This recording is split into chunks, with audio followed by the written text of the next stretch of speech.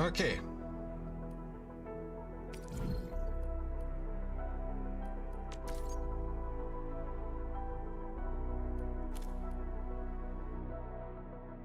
Oh, in 1 hour. Interesting. Interesting.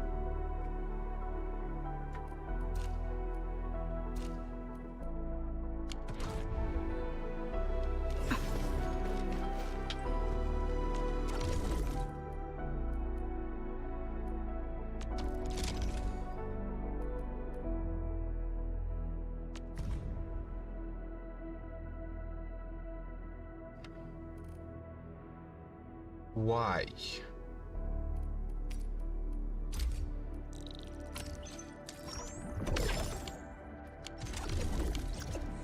Okay, let's see what's the disaster.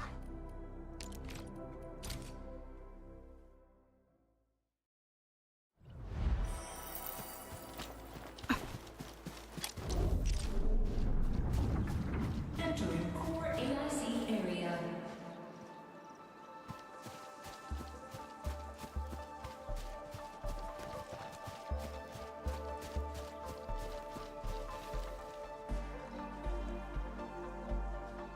I guess the disaster is pretty simple,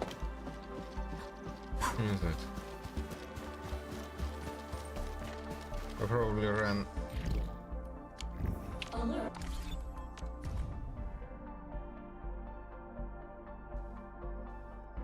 out of something.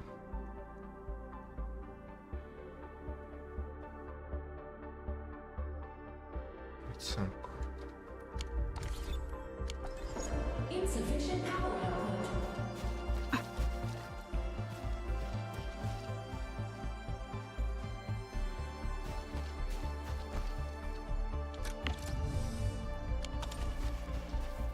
okay, more than enough. More than enough. Yeah, yes, you.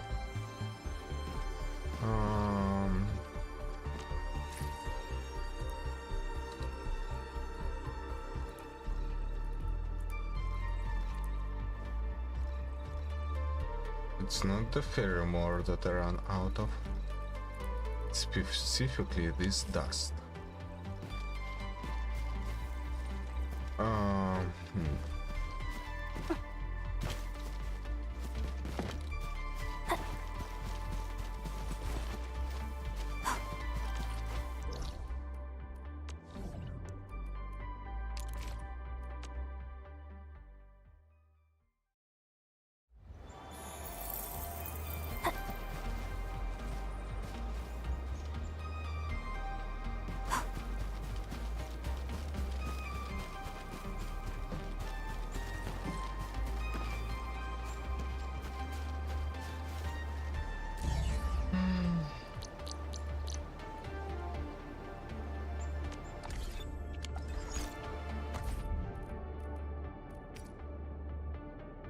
Alert.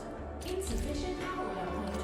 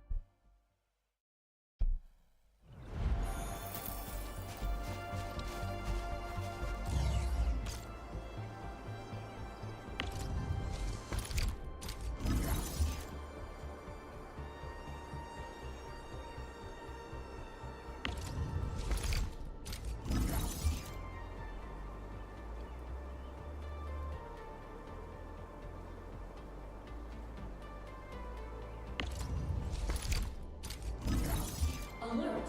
Insufficient power output.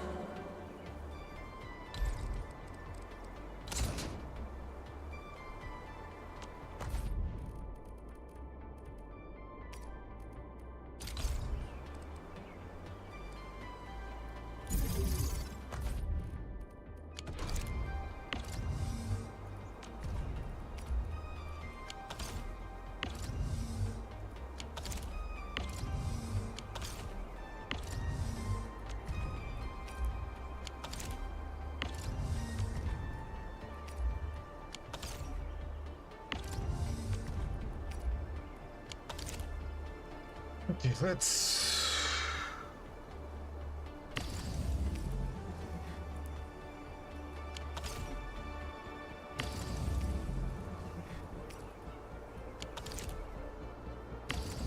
just do it the correct way.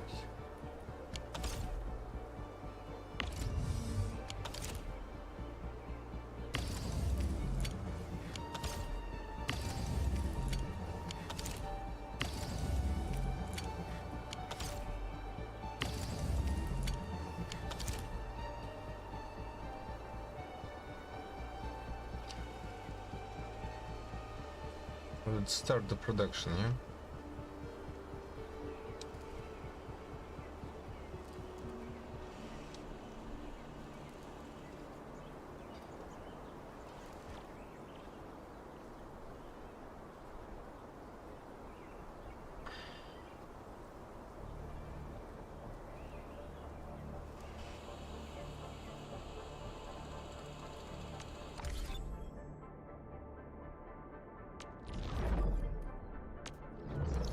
Это disaster.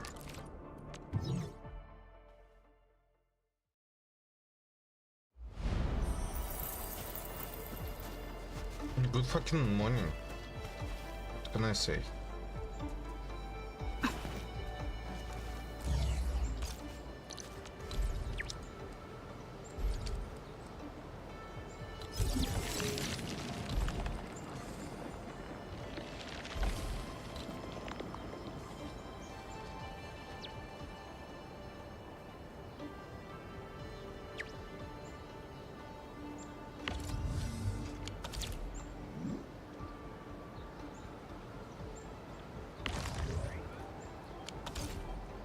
Oh, oh, oh, fuck. So that's how it is.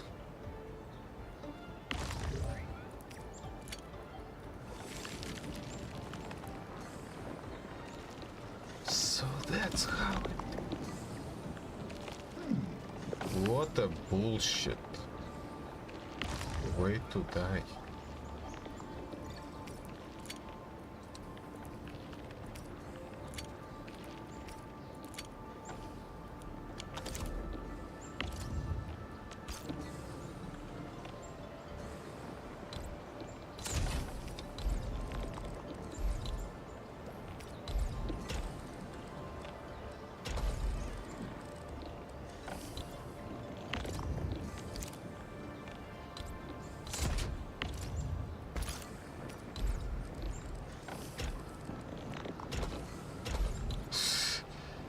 Wow.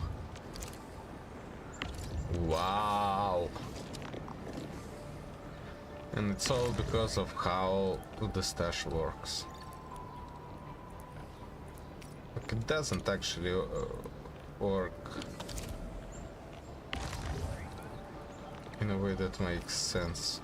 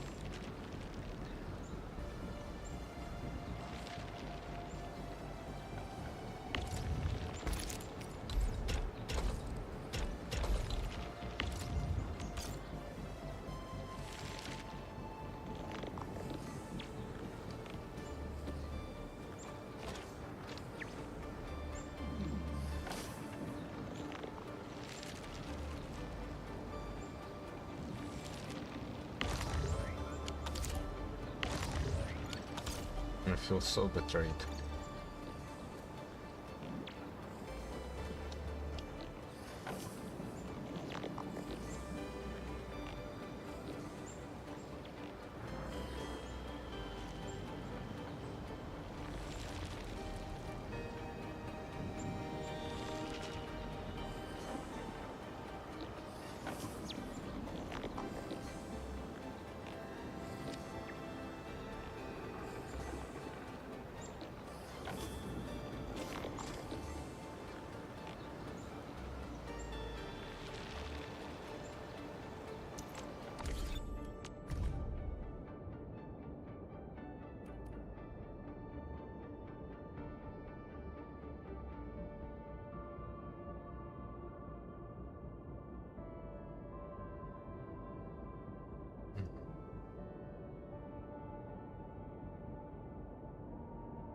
Yield 300, usage 120.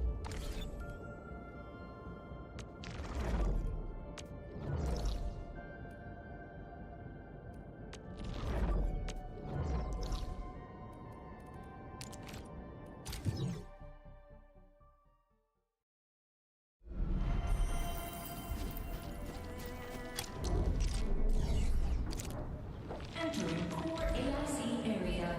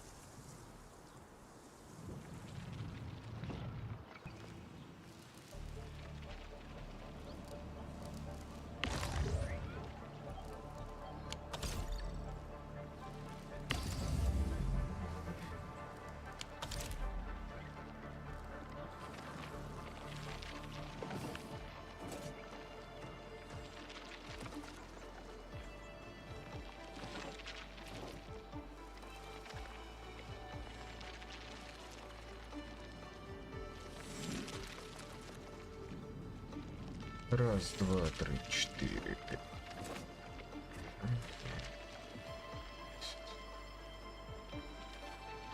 3 таких, 2 таких.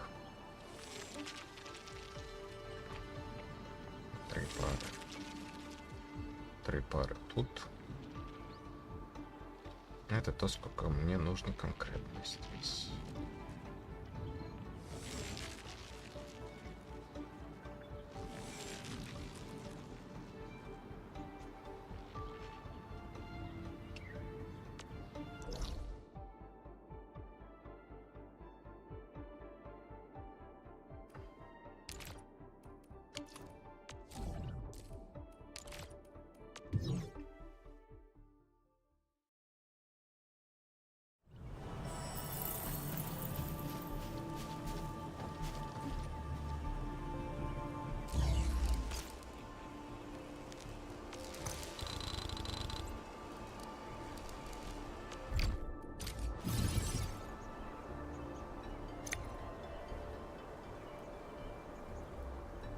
Это сколько нужно?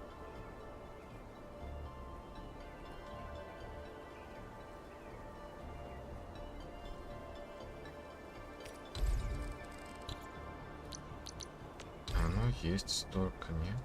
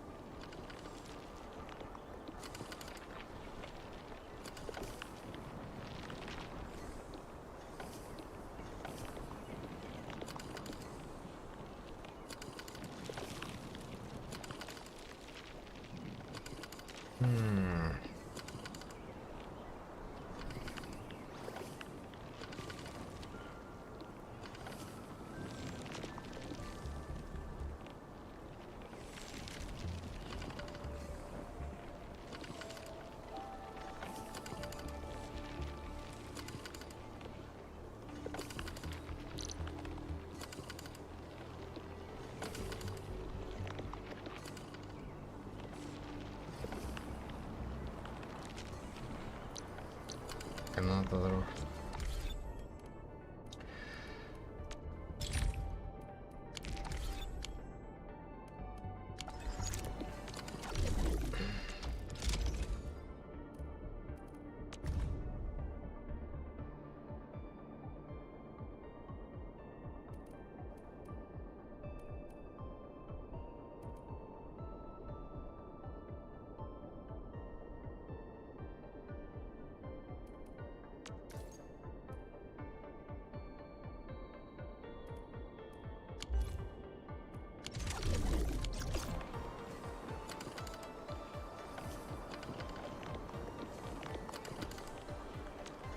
How come you tell me there's 0 currently?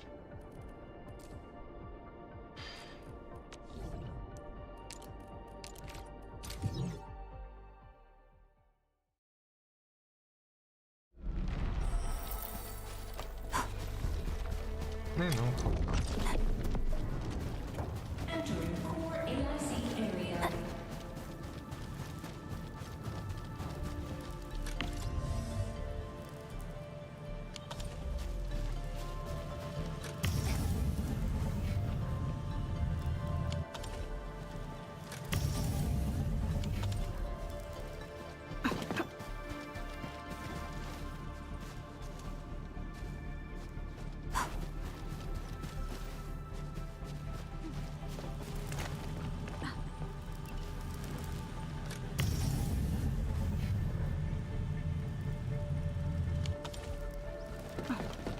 Okay, 1 per second, but 1 is used.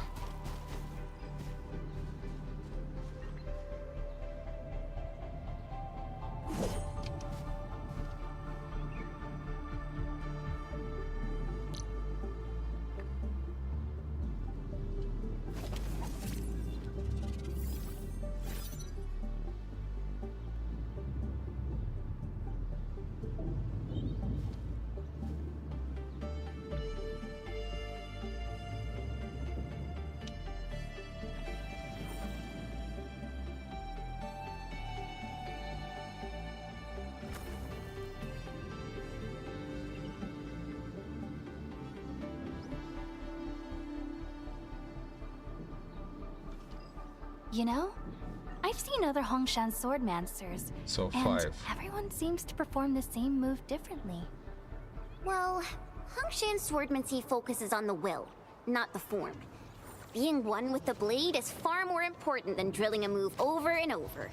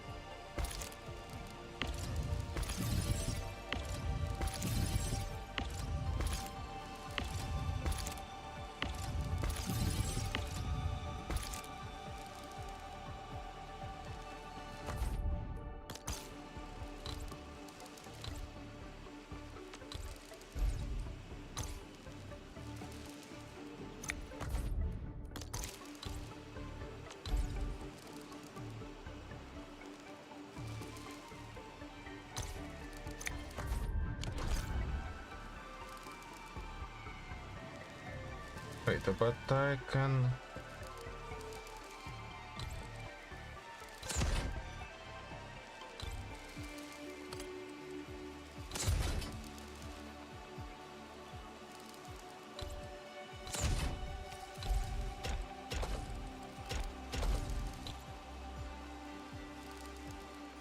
Something like that.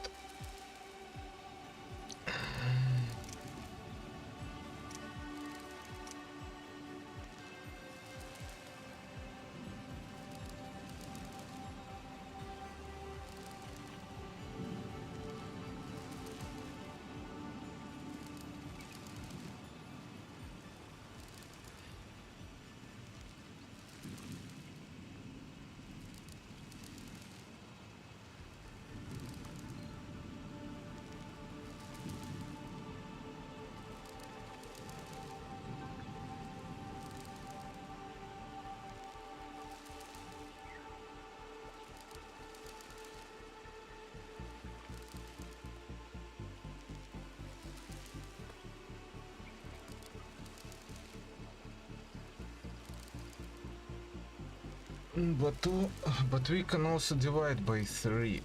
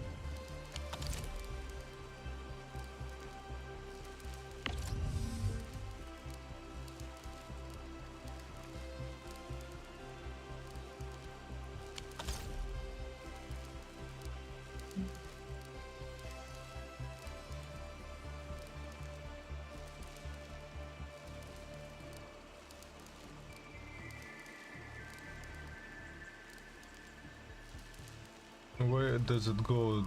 To there, to there.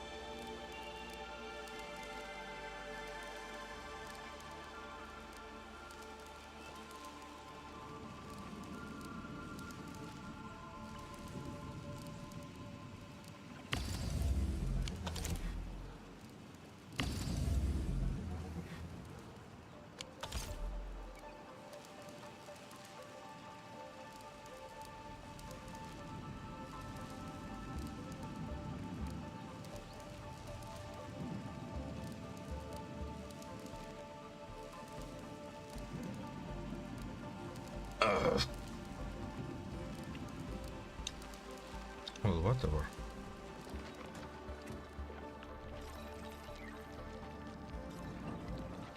So, what do people think about Talos 2? Looking back, the civilization band has come a long way. We've carved out a long history in this perilous world. Since we first set foot on Talos 2, it has both embraced us and resisted us. Humanity fought hard for every inch to get to where we are today. There's no doubt we truly cherish this new home. Okay, let's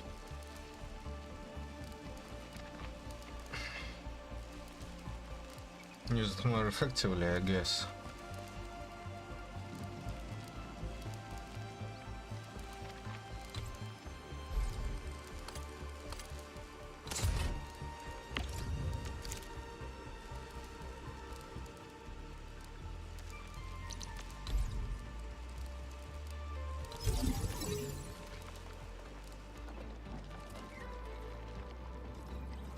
Because, well, yes, those are fine.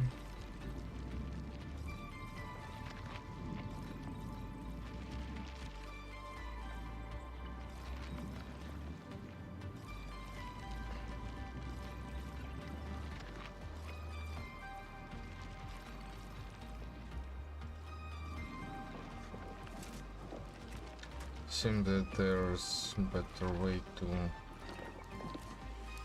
do that here. Not to waste space elsewhere. And by elsewhere I mean here, for example.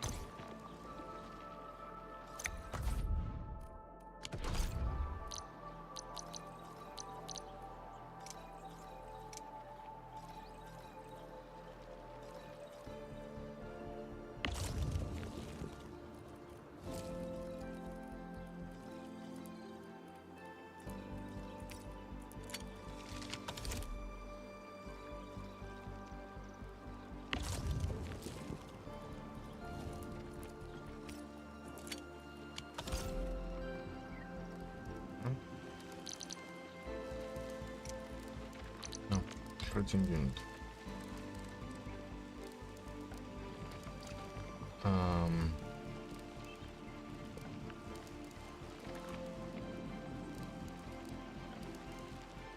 In order to save space,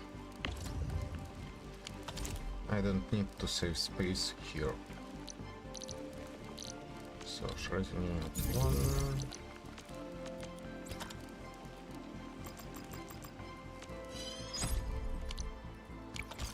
Shredding unit 2. And you switch to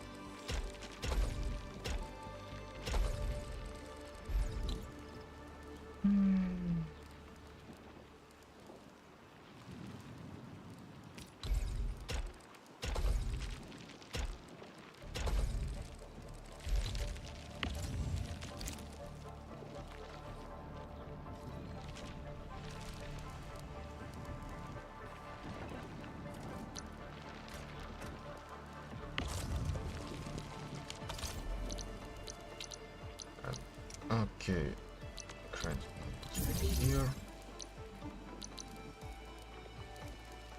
and now production 1, shredding unit.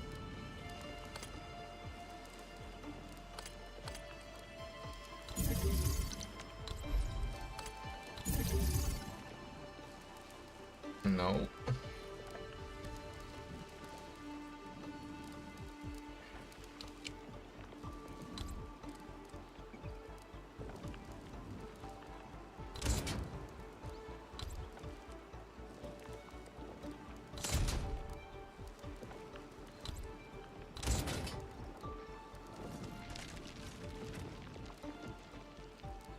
There should be enough space. Like the one here.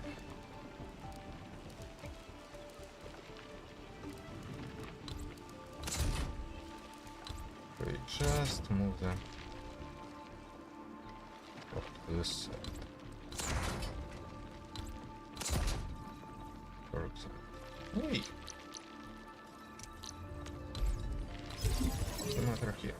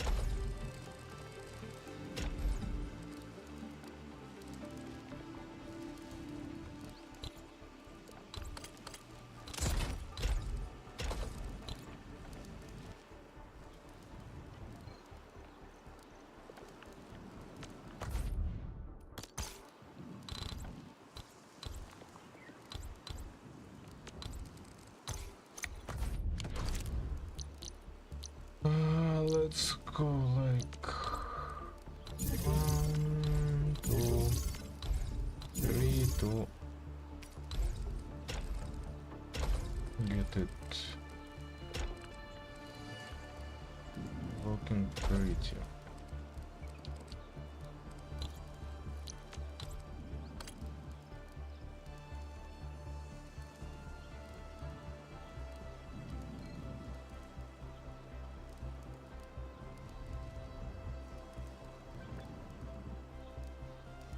Well, here's the idea.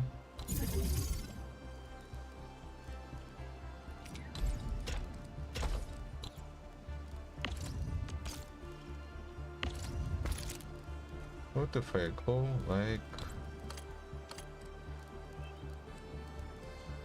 No, it covers up. I can't do it like that, so I need to leave one space here.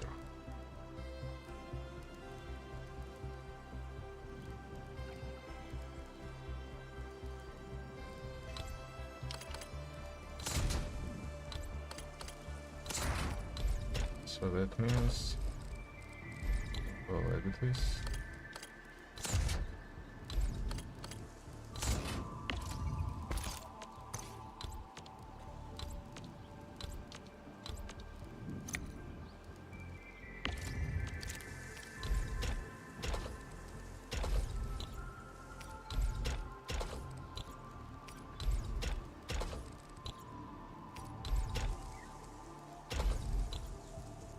Okay.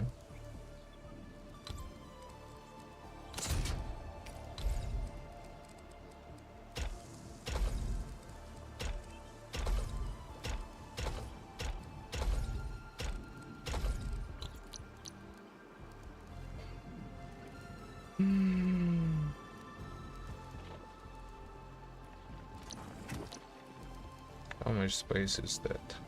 1, 2, 3, 4, 5, 6, 7. 7. 1.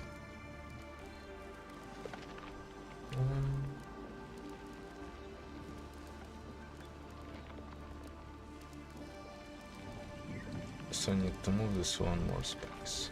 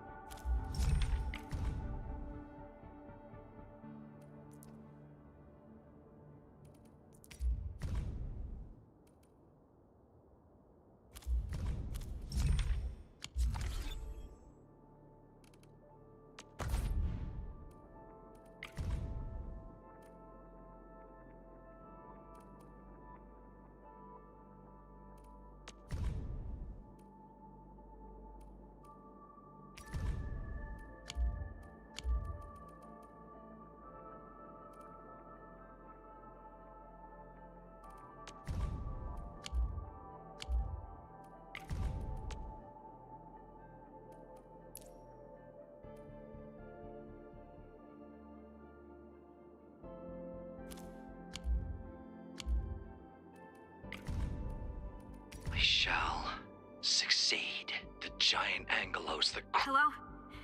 Hello? Director Chin isn't picking up the call. Forget it. Let's just get ourselves out of here. Maybe we should use this rope. But it's a long climb up there. Zip it and start climbing if you want to live. Quickly! Something's coming!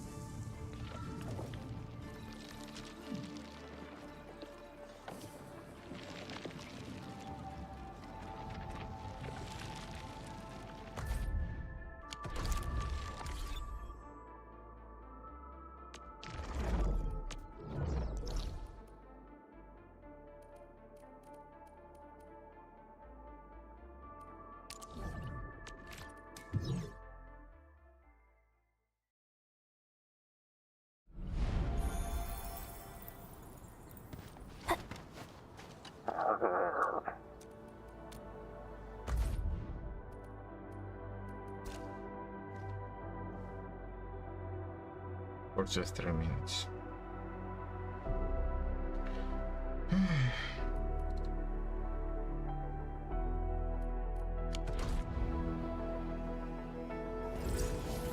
That's fine.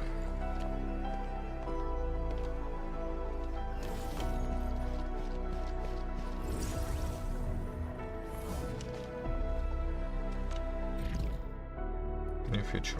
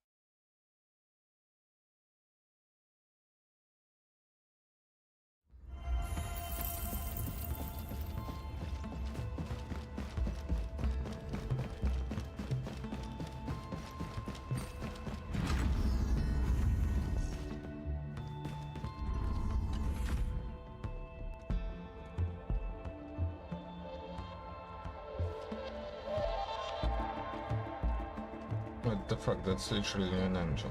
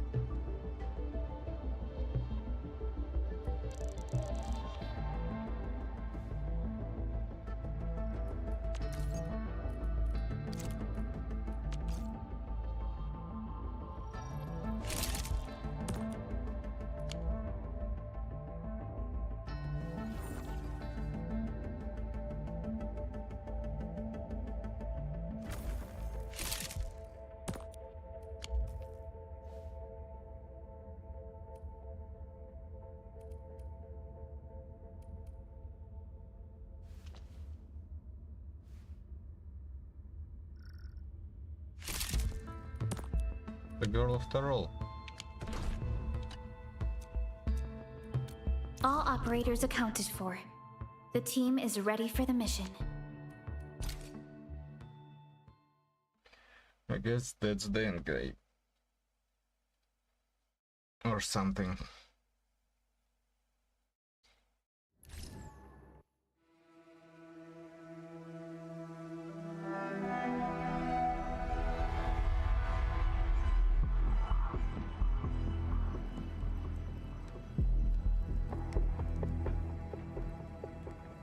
Signal transmission nominal.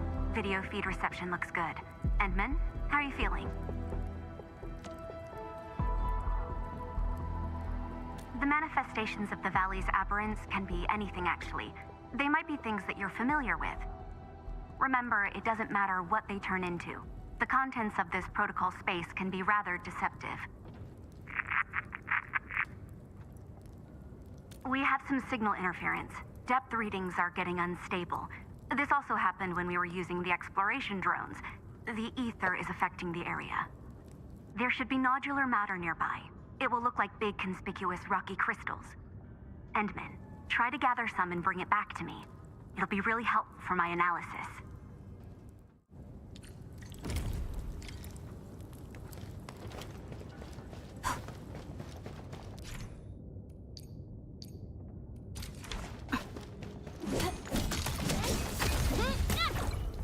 depth changes are increasing in magnitude. The act of gathering does indeed affect the ambient environment. Endman, I'm monitoring the ambient derangement. You'll have to evac once it hits the danger limit.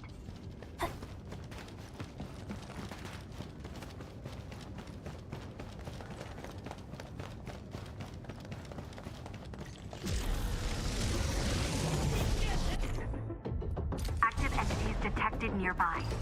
Analyze it. Knew it. Combat will also increase the range. Choose your battles carefully. Fix your end!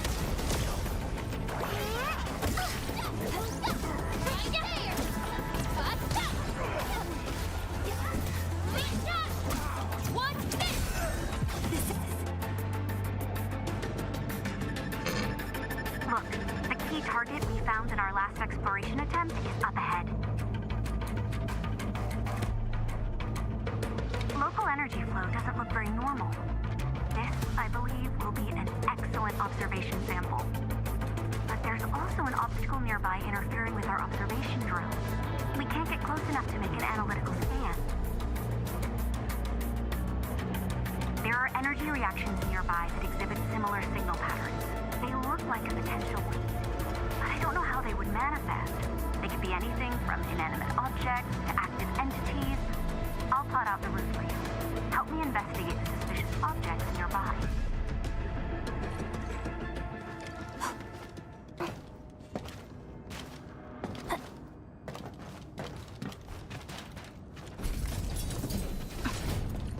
This ain't normal. Only by walking upon the Maybe I land got something can we like this. truly appreciate every breath and pulse of life.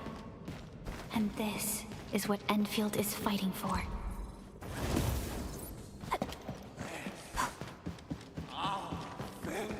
Didn't expect this, right? My special swordmancy for rocky stuff.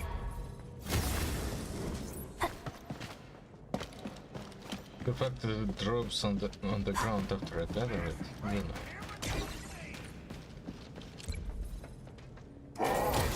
Stay alert. This hostile poses a significant threat.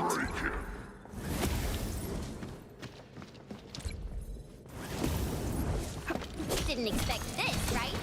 My special swordmancy for rocky stuff. My gut rumbles. Ooh.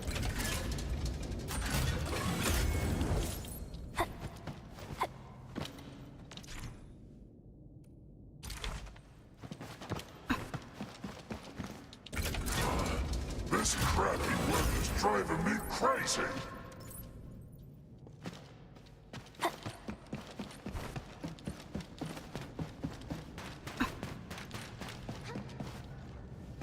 The energy reactions are giving off stronger signals. Endman, try to get closer to that location.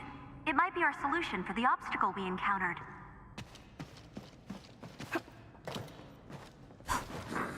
Who's that?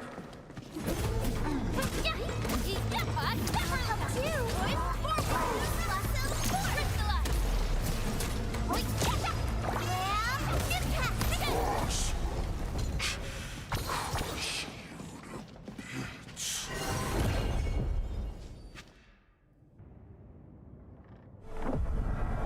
Oh.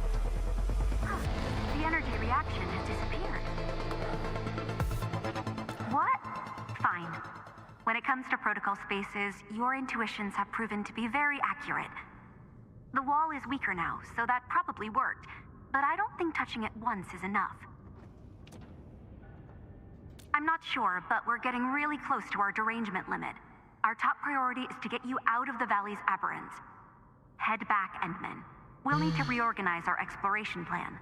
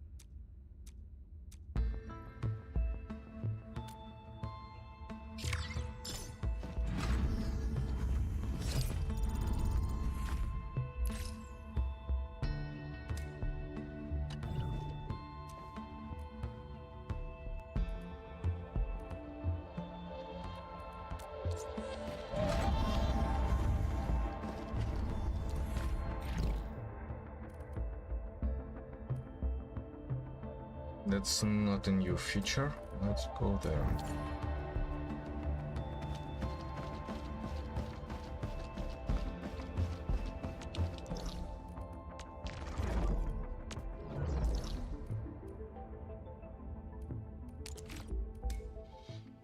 Hmm.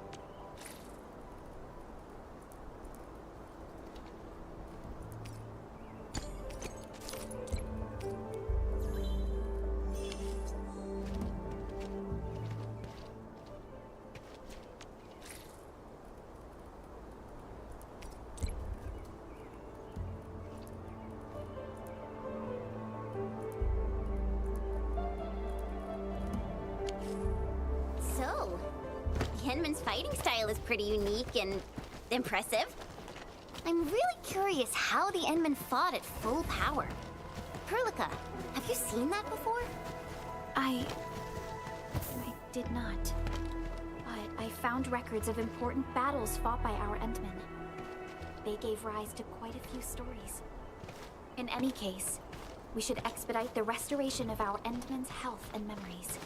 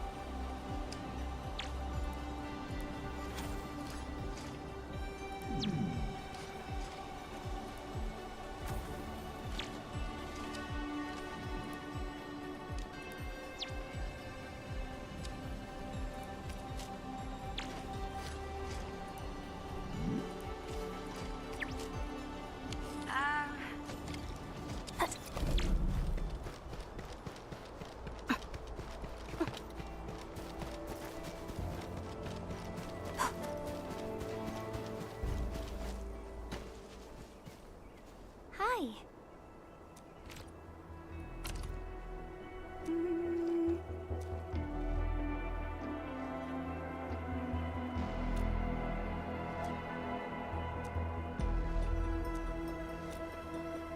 Ah.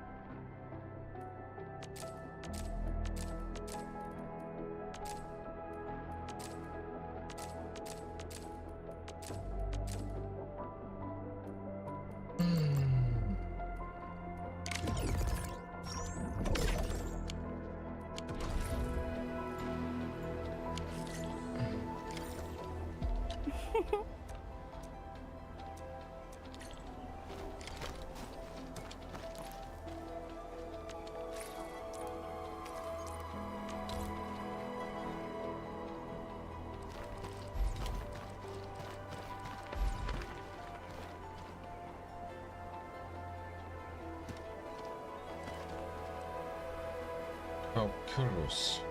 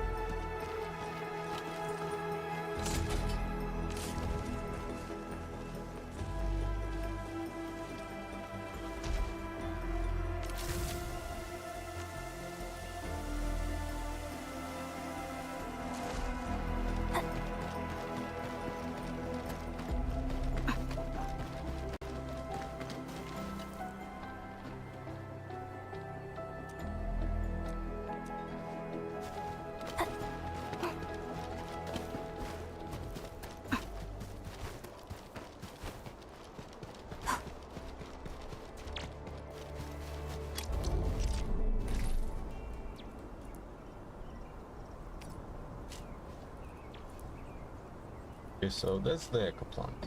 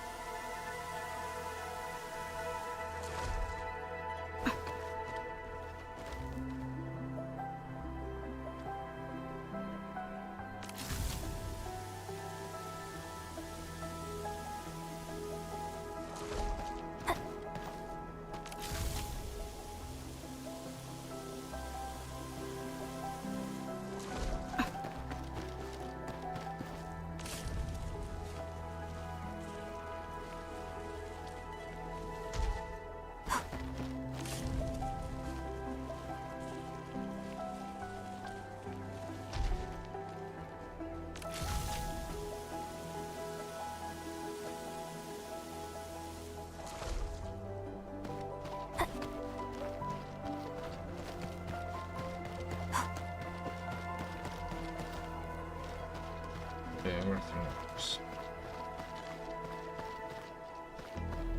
So it's 16 tops, right? Probably.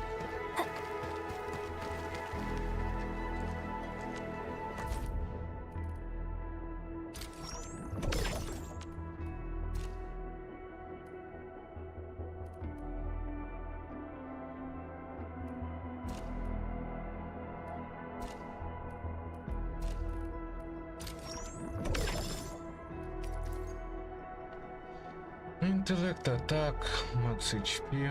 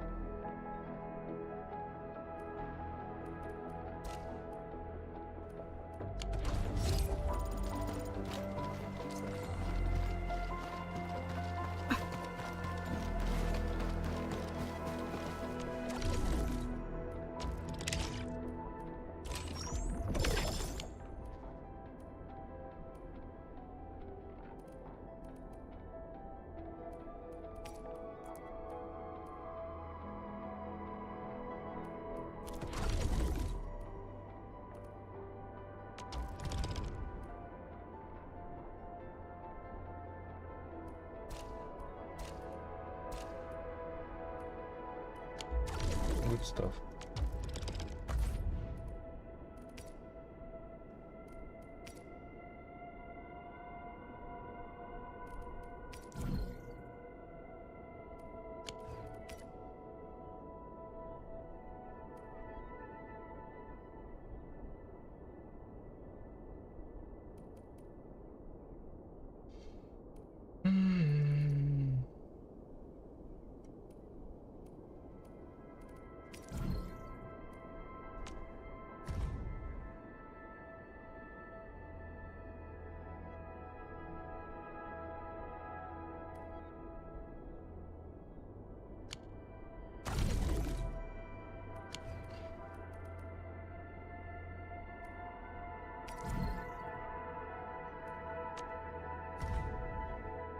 Will electric damage dealt?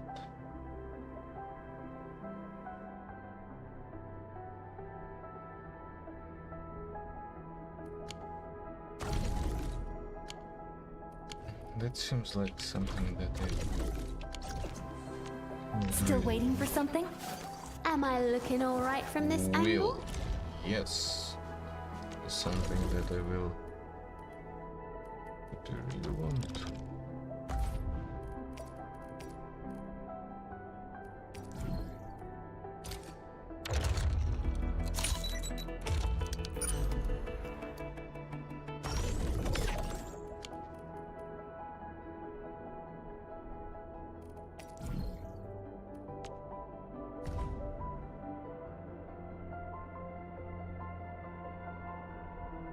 Will ultimate intensity.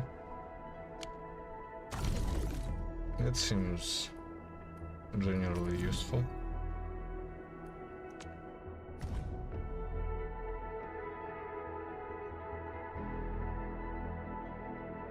Consumes an art reaction.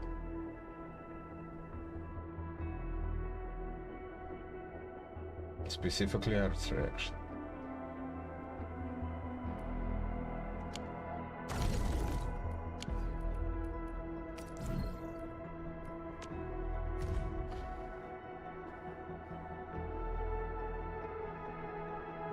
Lift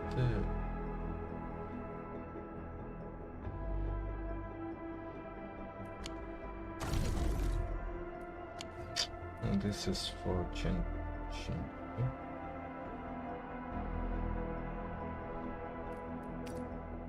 Pretty nice weapon for her.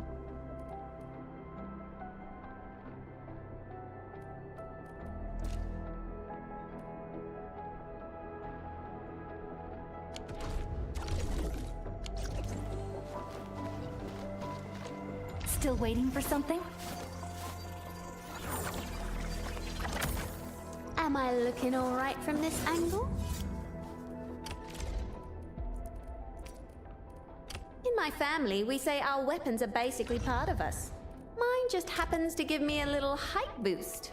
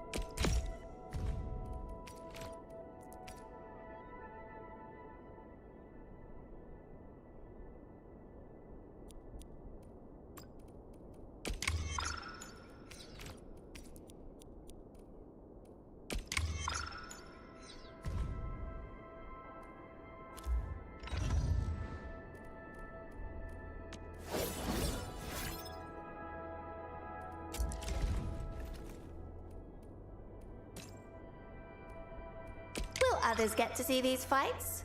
Some might recognize my lance. It's probably best if they don't know my name.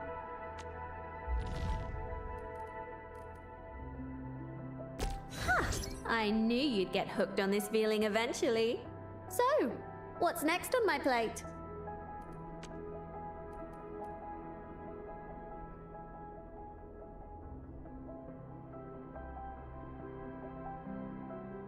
I can't believe how far I've come. Home in those days feel like they're worlds away now.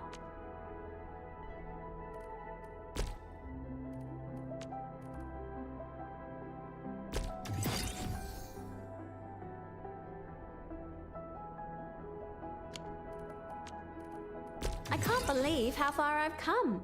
Home in those days feel like they're worlds away now.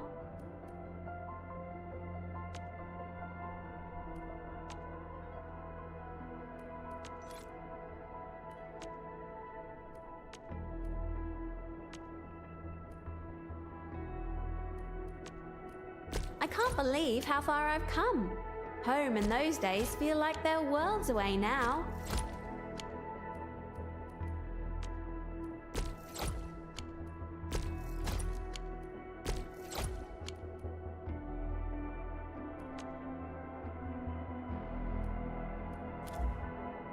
Okay, here.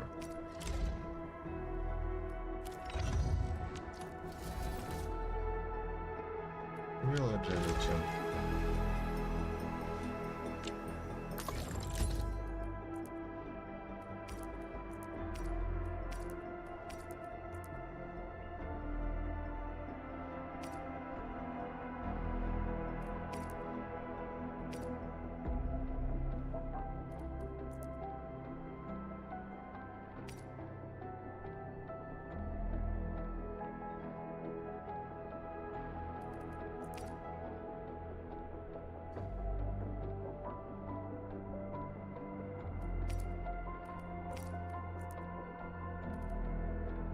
Mm-hmm.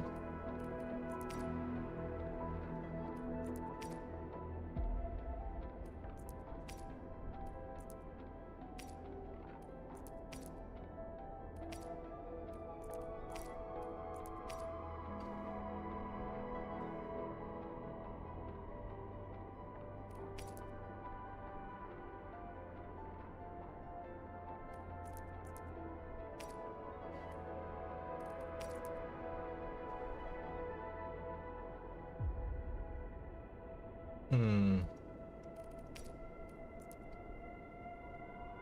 Yeah, this is us.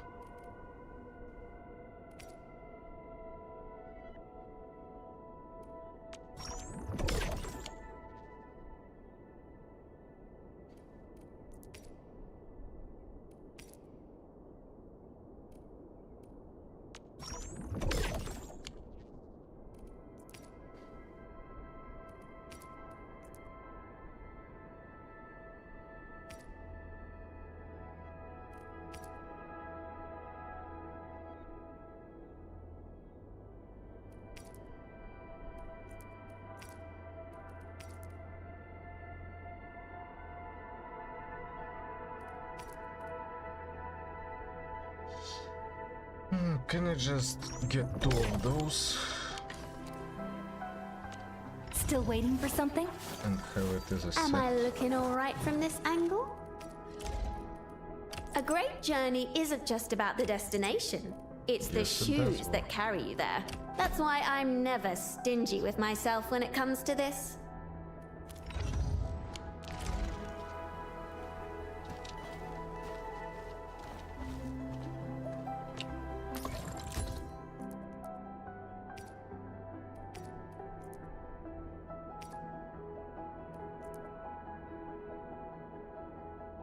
Arts intensity.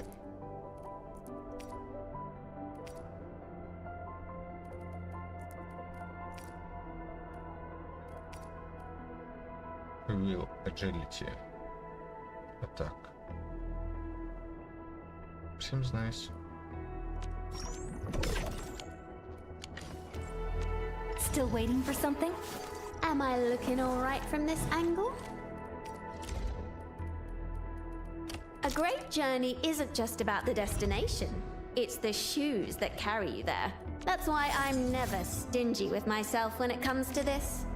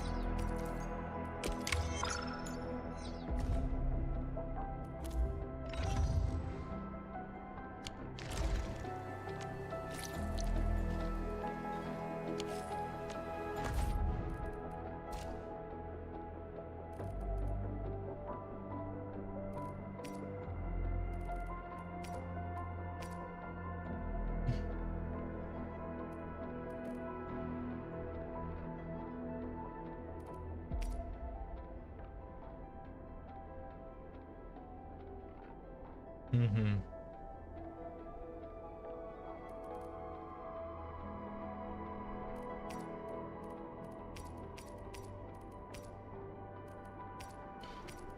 Sanity permit.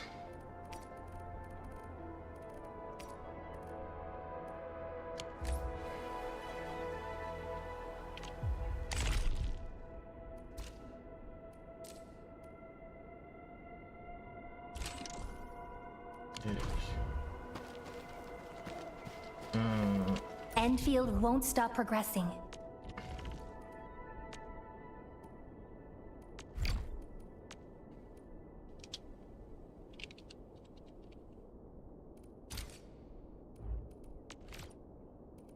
Well, well, Endman. Seems like fate brought you right to me.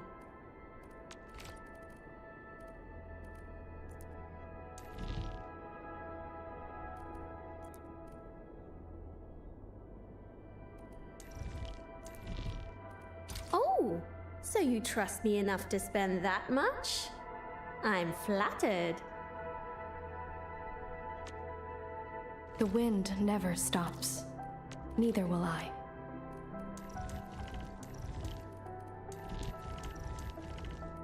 A mission for me? Good. I happen to be seeking field testing opportunities for modified orbiters.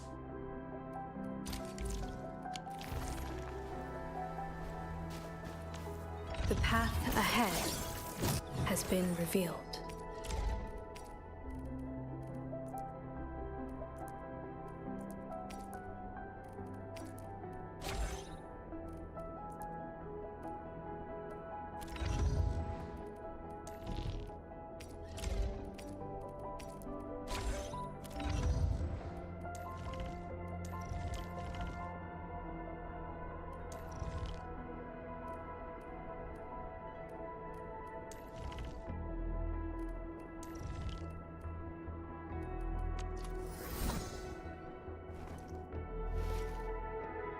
Agility, intellect.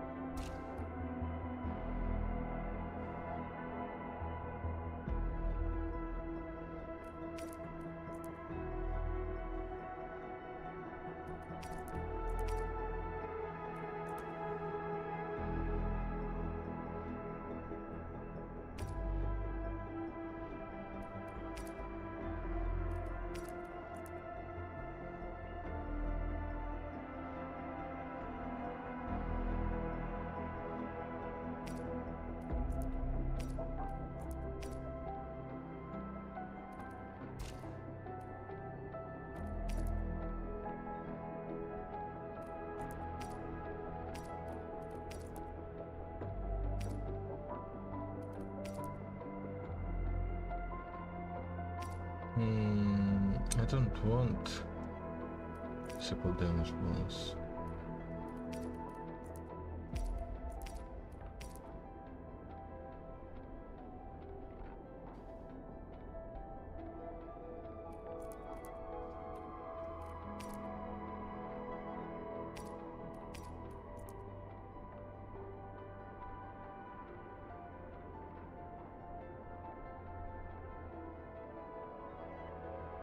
Oh, 8%.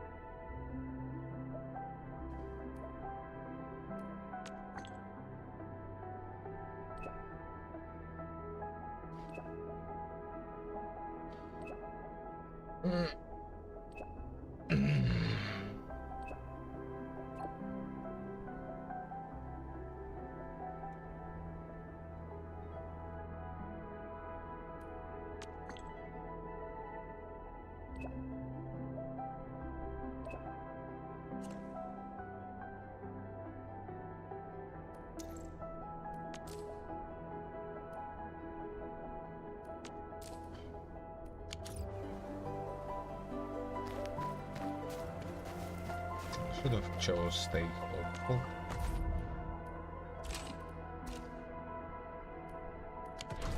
Okay.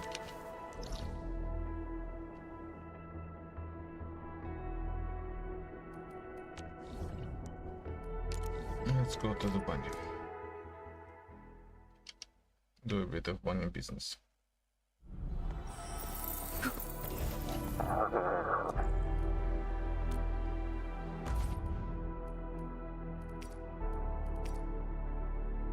$23.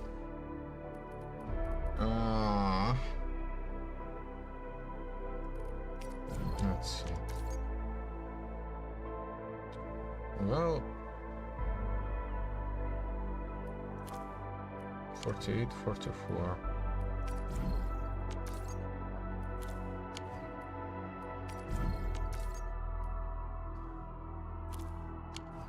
$49.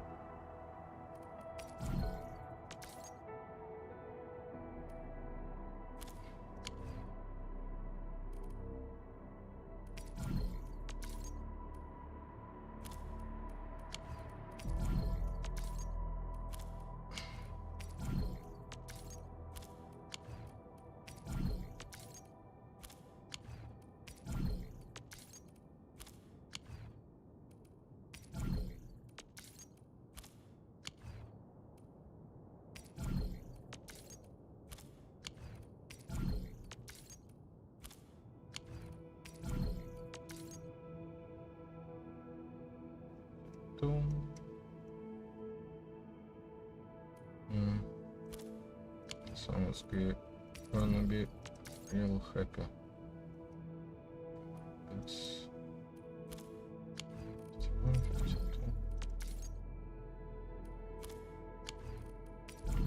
Oh.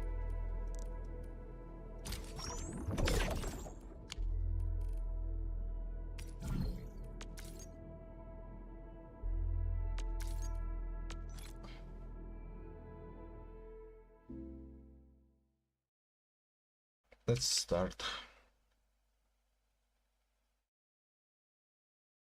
Will I get a couple of ones? Who knows?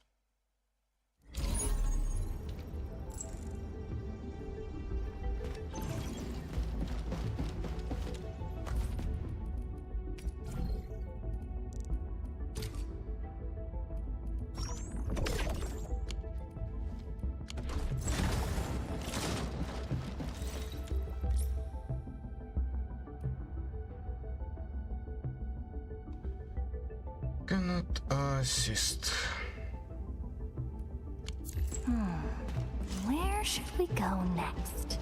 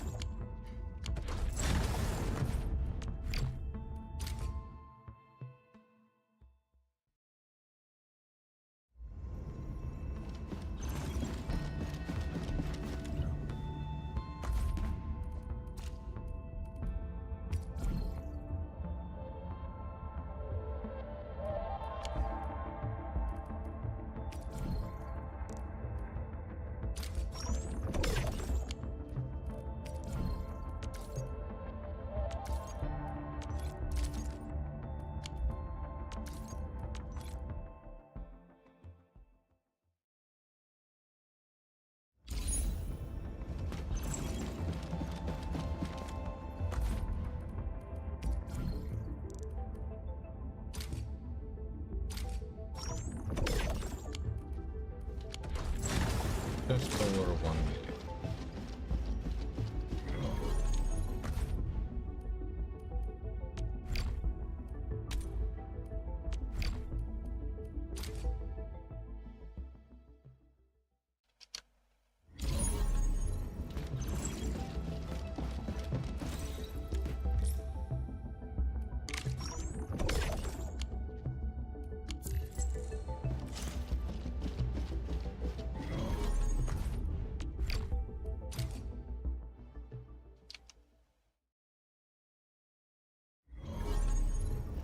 Rainbows with prisms. Basically, Newton drilled a hole in his blinds, put a big prism in the middle of the room, and when a beam of sunlight hit the prism, it turned into a rainbow. But I want to see if I can do the reverse and turn a rainbow into a beam of white light. You might think that I could just take a second prism, flip it the other way, and put that in front of the rainbow, and that would turn the rainbow back into a beam of white light. But that doesn't work. That's the first challenge. The second challenge is, well, this is just VFX. That's why I didn't actually put the prism there, because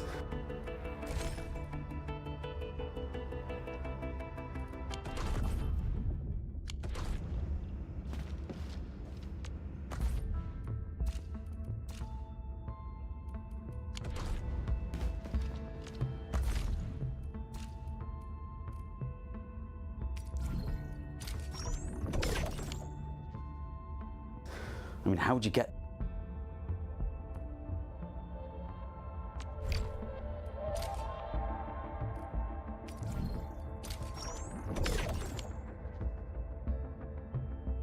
That right in VFX, don't have the budget for that. The point is, you wouldn't actually get a beam of white light in the air, and you wouldn't see a rainbow in the air.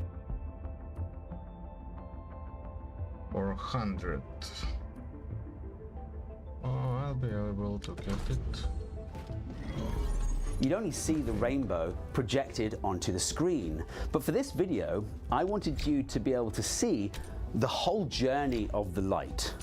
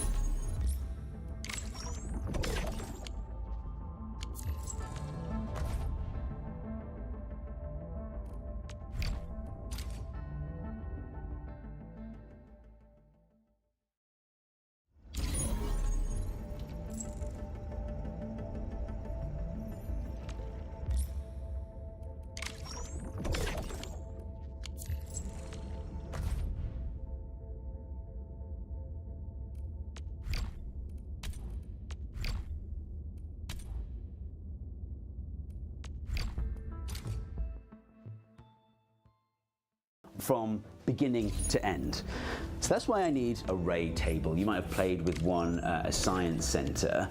It's basically a vertical shaft of light, and so you can put things in front of it, you know, like optical elements, lenses and mirrors and things like that. But importantly, this vertical shaft of light is fanning out a little bit vertically.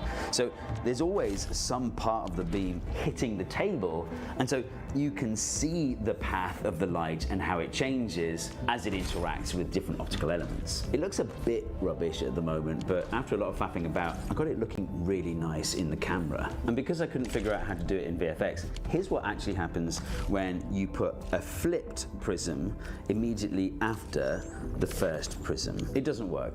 I'm pretty sure there's a solution though, but actually, why doesn't this work? To find out, let's return to our old friend, Sir Isaac Newton. That's not the conceit though. What do you mean? No, I'm not Isaac Newton. Oh. No, like in the last bit, I was saying Isaac Newton did this, Isaac Newton did that. Do you know what I mean? Like the conceit is I'm Steve Mould dressed as Isaac Newton. That's a bit weird though. Yeah, I agree.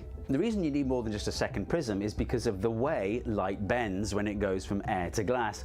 This is refraction. This is what we need to understand. There's more than one way to explain why light bends when it goes from air to glass, but it always comes down to the fact that light slows down when it enters the glass. But why does that lead to the light bending? Well, my favorite way of looking at it is in terms of wavefronts. So we've got these wavefronts approaching the glass at an angle. Now consider just one point on one of those wavefronts and see that it slows down when it enters the glass. But now see what that looks like when we reintroduce all of the other points from all of the other wavefronts. And look, that's quite clear.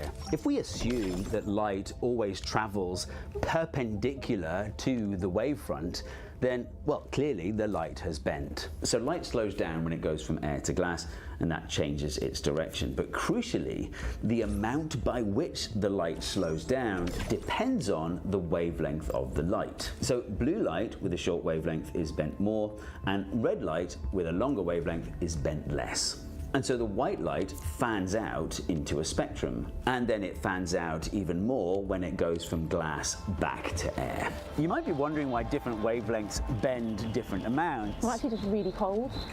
But actually, it's beyond the scope of this video, and in fact, Grant did a great explanation over on 3 Blue 1 Brown. Link to that video in the description. So when the light leaves the prism, it's in a kind of fan shape. That means when it hits the quite a bit to bring second... this back for you. Does it spark any memories?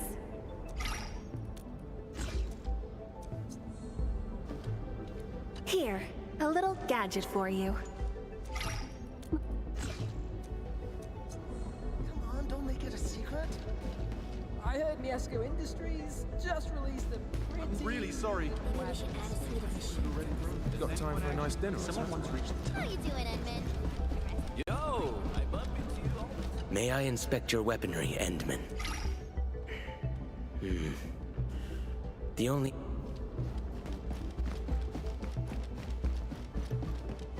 Bonjour, have a time.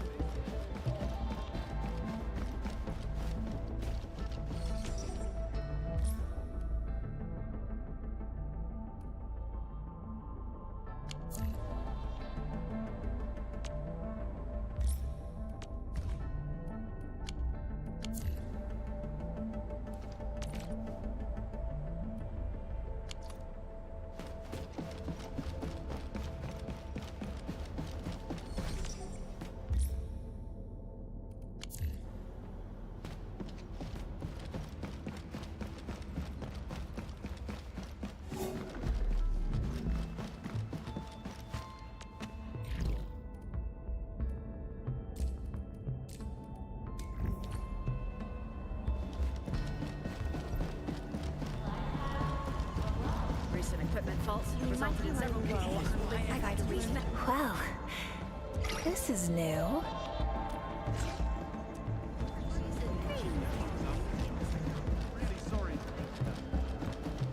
gonna stop chilling.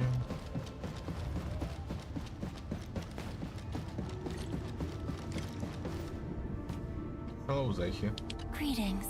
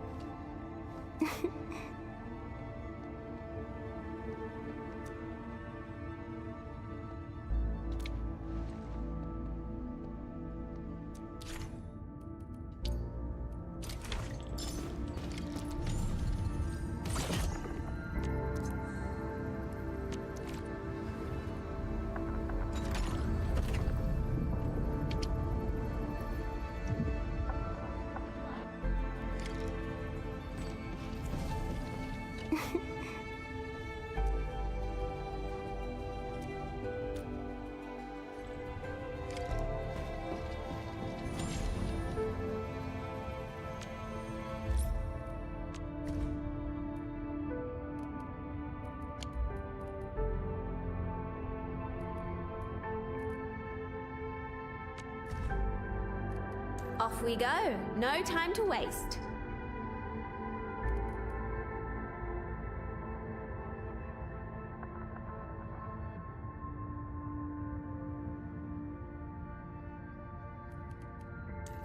An efficient assignment. I shall do my best.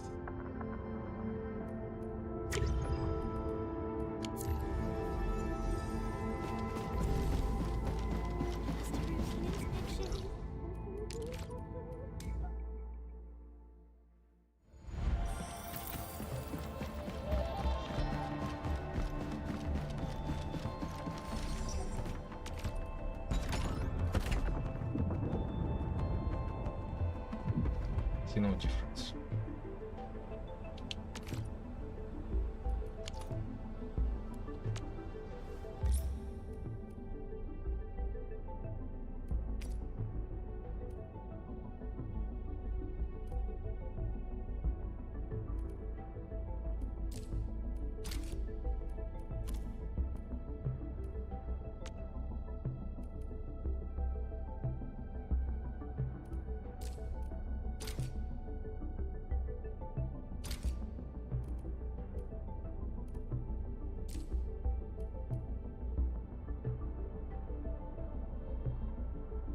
Sheesh.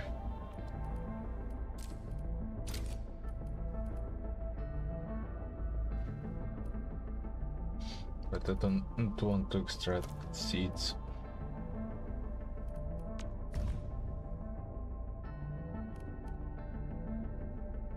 And roger that. Set your mind at absolute ease, Enman. Rare mineral. And roger that. Set your mind at absolute ease, Enman.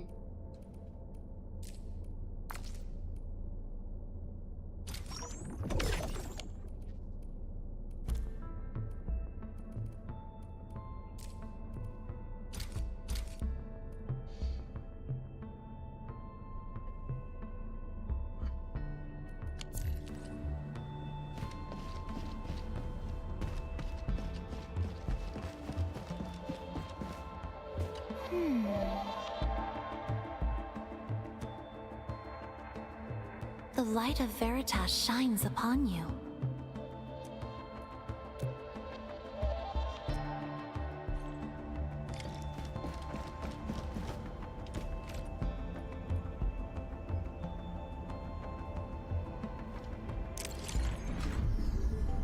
Manufacturing cabin too.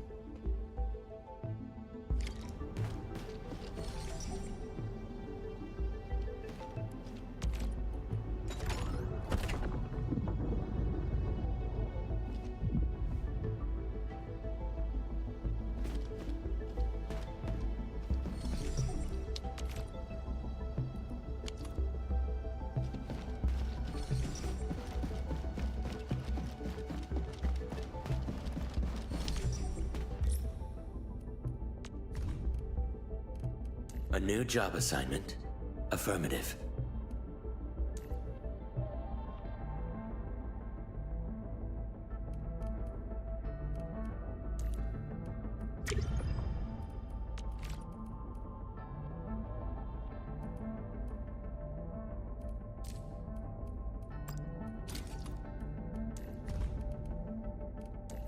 On it. We song seekers never rest.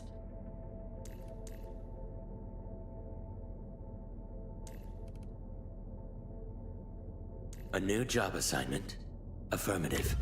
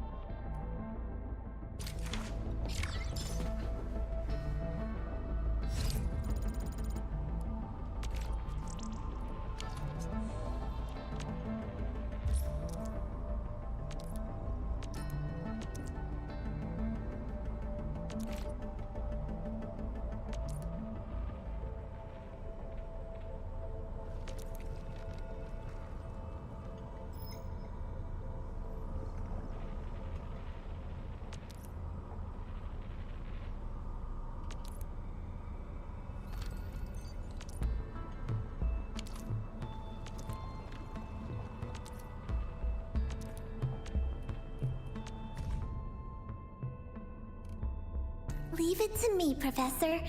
I'm hoping to try out something new as well.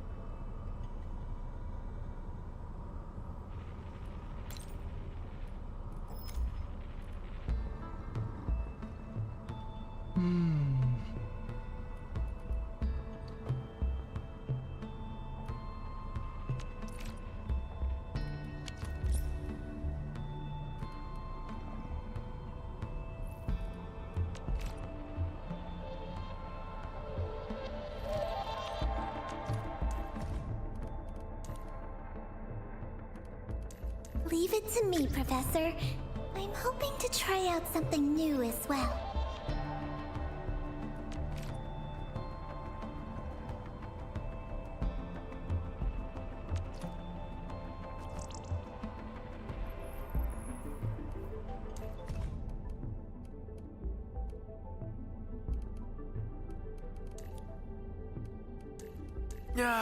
The moment you say work, all my energy just evaporates. I vote nap before task, Ant-Man.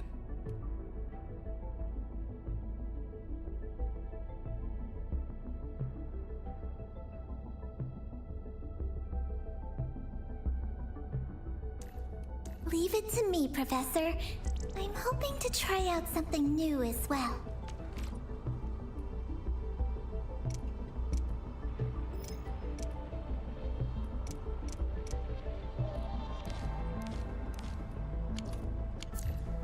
You don't get it. Where should we go next?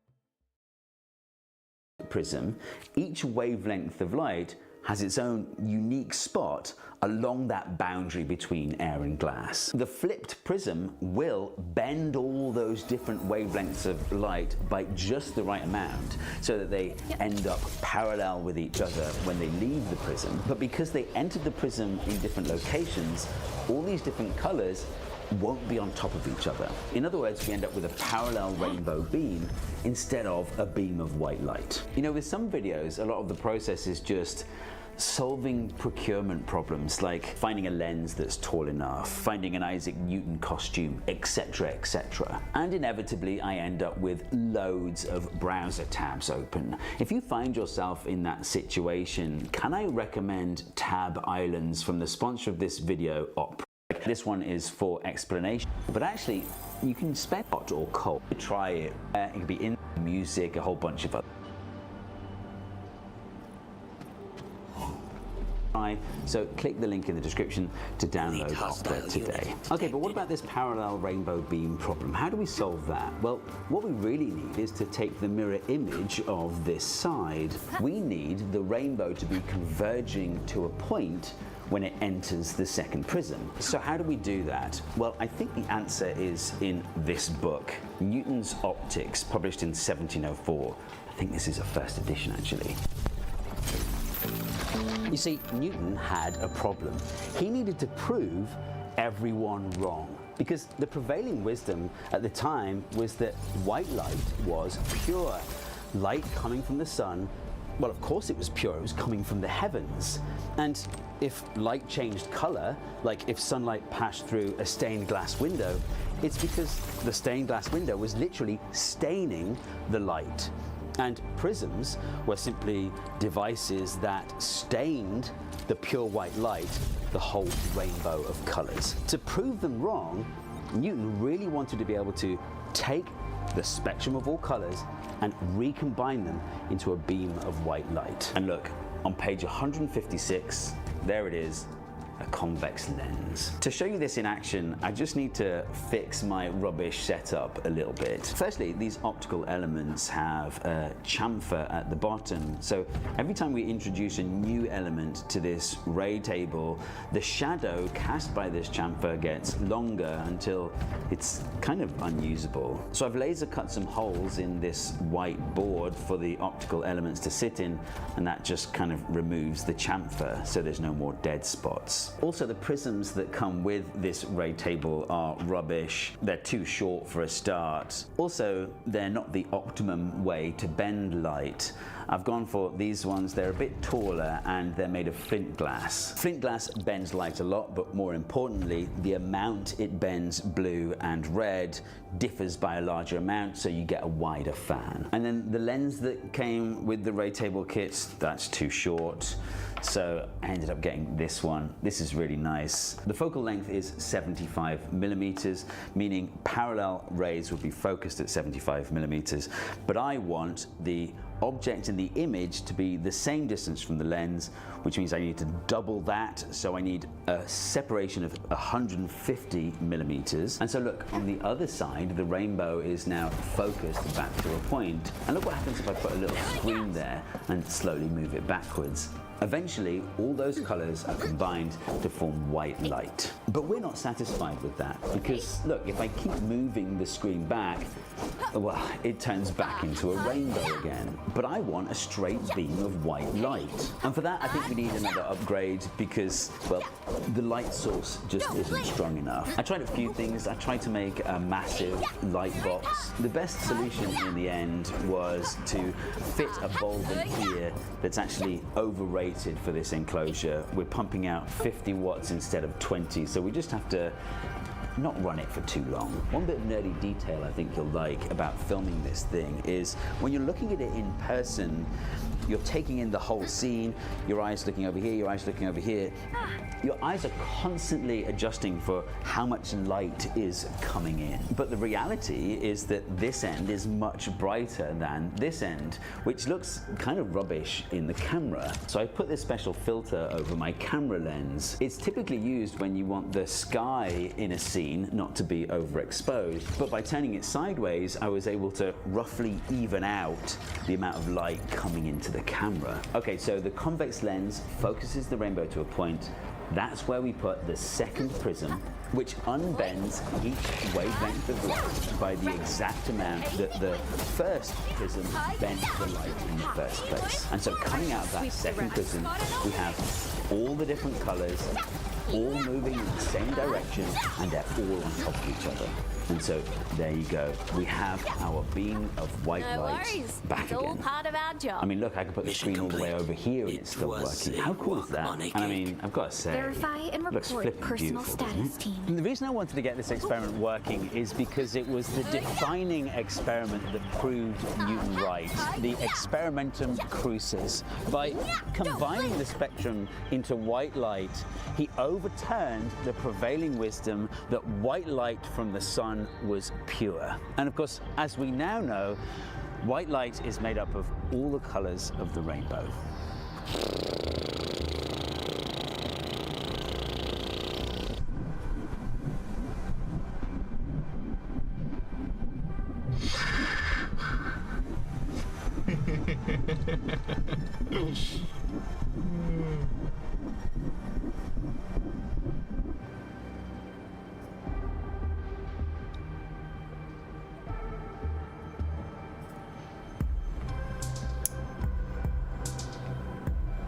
Hi! Halogen lamps are known for being more efficient than ordinary incandescent lamps, giving more light per watt. But I find that counterintuitive, since halogen lamps are running hotter. Making more heat seems less efficient. In this video,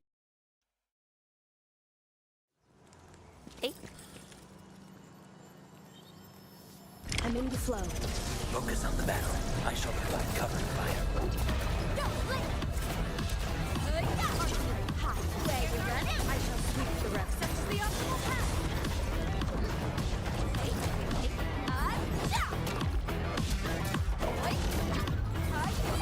Rolling thunder.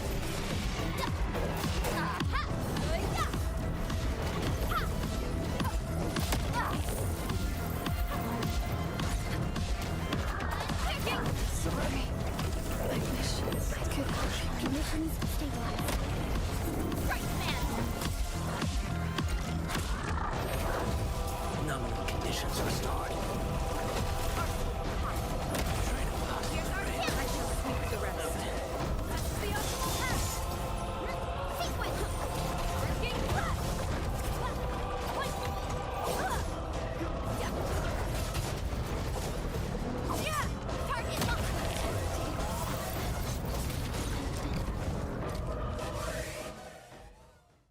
video, we'll take a closer look at what makes halogen lamps special, the halogen cycle, and why running hotter is more efficient in this case.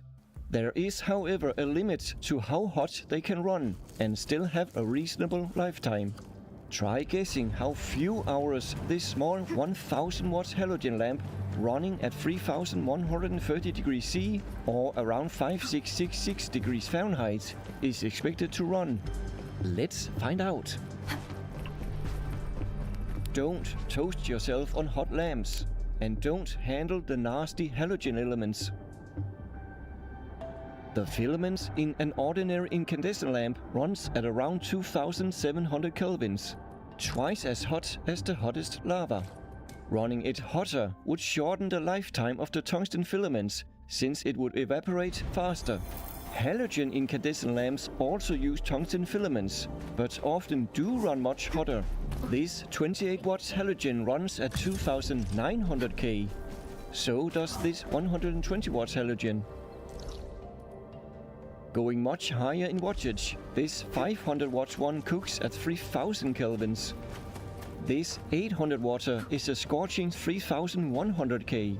And this 1000 watt halogen is burning at 3200 kelvins. Or how about a 1000 watts at 3400 K? That's hellish hot. Why would they run them that hot? Well, in my previous video, where I measured the temperature of my toaster without a thermometer, I showed Planck's law. This equation can be used to estimate the spectrum and intensity of light coming from anything hot enough to glow. If I plot the theoretical blackbody radiation from an incandescent filament running at a typical 2700 kelvins and a hotter halogen filament running at say 3200 kelvins, the difference is striking. The 3200K is more than double as intense in the peak, and much more of the radiation is visible light. The 3200K is simply much brighter, emitting way more light visible to us. That's the quantum mechanical effect of electrons that makes halogen lamps more efficient. Running at higher temperatures make them glow brighter, turning more electricity into visible light. But why is the tungsten wire not evaporating fast at temperatures well over 2700K in a halogen lamp? This is where the halogen regenerative cycle makes a difference. At the very high temperature of the filaments in any incandescent lamp, tungsten will evaporate even though the temperature is well below tungsten's boiling point. This kind of evaporation is called sublimation. The tungsten goes directly from a solid to a gas without melting and boiling, simply because the tungsten atoms vibrate fiercely at the high temperatures, sometimes enough to break free of the filament. In an ordinary incandescent lamp, this vaporized tungsten will mostly condense on the coldest surface available, the inside of the lamp's glass envelope. This slow flow of tungsten from filament to glass will thin the filaments until it burns over. But in halogen lamps, some smart chemistry opposes this flow by adding one of the halogens. The halogens are all rather nasty elements. Here is iodine, also known as iodine. It is hard to keep trapped and will stain most things in its path.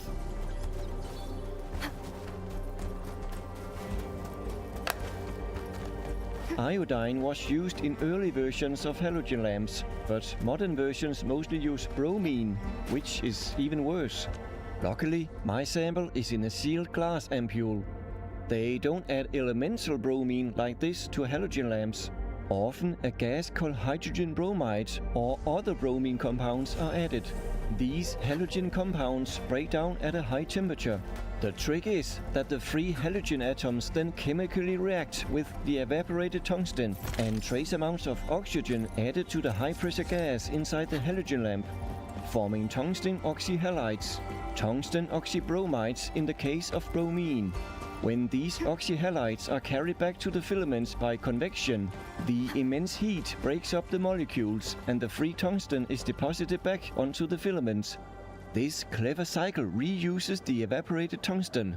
Halogen lamps can therefore run hotter, despite more tungsten evaporation. But the halogen cycle is not perfect. These lamps will not run forever from recycling the tungsten equally over the entire filament. After a short message, I will reveal the expected lifetimes of these lamps, including that extreme 1000 water.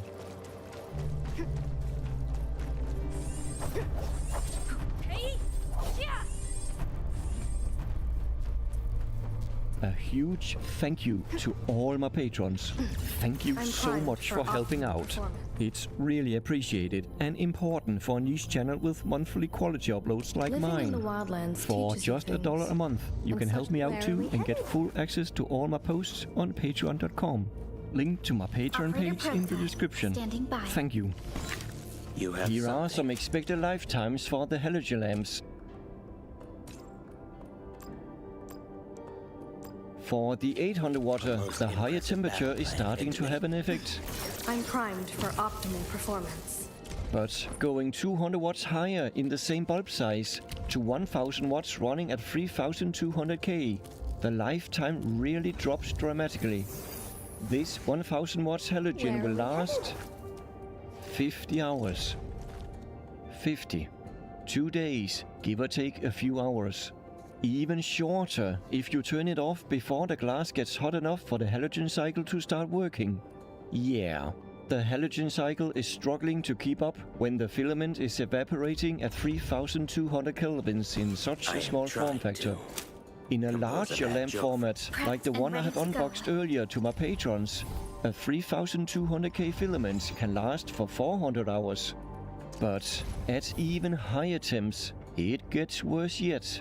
This 1000 water from the intro runs at a stupendous 3400K for max light output and likely stronger blue colors in projectors as well, giving it a stupid lifetime of 15 hours. No, not 50 this time. 15. Kind of a flashbulb. Don't forget to turn this one off when you leave the room. The hottest halogen I have is a Philips 3450K projector lamp that will last an almost impressive 50 hours. Comment if you know of a hotter running halogen. Temperature is, however, not the only factor that determines light output and lifetime. Take a close look at these two very similar light bulbs. Same voltage, same wattage, same color temperature. But one will last 10 times longer than the other. What makes them this different? Well, one is tuned to a light output of 3900 lumens. The other, short-lived one, a massive 5000 lumens from the same watts. Placed side by side, it is clear they are not built the same. The long-lasting one has a longer, thicker filament and a larger glass envelope with more gas. I couldn't help but measure their resistance. Are they really the exact same? Note that tungsten's resistance will increase significantly with temperature. But this resistance measured at room temp also includes the pins, lead wires and molybdenum ribbons that will not heat nearly as much under use. At the precision I can measure with, yes, they are the same and therefore same wattage. Just tuned very differently for lumens or lifetime. Designing an incandescent filament is not a trivial compromise. Finally, I should mention that LEDs are not incandescent. Color temperatures of white LEDs do not say anything about their actual working temperature. It's just a comparison to how hot an incandescent light would have to run to match the LED's color temp. In a recent video on Patreon, open to free members, I tested two grow lights with high 4000K and 5000K color temps. Their spectrums are not quite as advertised. Hope you enjoyed this video enough to click like and perhaps subscribe for more like it. In any case, thanks for watching. Bye for now.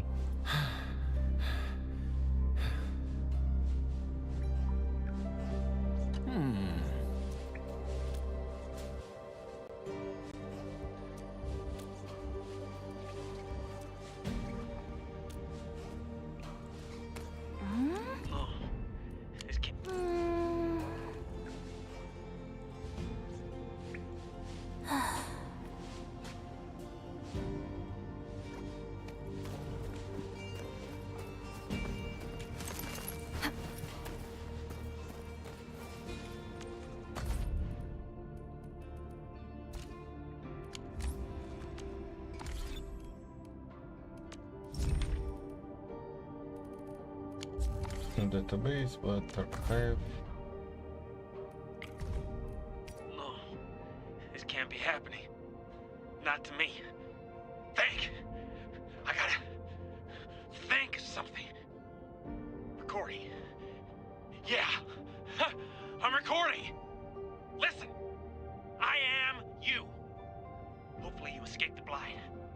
I made this recording several days before your escape. You gotta pull your mind out of this. Just stay with me. Keep listening. The blight is dangerous and is eating your mind. No, our mind. You gotta stay with me. Your family is waiting for you. We got family. Waiting for us. Live. Survive. I'm running out of grub. This is bad. I should start digging the mud. Find some roots or tubers or something. Roots. Mud. I wonder if they agree to let me eat them. I talked with a bunch of roots yesterday. My digging's hurting him and he really doesn't like that. Oh, so the roots don't agree. Oh. Wait. What am I saying? What's happening to me?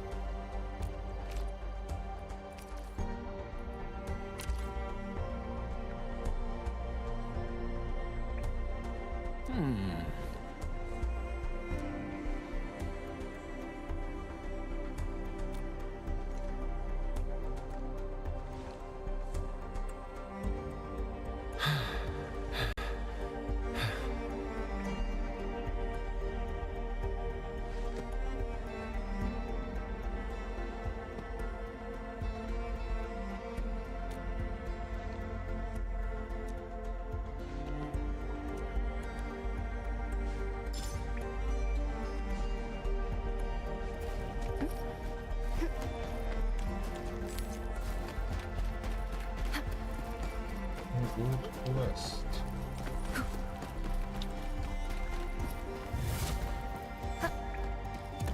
The blight no longer threatens the Endfield.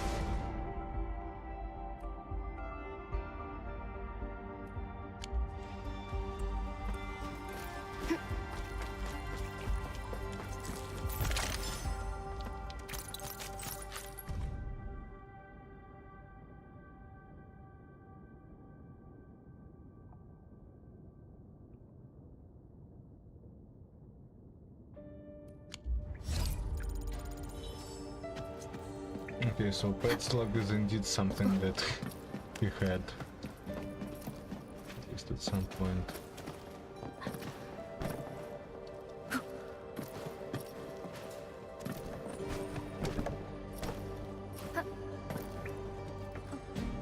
There's no pet slug here.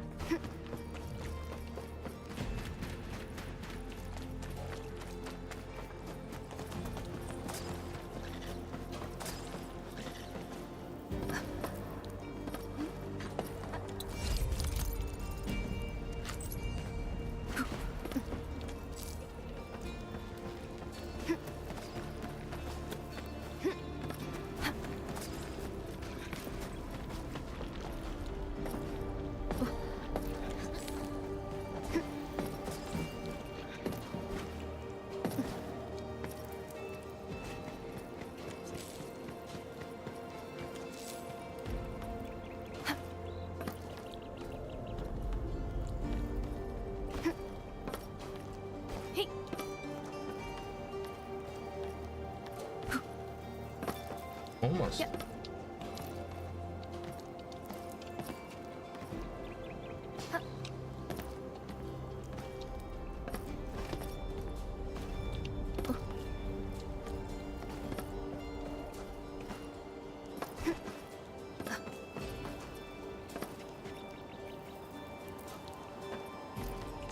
Whatever.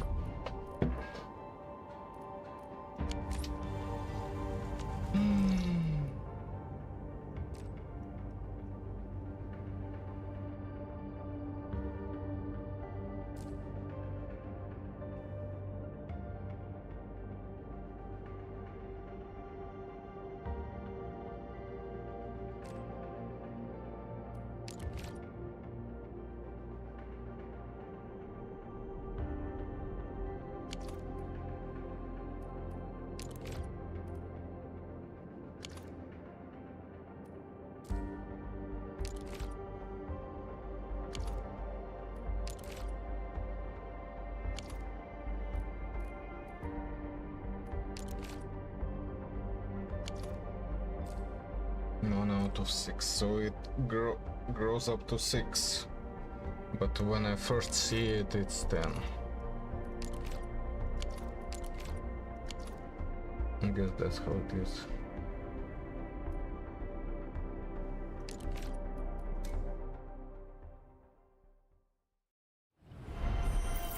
Okay.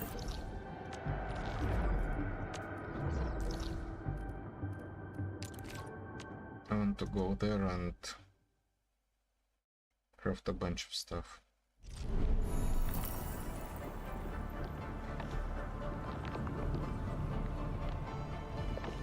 This video is sponsored by Squarespace. You can clearly click it in place, but then it does return on its own.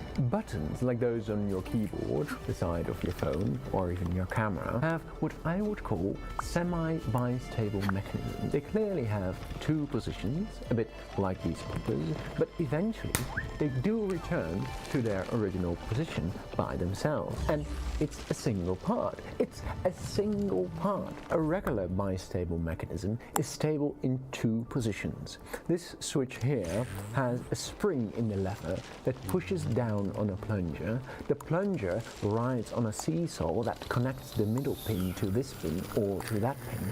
The distance here in the middle is shorter, so as soon as it goes over the hump, the spring pushes it all the way to one side. There are 1,000 variations to bistable mechanisms, from your ketchup bottle to your light switch. This old Tony has a great video about them that I can highly recommend, so I won't go into more detail here.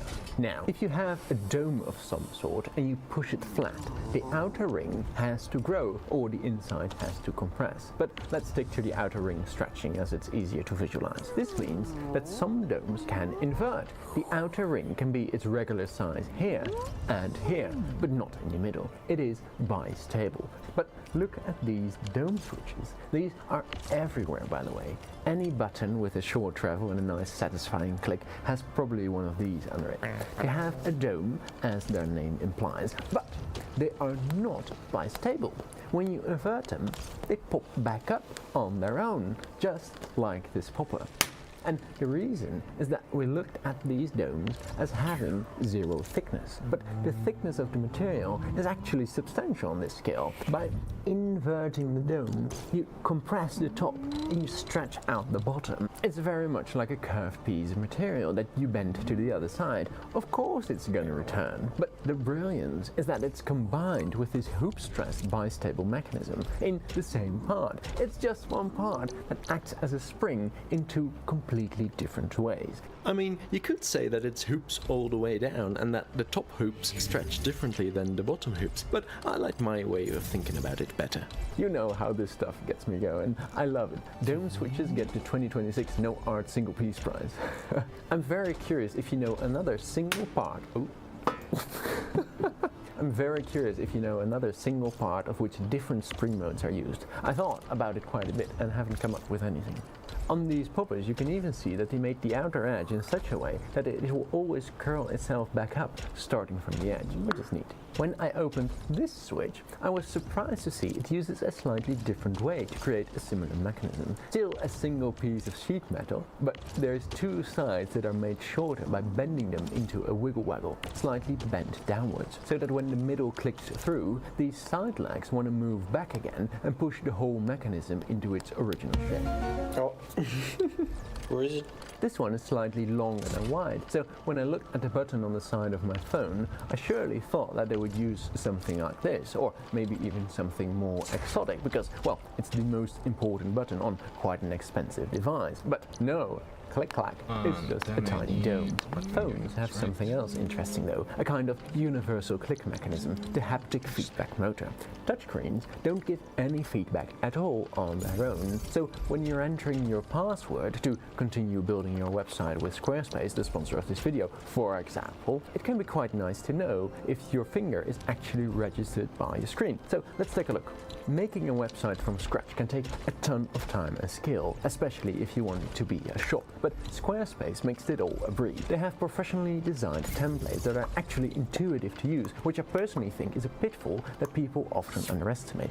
Looking professional is just the start. And the ease of running a shop with them is just wow. You can print shipping labels, for example, directly through Squarespace and send invoices, keep track of inventory, you name it. Head over to squarespace.com for a free trial, and when you're ready to launch, go to squarespace.com/noart to save 10% off your first purchase of a website or domain.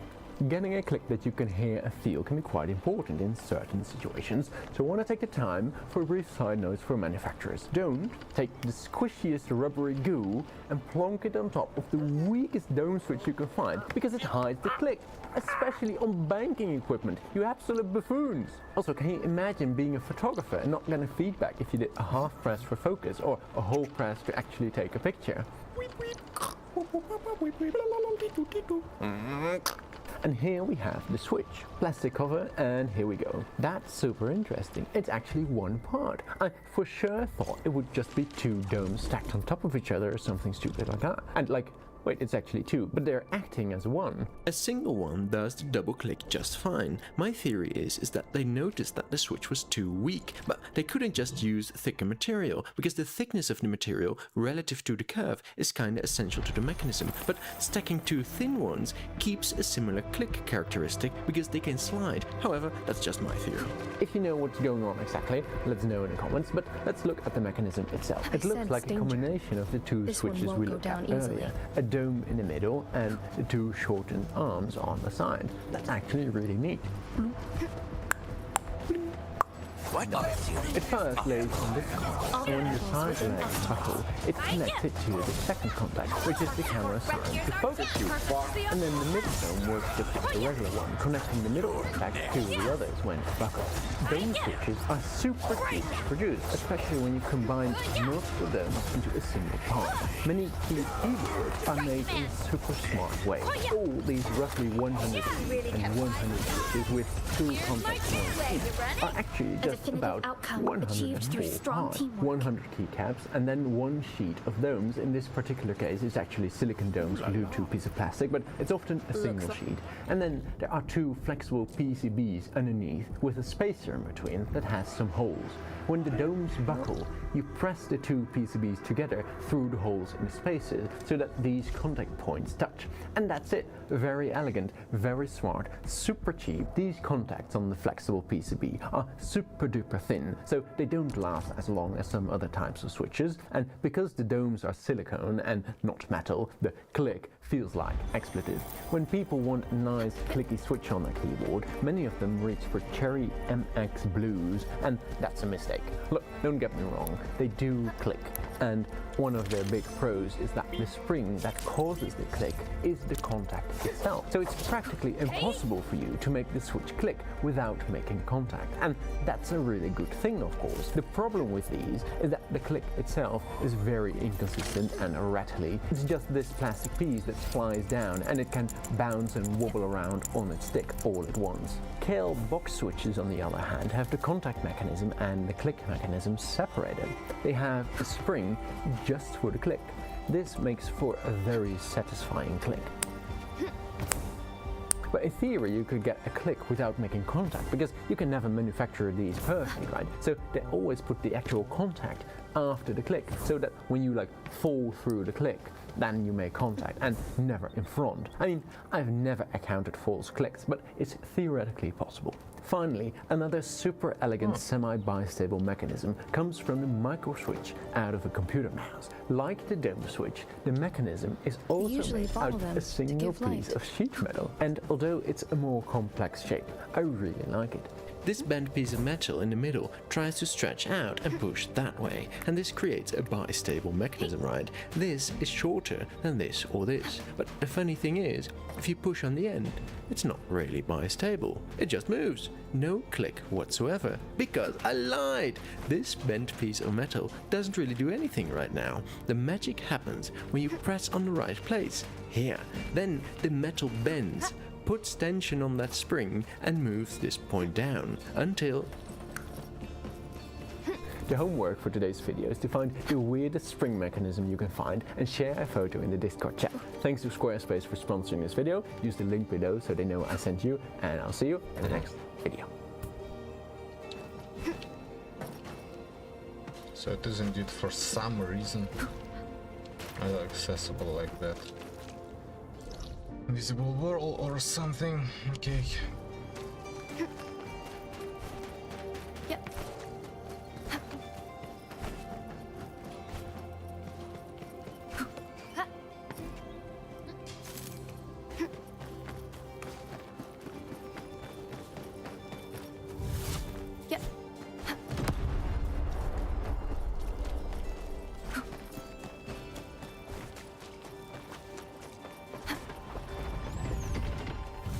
Engaging.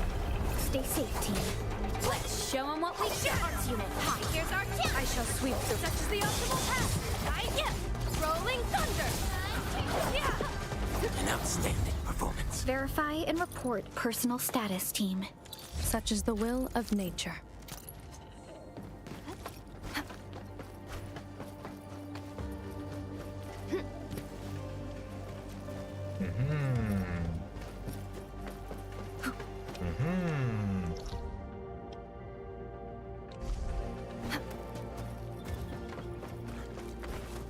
Good thing it is close by.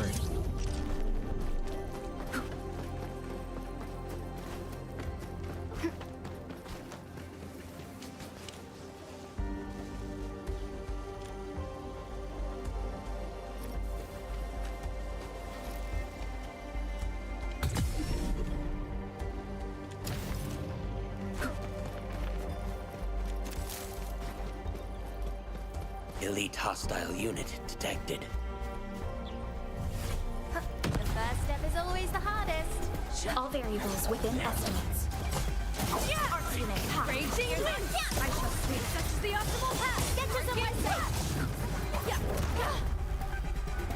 Raging wind! Perfect as this wind.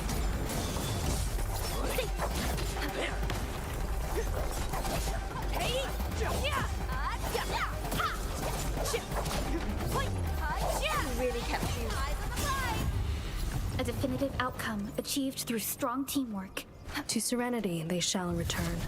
No worries. It's all part of our job.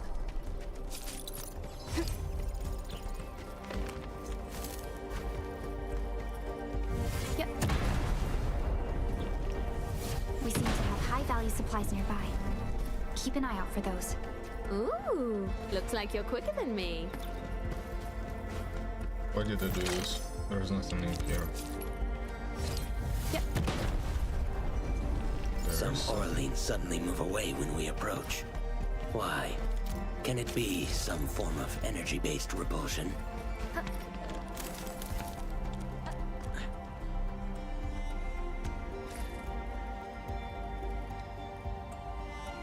There anything? I want to drop.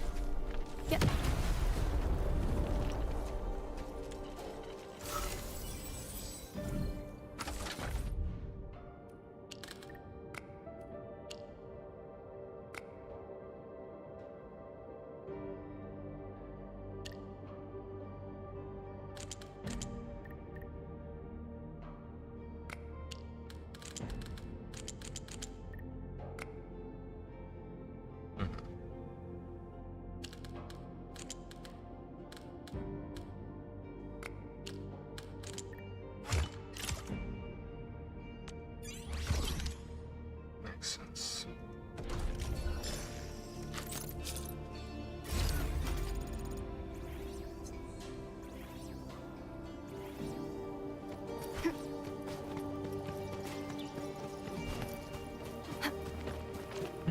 The path ahead has been revealed.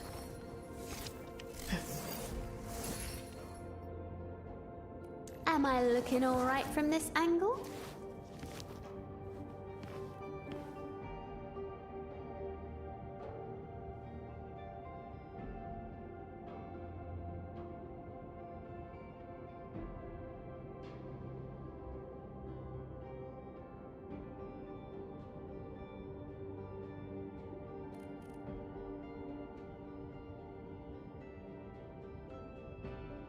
Okay, so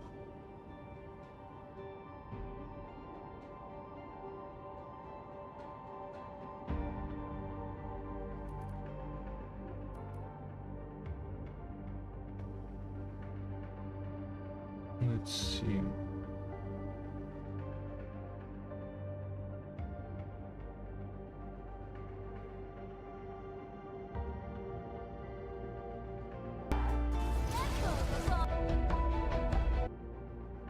Okay, so this is the team. Okay, I have the correct team.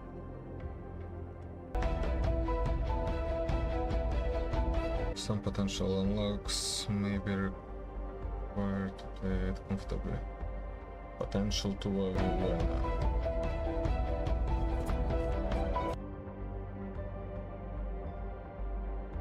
I'm in the flow. All variables within estimate. Okay, so Antal's battle skill, Erika's battle skill.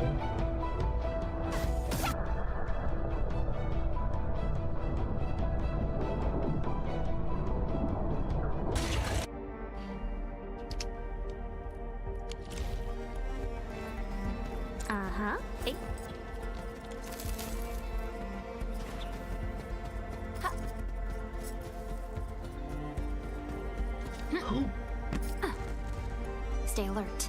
This hostile poses significant threat. Hey.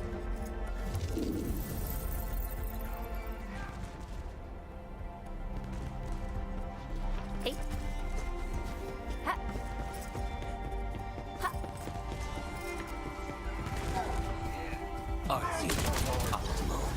All variables within estimates. Hey! I shall sweep. I spot an opening!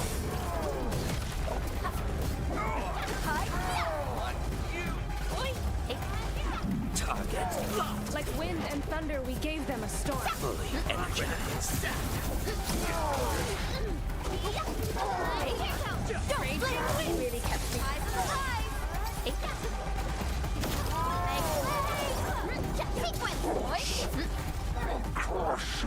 Maybe I got something in my tooth. Stay safe, team. I'll leave that side to you. I shall sweep the rest. Hey. Looks like that.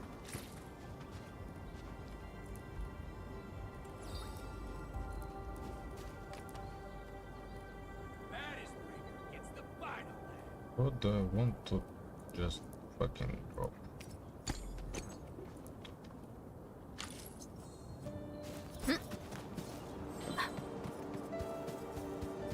Engaging. Stay safe. I'll leave that side to you. Make way!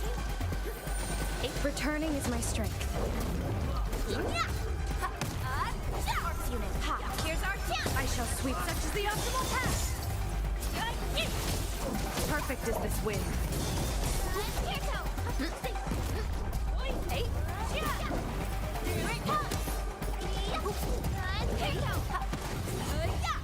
Mission complete. It was a walk on a cake.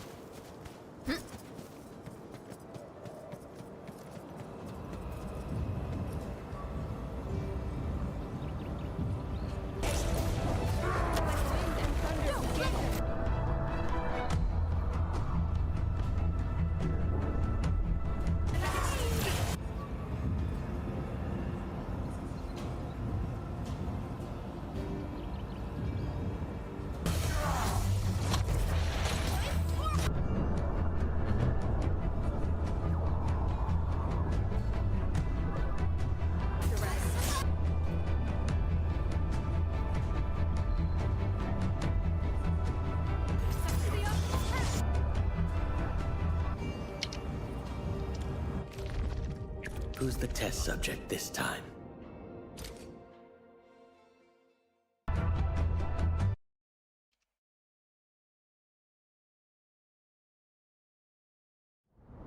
The old mission calls anew. Stand tall. Bear on.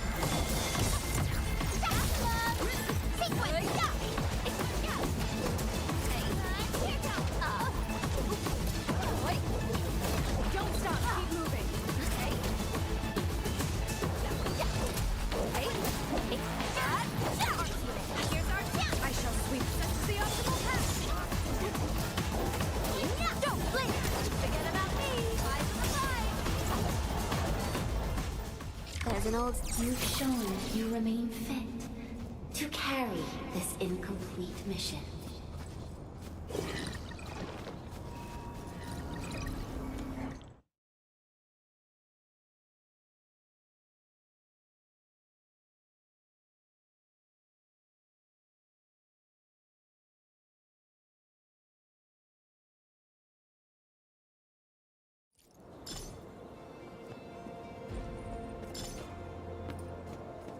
And you just vanish.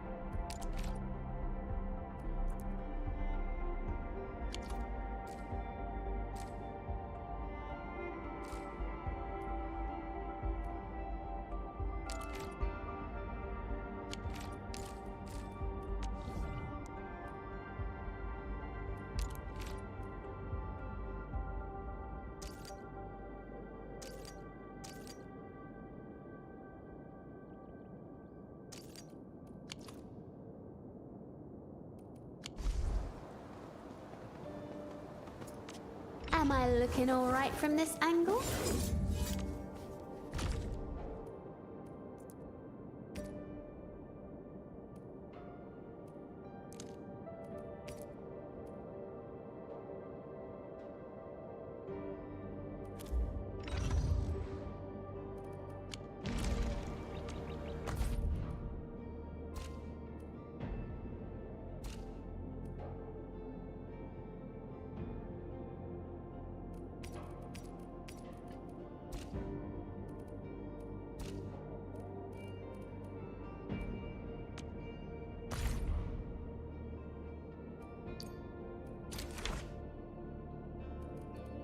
Okay, let's see.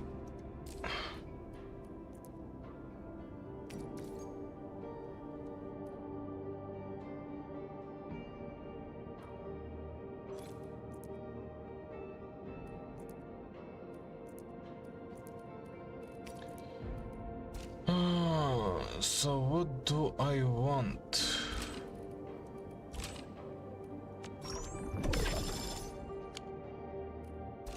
Actually.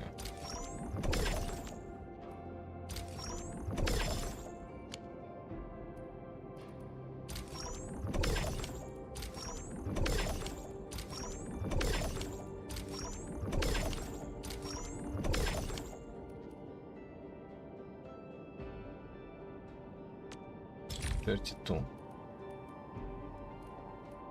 I don't want this and don't want that.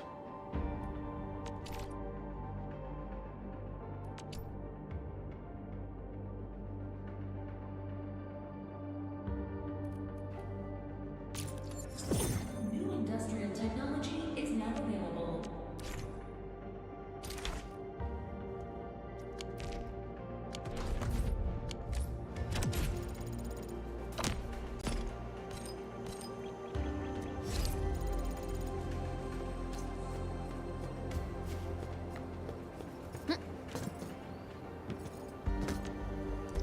Let's just go here.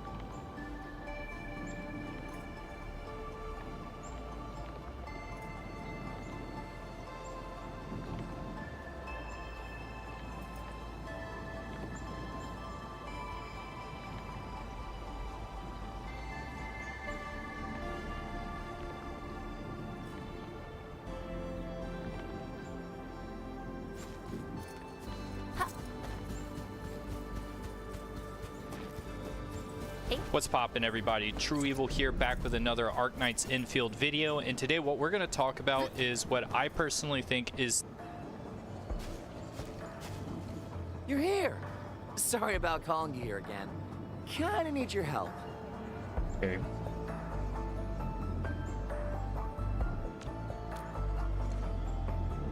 No. We don't have a situation here. I just need your help to get some intel. I heard Mr. Soft mention that once peace returns to Valley 4, the Woosters will start moving everyone back to their hometowns and villages. Mom and Dad came from the free city of Yursh. They told me that the children of Uragander must be thankful. We gotta offer our proper thanks before leaving.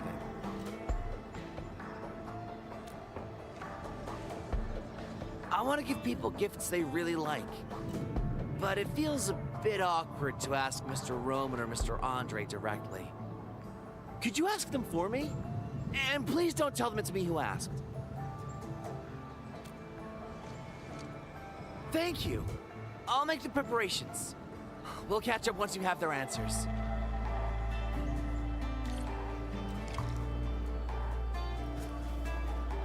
So you are going to be here. Well, some of you at least.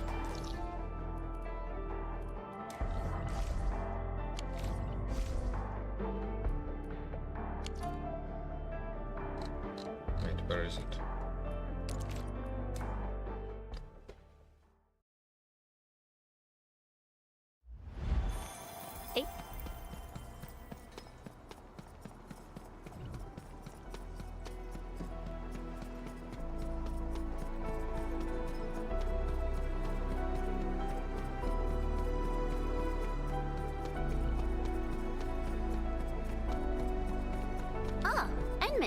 What brings you here?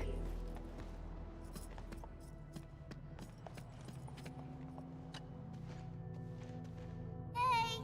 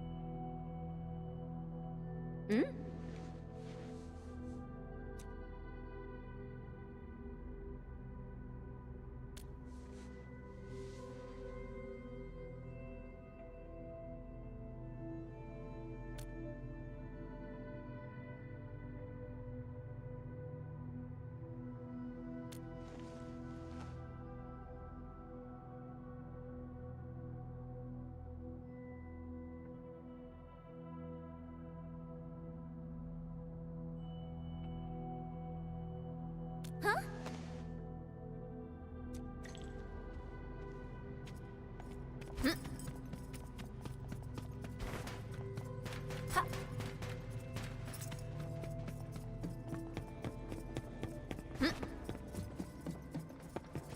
Only by walking upon the land can we truly appreciate every breath and pulse of life.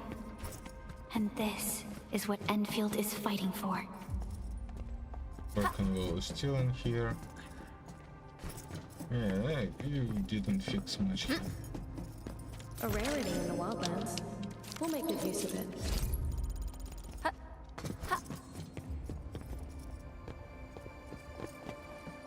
Hey. Hey.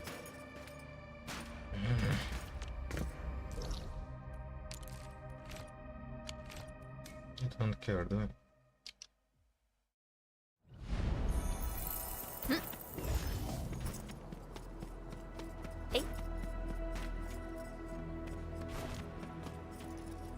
Hi.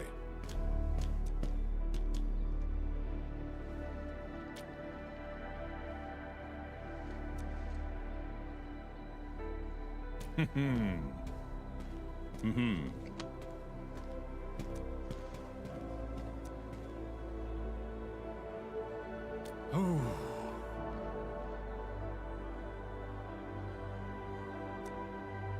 Hmm?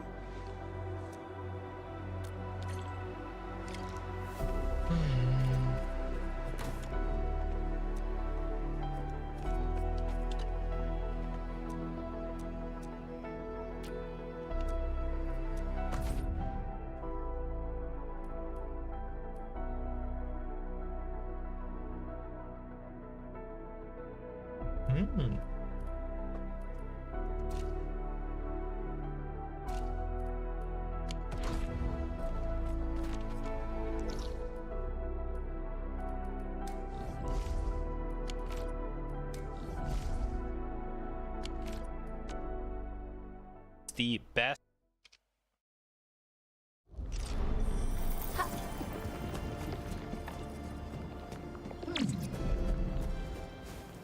Hi.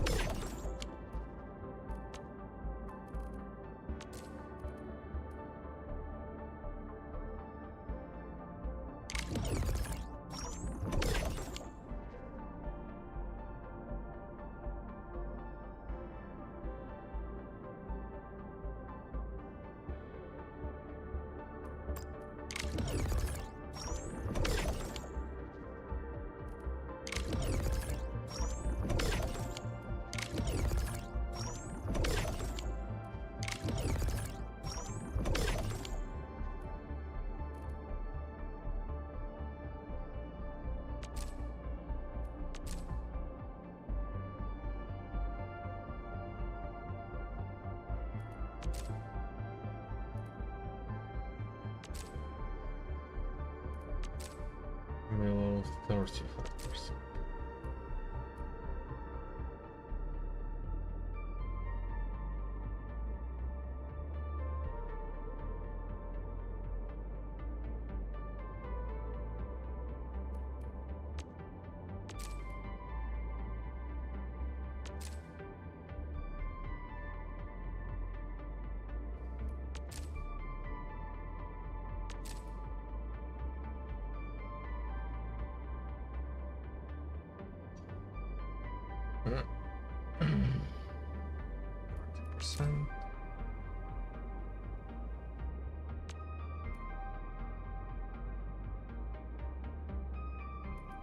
Citromix L.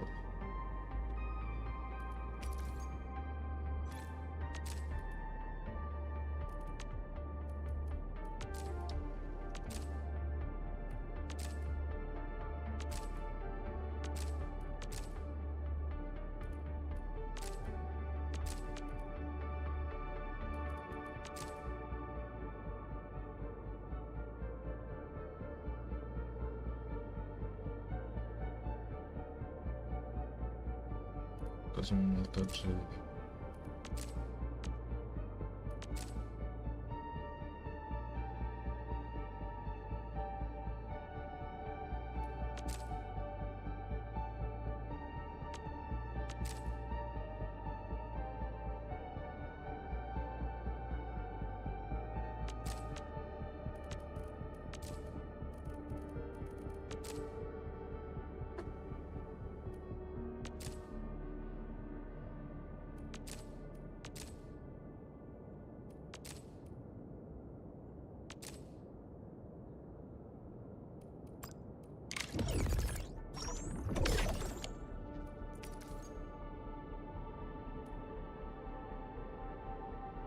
Plant crops это экоформ.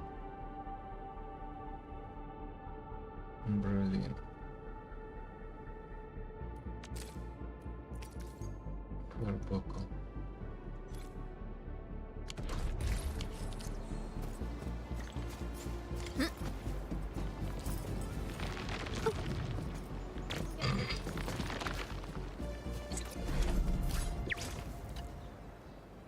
Edmund, how goes the gifts?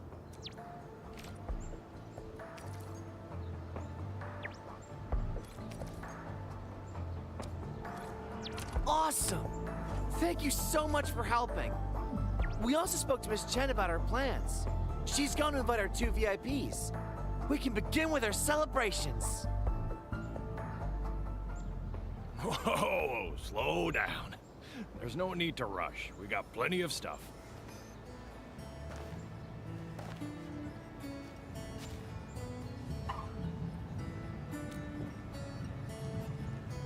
Mr. Roman is really happy about the solve.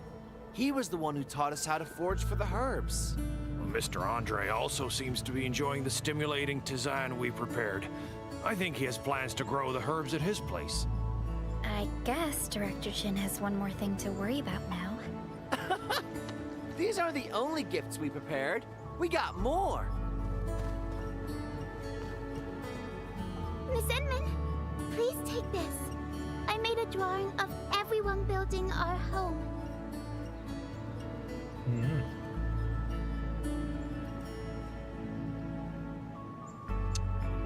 I don't see the Endman or Perlica.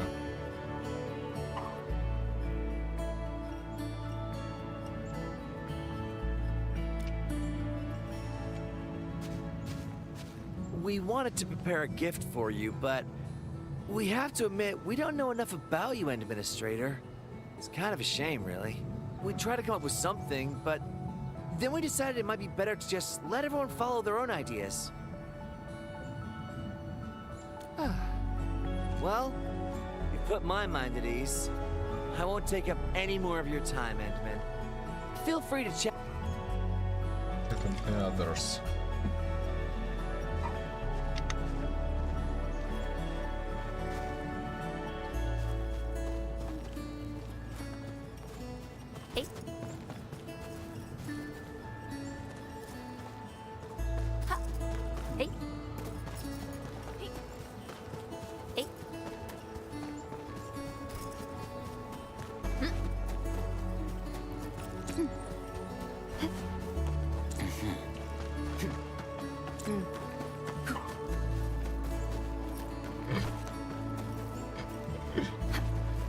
Okay, Aviana is just... That's weird.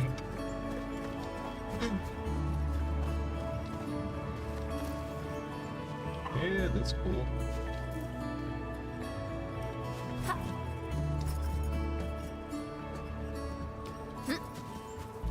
Hi. Oh.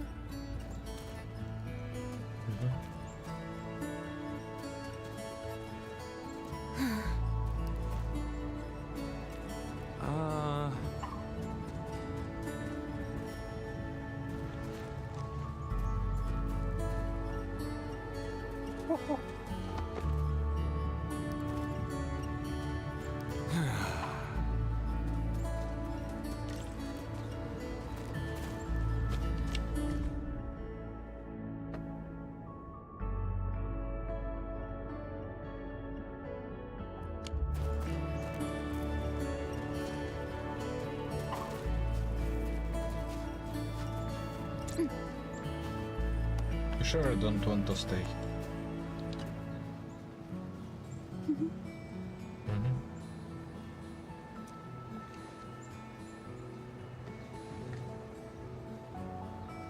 Wow, you're awesome.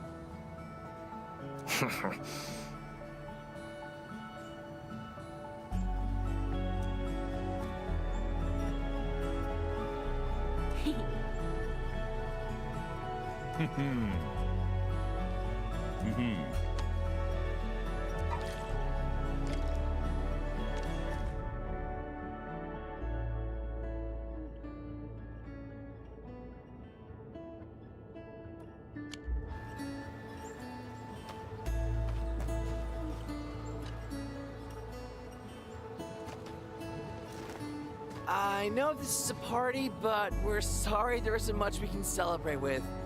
This is the best we can do.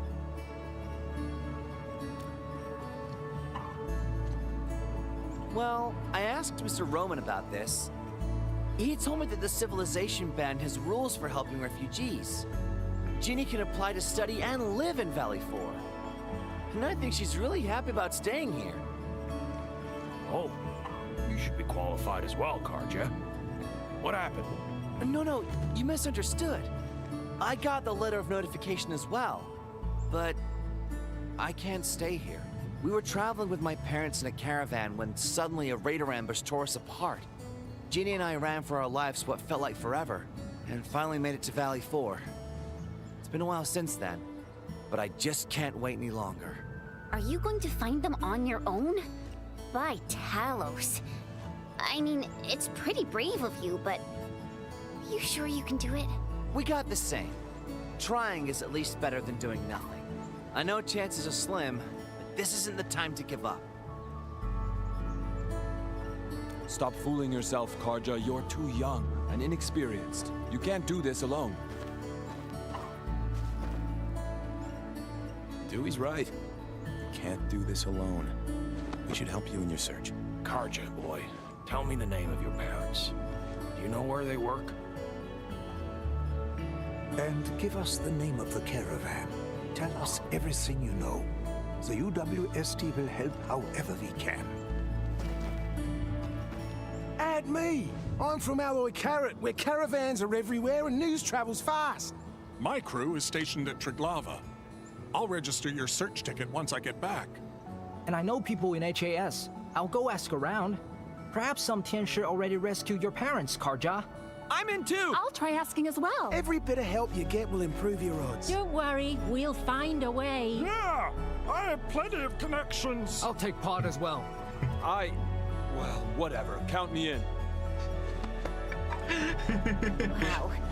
From the looks of it, I believe our search radius nearly covers half of the Civilization Band.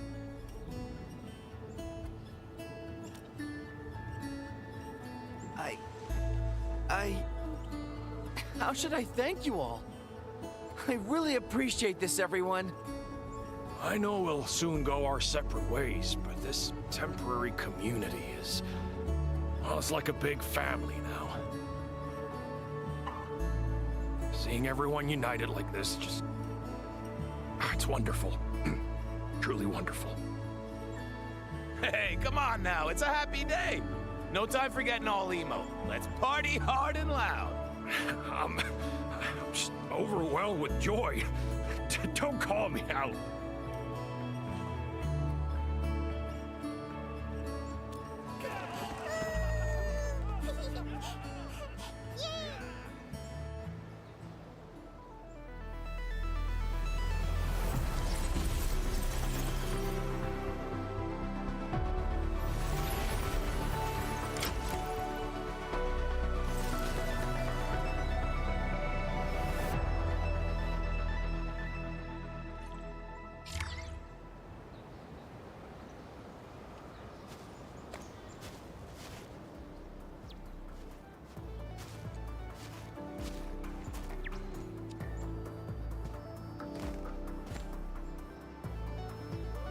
Greetings, Administrator. You're finally here.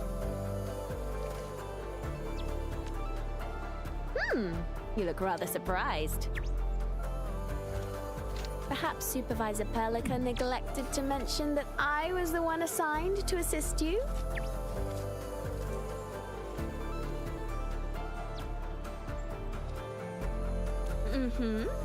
I just completed my last assignment at the Valley. That's why I received the Supervisor's Assembly call for the operators.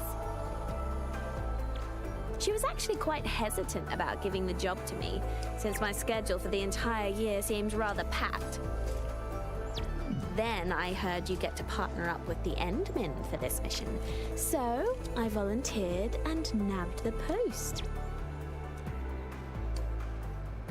Oh, there's no need for such politeness. Just think about the ultimate success of this mission, and what you should compensate me with. Okay then, I'll stop teasing you, Endmin. Let's focus on the task at hand. I wonder where Miss Collins went. I thought she agreed to meet us here. Sure, I guess we'll wait. From my experience, an unexpected accident is usually the reason why people are running late.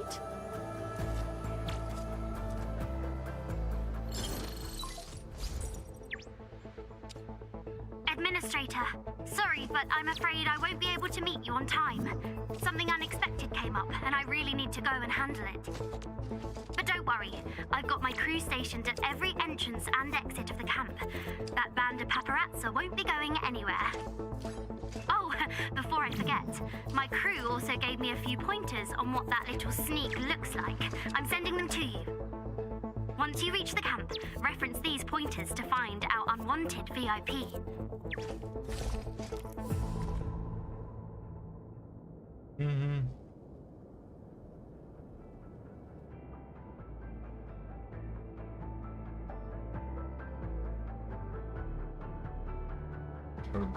Here.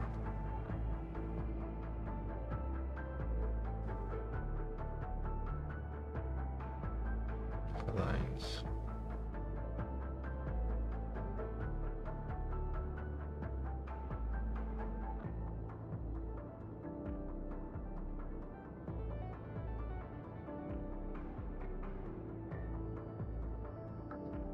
Golden hair.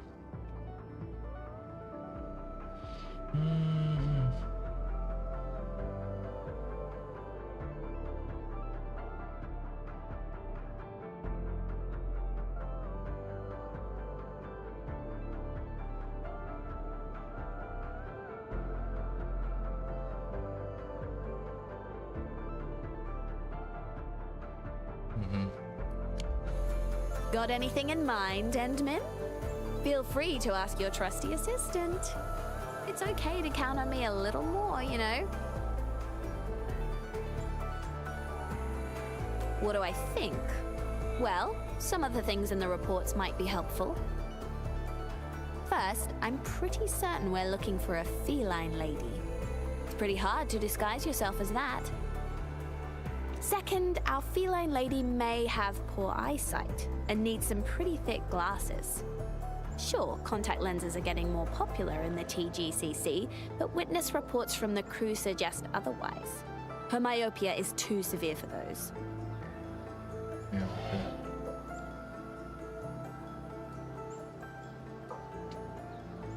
The length of her hair is uncertain. She could disguise that with wigs or hide her long hair beneath a hat.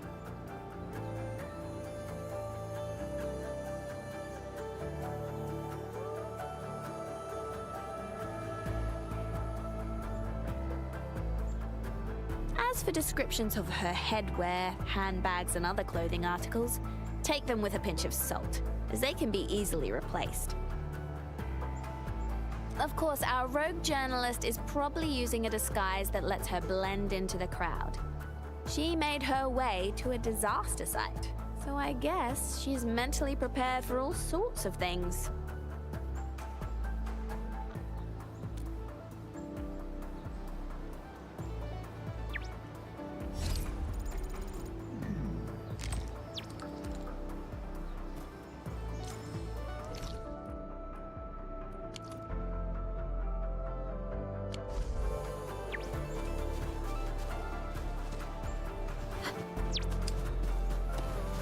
Warning, this area is subject to possible attacks.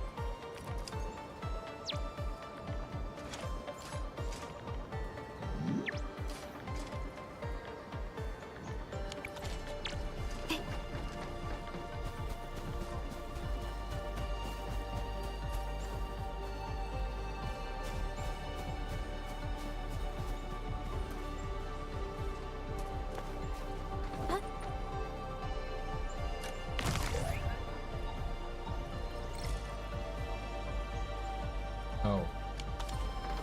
Yeah, because this isn't used anymore. Let's just go like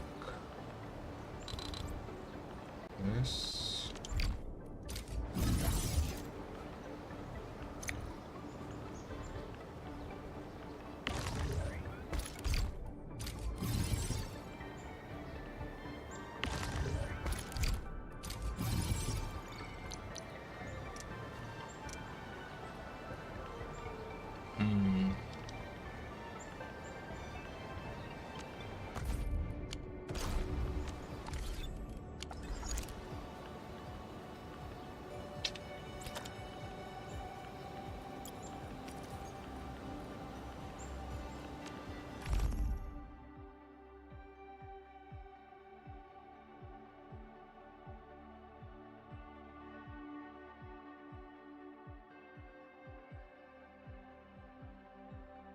Okay, grinding units.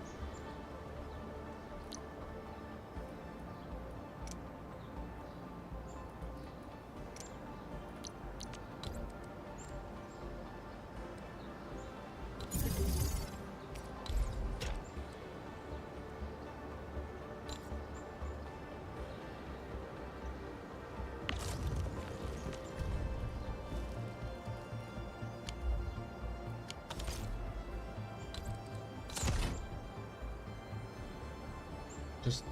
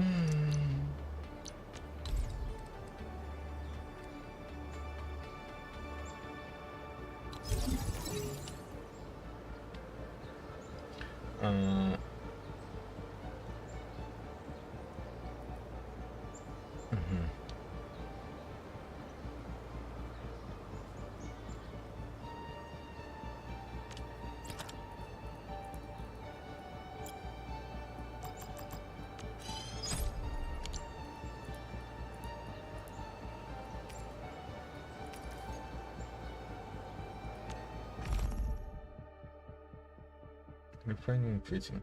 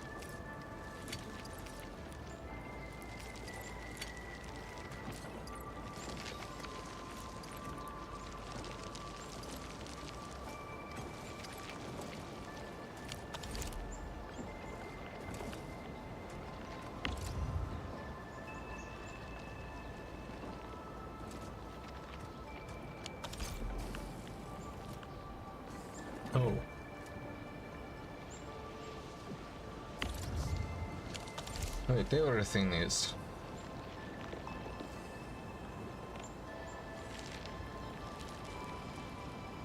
Half a unit per second.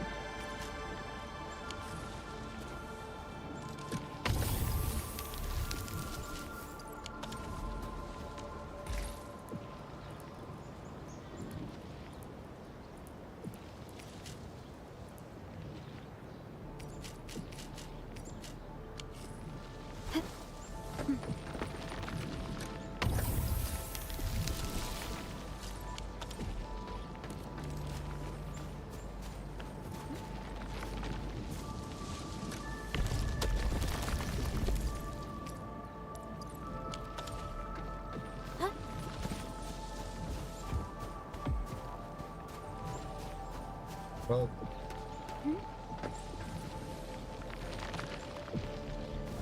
in that case,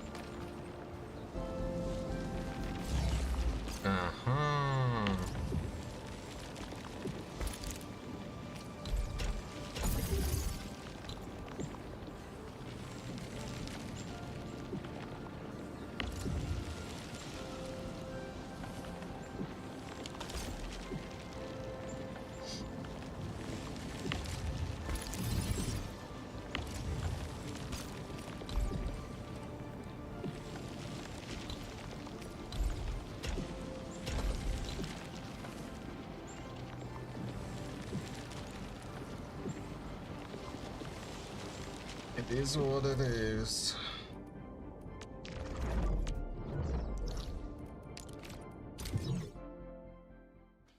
Team for free to play, which is going to be the electric team circling around that Australian bunny girl. And the reason why I think this team is so great is, one, there's no 6-star characters on the team, so you can guarantee to have the 4 characters. If you try to build any of the meta comps as a free to play player, most likely you're missing a unit or two, and because you really want to synergize with the team skills, it's going to be a little bit more difficult. And for that first week, I think this is just the best team to play, and I'm going to explain how their kit works, because the great thing with this is it's the only sort of team I've found so far that has a lot of combos and synergy instead of just like set up big damage. So without further ado, let's get in on it. So before we start showing the gameplay and why this team is so powerful, I want to discuss their kits, because you do need to sequence these skills correctly to get the maximum amount of damage.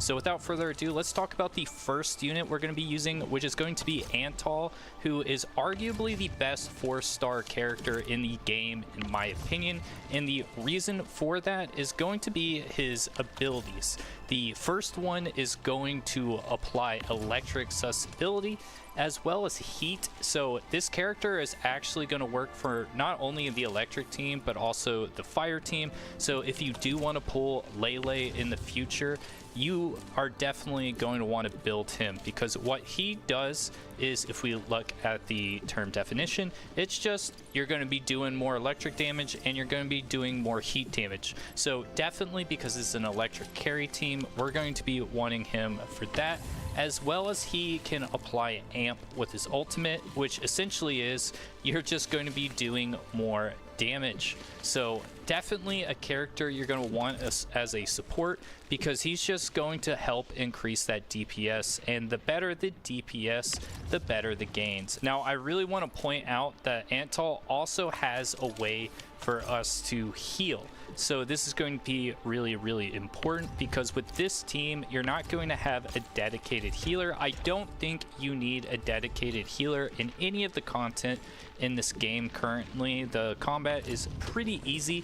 Now I am going to make suggestions on who you can switch out, because you are going to get Ardelia for free, but personally, I think Antal's heal is really all you're going to need until you get to end game. So with that in mind, I would just prefer to maximize on DPS, and also not having that cushion of the heal is definitely going to make the combat a little bit more enjoyable and help you tighten up. Now, I don't need to describe Perlica that much. The great thing about her is that she can inflict electrocution and just really help you get your shock skills online. So she's a great support damage dealer to have on your party. The character I do want to discuss, because it's the character that you're going to want to switch around, is going to be Arclight. Now, the next character I want to talk about is going to be the character that you're going to be able to switch with a different character if you don't have her, but I assume most people will, which is going to be Arclight, and she's going to be your battery. And she's really important in terms of sequencing, because you have to use her skills in the correct way. And what I mean by that is she is a battery, so you're using her to recover that SP. So what you want to do is make sure that they have electrification electrification on them, so that's why we want Perlica in the party to just really be able to apply that electrification, get that more SP, and then pop off with our main damage dealer. Now the thing is we don't necessarily need to use her, and if you are thinking about pulling Lele once you get enough pulls for her, I actually recommend to build Akakuri as your battery. And the reason for this is, well, resources are going to be tight in that first couple of weeks, and if you want to build the banner character, definitely go with her. The great thing with Antal is Antal gives that heat amp, so he's going to go with Lele, and she is going to be a really strong battery to really pop off with those characters. So in that terms, she's a really great character to build because she's going to be good on the heat team. But you know, if you want the full electric experience, you're going to need to use Arclight, and she's just a good support damage. But yeah, that's what I would say. She is the unit that you don't need to build, but she is pretty strong on this team, and I do see her getting power crept in the future, but she's really strong right now. So if you want to build her, I'm personally going to be building her. Now finally, we're going to be talking about the main damage dealer, which is the character you're going to be piloting, which is going to be the Australian Bunny Girl. And let me tell you boys, she is absolutely incredible. The problem is you have to know how to use her kit, and if you do not, essentially you're going to think she's not that good, but she absolutely can do major damage. And the reason I'm saying that is that basically what her skills do is, if you look, basically she's going to be planting these thunder lances across the screen, and her skill is going to pull the thunder lances to her and sort of like make a claw. So it's basically like a skill where you throw a dagger and then you pop the skill to pull the dagger back, and it attacks everything in the line when it's coming back.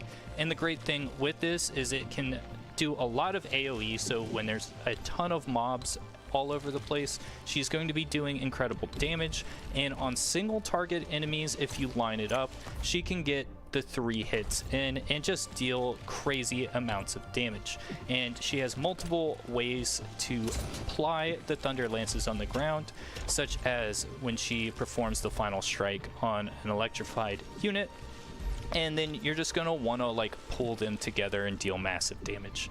So it's going to take a couple of like tries to like really just like master this, but I do find that this kit is just more fun than all the other main damage dealers so far that I've played. They've been kind of just like boring, whereas this one has some mechanics that makes it so the combat is very interesting. So definitely would recommend to pick her, and also she is a great waifu to look at.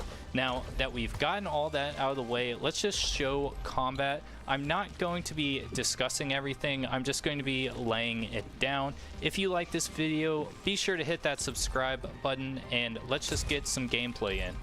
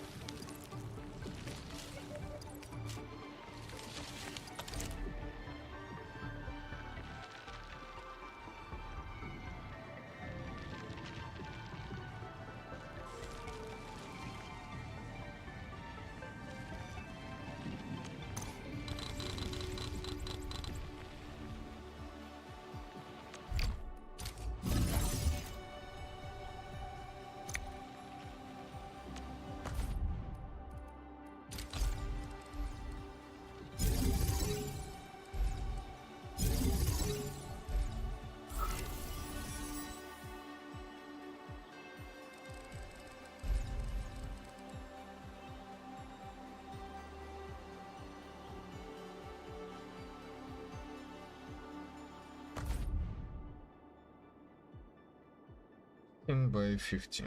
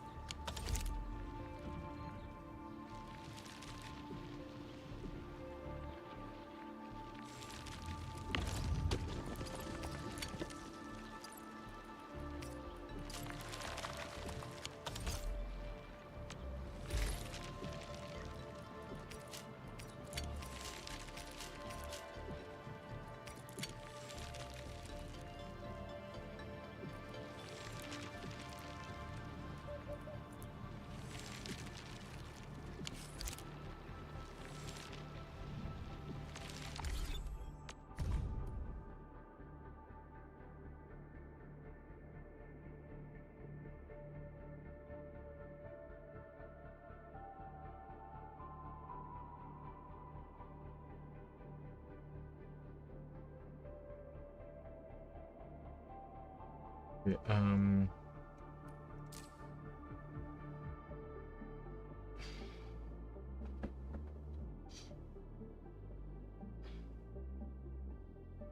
how come my yield is only 330?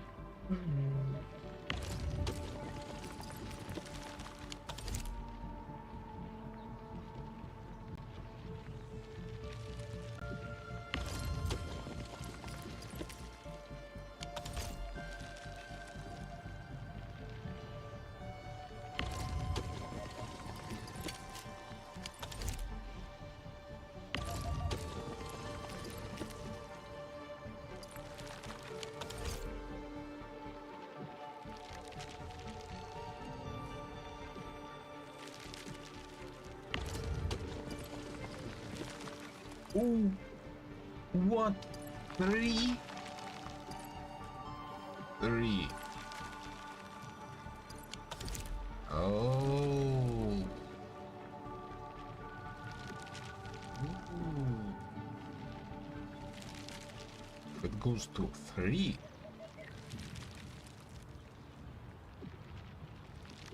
It means it needs 3 lanes.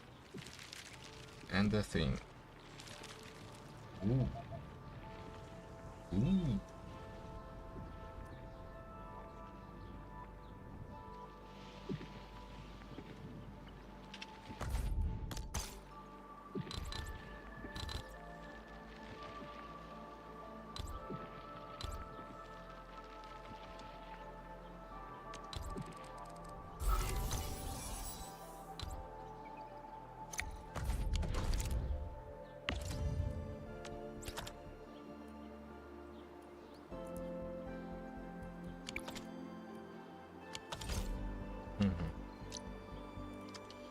Well,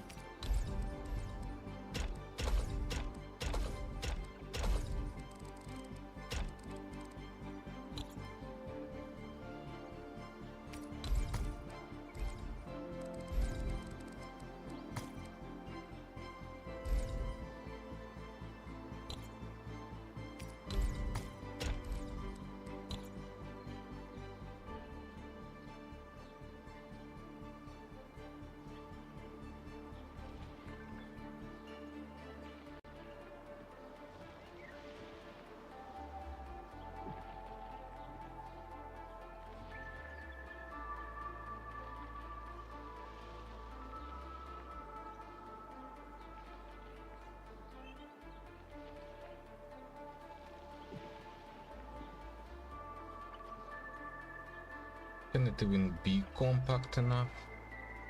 Like it's currently at 3.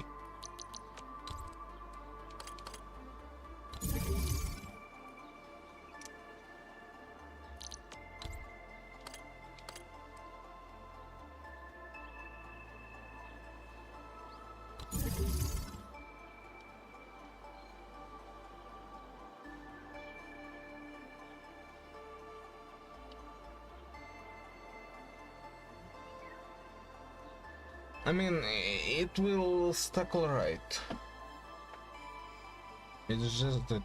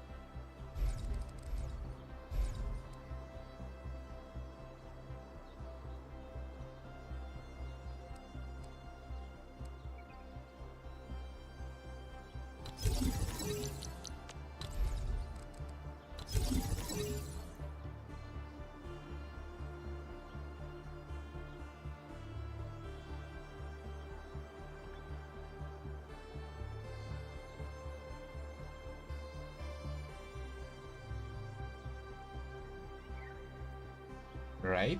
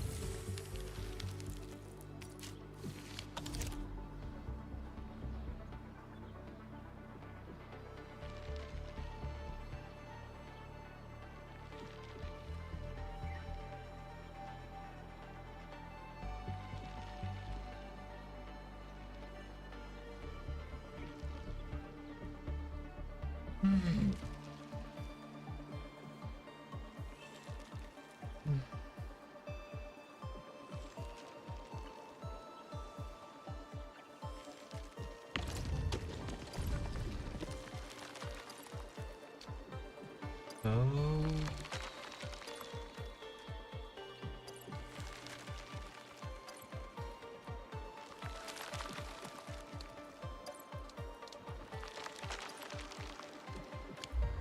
So that's specifically Sandleaf. Okay.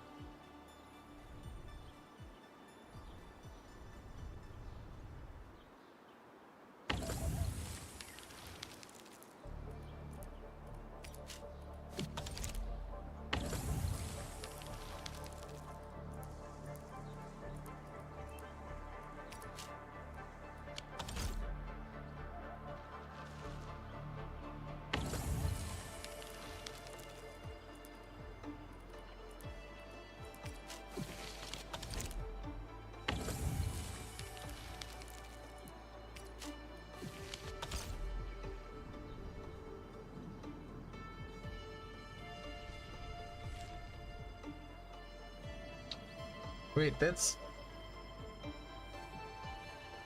actually bad. Because I could use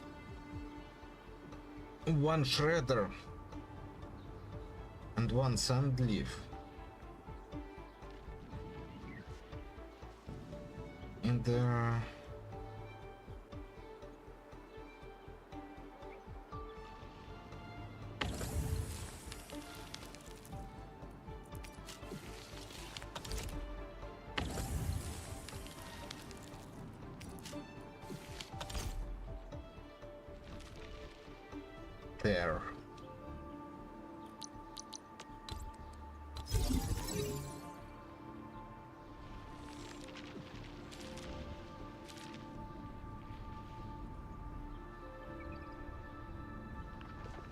It would be way more economical if I set of 1, 2, 3, 4, 5.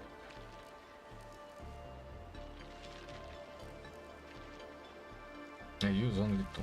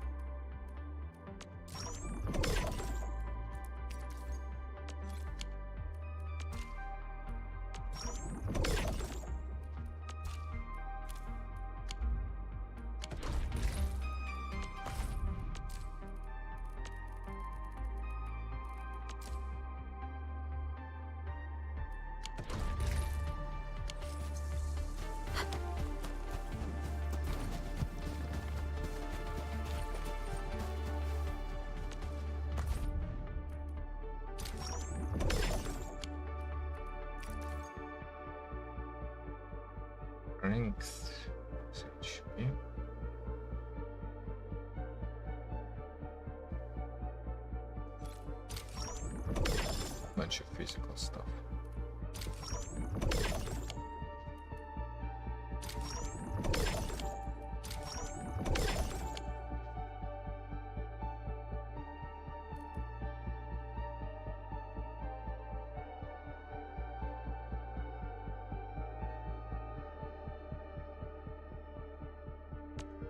Prepped and ready to go.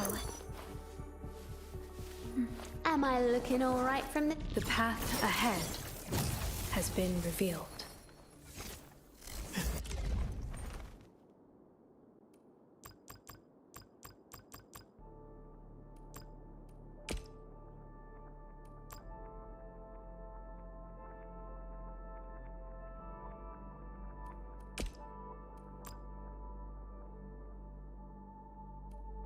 Living in the wildlands teaches you things, and such lessons help forge a keen blade.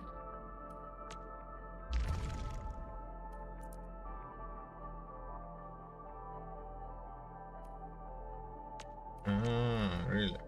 My Aldertone taught me differently, but you aim to reach the same goals. I have been enlightened.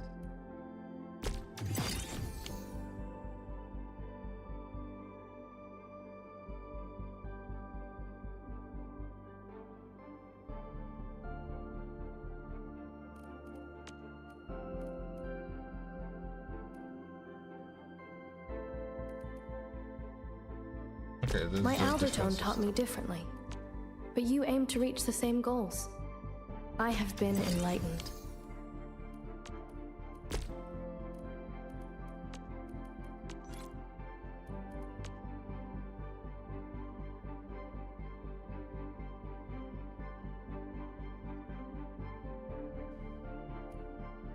My Aldertone taught me differently, but you aim to reach the same goals. I have been enlightened.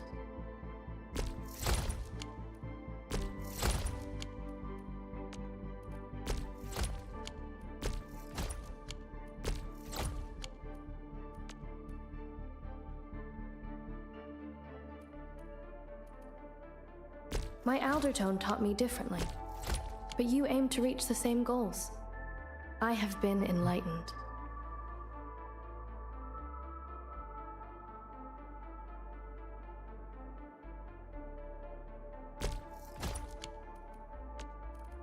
My Aldertone taught me differently, but you aim to reach the same goals. I have been enlightened.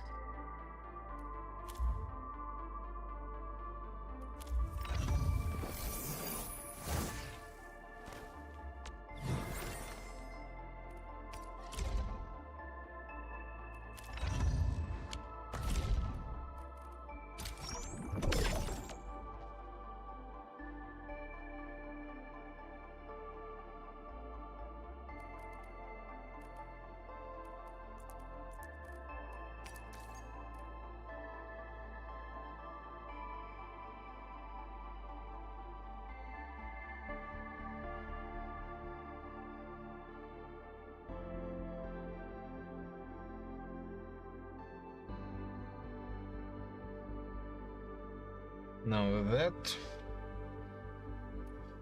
is a great weapon for Arclight.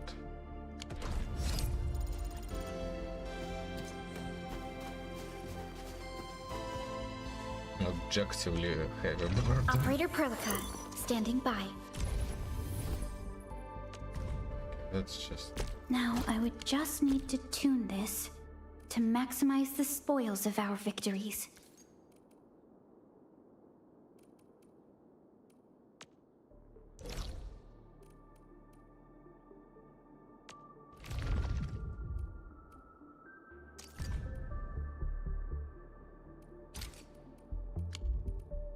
Who's the test subject this time?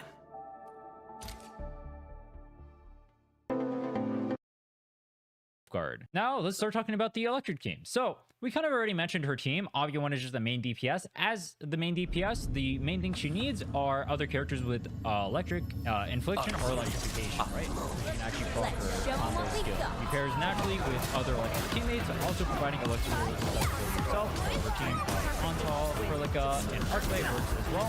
I've actually been running Gilberta instead of Ontal, so that's an option too. I guess I can put that in alternative. I've can actually use this while you. Prolica is in here to be the inflictor, as we mentioned before, to give infliction as well as electrification. That will help off Arclight.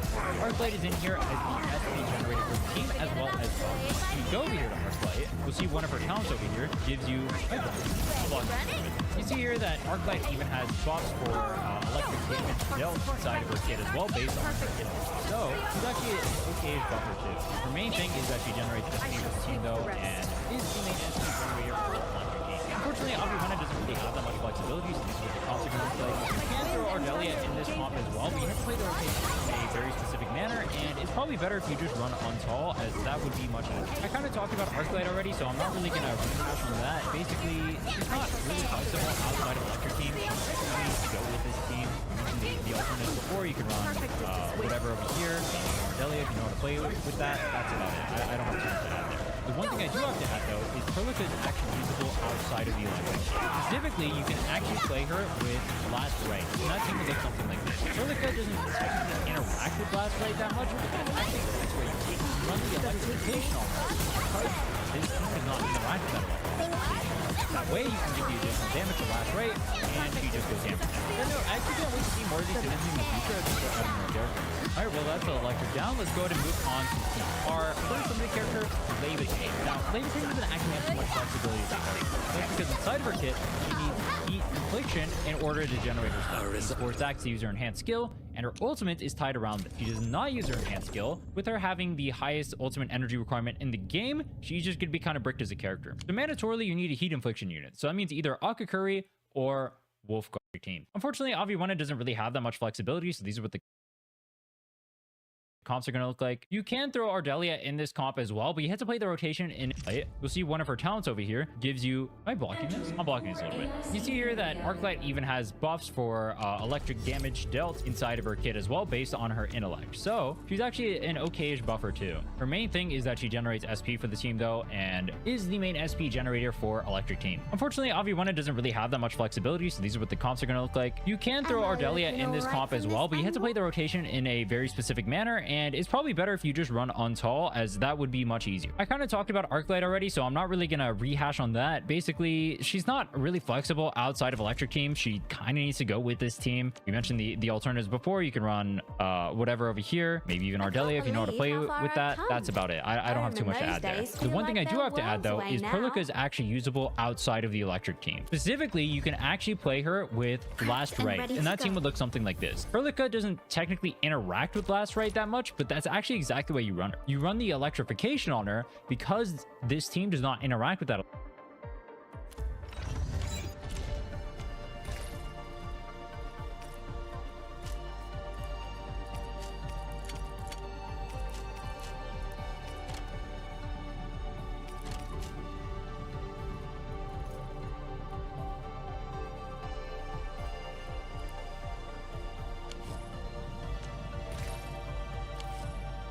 Am I looking all right from this angle?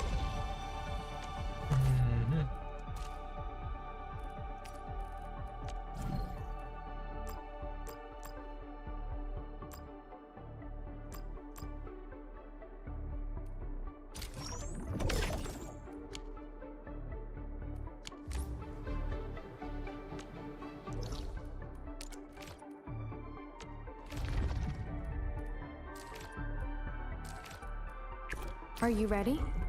The walk. Electrification. That way you can give the additional damage to last rate, and she just goes ham from there. I know, I actually can't wait.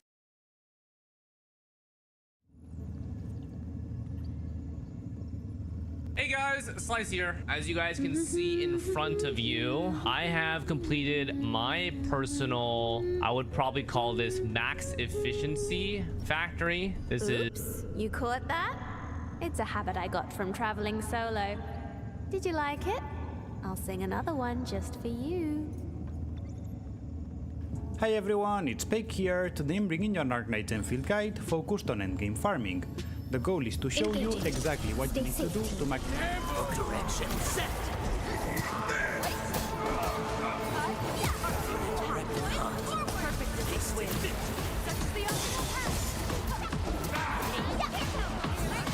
Really kept me waiting.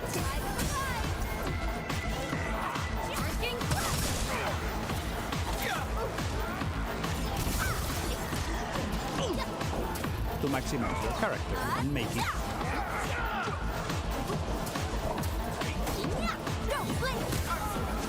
Sterilize this area! I shall speak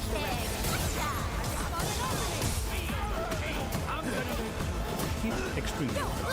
In this game, a character's power is divided into three pillars.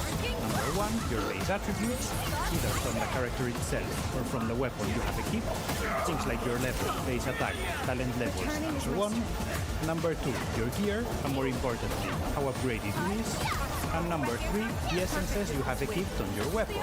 These are basically gems that you socket into the weapons and greatly boost its stats. All three of these systems are fundamental and are directly tied to the endgame farming.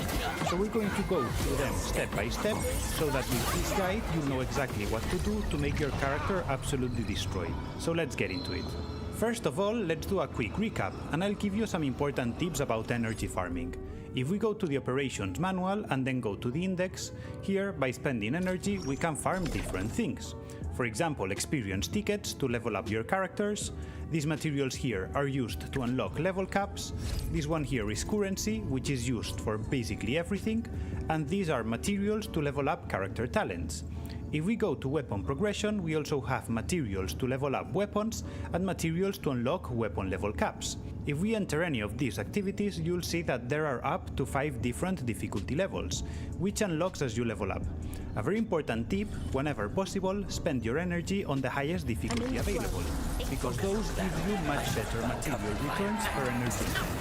Try to avoid lower levels if you can, because they are basically a trap and not worth it. Also, when farming these stages, you can choose whether you want materials for characters from level 1 to 60 or from level 60 onward, so make sure you always pick what is actually efficient.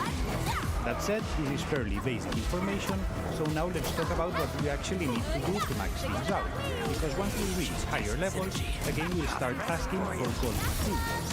These golden materials are required for several things: breaking the level 80 plus scab for characters, upgrading talent to epic levels, meaning from level 10 to 12, and also breaking weapon level caps past 80.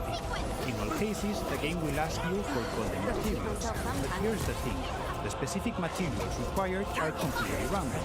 Just because this weapon asks me for these materials does not mean that all weapons do. Every weapon and every character, and even every talent, has its own requirements.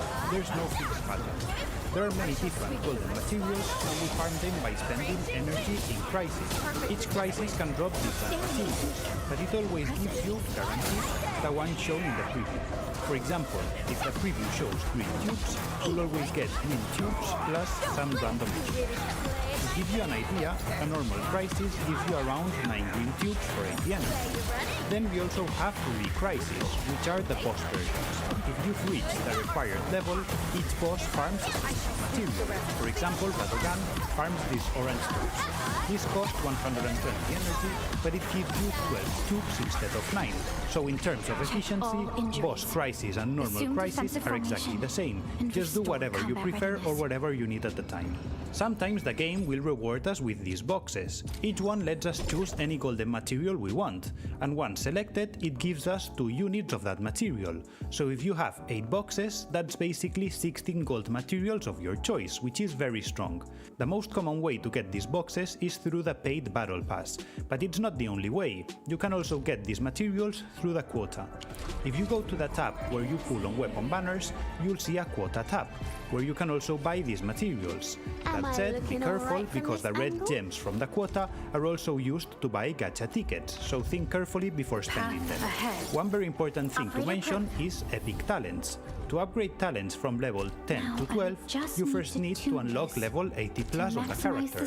And on top of the gold materials, you'll also need crowns.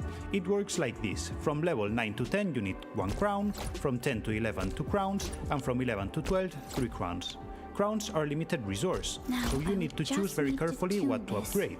You can also get crowns from the paid battle pass, and you can buy them from the red quota currency. But again, since that currency can be used for gacha tickets, I wouldn't recommend doing that for now. With all of this, you'll be able to maximize your character level, talents, and weapon level, which is where your character really starts becoming extremely powerful. Now let's move into gear. The best gear in the game is by far Golden Gear. It is extremely strong and massively increases your character's performance. To equip it, you need to have at least level 60 unlocked. To craft these pieces you need discs, which are made in the Wuling region.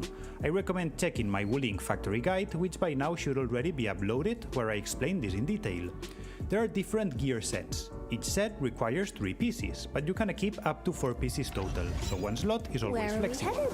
Each gear piece gives you 2 attributes, 1 main and 1 secondary, and also an additional stat.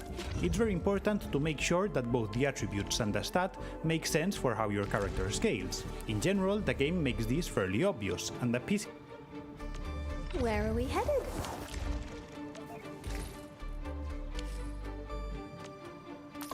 Let's craft some gear.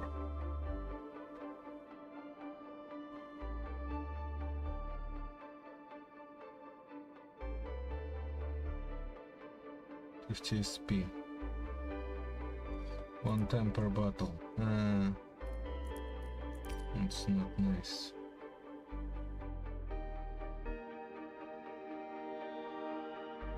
Skill damage.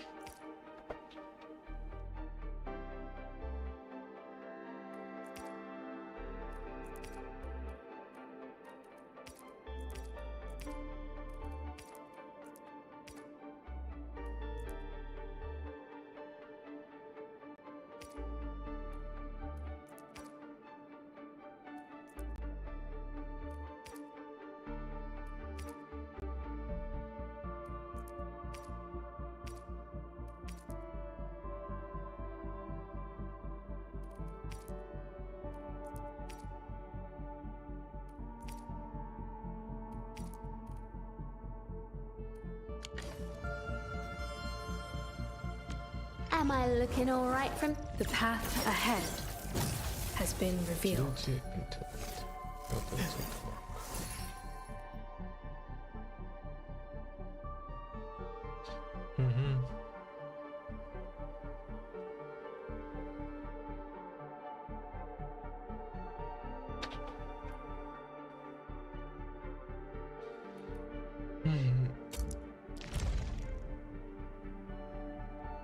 Spirit require 35.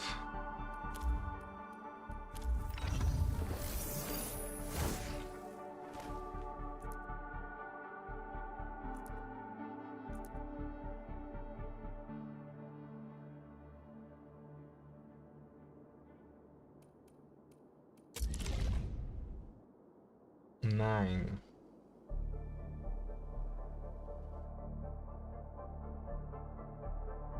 Nine spirit cover.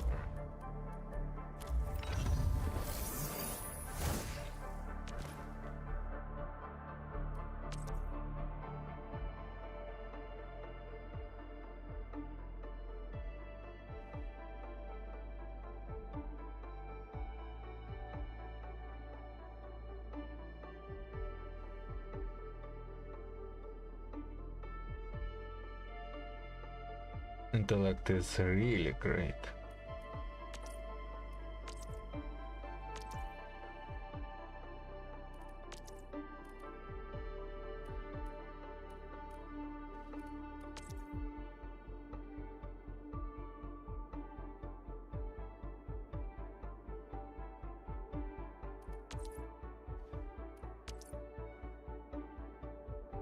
So when she consumes this,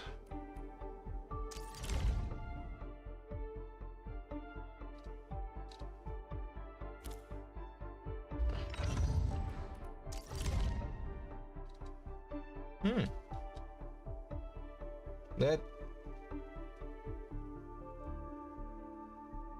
Are you sure about that?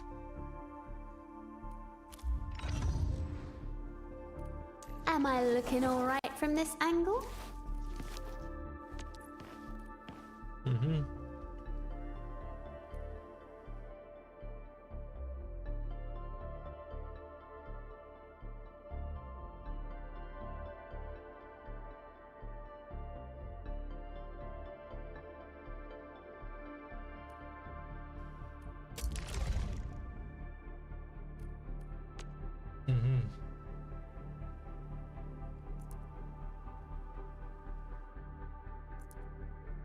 Electric infliction, electrification.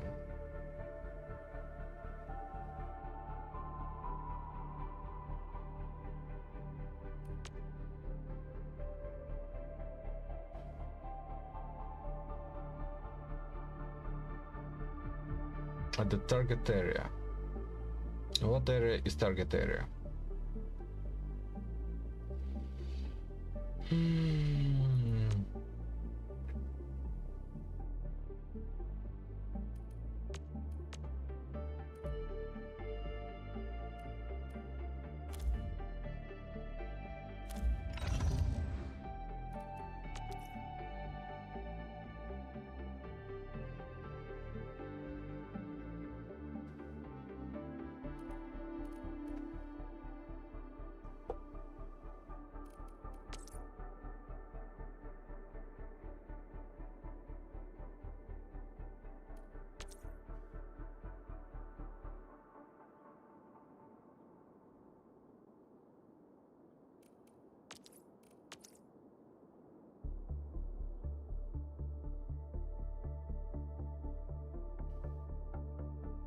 Attack increase.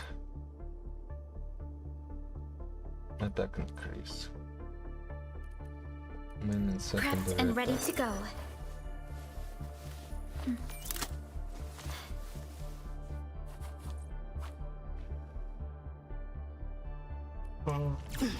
I'm primed for optimal performance.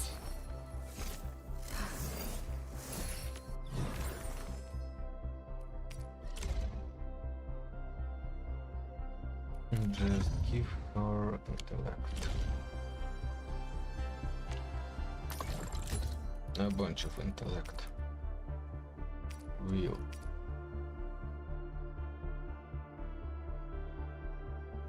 Arts damage. These are clearly designed for specific characters. Both the 2 attributes and the stat on each piece can be upgraded up to 3 times. To do this, you need to burn other pieces of the same type, that share the same attribute or stat.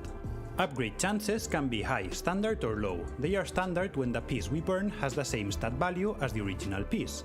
For example, if I want to upgrade gloves with 65 strength and I burn other gloves that also have 65 strength, the upgrade chance will be standard.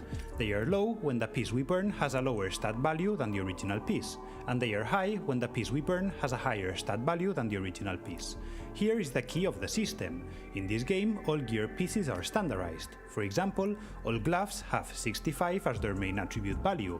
The secondary attribute is always 43, and gloves with elemental damage bonus also give always 19.2. This means that the main attribute and the stat can never be upgraded with a high chance, because there are no pieces with higher values. At best, the chance will be standard. The secondary attribute, however, works differently. If you burn a piece where that attribute is the main attribute, the value will be higher and the upgrade chance will be high. For example, if these gloves have 43 will as the secondary attribute, and you burn gloves that have 65 will as the main attribute, the upgrade chance for that will be high. Now here comes the important trick, because there is an exception to this rule. Imagine we want to upgrade a kit, for example this one that gives 32 intellect and 24.6 ultimate gain. If we used other normal set kits, we would not be able to upgrade either the intellect or the ultimate gain with high chance, because all set kits have similar values. However, there are special non-set kits in the non-set section. There are 4 of them. One gives strength, the other agility, the other intellect, and the other willpower. These special kits have a very important property. Their attributes and their stats have higher values than the normal set kits. So if the attribute or the stat matches,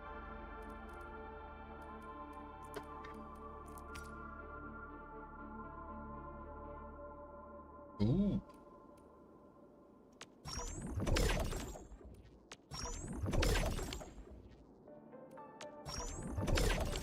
I like this one.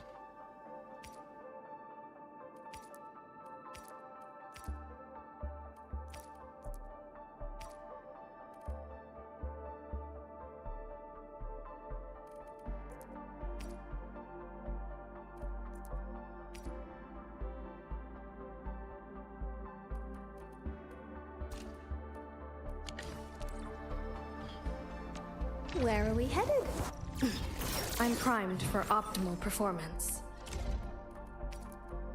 Such craftwork. This precision is rare, even amongst all the Aldertone's work I've known. Battle skill, damage bonus. Battle skill. Battle skill. So yeah, battle skill damage bonus is probably something that I enjoy the most here.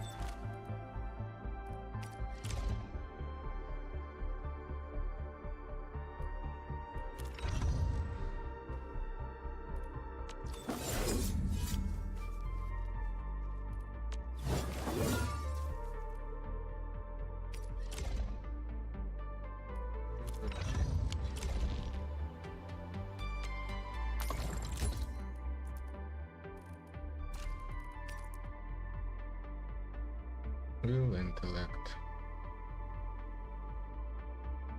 Not much more will.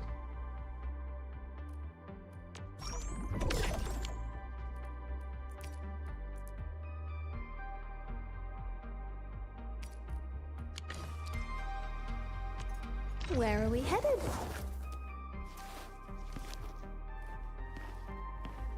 $12.69.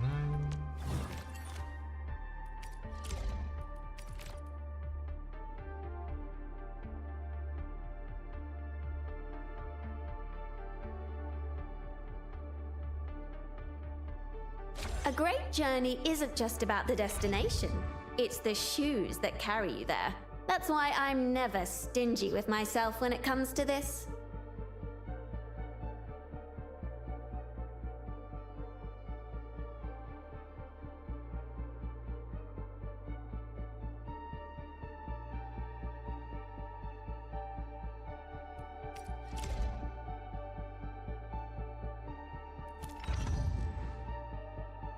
Plus 73%. Almost 2 times.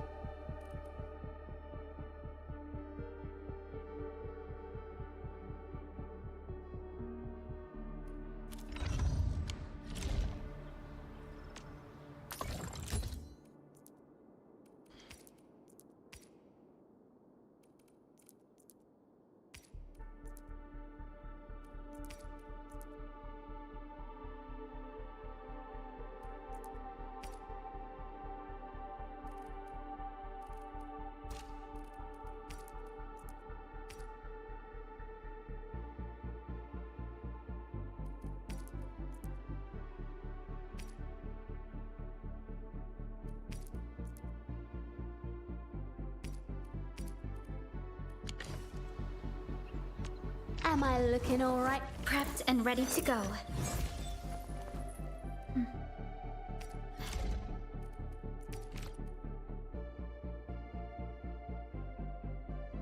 The fruit of the automated industry complex.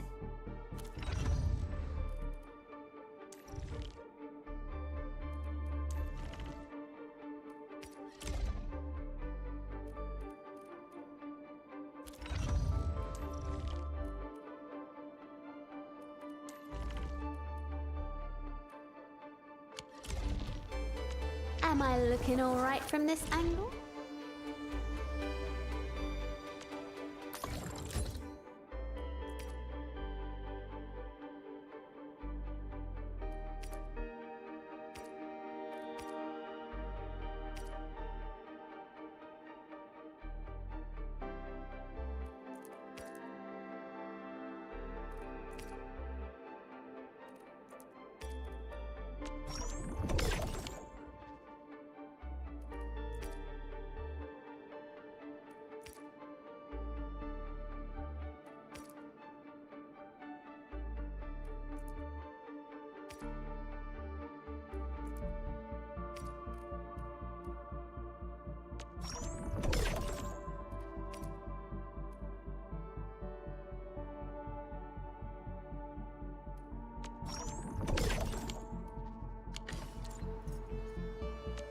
Where are we headed?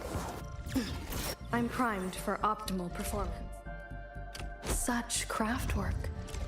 This precision is rare, even amongst all the Aldertone's work I've known.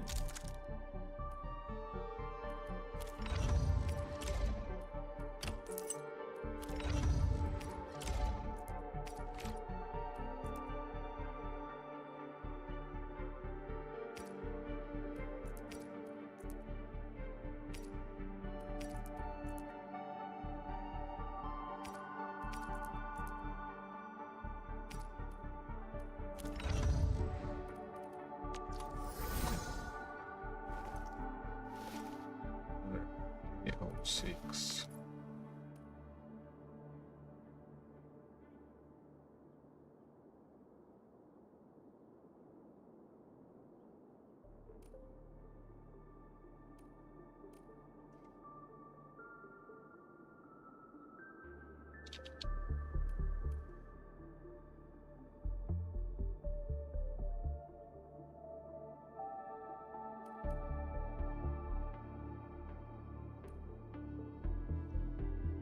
%. That's alright, I guess. Chess, burning this will give you a high upgrade. Господи, допоможи. Юля! Юля! При всем уважении к историческому образу Жанны Дарк, просто всей душой не хочу так закончить. Блин, надо брать оружие в руки и идти мочить этих кацапов чертовых. Это опасно и контрпродуктивно. Пропало все. 14 января 2026 года независимые антикоррупционные органы Украины предъявили обвинение руководителю одной из фракций Рады. Вскоре стало известно, что этим руководителем фракции была Юлия Тимошенко, некогда премьер-министр и ветеран украинской политики. Она якобы предлагала депутатам взятки за голосование за или против тех или иных инициатив в Раде. В офисе ее партии «Батьківщина» прошли обыски. На видео, опубликованном на БУ, видна женщина с заблюренным лицом, в которой легко угадывается силуэт Юлии Тимошенко. На БУ опубликовали и записи прослушек Тимошенко. На них она обсуждает с одним из депутатов Рады, что будет давать им деньги за голосование по инструкции, которые те будут получать в мессенджере «Сигнал». У нас 1 месяц, это считается 3 сессии. То есть мы платим 10 за 3 сессии, платим предоплаты за 2 сессии. Если мы с вами сегодня договоримся, то мы фиксируем, кто с вами вместе или кто с вами вместе. И я буду вам отдавать, а вы им давать буду, как мы голосуем. Также она говорит, что хочет грохнуть это большинство. Видимо, имеется в виду парламентское большинство партии Зеленского, «Слуга народа». Еще она объясняет собеседнику, что нужно голосовать за снятие, но не голосовать за назначение. По-видимому, речь идет о снятии с должностей и назначении на новые посты Михаила Федорова и Дениса Шмыгаля. 13 января украинский парламент снял их с должностей министра цифровой трансформации и министра обороны. Федорова и Шмыгаля должны были назначить на новые должности, но для этого не хватило голосов депутатов. В день, когда Тимошенко предъявили обвинения, Рада все-таки смогла назначить Шмыгаля и Федорова на должности. Первый стал министром энергетики, второй – министром обороны. В видео, которое выложили следователи, показано, как перед женщиной с заблюренным лицом выкладывают пачки долларов. Они должны были пойти на взятки. Если Тимошенко признают виновной, ей грозит от 5 до 10 лет тюрьмы. Сама она заявила, что это политическое преследование, заказ от власти и грандиозный пиар-ход. Тимошенко отвергла все обвинения. Она пожаловалась, что ночью в офис ее партии ворвались какие-то непонятные люди, не показали документов на обыск и не предоставили ей адвоката. Всех людей, которые были в офисе, просто работников, заблокировали. У всех без исключения забрали телефоны, все, что у них было. Ничего не пояснили. Тимошенко действительно не привыкает к преследованиям по коррупционным делам. За ее длинную политическую карьеру их было немало. В украинской политике она еще с 90-х, и кажется, она единственная из политиков того времени, кто сохраняет себя в верхних эшелонах власти. Некогда одной из главных лиц украинской политики, Тимошенко не могла найти общий язык ни с одним президентом страны. Она поссорилась и с Кучмой, и с Ющенко, и с Януковичем, и с Порошенко, и с Зеленским. Ее называли Жанна Дарк украинской политики и сравнивали с другими выдающимися женщинами-государственными деятелями. В 2005 году она даже попала в тройку самых влиятельных женщин мира по версии журнала Forbes. Каков был ее путь и что ее дело значит для украинской политики сегодня? Давайте разбираться. Юлия Тимошенко в девичестве Кригян родилась 27 ноября 1960 года в Днепропетровске. Отец оставил семью, когда Юле было 3 года. Мать работала диспетчером в таксопарке. Будущий премьер-министр Украины окончила школу в Днепре и поступила в местный горный институт. Через год после начала студенчества она вышла замуж за Александра Тимошенко. Еще спустя 2 года Юлия перевелась на экономический факультет Днепропетровского университета, который закончила с отличием. Муж сыграет в ее жизни важную роль, помимо, конечно, того, что она станет известна всему миру именно под его фамилией. Во время перестройки они с Александром займутся бизнесом. Супруги занимают 5000 рублей у знакомых и открывают кооперативный пункт видеопроката. Скорее всего, помог отец мужа, Геннадий Тимошенко, крупный днепропетровский чиновник. В конце 80-х он руководил сетью областного кинопроката. В 1989 году Юлия и Александр открыли молодежный центр «Терминал». Все это под эгидой местного обкома комсомола. Организация занималась тем же видеопрокатом, культурными программами и видео и располагалась в летнем кинотеатре парка имени Шевченко в Днепропетровске. В 1991 году Тимошенко с мужем и его отцом решили заняться чем-то более серьезным. Ее свекор к тому времени стал председателем Кировского райисполкома Днепропетровска. Вместе они организовывают предприятие «Корпорация Украинский бензин». Тимошенко становится его гендиректором. Так начинается восхождение будущей газовой принцессы, как будут ее называть в прессе. Тогда же, в начале 90-х, она знакомится с Павлом Лазаренко, будущим премьер-министром Украины, а еще позже известным коррупционером, который сбежит из страны. В это время он важный человек в Днепропетровской области. С марта 1992 года представитель президента Украины в регионе. В 1995 году супруги Тимошенко на базе своей фирмы создадут корпорацию «Единые энергетические системы Украины», сокращенно ЕСУ. Компания занималась импортом российского газа и его распределением внутри Украины. Это сверхприбыльная сфера. Лазаренко на тот момент фактически хозяин Днепропетровска.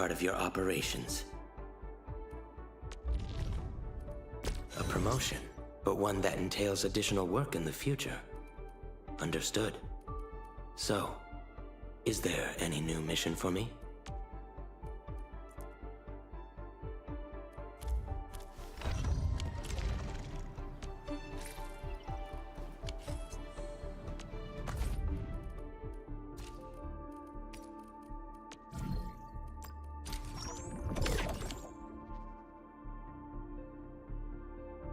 Как вспоминал украинский миллиардер Виктор Пинчук, начинавший свой путь в Днепропетровске, цитата: «Тогда практически ни один днепропетровский бизнесмен не мог работать без, скажем так, отчислений в личный фонд хозяина региона». Лазаренко начинает патронировать Тимошенко. Ходят сплетни об их якобы и любовной связи, но никаких подтверждений тому не было. Скорее, это был союз бизнеса и власти, типичный для Украины 90-х. Да и не то чтобы только 90-х. А сейчас прервемся на небольшую рекламную интеграцию.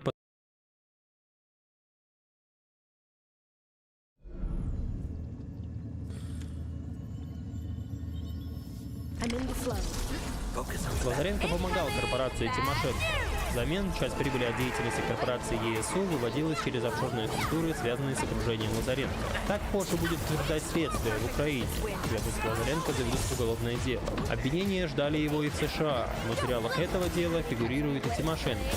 Каких-либо обвинений ей американский суд не предъявлял. Но пока у Лазаренко и Тимошенко все идет хорошо. В 1996 году он становится премьер-министром Украины. Примерно в это же время своего пика достигает и ЕСУ. Ее корпорация – ключевой газовый игрок в Украине, и он диктует предприятиям свои условия по поставкам газа. Вскоре сама Тимошенко идет в политику. Ее карьера начинается стремительно. В январе 1997 года Юлия Владимировна становится депутатом, и не в местных органах, а сразу в Верховной Раде. Она была избрана как самовыдвиженец по Бобринецкому округу Кировоградской области. За Тимошенко тогда якобы проголосовали 92,3% избирателей. Вскоре она вступает во фракцию Лазаренко «Громада», а потом переизберется в Раду по списку партии. Спустя полгода после избрания Тимошенко депутатом Рады у самого Лазаренко дела резко ухудшились. В июле 1997 года президент Леонид Кучма отправил его в отставку, а в феврале 1999 года Лазаренко был задержан в аэропорту Нью-Йорка. Вскоре ему были предъявлены обвинения в отмывании денег на 114 миллионов долларов. За месяц до этого Тимошенко подала заявление о выходе из лазаренковской партии «Громада». Она начинает сольную политическую карьеру. В июле 1999 года Юлия Владимировна уже создала и возглавила новую партию – «Батькивщину». В нее, кстати, вошли многие бывшие депутаты громады. Вскоре она переизбирается в следующий созыв Рады, становится председателем комитета по вопросам бюджета, инициирует бюджетную реформу, разрабатывает первый бюджетный кодекс Украины. В конце декабря 1999 года она попадает в правительство премьера Виктора Ющенко. Он назначает ее вице-премьером по топливно-энергетическому комплексу. Своей деятельностью в Кабмине Тимошенко провоцирует конфликт с администрацией президента Кучмы. Как писала тогда газета «Коммерсант», Тимошенко выявила схемы незаконного обогащения на воровстве газа в компании «Нефтегаз Украина», которую крышевали люди Кучмы. Кроме того, она выступила против приватизации ряда предприятий, также связанных с олигархами из окружения президента. И без того натянутые отношения между Тимошенко и Кучмой превратились в необъявленную войну между администрацией президента и правительством. На Тимошенко стали давить через ее мужа, Александра. 18 августа 2000 года его арестовывают. Он тогда член правления ЕСУ. Его обвиняют в незаконном выводе капитала за границу. Сам Кучма чуть ли не в каждом выступлении начинает критиковать правительство и положение дел в топливно-энергетическом комплексе, который и курирует Тимошенко. А вскоре сам генпрокурор Украины заявил о необходимости возбуждения уголовного дела против вице-премьера Тимошенко. Следствие утверждало, что руководство ЕСУ давало большие взятки представителям Минобороны РФ, что позволило компании отмыть свыше 400 миллионов долларов.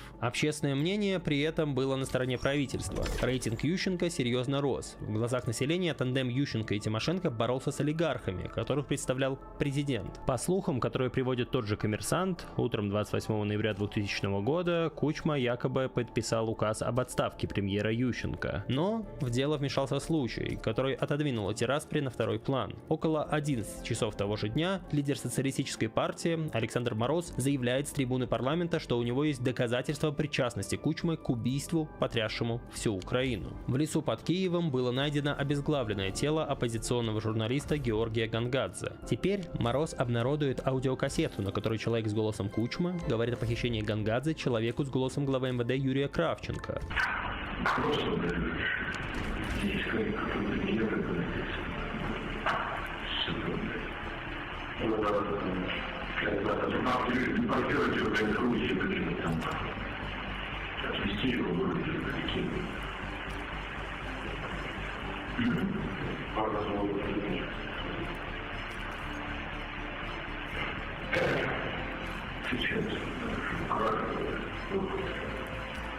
В стране скандал. Начинается широкомасштабная кампания против Кучмы. Оппозиция выводит людей на протесты. Кучме теперь не до разборок с правительством. Надо консолидировать элиту. Он отзывает свой указ об отставке Ющенко. Батькивщина в Верховной Раде, естественно, занимает антипрезидентскую позицию по делу Гангадзе. Тимошенко переходит в открытую и жесткую оппозицию президенту. Она публично поддерживает акции протеста под лозунгом «Украина без Кучмы» и быстро на этом завоевывает популярность. Причем важно, что в это же время Ющенко выступал скорее против протестующих. Так Юлия Владимировна превращается из чиновника в публичного политика. Власти реагируют. В январе 2001 года прокуратура возбуждает против Юлии Тимошенко 2 уголовных дела. Ее обвиняют в том, что во время премьерства Лазаренко она, руководя ЕСУ, давала взятки и незаконно заработала миллионы. Вскоре ее арестовывают. Но вся эта ситуация скорее даже работает на репутацию Тимошенко в глазах протестующих. Она выглядит жертвой. В прессе ее будут называть украинской Жанной Дарк.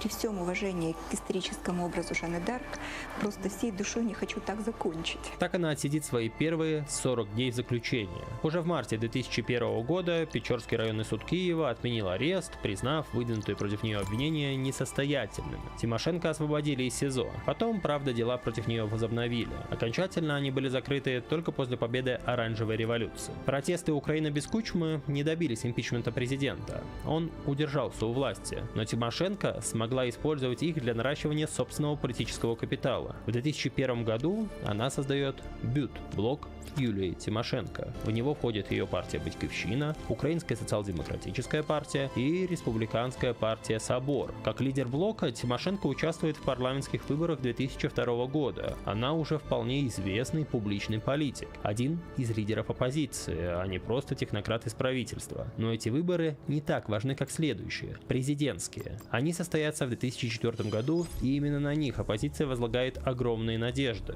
Тимошенко отказывается баллотироваться в пользу Виктора Ющенко. Его рейтинг выше, и у них уже сложился тандем, в котором многие видят его будущим президентом, а ее премьер-министром. В общем-то, так и есть. Ющенко обещает ей пост премьера в новом украинском правительстве в случае его избрания, а она поддерживает его на протяжении всей президентской кампании и оранжевой революции. По некоторым сведениям, сделать премьером Тимошенко от Ющенко требовал Борис Березовский. Он включился в финансирование президентской кампании Ющенко именно благодаря Юлии Владимировне, которая опутала его своей харизмой и убедила инвестировать в этот политический проект. Вместе Ющенко и Тимошенко ездят по стране и выступают перед сторонниками. Соперник Виктора Ющенко – Виктор Янукович, нынешний премьер и преемник Кучмы. В первом туре оба Виктора финишируют практически вровень. У Ющенко 39,9% голосов, у Януковича 39,26% голосов. Во втором туре, 21 ноября 2004 года, ЦИК объявляет победителем Януковича, но оппозиция с этим не соглашается. Тимошенко призывает сторонников выйти на Майдан, чтобы отстоять свои голоса. Майдан растет. Тысячи сторонников Ющенко разбивают палаточные лагеря. Они требуют отмены результатов второго тура, а США и ряд западных стран отказываются признавать Януковича легитимным президентом. В последующие дни ситуация серьезно обострялась. Власть не желала идти на уступки, а людей на Майдане становилось все больше, и они не собирались уходить. По воспоминаниям очевидцев, Тимошенко готова была идти до конца. В тот момент, когда даже Кучма понимал, что нужно урегулировать конфликт без крови, он звонил президенту Польши Квасневскому с просьбой быть посредником. Сама Тимошенко призывала сторонников идти на штурм администрации президента. Ну и Тимошенко, конечно, поддерживает образ героини, готовой бороться за правду. Именно в этот момент формируется ее имидж, который потом станет архетипичным, с узнаваемой косой, отсылающей к чему-то народному, украинскому. К счастью, как известно, тот Майдан обошелся без массового кровопролития. Кучма все-таки пошел на уступки протестующим. Верховный суд аннулировал результаты второго тура и постановил провести повторное голосование. В Украине назначили странный третий тур выборов. Или повторное голосование повторного голосования. Его выигрывает Ющенко. Победа оранжевой революции открывает Тимошенко дорогу на небосклон украинской политики. Она, как и хотела, стала премьер-министром, но светлого будущего Украине это не сулило. Вскоре нерушимый тандем Тимошенко и Ющенко дал первую трещину. Все началось с конфликта Тимошенко с Петром Порошенко. Он был одним из кошельков избирательной кампании Ющенко и замруководителя его штаба. Теперь Порошенко возглавляет Совет нацбезопасности, но сам он хотел быть премьером вместо Тимошенко. Ющенко пытается их помирить, но у него не очень получается. В мае 2005 года склоки уже между Тимошенко и Ющенко становятся все более очевидными и выходят на поверхность. В Украине топливный кризис. На заправках дефицит бензина, а цена на него резко выросла. На совещании с российскими нефтяниками в Киеве Ющенко обрушивается с резкой критикой на Тимошенко, которая при этом присутствует. Смысл претензий, мол, она виновата в возникшем кризисе, вмешивается в рынок и директивно занижает цены. Тимошенко за словом в карман не полезла. Она не согласилась, что виновата ее правительство. Началась полемика. Наконец Ющенко сказал, что не хочет продолжать этот разговор, но Тимошенко это только раззадорило. Она вновь повторила, что категорически не согласна с оценкой президента. А когда президент снова сделал ей замечание, она в третий раз заявила о несогласии с ним. Раздосадованный Ющенко в духе разозлившегося классного руководителя назвал кабинет министров Тимошенко худшим в Европе, а потом предложил ей подать в отставку и идти вместе с оппозиционными социал-демократами и партией регионов Януковича дудеть в дудки и стучать в барабаны. В конце Ющенко пригласил всех участников совещания выпить шампанского за сотрудничество в топливной сфере. Единственной, кого демонстративно не позвали, была Тимошенко. Эта история утекла в прессу через присутствовавших участников совещания. И впоследствии такие споры и обмены любезностями между Тимошенко и Ющенко станут привычными для украинских избирателей на всем протяжении его президентства и двух ее премьерств. Я хотела бы сделать заявление, что ни одно слово господина Ющенко не соответствует действительности. Ни по контрактам по газу, ни по кредитным условиям. Все, что сказано, это неправда. Именно эти ссоры, выяснение, кто реальный лидер страны, в общем и привели к тому, что победу на президентских выборах 2010 года одержал Виктор Янукович. Общество страшно устало от склок в некогда дружном оранжевом лагере. Тимошенко оказалась слишком самостоятельной и амбициозной, и она не собиралась быть в тени своего бывшего начальника по Кабмину. Поэтому уже в сентябре 2005 года ее первый премьерский срок подходит к концу. Ющенко заменяет ее на более управляемый уважаемого и верного себе человека Юрия Яханурова. Для этого президент даже идет договариваться с Януковичем, чтобы его партия проголосовала за нового премьера. Избиратели, конечно, разочаровываются. Они видели, как в декабре Ющенко и Тимошенко стояли рядом, на сцене, на Майдане и пели хором песни вместе с тысячами людей, надеющихся на счастливое будущее. Теперь эти двое терпеть друг друга не могут, а счастливое будущее кажется еще дальше, чем прежде. При этом не чурается сотрудничество с Януковичем и Тимошенко. После своего увольнения она идет к лидеру регионалов в кабинет наводить мосты. Они 4 часа разговаривают о чем-то за закрытыми дверями. Как вспоминают очевидцы, после ее ухода Янукович еще долго сидел в задумчивости со стеклянным видом. Когда же пресс-секретарь спросила его: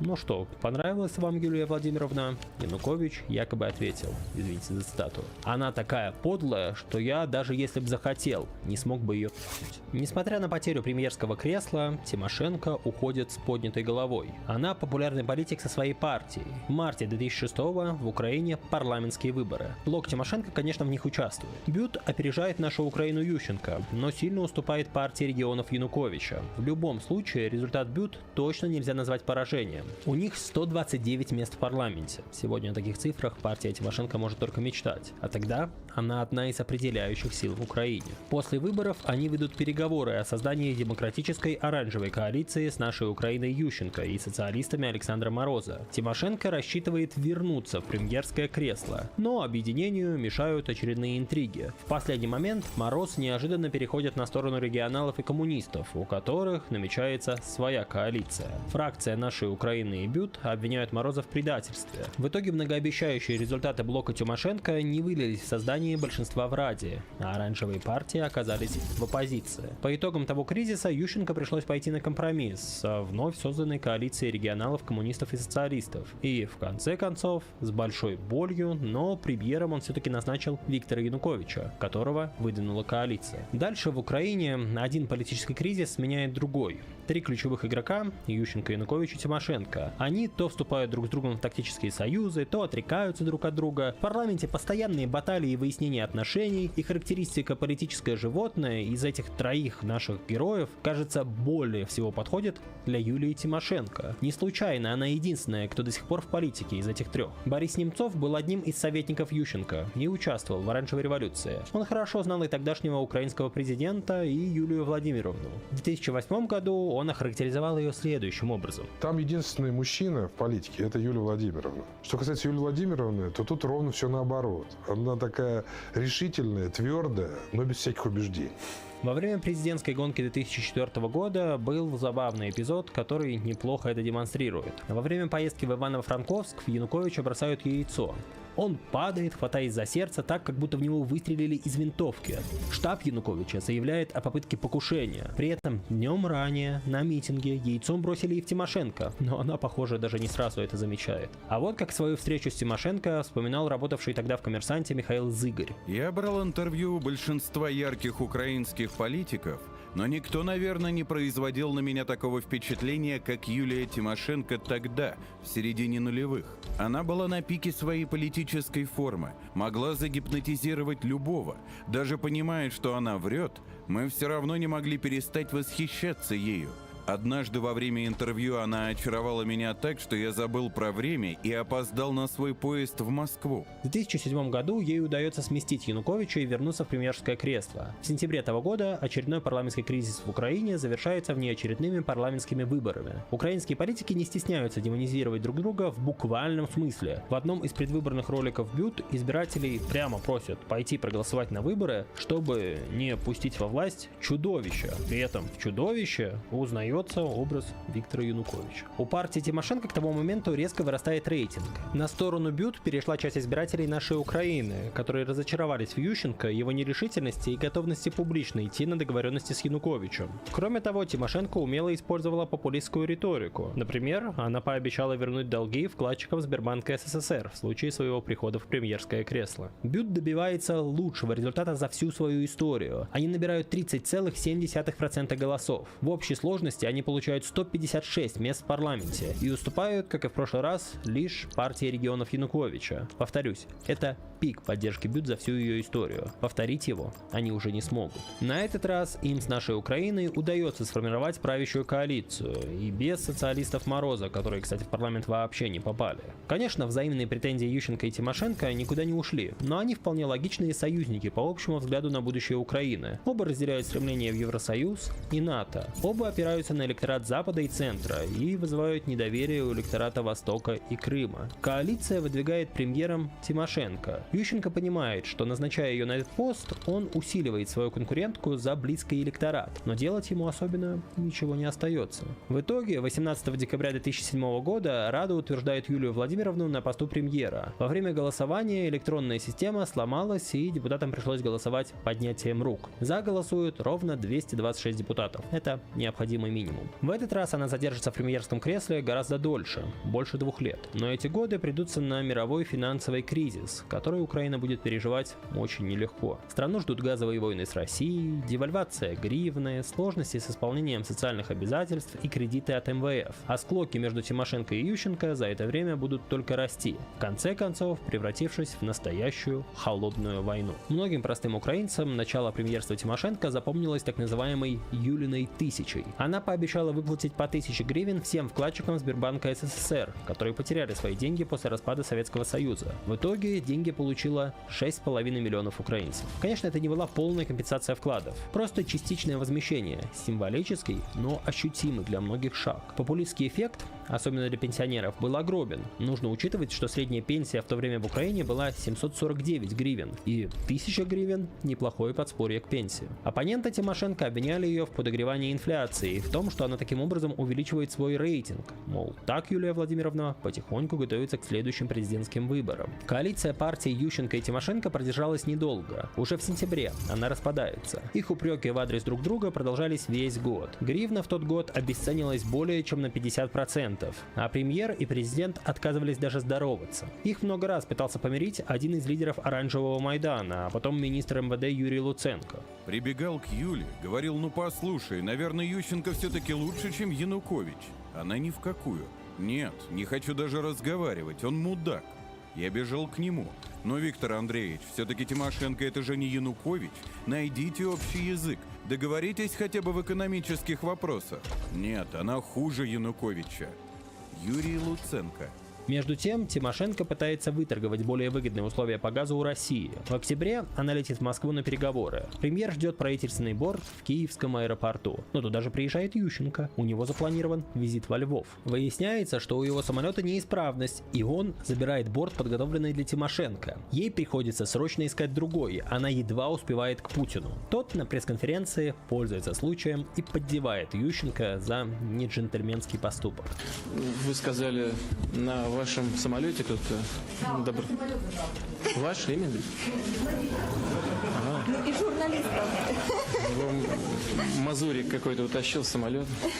К зиме Тимошенко и Путин не успевают согласовать новые условия поставок газа. И сразу после Нового года Россия вновь перекрывает вентили. Голубое топливо не поступает в Украину 3 недели. Стороны никак не могут согласовать цену. В январе Тимошенко вновь летит в Москву на встречу с Путиным.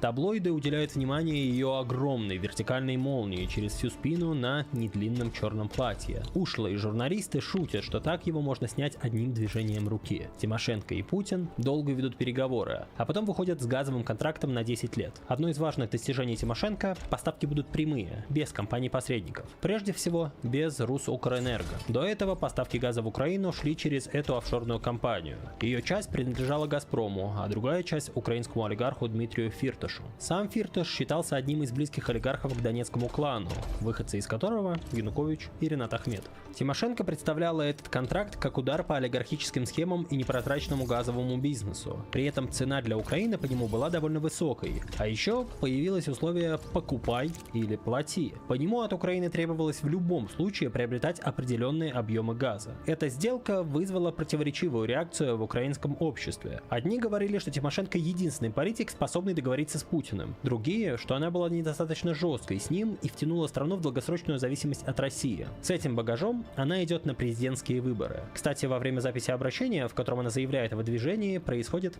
забавная ситуация. Господи, ты поможи. Внезапно текст на суфлере перед Тимошенко пропадает. Сначала поставьте, у меня не то на суфлере. И, наконец, Тимошенко говорит фразу, которая станет мемом в украинской политике на годы вперед. Пропало все. Фразой «пропало все» будут описывать положение самой Юлии Владимировны в парламенте, отношения Тимошенко и Ющенко, да и вообще ситуацию в стране в целом. Украина вступает в президентскую кампанию. Верховная Рада назначает дату 17 января 2010 года. Два главных кандидата – Тимошенко и Янукович, но по опросам она уступает ему на целых 10%. Однако есть шанс, что во втором туре, если она туда попадет, за Тимошенко консолидируется часть. You know what? I don't care anymore.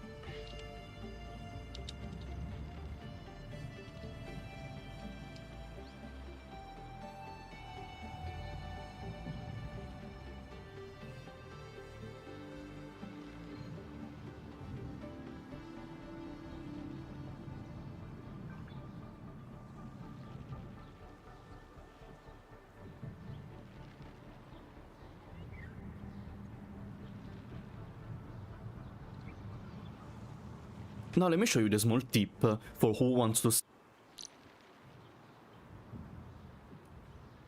bottom right side, top side and the left side having the transport belt.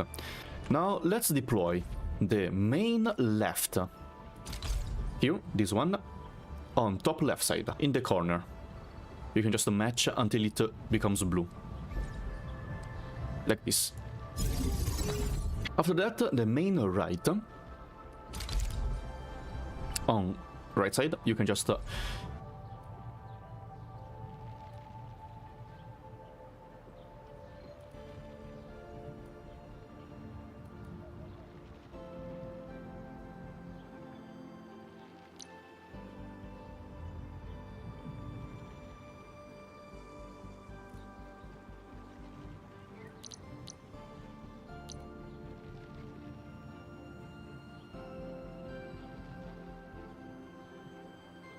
Hey YouTube, Slice here. It's time for Wuling. You guys saw my video on early game factory for Valley 4. Well, we're in Wuling now. I plan to make this for you guys once I finish doing it, and I am now finished doing it. Same thing, I'm gonna provide you all of the blueprint codes that you need.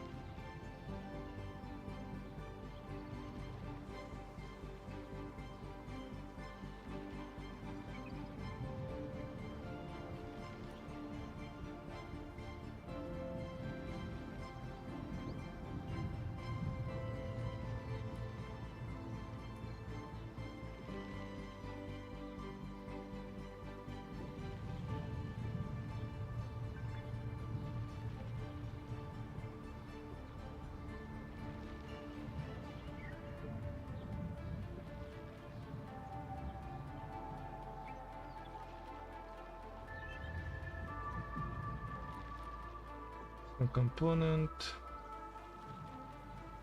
HC value battery.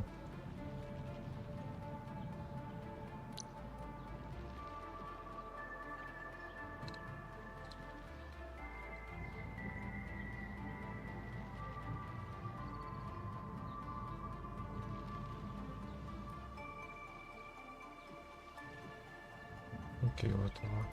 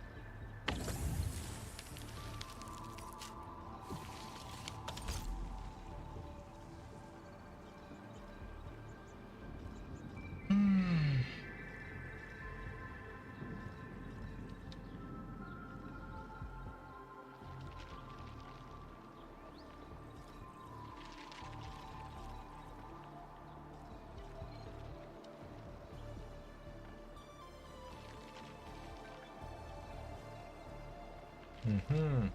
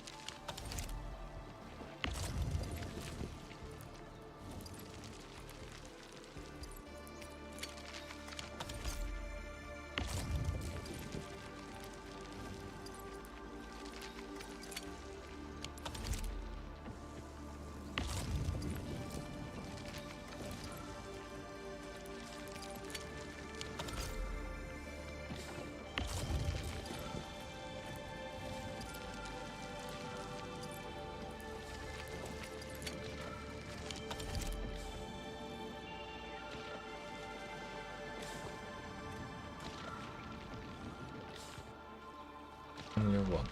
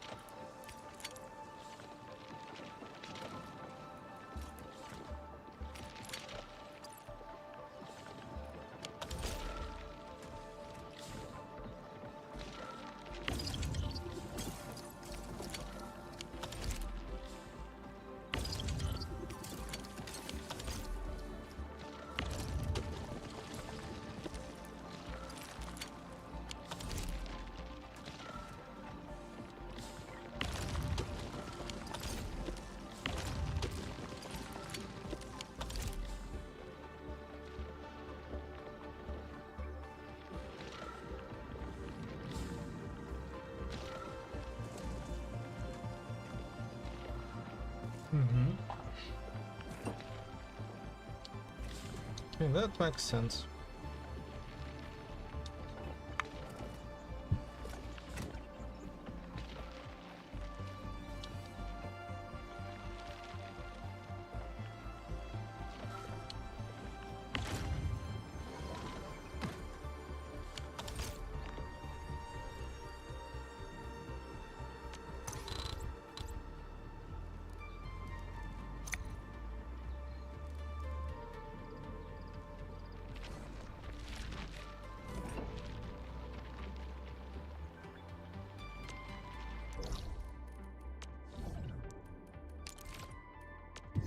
Can I make another one here?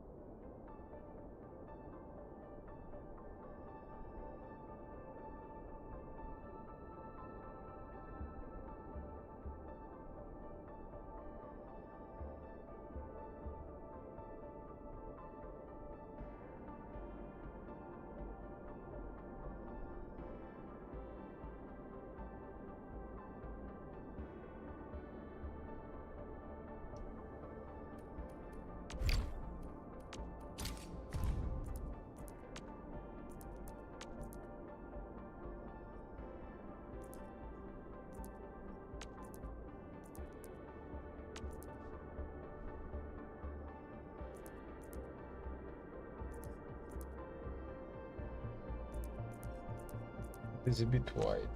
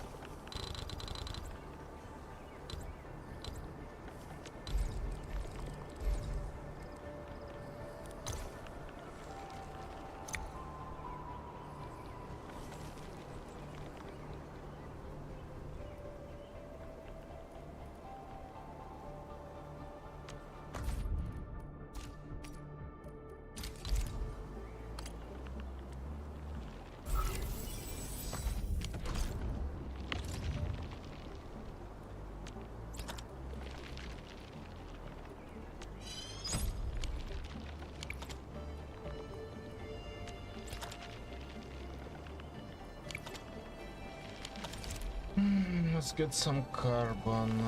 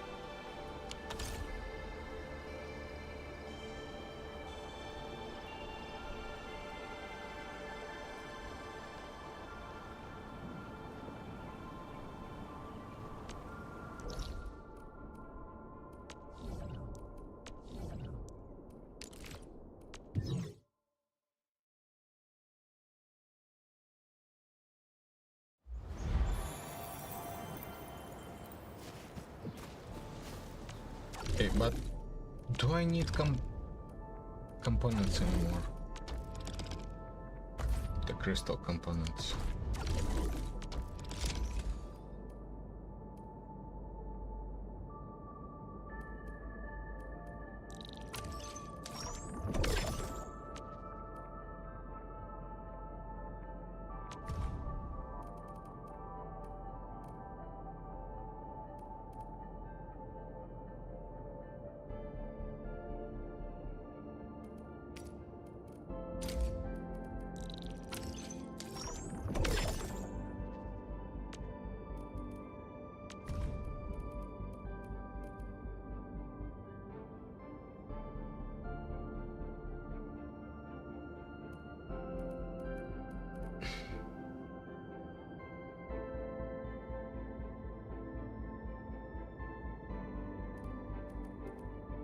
Yeah, just volley battery. Makes sense.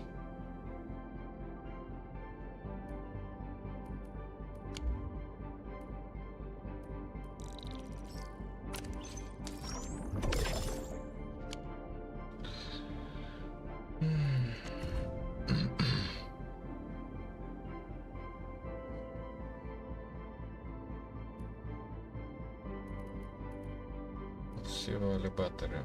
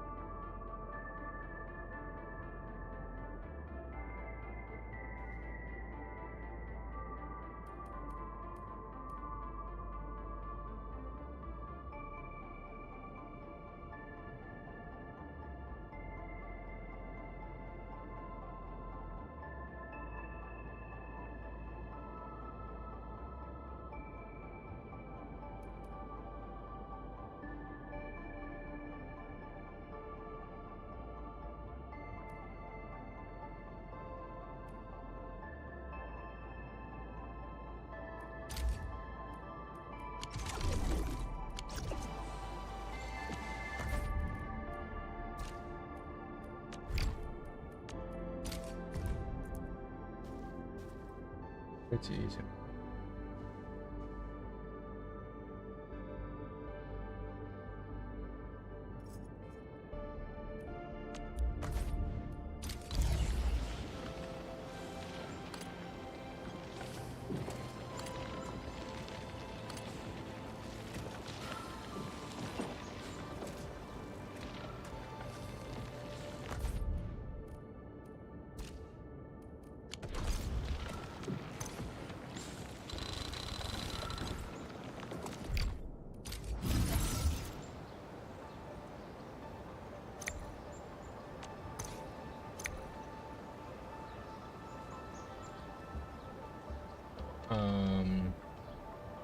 You're assembling? No. One.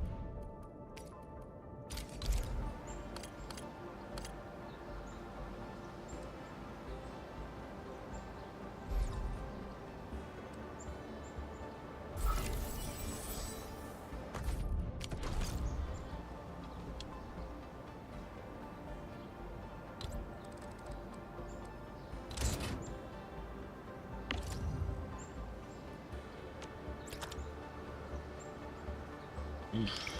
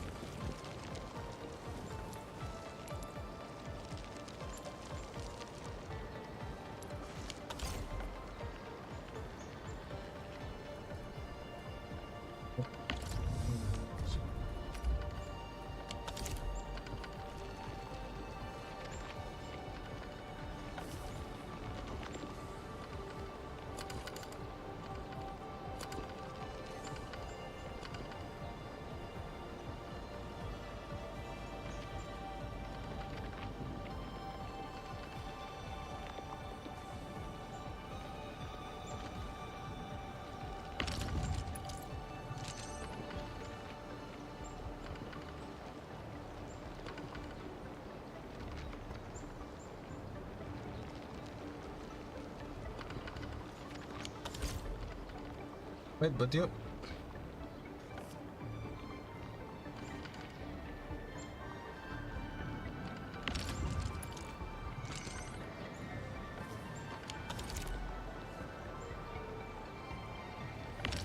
Takes 10 seconds and 10 of each to do one of them.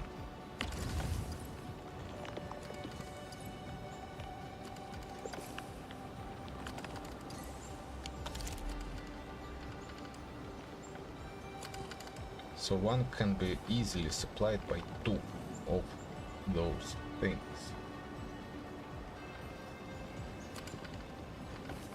Which means this isn't necessary.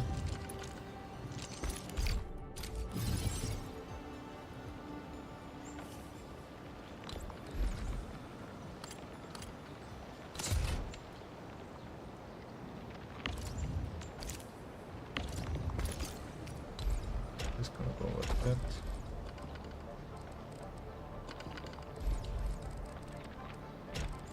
This goes like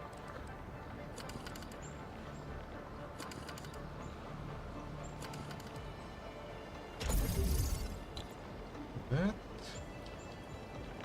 And this one no,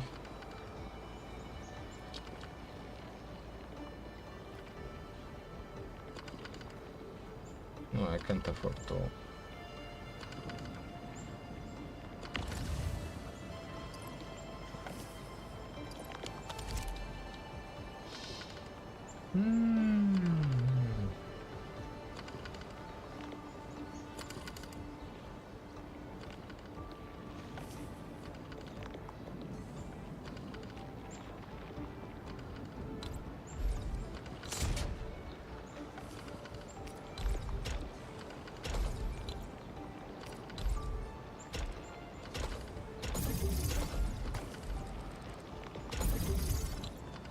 Easy.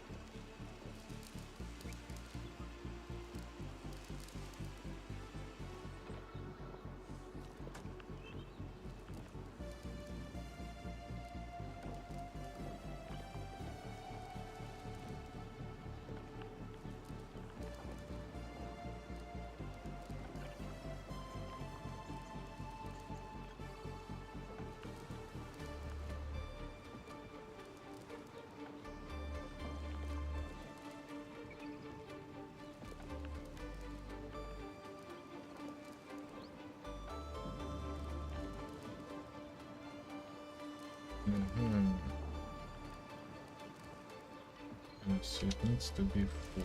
1, 2, 3.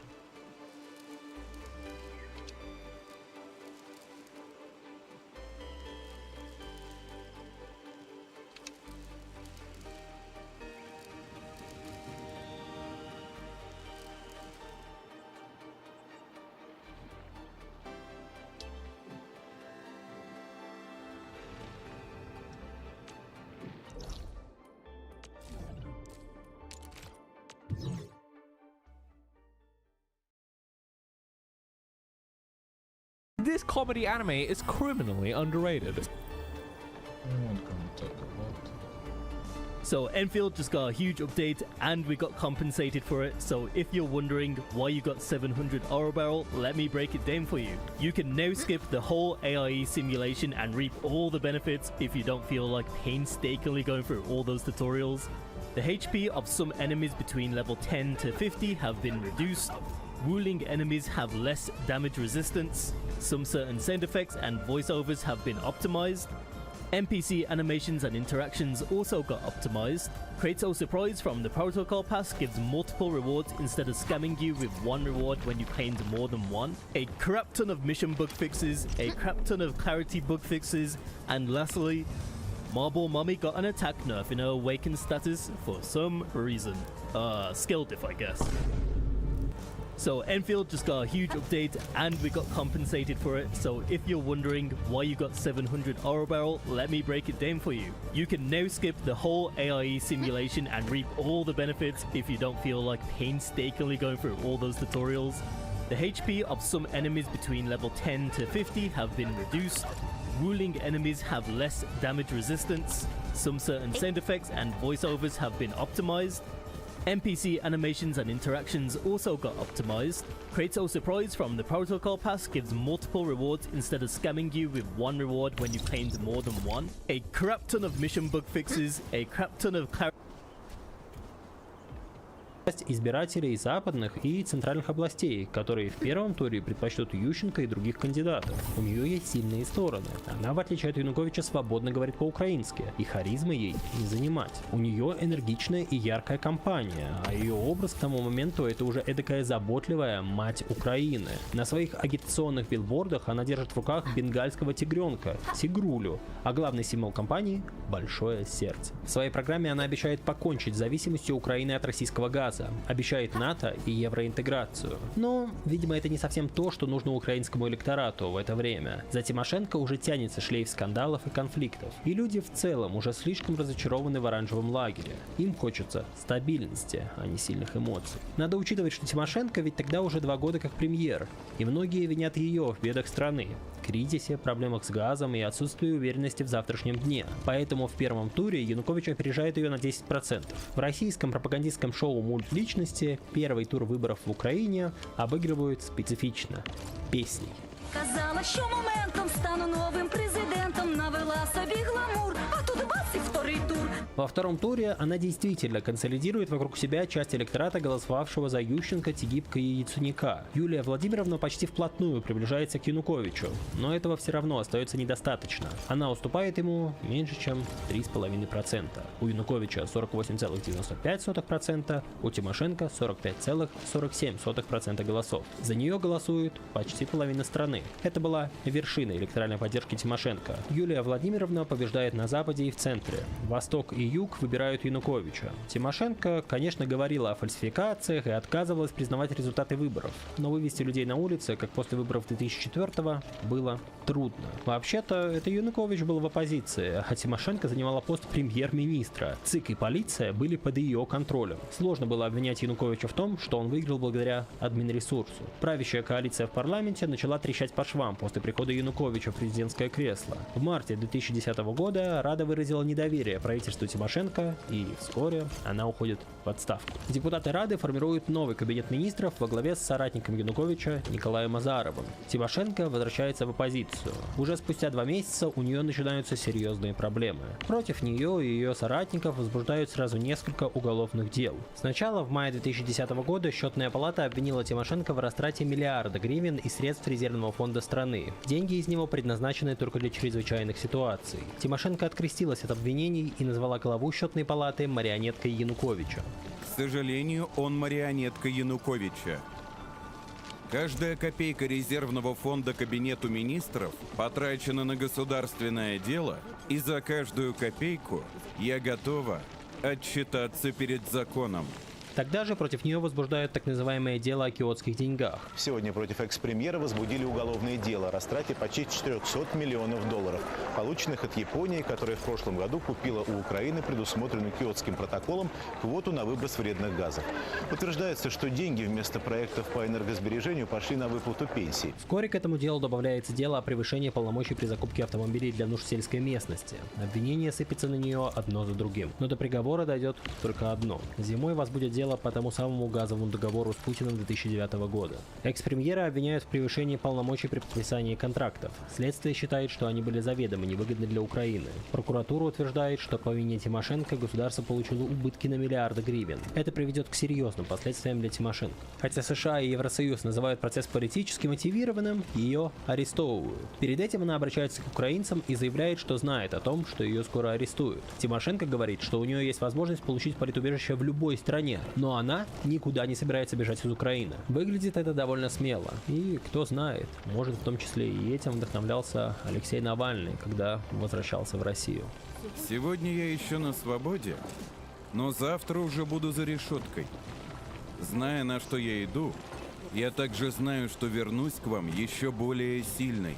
Лидеры ЕС заявляют, что посадка Тимошенко помешает евроинтеграции Украины, но для Януковича важнее устранить своего политического оппонента номер один. В октябре 2011 года ее приговаривают к 7 годам заключения. Европа и США призывают власти освободить лидера оппозиции. Решение об ассоциации с Евросоюзом ставится на паузу. Даже в Кремле были недовольны посадкой Тимошенко, ведь посадили ее за международную сделку с Россией, за контракты, о которых она договорилась с Путиным. И если заключение этих контрактов власти Украины считают преступлением, значит, и Путин в чем-то замешан? Я считаю, что ставить под сомнение весь этот комплекс договоренностей это опасно и контрпродуктивно. В тюрьме у Тимошенко начинаются проблемы со здоровьем. Обострились хронические болезни позвоночника и сердечно-сосудистой системы. Появились проблемы с обменом веществ. Не шли на пользу и голодовки, которые она объявляла. Первые сигналы о критическом состоянии заключенной стали достоянием общественности в ноябре того же года. Уполномоченная Верховной Рады по правам человека заявила, что Тимошенко прикована к постели. Депутаты Рады инициировали заслуживание министра здравоохранения о ее состоянии. Представители комиссии пришли к заключению, что госпоже Тимошенко не требуется дополнительного лечения и реабилитации в стационаре.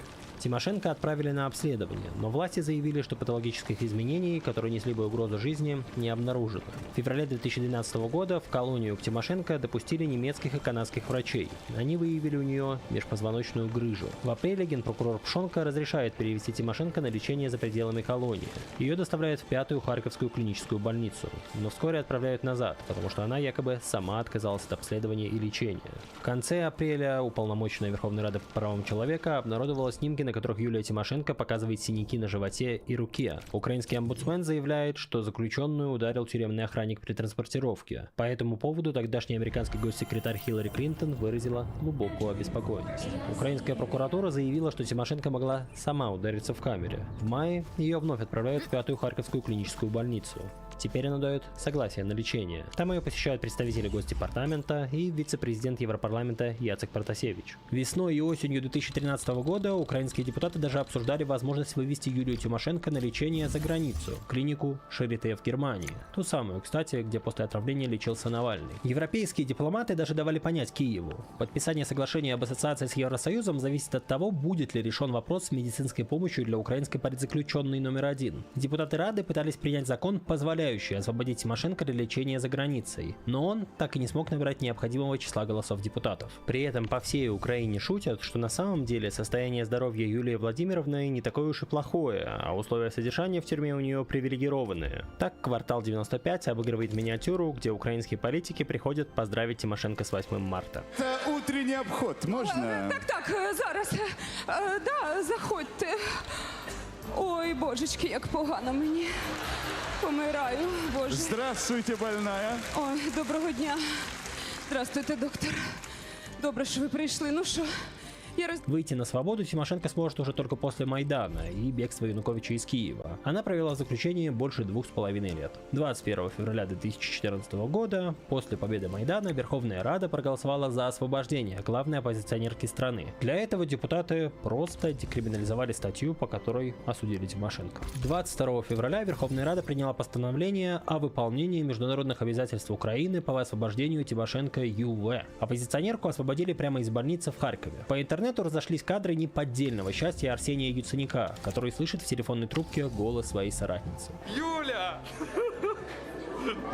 Юля!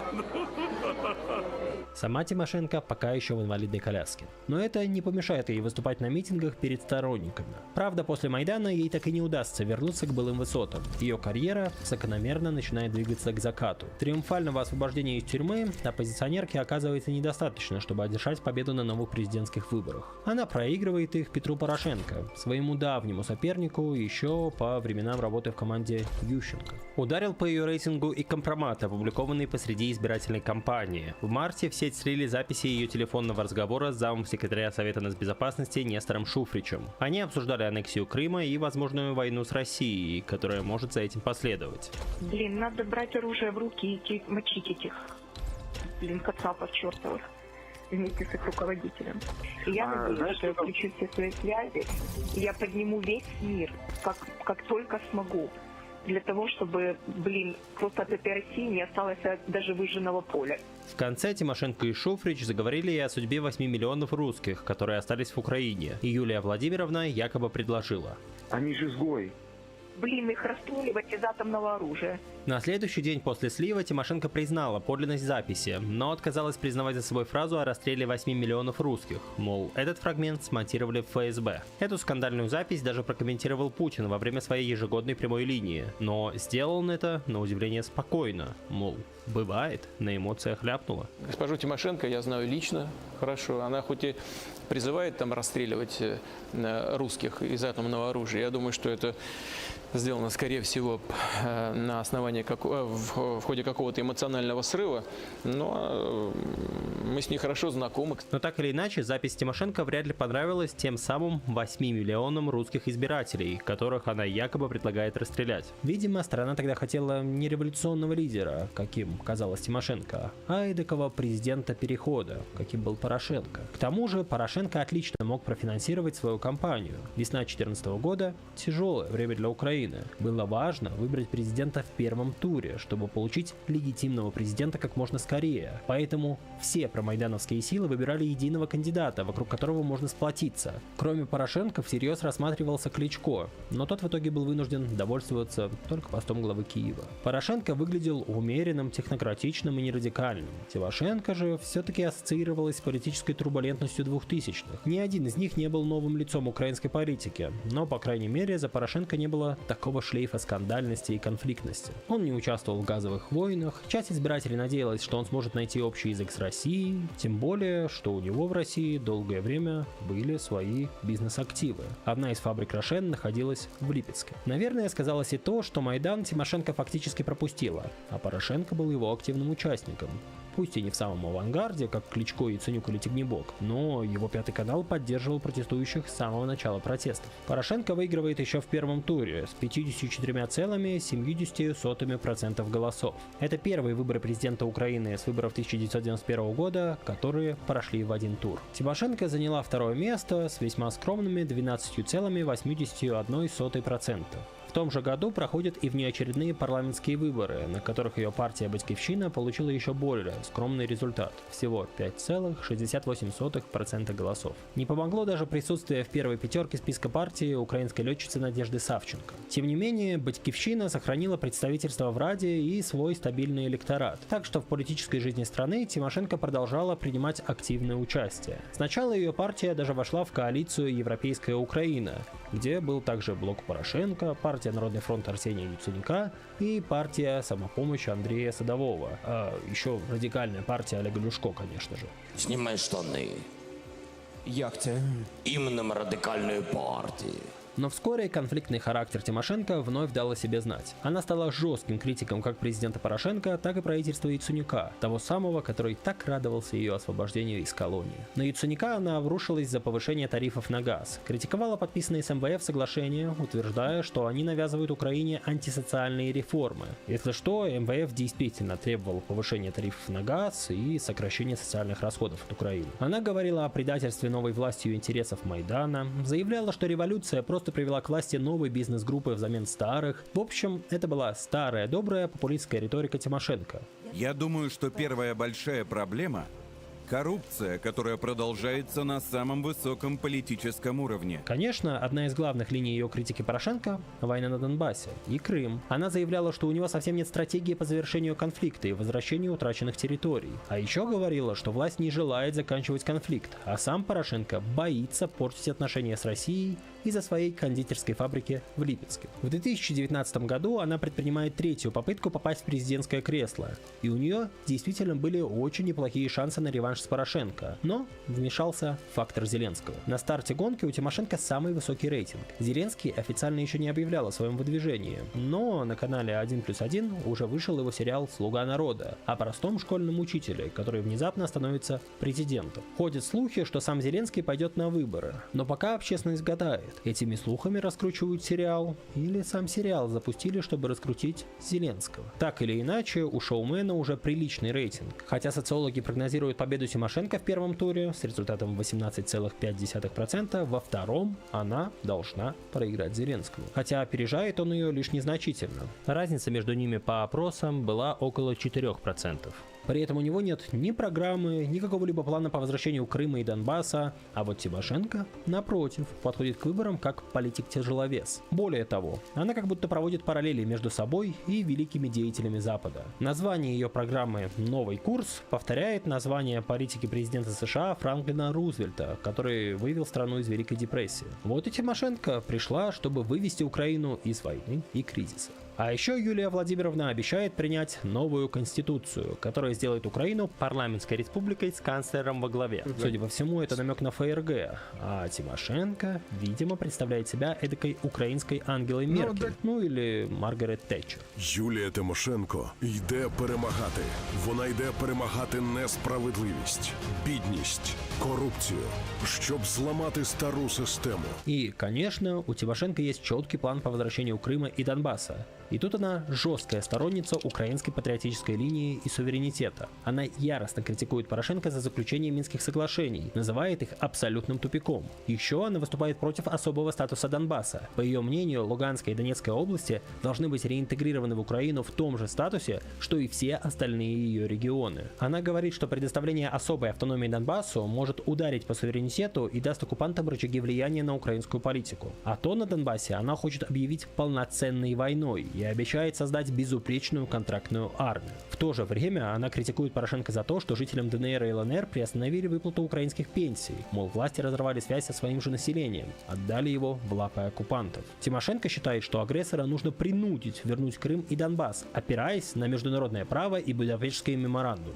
Согласно ему, Украина согласилась отдать советское ядерное оружие России в обмен на гарантии безопасности со стороны России, США и Великобритании. Сразу после своего избрания она собирается пригласить в Украину лидеров этих стран, в том числе Владимира Путина. А еще обещает, что подаст в ЕСПЧ иск к России на 100 миллиардов евро. И с сегодняшнего дня и Будапештский меморандум, и иск в ЕСПЧ смотрятся более чем наивно. Видимо, граждане Украины тоже не сочли план Тимошенко очень надежным. По итогу она не попадает даже во второй тур. Юлия Владимировна занимает третье место, уступая и Порошенко, и Зеленскому, который за время кампании набрал еще большую популярность. Поражение для Тимошенко очень чувствительное, ведь еще несколько месяцев назад у нее были все шансы стать президентом, но поговаривают, что в случае победы Зеленского она может договориться с ним и вернуться в премьерское кресло. Депутат Верховной Рады и журналист Мустафа Наем сообщал в день голосования о переговорах между штабами Зеленского и Тимошенко. Она могла призвать своих сторонников голосовать за Зеленского во втором туре, но союз между Зеленским и Тимошенко так и не состоялся. Ограничились только тем, что Зеленский предложил ей быть модератором на публичных дебатах между ним и Порошенко на стадионе в Киеве.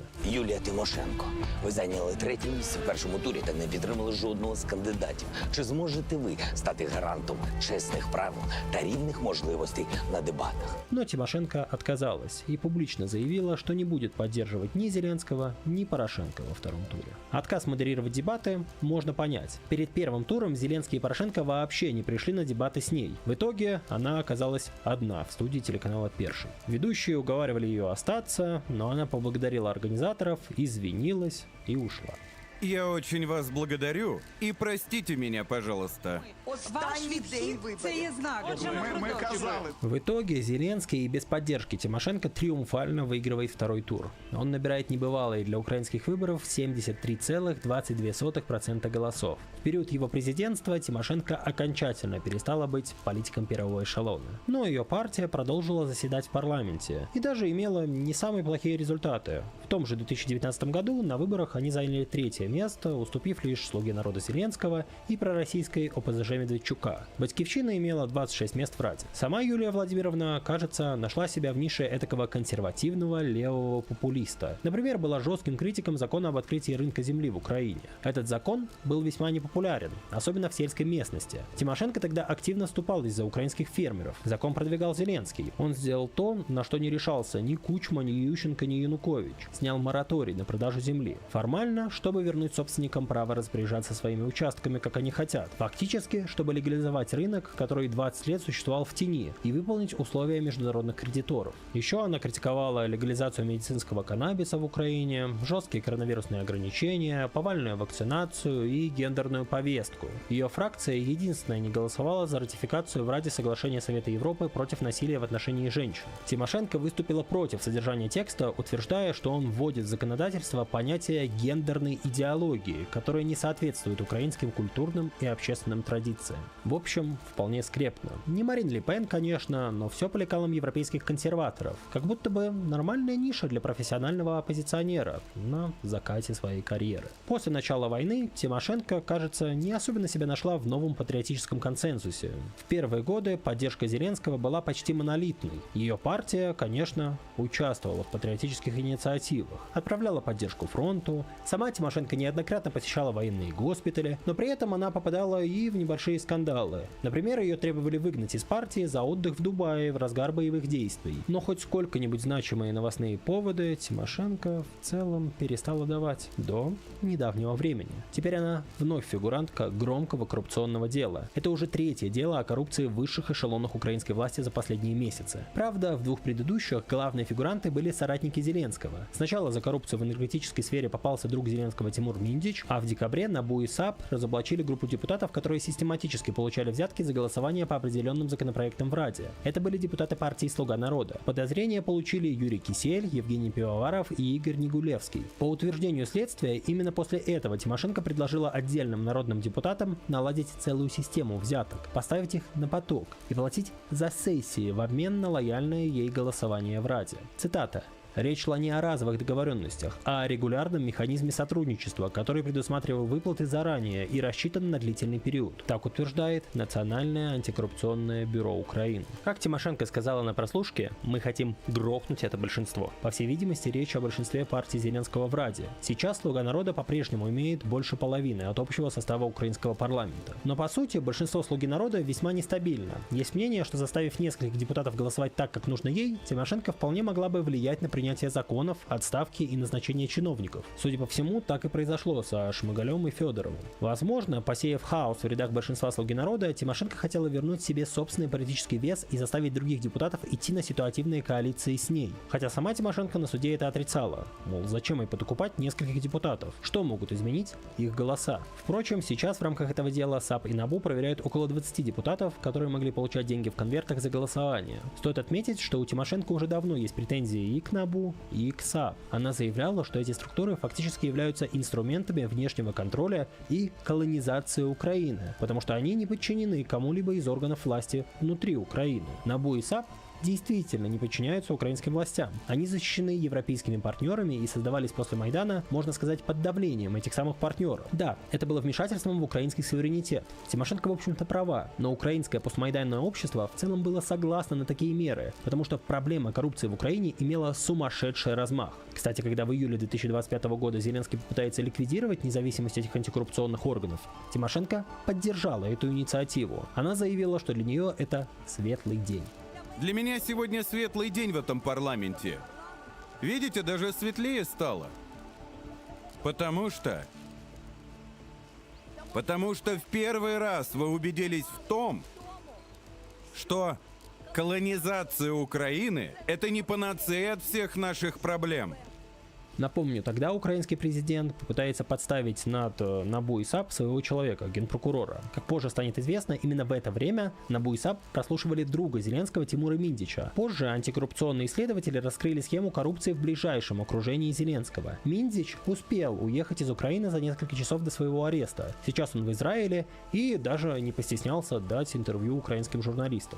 Смотрите, по бронежилетам там есть большой кейс. Я не хочу про него сейчас говорить, потому что это одно из важных аспектов, который будет в моем уголовном деле. Но потом Зеленский под давлением протестов отыграл назад свою инициативу по ограничению независимости НАБУ и САП. Тимошенко его раскритиковала, а ее фракция отказалась голосовать за законопроект, который возвращал антикоррупционным органам независимость. Теперь Тимошенко говорит, что дело против нее – это месть антикоррупционных органов. Империя НАБУ наносит ответный удар. Но больше верится в то, что Юлия Владимировна уже тогда что-то знала о возможном расследовании против себя, поэтому и требовала ограничить независимость НАБУ и САП. Ну и отдельного внимания заслуживает реакция олигарха Игоря Коломойского на обыск у Тимошенко. Он сам при Зеленском стал фигурантом нескольких уголовных дел.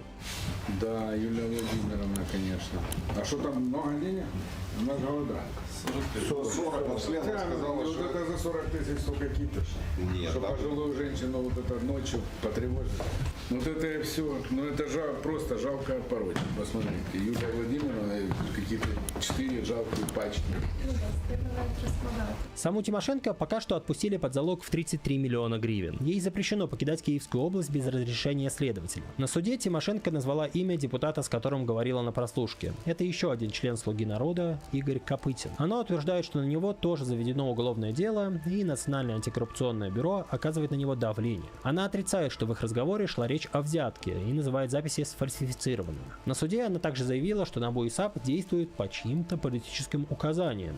Видимо, намек на Зеленского. А еще она дала подарок российской пропаганде, назвала нынешний украинский режим фашистским, ну и заверила, что никуда не уйдет, пока Украина от этого режима не будет освобождена. И потому не может быть даже сомнения у НАБУ, у САП, у тех, кто над ними стоит, кто им дает политические указания. Я буду здесь, пока Украина не будет освобождена от этого, по сути, фашистского режима. Также вся эта ситуация позволила представительнице МИД Марии Захаровой пошутить. Цитата. «Почему ворует Зеленский, а сядет Тимошенко, толково может объяснить только Кличко». Короче, Юлия Владимировна ждет, посылает сигнал Кремлю. Может, он на нее в будущем захочет сделать ставку, как на своего политика в Украине. А что? С Путиным они давно знакомы и умеют договариваться. И по поводу НАБУ и САП у них позиции сходятся. Посольство США напрямую контролирует Национальное агентство по предотвращению коррупции, Национальное антикоррупционное бюро, специализированную антикоррупционную прокуратуру и Высший антикоррупционный суд. Делается все это под благовидным предлогом для повышения эффективности борьбы с коррупцией. Ну хорошо. А результат это где? Но вот с утверждениями о том, что НАБУ и САП атакуют Тимошенко по указке от Зеленского, есть одна проблема. Сам Зеленский пару месяцев назад пострадал от НАБУ и САП, когда они раскрыли коррупцию в его ближайшем окружении. Хотя в то же время в данном конкретном случае с Тимошенко, да, НАБУ и САП скорее защищают стабильность власти Зеленского. Но это лишь демонстрирует, что НАБУ и САП одинаково готовы копать как против друзей Зеленского, так и против его политических оппонентов. Так что в отличие от преследования Тимошенко и Януковича, вряд ли можно будет обвинить нынешнюю власть в попытке устранить таким образом оппозицию. Хотя никогда нельзя исключать, что все это часть какой-то большой игры, и в преследовании Юлии Владимировны действительно есть политическая составляющая. Так или иначе, мы видим, что на исходе 4-го года войны украинская политика все больше оживает. И, возможно, парламентские выборы действительно ближе, чем кажется. Что же до Тимошенко, едва ли ее заявление о том, что она останется в Украине несмотря ни на что, будет иметь тот же эффект, что и 15 лет назад, перед арестом по газовому делу. Нынешнее обвинение в коррупции вполне может стать концом ее политической карьеры. На декабрь 2025 года ее рейтинг меньше 3,5%, а опросы по предпочтениям перед возможными парламентскими выборами даже не гарантируют Батькивщине прохождение 5% барьера в парламент. Долгий коррупционный процесс, подробности которого мы увидим в ближайшие недели или месяцы, безусловно ударит по и без того низким рейтингам Тимошенко и, скорее всего, ускорит ее политическое забвение. Так, последний из тройки Ющенко, Янукович, Тимошенко уходит с политического Олимпа. Как-то так. Спасибо, что досмотрели это видео до конца. Подписывайтесь на канал, ставьте лайки и обязательно пишите комментарии. Я большинство комментариев читаю, на многие отвечаю. Если вы хотите поддержать выход подобных роликов, подписывайтесь на Patreon и телеграм-канал Штефанов Плюс. Там регулярно выходит эксклюзивный контент для моих жертвователей. А еще заглядывайте ко мне в телеграм-канал. Там я сам пишу все посты, комментирую новости, а иногда просто дурачусь. Как-то так.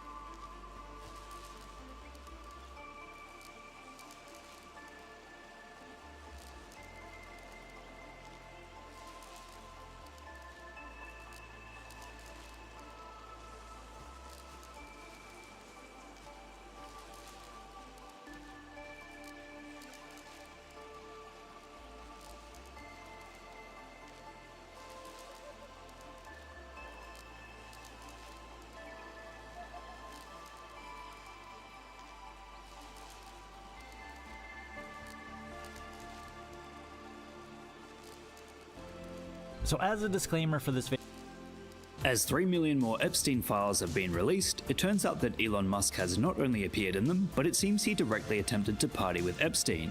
However, one of the supposed emails that seems too juicy to be true is actually too juicy to be true. In a manufactured email titled Epic Island Vacation, Elon Musk supposedly wrote, "Hi Jeff, I was thinking of flying down for an epic vacation. Redacted told me you were planning a party. Girls for the win. I cleared my calendar. What are the details? Thank you, good sir."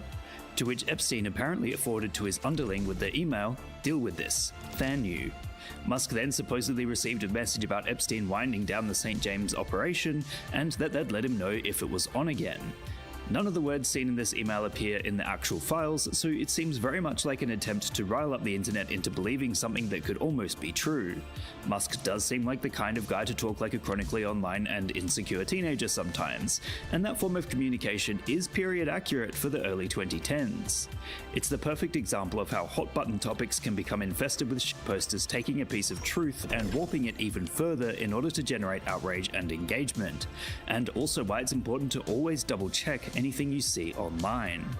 That being said, Musk's actual real correspondences are very interesting, considering the fact that he has previously claimed not to have had anything to do with Epstein, even saying that he actually refused to visit the island when invited.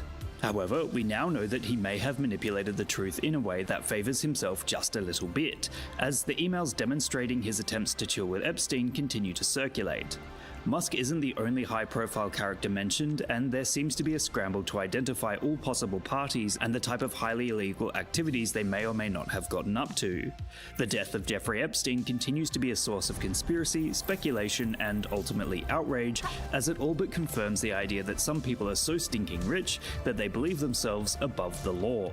In short, the fresh batch of documents released details some extremely interesting facts, including correspondences between Musk and Epstein, despite Musk claiming he'd had nothing to do with him, as well as demonstrate how misinformation can so easily be spread based on a kernel of truth.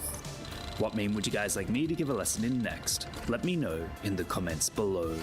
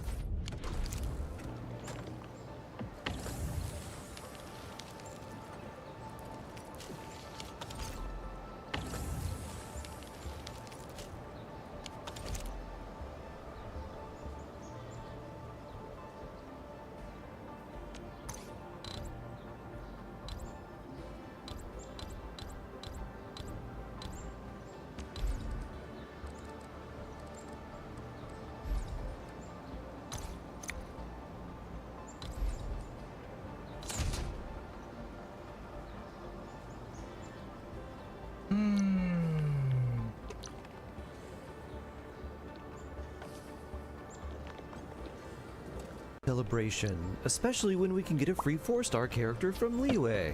You can pick any free 4-star character from Beidou, Chongyu, Ningguang, Shangling, Xinyan, Xingqiu, Yanfei, Yunjin, Yaoyao, Gaming, and Lan Yan. But with only being able to choose one out of 11 different characters, many people are wondering which is best for them, especially if they already have a lot of these 4 stars and are considering getting constellations. That's why in this video we'll go over the value of these characters and their constellations for your account. We will first start with the characters that I would not recommend, then the characters that I would not recommend unless you're in a special situation, and then we'll go over the characters that I would recommend getting. Finally, we'll evaluate which character to choose depending on the characters you already have. I'll rank these characters and talk about the value of their constellations and when I would pick one over another. That way you can feel more confident about who to pick as your free 4-star character. But as always, if there's someone you really like, then feel free to pick them up and play them. You can make any character work, it's just that certain characters will make your account stronger and team building and progression a lot easier. But once you have some really good characters, you can play some notably weaker characters, and their weaknesses don't really seem that apparent. With that said, let's start the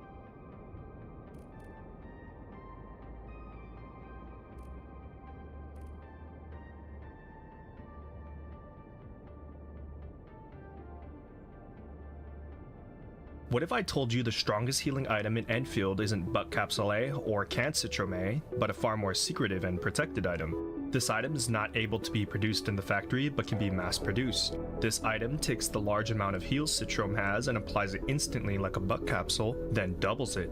This item is so strong that you can't even copy a blueprint to produce it. And of course, I'm talking about Fluff Jinkiao Powder. Now, I know you're scratching your head right now. This powder isn't available through any of the AIC factory formulas, so how is it farmable? Well, while everyone playing Grindfield was spending hours optimizing their base, complaining about the horrible gacha system. This is one of the worst gacha systems in existence. And getting their credit card information stolen. There are 2 different charges on my PayPal. The Japanese and Spanish are robbing me. I did what no other EN player could. I read. The secret is farming. Now you may remember that a tutorial for farming was available, but you probably skipped the story because of gacha FOMO. So how does one farm fluffed Jinkiao powder? Simple. Step 1. Progress through Wuling's story until you have access to the main AIC area and its upgrades, and by extension the agricultural test site. If you're still in Valley 4, you can still follow this guide using buckwheat instead of Jinkiao to make firebuckle powder instead of fluffed Jinkiao powder at the eco farm. However, you will not be able to automate this cycle until you reach Wuling, which I highly recommend. Step 2. Grab Jinkiao, make a farm for it, and convert it to Jinkiao seeds through the seeding unit. Link in description for the infinite Wuling seed farm. Step 3. Produce carbon bricks. Link in the description if you're too lazy. Step 4. Once you have Step 3 cow seeds through the Step 2. Grab Jinkiao, make a farm for it, and convert it to Jinkiao seeds through the seeding unit. Link in description for the infinite Wuling seed farm. Step 3. Produce carbon bricks. Link in the description if you're too lazy. Step 4. Once you have Jinkiao seeds and carbon bricks, open your backpack to access the crafting menu and produce 18 Jinkiao plots. This is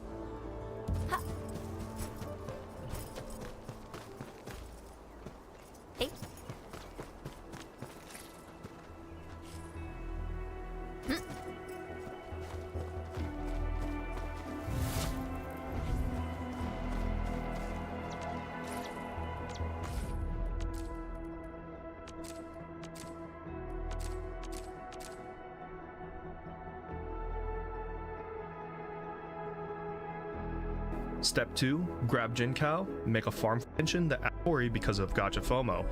So how does one farm fluffed Jinkiao powder? Simple. Step 1. Progress through Wuling's story until you have access to the main AIC area and its upgrades, and by extension the agricultural test site. If you're still in Valley 4, you can still follow this guide.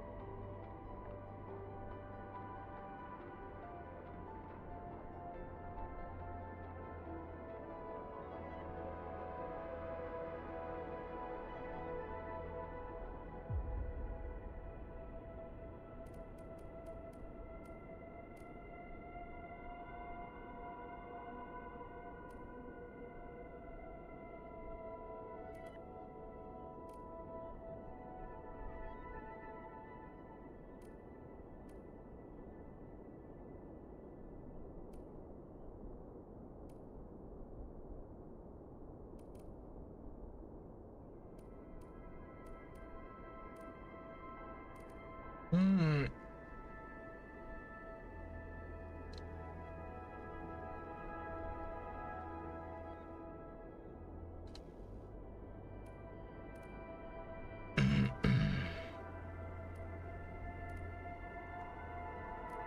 FBI just dropped 3.5 million files, and it is incredible.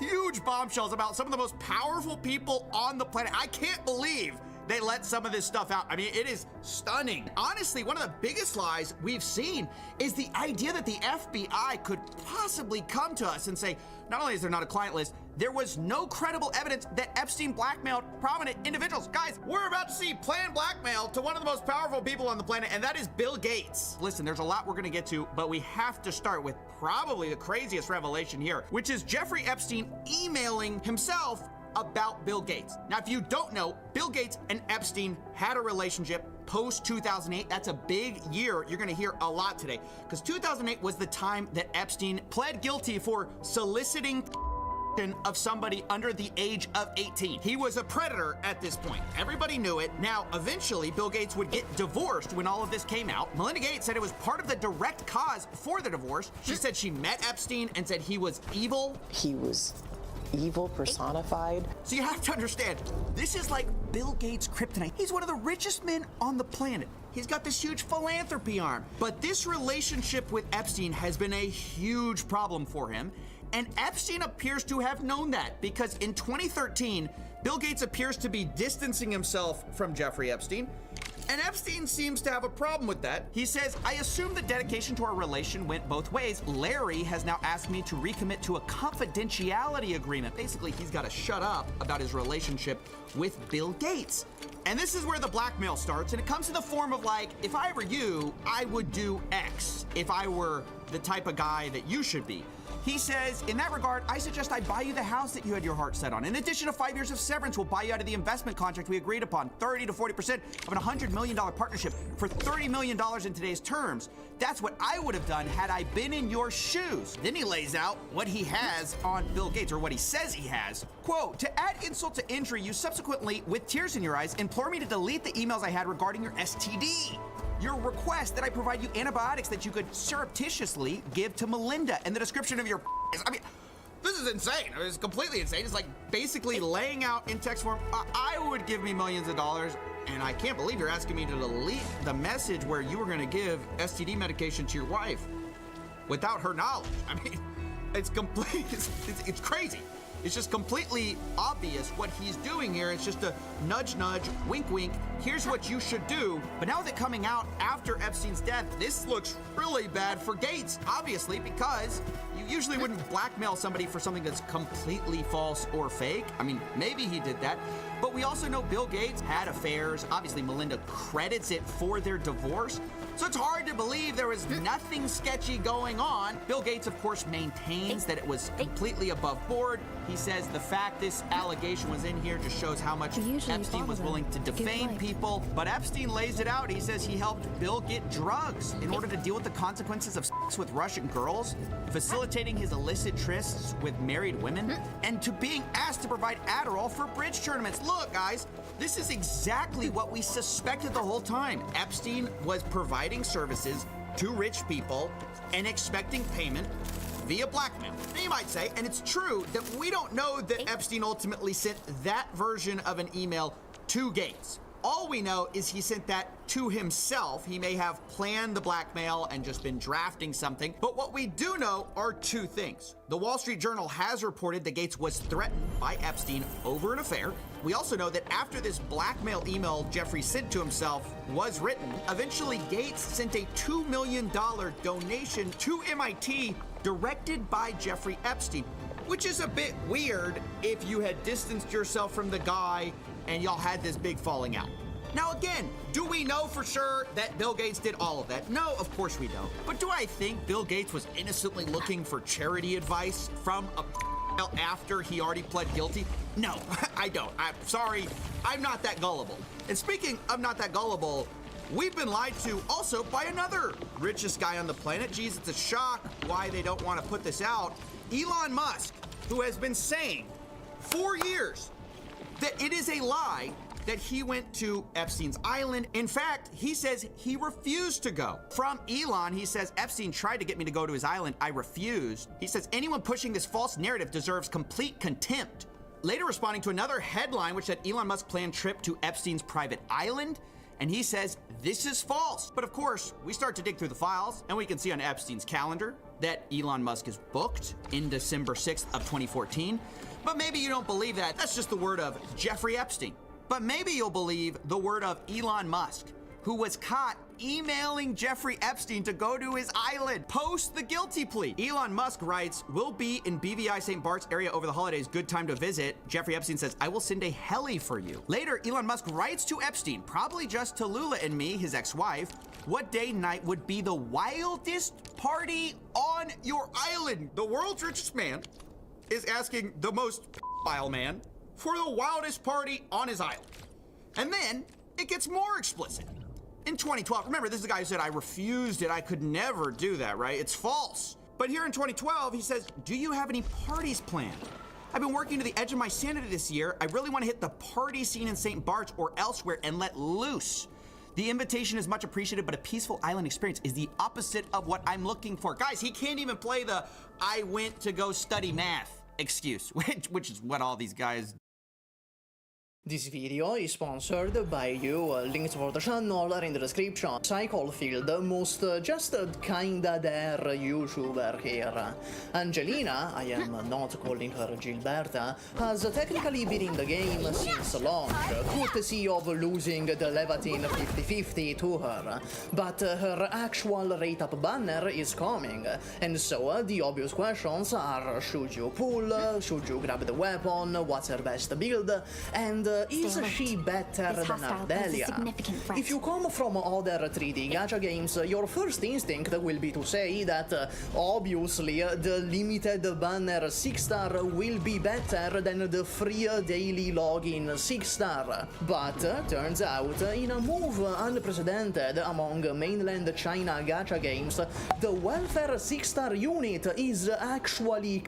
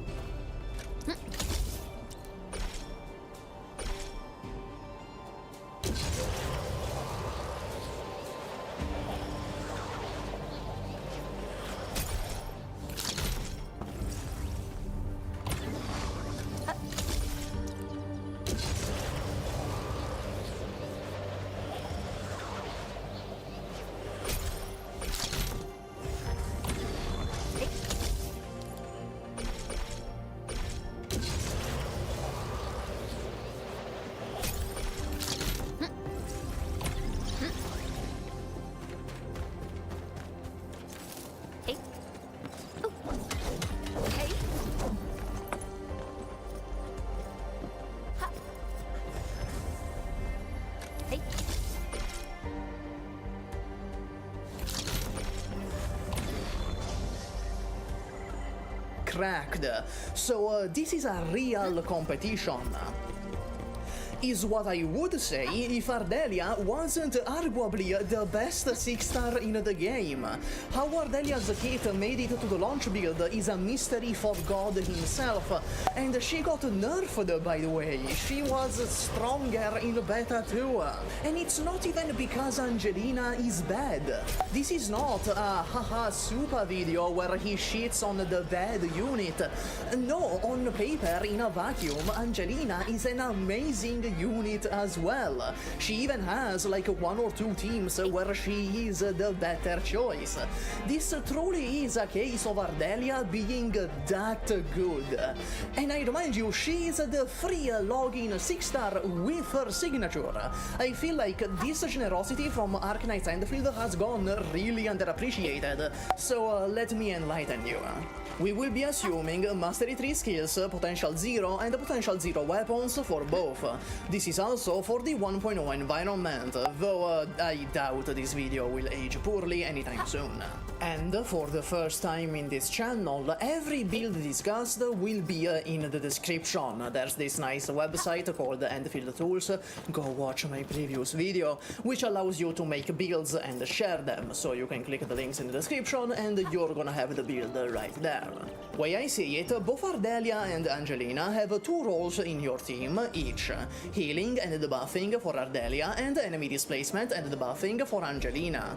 Both are intended for Arts teams and both are debuffers, so let's start the comparison from there. Angelina applies 30% Arts susceptibility on her ultimate, gaining up to 12% more if she consumes 4 vulnerability stacks.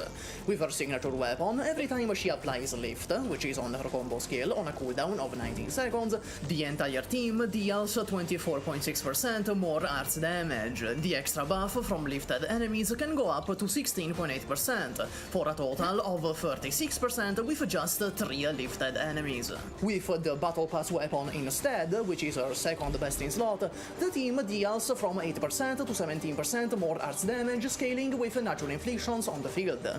The Battle Pass weapon is a solid choice, but restrictive. The buff is less optimal and the signature has far better uptime and flexibility.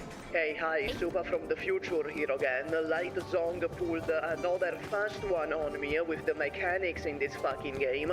Here's a Shilvaric Virtues. When the Wilder's skill provides HP treatment, the entire team gains 14% attack as a buff.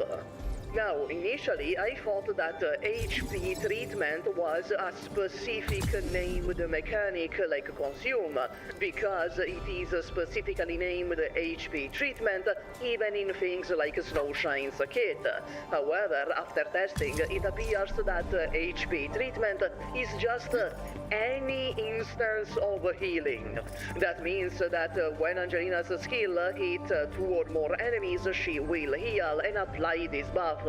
It's basically a budget version of her signature, even more than the Battle Pass weapon is.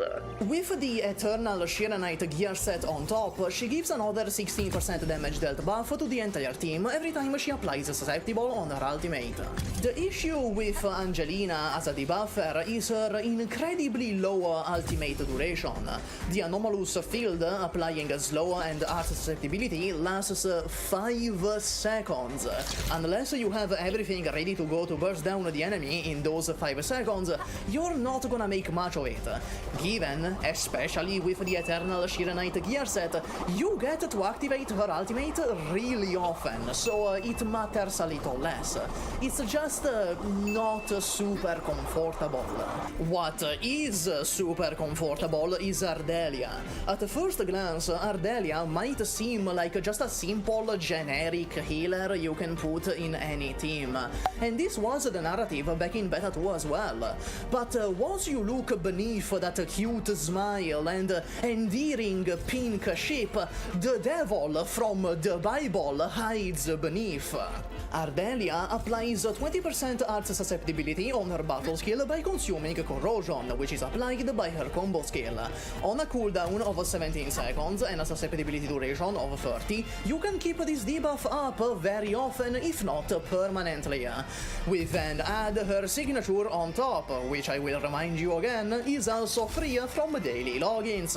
When she consumes Corrosion, the enemy will take an additional 16% Arts damage for 25 seconds. If we give her the Eternal Cheer Knight set as well, the entire team then gains another 16% damage dealt on top of everything. Mathematically speaking, Angelina has better debuffs, so we have this nice lesser buff but applicable more often balancing thing going on, right? Angelina has better buffs but she gets them less often. Ardelia has lesser buffs but she gets them all the time. Ardelia is the best in slot for Levatin with Antal and Akekuri. Ardelia also works great with Last Ride. That team needs Final Strikes and Ardelia needs them too, so her debuff falls effortlessly into the team rotation. And just because Ardelia's greed knows no bounds, she's also great in all physical teams, because she also applies physical susceptibility on her skill. I didn't mention that yet, did I? Though in these teams you would use the Stanza of Memorial's weapon instead of her signature. When it comes to electric teams, meaning Aviwenna, Arclight and Perlica, Angelina is by far the best choice, even if you don't have her signature. Though in this team, her signature is a huge improvement. This is because her crowd control helps all of the team, but in particular Aviwenna, because she groups the enemies together so that when Aviwenna battle skill retreats the Thunderlances, everyone gets hit. Not just that, but this is the most fun team in the game. It's not even close. If you want advice that is entirely detached from the whole meta game and is pure fun factor, play this team. But Ardelia is not perfect.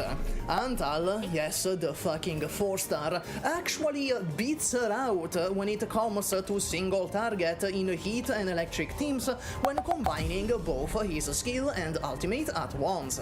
Ardelia is also beaten out in Yvonne teams. Here, Angelina is easily the best option. She can apply nature stacks really easily and buff the entire team while she's at it and apply crowd control. She just fulfills more things that Yvonne wants compared to Ardelia for much less effort. Something really important about Angelina is her enemy displacement. 99% of attacks and skills in this game have AoE. However, it is really difficult for characters to actually group enemies together. This will lead you to slowly beat down enemies one by one, because the others just stand around with their dick in their hand or are targeting a teammate instead of you. So this grouping speeds up fights by quite a lot. Far more important than her debuffs is this crowd control. It's why, despite everything, Angelina is still an amazing unit on her own merits. Personally, I see Angelina as a future investment, like crypto, the Jill coin. By virtue of being a support, she is the hardest 1.0 unit to power creep in the future, and the more teams like Yvonne and Electric come out, the better she will be over time. Watch out for Fang Yi, I'm calling it now. I cannot overstate that yes, you can put Ardelia in every team. I have yet to find a single team where Ardelia doesn't work. The closest is Yvonne teams, as I explained before, and even then she's fully serviceable there. And that's all. Max out your Akekuri. Bye.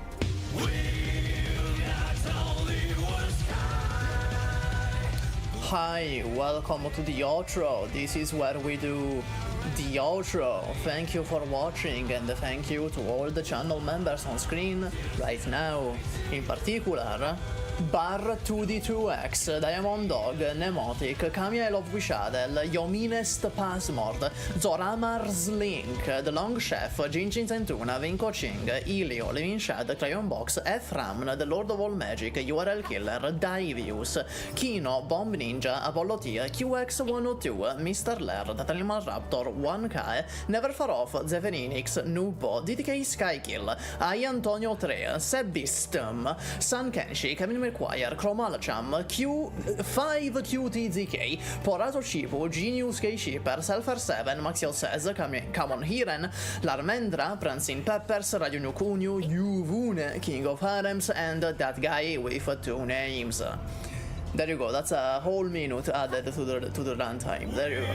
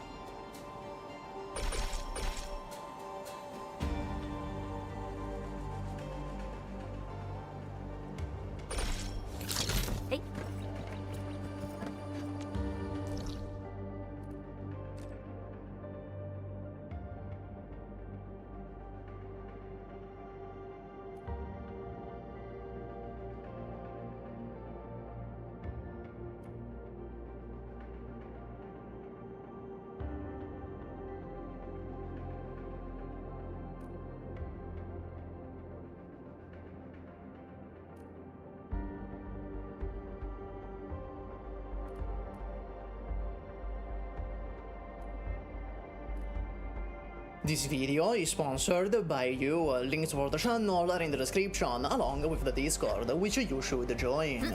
Hello there, Arknight's Recycle Field, most just kinda there YouTuber here.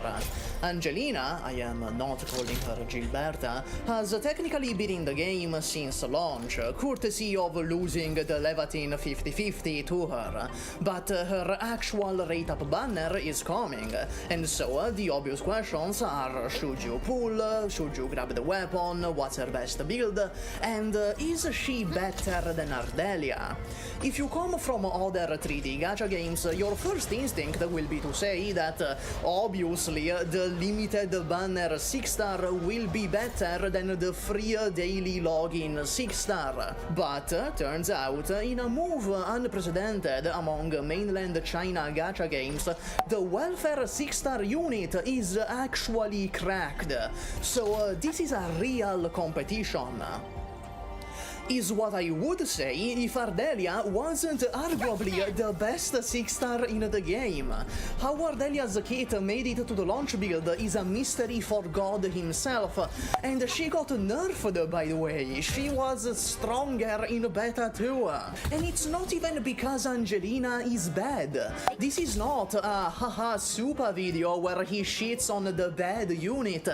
No, on paper, in a vacuum, Angelina is an amazing unit as well. She even has like 1 or 2 teams where she is the better choice. This truly is a case of Ardelia being that good. And I remind you, she is the free login 6-star with her signature. I feel like this generosity from Arknight's Endfield has gone really underappreciated, so let me enlighten you. We will be assuming Mastery 3 skills, Potential 0 and Potential 0 weapons for both. This is also for the 1.0 environment, though I doubt this video will age poorly anytime soon. And for the first time in this channel, every build discussed will be in the description. There's this nice website called Endfield Tools, go watch my previous video, which allows you to make builds and share them, so you can click the links in the description and you're gonna have the build right there.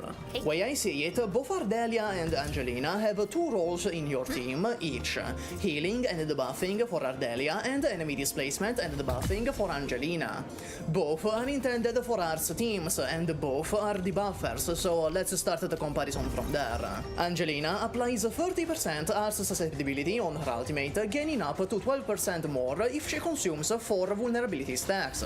With her signature weapon, every time she applies Lift, which is on her combo skill on a cooldown of 19 seconds, the entire team deals 24.6% more Arts damage. The extra buff from lifted enemies can go up to 16.8%, for a total of 36% with just 3 lifted enemies.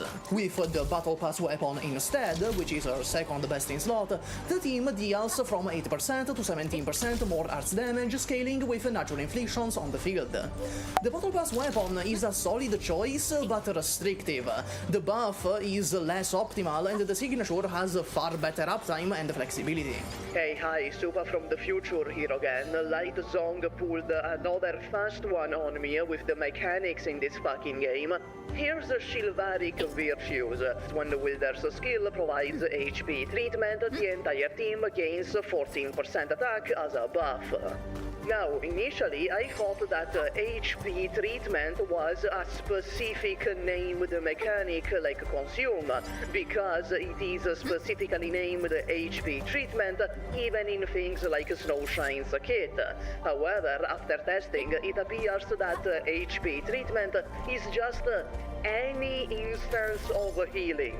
That means that when Angelina's skill hits 2 or more enemies, she will heal and apply this buff. It's basically a budget version of her signature, even more than the Battle Pass weapon is. With the Eternal Shiranite gear set on top, she gives another 16% damage dealt buff to the entire team every time she applies Susceptible on her ultimate. The issue with Angelina as a debuffer is her incredibly very low ultimate duration. The anomalous field applying slow and art susceptibility lasts 5 seconds. Unless you have everything ready to go to burst down the enemy in those 5 seconds, you're not gonna make much of it. Given, especially with the Eternal Sheer Knight gear set, you get to activate her ultimate really often, so it matters a little less. It's just not super comfortable. What is super comfortable is Ardelia. At first glance, Ardelia might seem like just a simple generic healer you can put in any team, and this was the narrative back in Beta 2 as well. But once you look beneath that cute smile and endearing pink ship, the devil from the Bible hides beneath. Ardelia applies 20% art susceptibility on her battle skill by consuming corrosion, which is applied by her combo skill. On a cooldown of 17 seconds and a susceptibility duration of 30, you can keep this debuff up very often, if not permanently. We then add her signature on top, which I will remind you again is also free from daily logins. When she consumes corrosion, the enemy will take an additional 16% arts damage for 25 seconds. If we give her the Eternal Sheer Knight set as well, the entire team then gains another 16% damage dealt on top of everything. Mathematically speaking, Angelina has better debuffs, so we have this nice lesser buff but applicable more often balancing thing going on, right? Angelina has better buffs, but she gets them less often. Ardelia has lesser buffs, but she gets them all the time. Ardelia is the best in slot for Levatin with Antal and Akekuri. Ardelia also works great with Last Rite. That team needs final strikes and Ardelia needs them too, so her debuff falls effortlessly into the team rotation. And just because Ardelia's greed knows no bounds, she is also great in all physical teams, because she also applies physical susceptibility on her skill.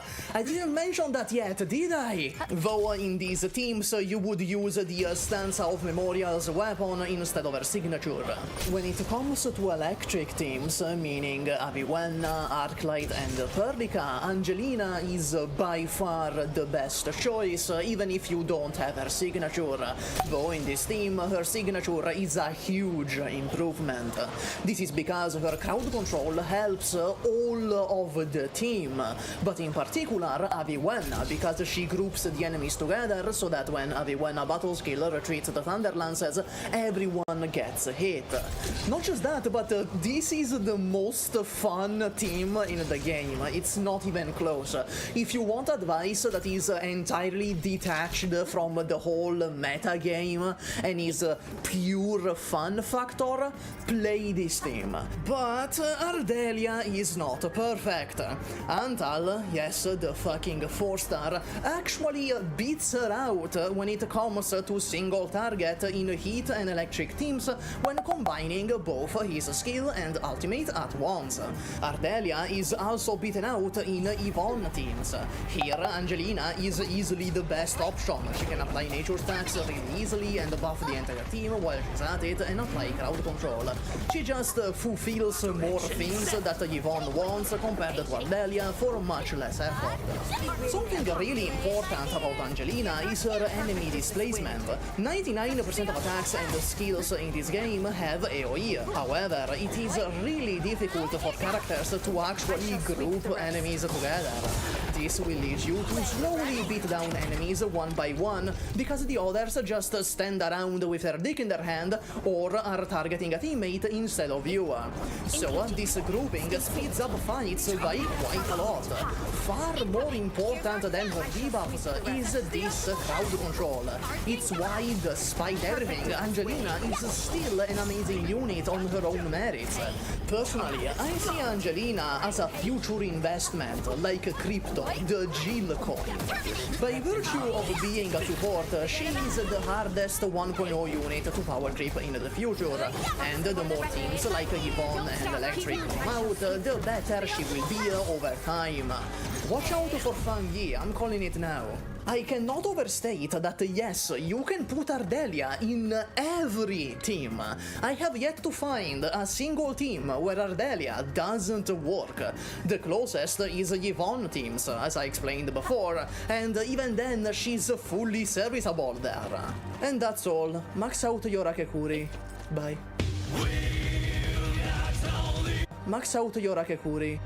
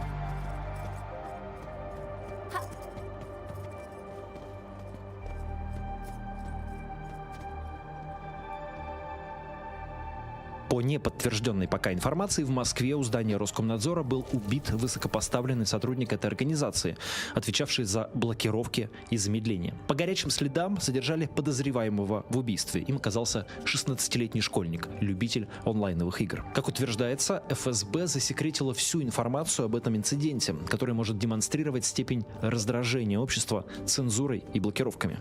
Давайте попробуем разобраться, что случилось и насколько это похоже на правду.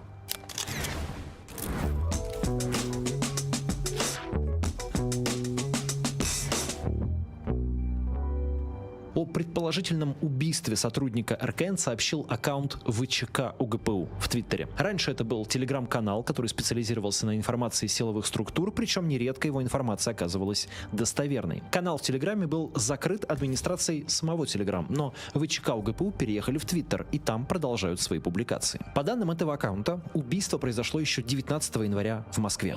Вот здесь, в Китай-городском проезде, где находится здание Центрального управления Роскомнадзора, прямо на проходной. Убитый Алексей Беляев, который был замначальника отдела контроля и надзора связи. Как уточняет аккаунт, это один из ключевых отделов ведомства, который непосредственно отвечает за блокировки и ограничения. В частности, этот отдел проверяет, чтобы все операторы связи установили так называемые ТСПУ – технические средства противодействия угрозам. Это аппаратура самого РКН, которую провайдеры ставят себе и через которую проходит блокировка трафика без уведомления провайдера. Так называемые черные ящики РКН, которые вот стоят у каждого провайдера, и этот провайдер не знает, что там внутри происходит, не может туда заглянуть, не может снять этот ящик. Это способ контролировать трафик напрямую из Роскомнадзора. Этот же отдел занимается замедлением трафика, борьбой с зеркалами и блокировкой ресурсов по решению Генпрокуратуры. В общем, это буквально ядро цензурного аппарата. Как пишет ВЧК УГПУ, по подозрению в убийстве по горячим следам следам был задержан 16-летний школьник по имени Артем. Якобы он ударил выходящего из здания сотрудника РКН ножом в грудь. Против подростка возбудили уголовное дело по части 2 статьи 105 УК РФ пункт Л «Убийство по мотивам политической и идеологической ненависти». Такая статья подразумевает лишение свободы вплоть до пожизненного. Об инциденте ничего не было известно больше недели. Авторы ВЧК УГПУ утверждают, что они узнали о произошедшем случайно. В сети на себя обратила внимание женщина по имени Инна, которая искала адвоката для своего сына Артема. От нее авторы и узнали про инцидент. Источник, со слов этой Инны, утверждает, что следствие считает, что ее сын осознанно готовил нападение и был ярым противником деятельности Роскомнадзора. Якобы он начал планировать убийство как минимум в декабре, когда приходил в главное здание РКН в Китайгородском проезде и ходил вокруг. Потом Инна удалила свои записи, но авторам аккаунта удалось найти данные Артема в соцсетях. Подросток вел канал на YouTube, увлекался играми и анимацией. ВЧК УГПУ утверждает, что связались со школой Артема, и там им сказали, что подросток перестал посещать занятия. Учился он якобы хорошо, но друзей у него не было. Это пока вся информация, предоставленная ВЧК УГПУ. Источник утверждает, что сотрудники ФСБ, прибывшие на место преступления, сразу засекретили данные об инциденте. Ни в каких других публичных источниках подобное убийство действительно не упоминалось. Первым делом я попытался понять, а есть ли в Роскомнадзоре сотрудник Алексей Беляев. Оказалось, что фигура эта не публичная. Ни на каких мероприятиях ведомства он не выступал. Однако на сайте Роскомнадзора сохранились декларации сотрудников за 2011 год, и там есть некий Беляев Алексей Анатольевич. В ВЧК УГПУ писали, что этот сотрудник работает в РКН более 10 лет, так что дата сходится. Свои косвенные подтверждения этой истории предоставило издание «Агентство». По данным утечек, на которые оно ссылается, Беляев действительно работал в РКН и в 2021 году стал замначальника управления контроля и надзора в сфере связи. Также имя Беляева можно найти на сайте Кремля. Он есть в одном из документов о награждении. В 2017 году он получил благодарность от президента Российской Федерации. Тогда Беляев занимал должность главного специалиста того же управления. Но все это подтверждает лишь то, что такой сотрудник в Роскомнадзоре действительно есть или был. А что насчет его убийства? Тоже агентство выяснило, что ИНН, налоговый номер Беляева, перестал быть действительным 19 января 2026 года. Именно в тот день, когда предположительно, по данным ВЧК УГПУ, произошло убийство. Паспорт этого человека госуслуги тоже называют недействительным.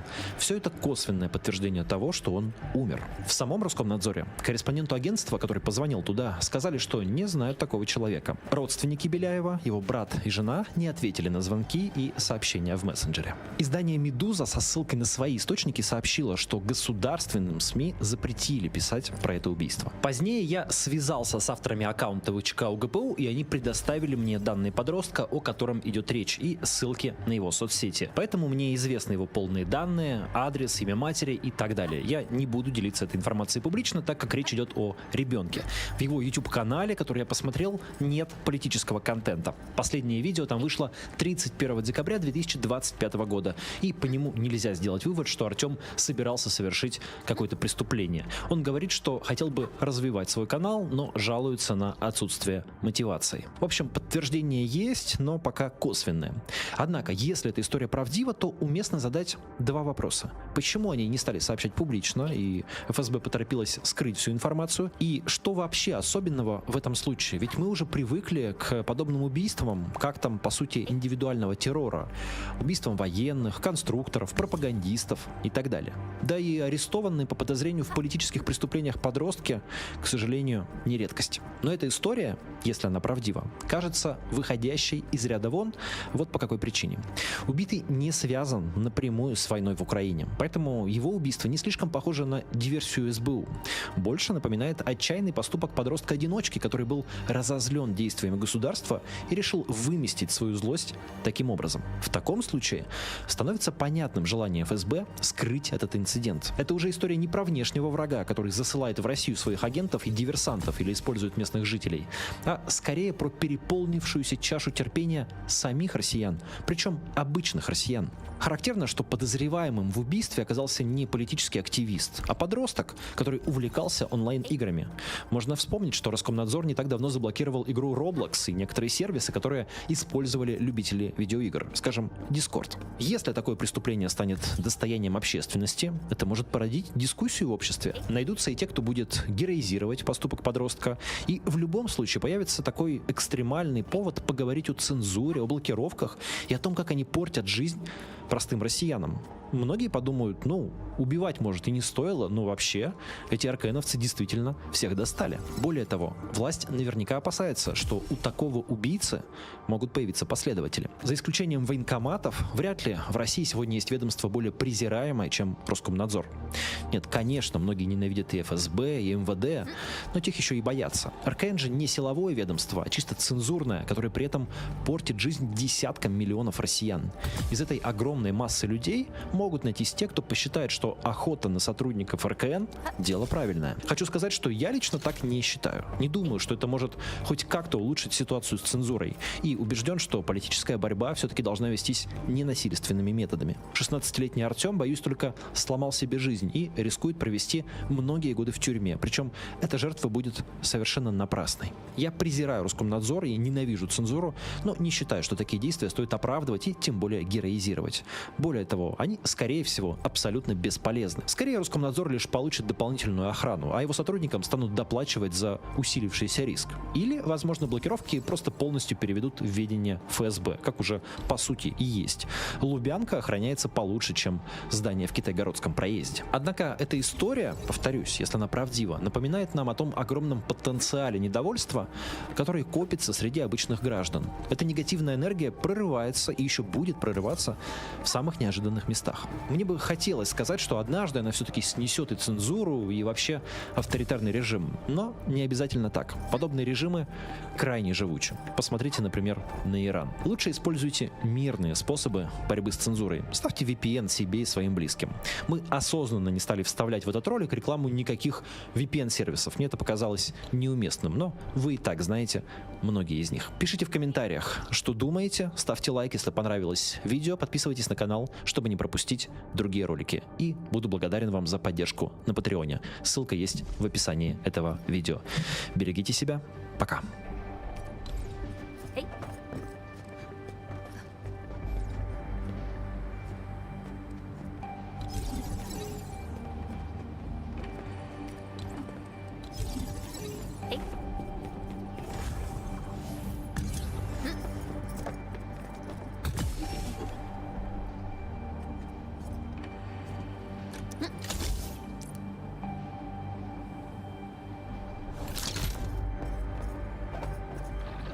Arts unit optimal. All variables within estimates. Hey, Go to Hair. The Battle Pass has a freemium tier I'm sure you're all aware of by now. This tier gives a 6-star weapon, which a lot of people aren't used to. Now, I've got a lot of questions asking Goba which weapon do I pick, and because of the way they're designed, you just pick the one you need depending on which limited operator you want. However, there is nuance, and some people might pull multiple limited operators. So I'll go through them and how worth each one is, taking into account select boxes for things like Wedge on Yvonne. So like and sub for more Endfield guides and info, and let's begin. First, let's talk about the Battle Pass weapon system real quick. For 29 Ori geometry, you can buy the freemium tier, which will refund those 29 golden bulls and actually give you some profit. This is kind of weird when it could all be free and remove the 29 orbs, but hey, everyone should buy this if they can play enough to get the rewards. At level 40, we get a weapon selector, and this is stated to change every season. We don't know exactly when this is, but I'm assuming it's on a new patch with new operators. So we can also assume that every new patch will bring a new batch of these weapons, and so hopefully we get a pseudo-signature for every new character. But this also means maybe we can't get another copy of a Battle Pass weapon until their rerun. We have to wait and see. Now on the paid tier you can get another box for a dupe of the one you just picked or to get a brand new weapon. On the paid tier, there are also protocolized weapon patterns which are basically letting you get a potential for any weapon in the pass. However, it is also stated that you can save these for weapon supplies from future pass seasons.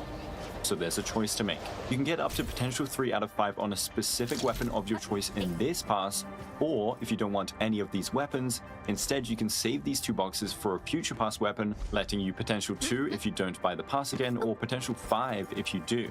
I hope that makes sense. This would also mean we could use it for pass weapons, and therefore get a Pop 5 Umbral Torch next reset if we bought 2 passes. But even at potential 0, these weapons can be pretty good for their limited operators, at least in the first version. And I'll always have calcs in future character guides that go over any Battle Pass weapons anyway. Don't worry about spending if you can't. Remember to have fun above all and play responsibly. Anyways, let's now check out our first 3 weapons. Umbral Torch first is our Levitain pseudo signature, and thankfully this got mega buffed from CBT2. It used to be completely garbage and her sig was a must pull for damage. Comparing the two, we have a base attack difference of only 20 and an intellect difference of 0. Our secondary boost is 43.3% heat damage, which is pretty balling, but 39% attack does just mog it. However, the passive of Umbral Torch has a little attack in it, as well as additional stacking heat damage. Combustion or corrosion from anyone in the team must be applied to an enemy, and when doing so we'll get a 20-second duration buff up to 2 stacks. This can be your enhanced battle skills, which are very frequent, your Wolfguard ults if using him, your Ardelia combos. It's really easy to keep this at 2 stacks in a prolonged fight. Forgeborn Scathe instead is like, hey, let's go ham on basic attacks as well as some heat damage. And whilst 120% basic attack damage is insane, it being specifically basic attacks helps out our boy Umbral Torch, which focuses instead on just buffing everything. Though in my Levitain simulations, Pot 0 Umbral Torch is not far behind the strength of Forgeborn Scathe. This is in a prolonged fight with Ardelia and Wolfguard, but even missing out on one of these 2 operators is still not too impactful, especially when considering AoE when we can accelerate the amount of combustions Levitain herself can provide. If you manage to one day pot 5 it, 90% of the strength of the signature. I don't think you need her sig at all, it does look drippy and I pulled it, but it isn't a gigantic increase over this weapon, only over anything that isn't this weapon. If you're only pulling Levitain this patch, I'd obviously only grab Umbral Torch. Onto Angelina's weapons, Opus Edge Figure from the Battle Pass and Delivery Guaranteed from the Arsenal Exchange. The base attack difference is only 15, and again the main stat of Will has the same large value of 156. For our secondary boosts, however, we are looking at nature damage dealt on a supporter character versus ult gain efficiency. And this is Gilberta we're talking about, an operator that has all of her amplification backloaded into her ultimates. Now, since we hold her ult for the most important part of our team's combo, this ult gain difference isn't too crazy in practice. However, it would then let you technically swap off ult gain pieces for more of her damage. Anyways, then we have the passives, which are similar but enabled in different ways. And Pot 0 Opus Edge Figure gives an 8% arts damage dealt buff for 15 seconds when she applies Nature Infliction with her battle skill. For every enemy suffering from Nature Infliction applied by it, other operators get a bonus 3.2% up to 9.6% for a total of 17.6%. Arts damage buffs any damage that isn't physical, so this is perfect in her teams, which will all be around reactions and elemental damage. Now, I thought initially if you lost Nature Inflictions by causing reactions, you'd lose some of the damage percent, but you don't, so you are safe. As for the signature, we get 19.2% arts damage for 15 seconds again after applying Lifted with the combo skill. And for every enemy lifted, we get a 5.6% bonus up to 16.8% for a total of 36%. So pretty much double the buff. But damage percent is pretty diluted in this game even in 1.0, so the buff itself isn't too impactful. I'd say the major thing is the conditional effect. Her signature doesn't need to use any SP, you just have it from the combo, so if she's not reacting with her skill or grouping, then I guess you'd much rather have this. This could be, for example, in a Yvonne hybrid team where you alternate nature and cryo stacking, which empowers delivery guaranteed versus the Battle Pass weapon, which would barely have uptime. Regardless of if you don't have her signature, I wouldn't pick the Battle Pass weapon for Gilberta. It does scale into AoE, but not by enough. She can use Chivalric Virtues into multi-target, Monet if using Corrosion, Stanza of Memorials in non-Nature DPS teams, Detonation Unit in comps with Nature Infliction stacking, etc. And the Sig has the benefit of being strong and usable in any type of playstyle, but so does Stanza technically. Stanza, my beloved. Anyways, let's finish with Yvonne by taking a look at her Battle Pass weapon, Navigator, as well as her signature, RC Tyrannosaurus. A base attack difference of only 15, and again, the same old same with the main attribute. Navigator offers us first a 43.3% cryo damage dealt, a large bonus indeed. But Artsy gives us 19.5% critical rate, which Yvonne loves unlike any other operator right now. I'd say both secondary bonuses are great though.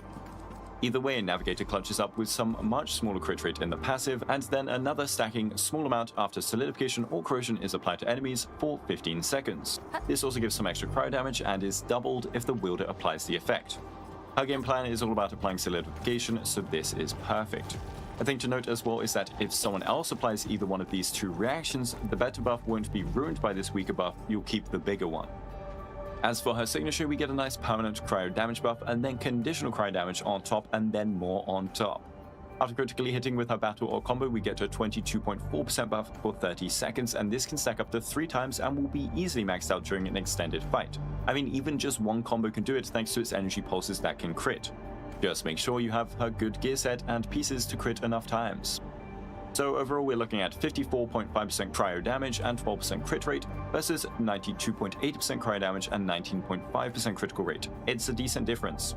But looking at possible stats or possible damage is not a good measure. Now, I'm not 100% sure if my calcs are fully ready, but I have P5 Navigator and P0 Navigator at a similar level versus Artsy to how Umbral Torch is compared to Forgeborn Scathe for Levitain. It's just a few percent weaker. So basically, Yvonne is still completely fine with the Battle Pass weapon. Now, unlike Levitain, we also have Wedge we can pick up just fine from the level 45 selector box, or just by eventual 75% losses on the weapon banner, and this performs better than Pot Zero Navigator anyway. Levitain's only thing in these two places is White Knight Nova, which is garbage on her. If you want Levitain, pick Umbral Torch. If you want Yvonne, pick Wedge from the 45 box or Navigator from the pass, and if you want Gilberta, you have so many options so you can ignore the Battle Pass weapon completely. In case you pull all 3 operators, you'd have so many arsenal tokens you could definitely get a Sig or 2, but for a no weapon pulling gamer, I would get Umbral Torch Lay, Wedge Yvonne from the 45 selector, and then use any other good weapon on Gilberta.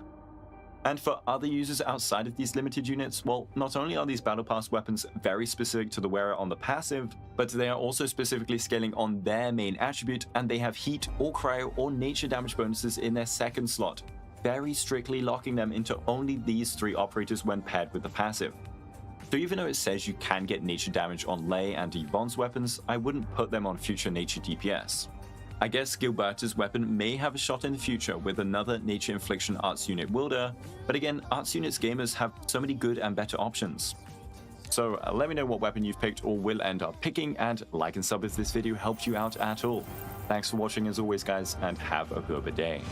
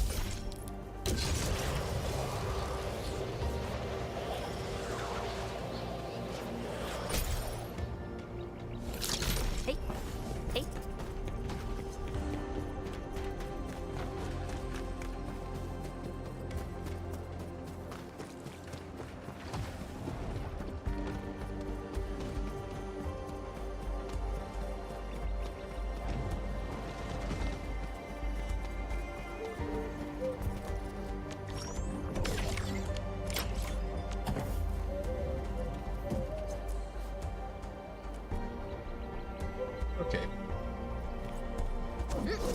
Hey.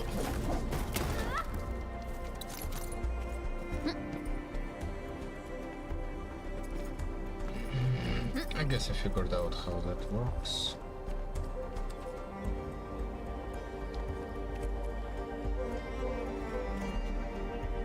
Hey.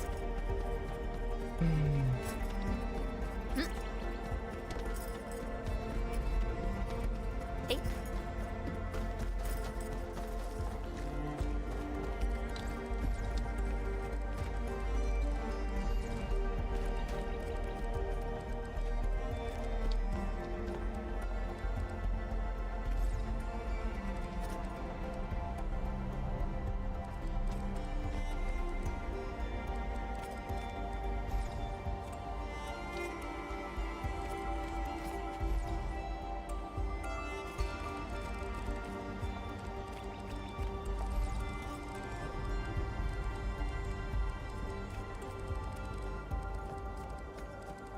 Wait, I can place it on top of crates, right?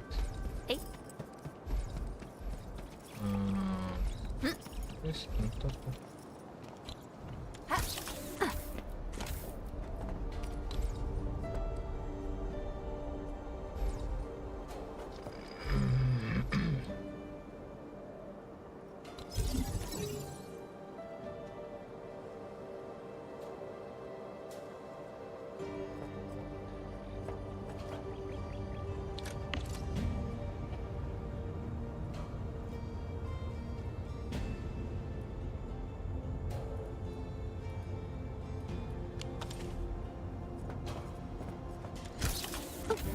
Hey.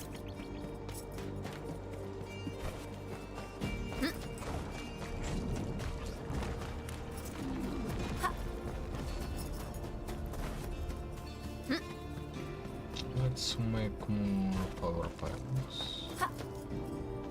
Hello, I'm Hannah Fry. I'm Michael Stevens. And this is The Rest is Science. We're talking smell today, Michael. Smell? Yeah. Okay, well, let me ask you this, Hannah. What do you smell right now? Like, honestly, not very much. I'm in my house. Normally I have a scented candle on in the corner. Don't at the moment. I can't really smell anything. I mean, this is like, it's the inferior sense. There's not much going on. I can't smell anything. Whoa. The inferior sense? Your nose can hear what you're saying. It's going to testify against me one day. We're going to talk about that in this episode. Is our sense of smell inferior in some way? But I want you, the listener, to also answer this question to yourself. What do you smell right now? I can kind of smell the soda I have in this mug over here. It's pretty weak, but otherwise, yeah, it's a pretty odor neutral environment that I'm in. I think we live in very odor neutral environments, or we think we do. Because I wonder if we swapped, if we did like we invented wormholes for the purposes of this discussion and then just immediately swapped. You kind of came into my house, I came into your studio. I reckon in the first instant of walking in there, neither of us would think that it smelled of nothing.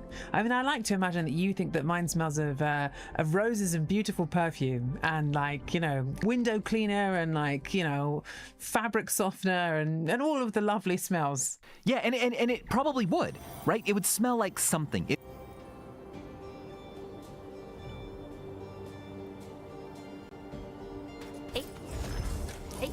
would not smell like the nothing it smells to you. My favorite game to play is to go on a vacation and then come back and stop before I go into my house and just prepare myself to smell myself. I can smell what my house smells like to guests because I've been gone for weeks. And for like a half a minute, I'm going to be able to smell what they smell. That's a really fun idea. You got to do it. I also have a game that I play when I go on holiday, which is if it's going to be a really nice holiday, I will buy a particular scented candle and I will light it when I'm on that holiday. So this on my honeymoon, for example. And then in the future, whenever I want to feel like I'm back there. So I have like 4 or 5 different scents that's like put on that candle, I'm transported back to that place. That's brilliant. You know, there was an artist who created necklaces that contained a little ampule of a very unique smelling compound. And if something ever happened in your life that you wanted to remember forever, you could break the ampule and have this new scent that would be tagged to that memory for the rest of your life. Oh, that's a fantastic idea. Well, hold on a second, right? If the inside of your house smells like something to everybody else and to you for the first few moments when you arrive back from holiday, I wonder what else is constantly around you that also has a smell that you can't smell.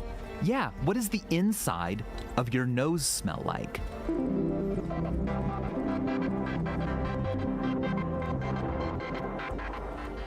This episode is brought to you by Cancer Research UK. Dinosaurs walked the Earth 180 million years ago. But did you know cancer was part of their story too? Scientists have found tumors in ancient fossils. Well, that is a part of the reason why cancer is a big part of our story, right? It's the other side of evolution. It's the most complex disease that we face. There are more than 200 types of cancer in total, each with distinct characteristics, challenges, and mysteries. And that complexity demands scale. Cancer Research UK is the world's largest charitable funder of cancer research, with more than 4,000 scientists, doctors, and nurses working across more than 20 countries in the search for answers, and then sharing their discoveries beyond borders. And the impact of this collaboration is clear, because over the last 50 years, the charity's pioneering work has helped to double cancer survival in the UK. That is more people who are living longer, better lives.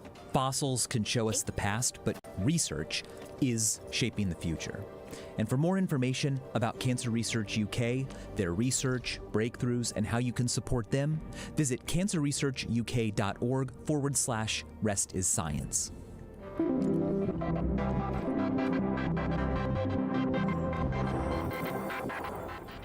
Well, if we're going to get to the bottom of these questions, I think we should first turn to an assumption which is still quite popular: the fact that smell is the inferior sense. Should we start there?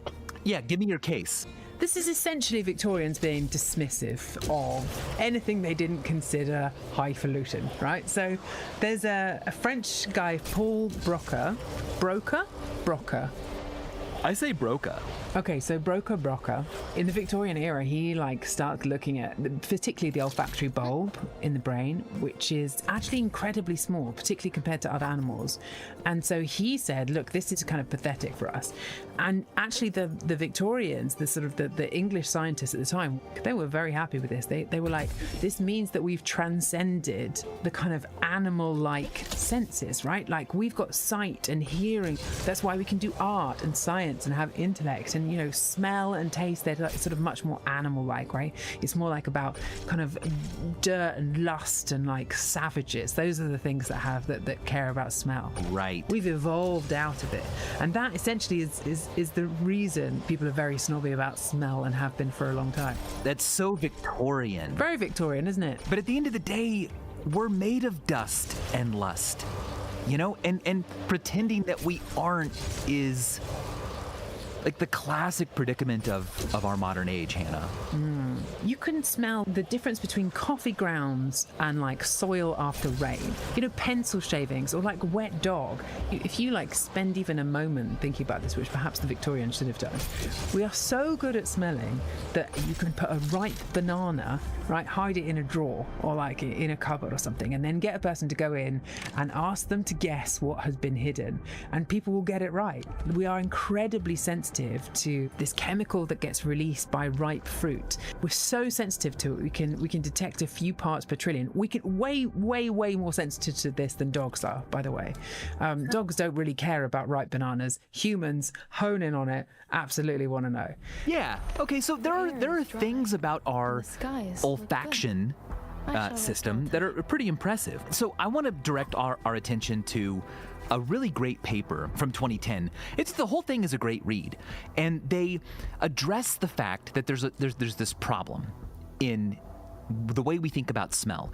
We think that dogs are great at smelling and cats are really good, but humans are bad. It turns out that humans aren't bad. All mammals have the same kind of olfactory system. Humans can differentiate seemingly trillions of different smells. Trillions? If you give them two smells and you say, are these different? They can tell down to tiny percent changes that it's different. However, that doesn't mean that we can identify trillions of different smells.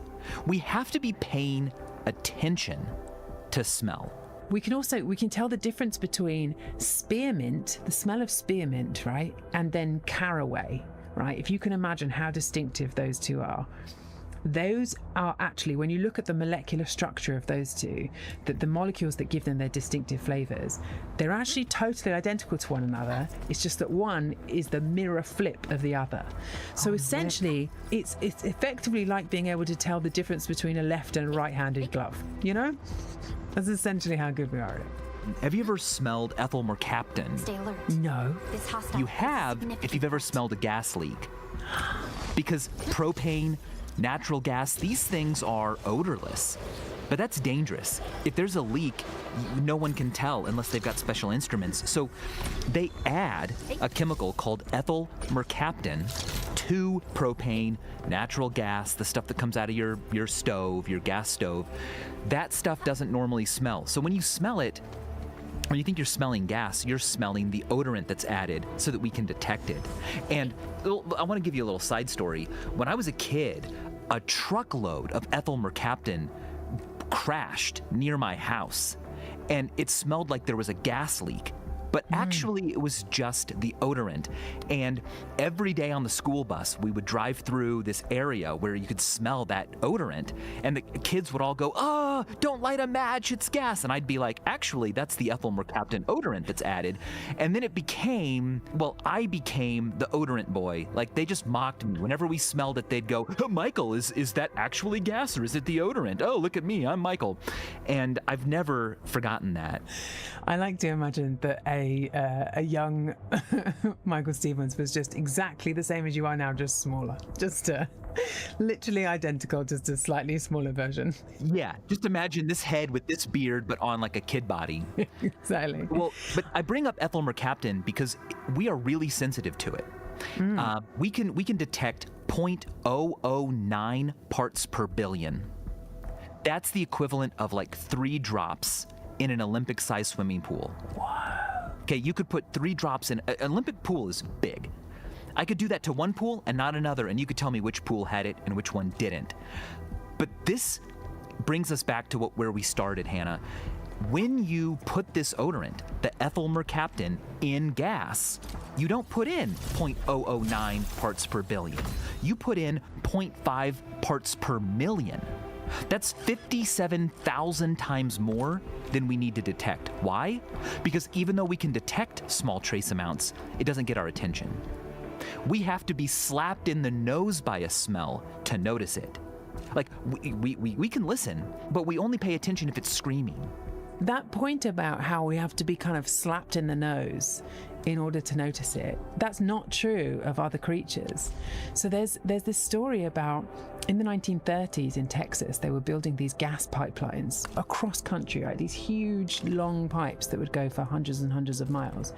And because they were pumping in natural gas, it had ethyl mercaptan added to it. And what they noticed was that every now and then there would be these turkey vultures that would circle above the pipes. And all of these gas engineers initially were like, what on earth is going on there? Like, why are these vultures obsessed with this particular section on the pipe? And they would go and investigate, and time after time, they would find that the vultures were circling over where there was a leak in the pipe, right? And so it kind of became like folklore, if you like, among gas engineers in this particular area, that you look out for vultures and that would tell you where a leak was. And then in the 1960s, a couple of scientists were like, this sounds nonsense. That, like, I think they hadn't honed it down to being ethyl mercaptan at that point. They just knew that vultures were circling. And this group of scientists were like, okay, are vultures really hunting based on smell? So what they did is they got a dead pig, they hid it in some woods under a bit of tarpaulin, and then in another separate set of woods, they just constructed the same experiment, but, you know, there wasn't a dead pig underneath the tarpaulin. And, like, you know, almost immediately, these turkey vultures managed to find the dead pig, but weren't interested at all in the other bit of tarpaulin. And it turns out that ethyl mercaptan is like this compound that is released when bodies decompose. Oh, so wow. it's essentially the smell of death that attracts vultures, but that we are deliberately putting in as this like smell signature in order to sort of save us from gas leaks. That makes sense, that we would evolve to be really sensitive to an odor released by decaying flesh. It's a good danger warning. For vultures, it's a dinner bell. But Yeah. either way, it's really salient. You need to know if it's around. But humans in particular have to be punched really hard to notice a smell. If we are specifically told to try to smell something, we take a different kind of a sniff than usual, not a breathing sniff, but a smelling sniff, and then we can detect something. But if we're just normally breathing, there needs to be a lot of odorant around for us to notice it. And there are a couple of really fascinating consequences of this, and they all point to why we think smell is such an inferior sense.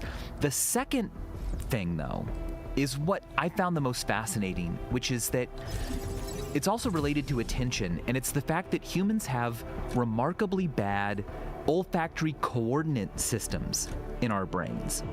We can find bananas, but we can't find a lot of stuff the way other animals can. When a room smells, the room smells. We don't think, oh man, that area of the room is smelly. The way that we would with sight or sound. If I'm in a room and there's a sound, I'm like, ugh, the workers on the roof are loud, or the refrigerator is loud. It's really in my awareness in a spatial location. Same with a light, the source of a light. It's very much about a point in space where the light is coming from, but smells are just present. We don't have binocular smell like we do binocular sight. Even though we have two nostrils, we don't do a good job of going, oh, yep, okay, let me go right to where the source of the smell is. It's just a stinky place. And there's a theory that we don't rely on smell much because we just don't have the same conscious interior map of smells that we have for our other senses. Yeah. If you think about colour, right, you can put colour on a spectrum. We sort of have like a map, as it were, of like how one colour relates to another. With smells, like sure, we might be able to smell like the scent of ground, the smell of pencil shavings, but it's not like we're able to relate one to another. That's right, there's no rainbow of smells. Yeah. Where we're like, oh, make that a little bit more XYZ. And funny enough, if you read up on smells, you'll find 3 systems of organizing odors listed, and none of them have a link to an article. Like, none of them are common enough or clear enough that it's expounded anymore. It's just like, oh yeah, some guy tried to create a spectrum of smell or a coordinate system of smell in the sense of like sweeter, more bitter. I don't know. It's hard for us even to describe them and compare them the way we can talk about color. So is the idea then that in other animals like dogs, for instance, which we know to have this absolutely phenomenal sense of smell, not just in sensing it, but also in mapping it physically, right? Like and paying attention to it. And paying attention to it. I heard this story once. I was talking to someone who was an ex-army dog trainer, and he told me this story about how during major conflicts, when you have these military zones, you have people who are often trying to smuggle vast sums of cash over these borders, and it can be really pernicious, right? It can be really dramatic. It can be used to buy arms, can be used to bribe people, all that kind of thing. So of course the military want to try and stop these like big chunks of cash getting smuggled. So what they did is they took all of these dogs and they took them to a lab, and they were like, right, we're going to teach these dogs how to smell money. And like money doesn't have like a distinctive odor, but there's lots of things like the ink, the kind of the oil that's left in people's hands. There's like a kind of catalogue of different smells that might be associated with it. And the dogs in the training were really good. Like they were amazing at finding these wads of cash, no matter where you'd hide them. And exactly as you're describing, the dogs are able to like spatially pinpoint precisely where the smell is coming from, rather than just that the smell exists and is there. Anyway, They then took the dogs out into the field and tried it again, and all of a sudden the dogs were absolute rubbish, right? Like where they'd got hit after hit after hit in the lab, take them out to the military zone and they just weren't able to do it. Even when they had people who were subsequently caught smuggling cash, the dogs had not managed to let it go. And they were really wondering what on earth was going on until they finally realised that the difference between the lab conditions and the military zone was that when in the lab, the money had been wrapped in cling film in order that people didn't steal it, didn't go everywhere. And they had inadvertently taught in this extremely expensive program these dogs to detect cling film. I mean, that's how good these dogs smell is. Does cling film really have that strong a scent? No, I think money and cling film, I couldn't smell the difference. But research has shown that we can. We just choose not to. Just choose not to. Yeah, and we just don't sniff enough. That's humans' problem, Hannah. A rat, especially, every breath they take is a sniff. There's a difference between I'm breathing through my nose and I'm smelling through my nose, right? Well, multiple times a second, a rat is smelling. It's like bringing odorant molecules from the environment up into its olfactory bulb to think about and experience. But we only do that every few seconds. Most of human breathing is just for the air, and then every so often we might go and take a bigger one that really gets odorants on that olfactory bulb. But because there's such a long gap in between them, we don't often notice changes. It's a bit like if you looked at two pictures where, there's only find the 7 differences. They're similar pictures otherwise. If you look at one and then you don't look at the other one until a week later, you're not going to do a very good job. If you look at them simultaneously, it becomes easier. We have this thing called change anosmia, where we cannot detect changes in the odors around us unless they're really extreme. Now, this is based on change blindness, a famous thing that we've known about for a long time when it comes to vision, that we often don't pay attention to a scene and a little bit of it can be changed and we won't notice. Mm-hmm. But for smells, we basically live in a constant state.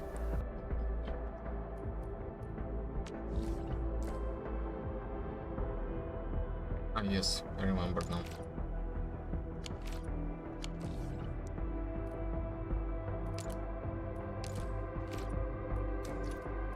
Let me check on this. Okay, here, teleport. Of change anosmia. You really have to be properly smacked in the nose. The spot the difference picture has to really fundamentally change for you to notice it effectively. Yeah. Actually also, we think of rats as smelly, but maybe we're sort of conflating the smell of rats with the smell of sewers. Do you reckon rats can smell sewers or smell themselves? Oh, I bet they can, because they're so much more attentive to smells. Well, given that in London you're never more than 2 meters away from a rat, I'll just nip downstairs, see if I can find one and ask them during the break, shall I? I'll see if I can do that.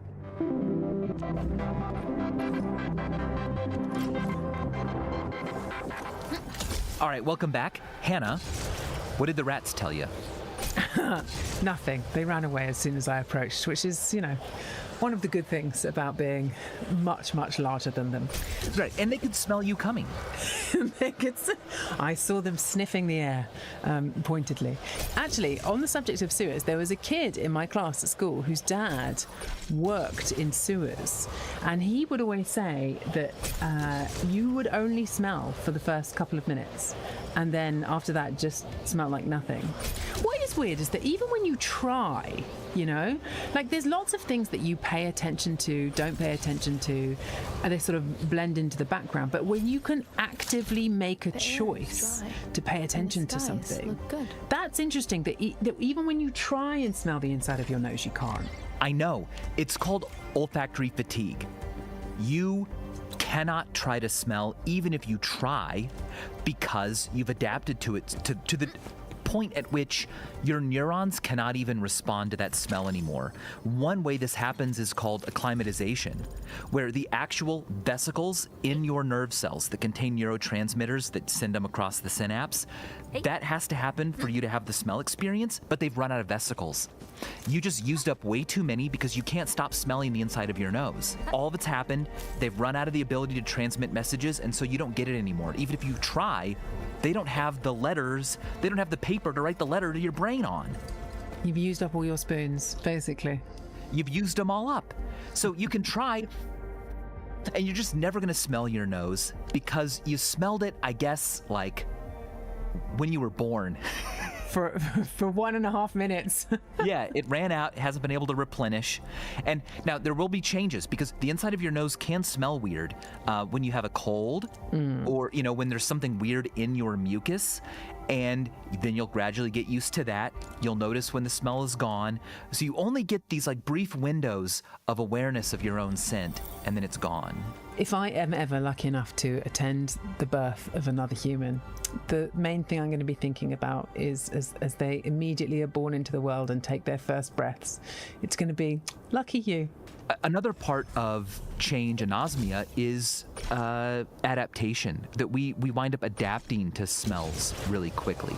So like when you go into a fish shop, as you first walk in, or even, not to make a direct comparison between the two, Michael, but when you return home after your holiday, you can smell it in the first few moments, and then after that, a certain amount of time passes, you can no longer smell it. Well, yeah, but it's called sensory adaptation. It doesn't just happen with the nose. It happens with vision and sound as well. You can get used to the sound in a place. You visit someone's house and there's this noise and you're like, doesn't that annoy you? And they're like, I don't hear it anymore. But with smell, it happens really quickly. So it's about efficiency then, essentially. It's about our brains finding like the most efficient way to process information and ignoring anything that's not important to us in the moment. Yeah, it is. It doesn't mean that we are receiving no olfactory data. It just means that it's all non-conscious. So there has been a lot of research recently on the non-conscious influence of smells around us, where we don't think we're smelling anything, but we are. We think that we enjoy a scent for all the wrong reasons. They've done a lot of studies on like deodorant smells, and it's been found that people prefer deodorants that are the closest in molecular structure and odor to the person's own natural cellular scent. What? Explain that to me. So there was a study done famously on dirty T-shirts. I'm starting with a different study where they looked at what kind of sweaty T-shirts that were worn by men straight women would prefer. Sure. And they preferred the smell of shirts that were the most different from the natural odor profile of the woman. Okay. Okay. So you are looking for someone who smells different to you. That sort of makes sense. It makes sense for perhaps like an adaptation to avoid inbreeding. Right. Is there an extreme? I mean, I do sort of wonder whether there's a sweet spot here. Like you want someone who doesn't smell absolutely the same to you, but you also want someone who's not too far away from you either. You know? I don't know. It's a bit difficult to finish that sentence without claiming that some humans really smell, but they do. Right. Well, we all smell.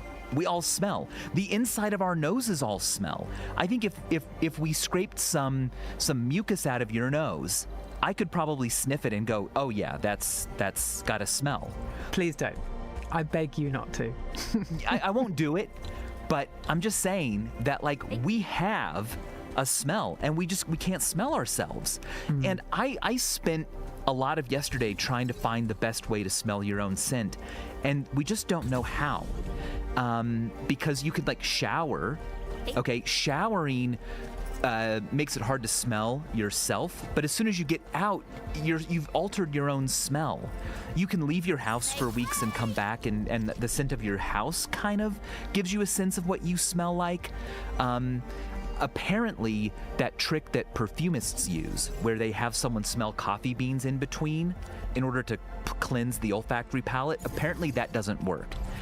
People aren't able to smell things better after sniffing coffee beans versus lemon juice or just plain air. Let me go back to that deodorant thing though, because I'm intrigued by that. Wait, so people prefer deodorant that smells more like them? That's right. So then, years later in a follow-up study, some researchers had women take showers and then put on deodorants. And some of these deodorants were built, like chemically made to mimic the chemical composition of the outside of that woman's cells, which is a very particular thing. It's unique to each one of us. That's part of what makes us smell like ourselves. And the women weren't told that this was the case. They were just told, oh, we're trying out different smells. But there was no masking smell. It wasn't like it's lavender with some of you in it. It was just you or not you.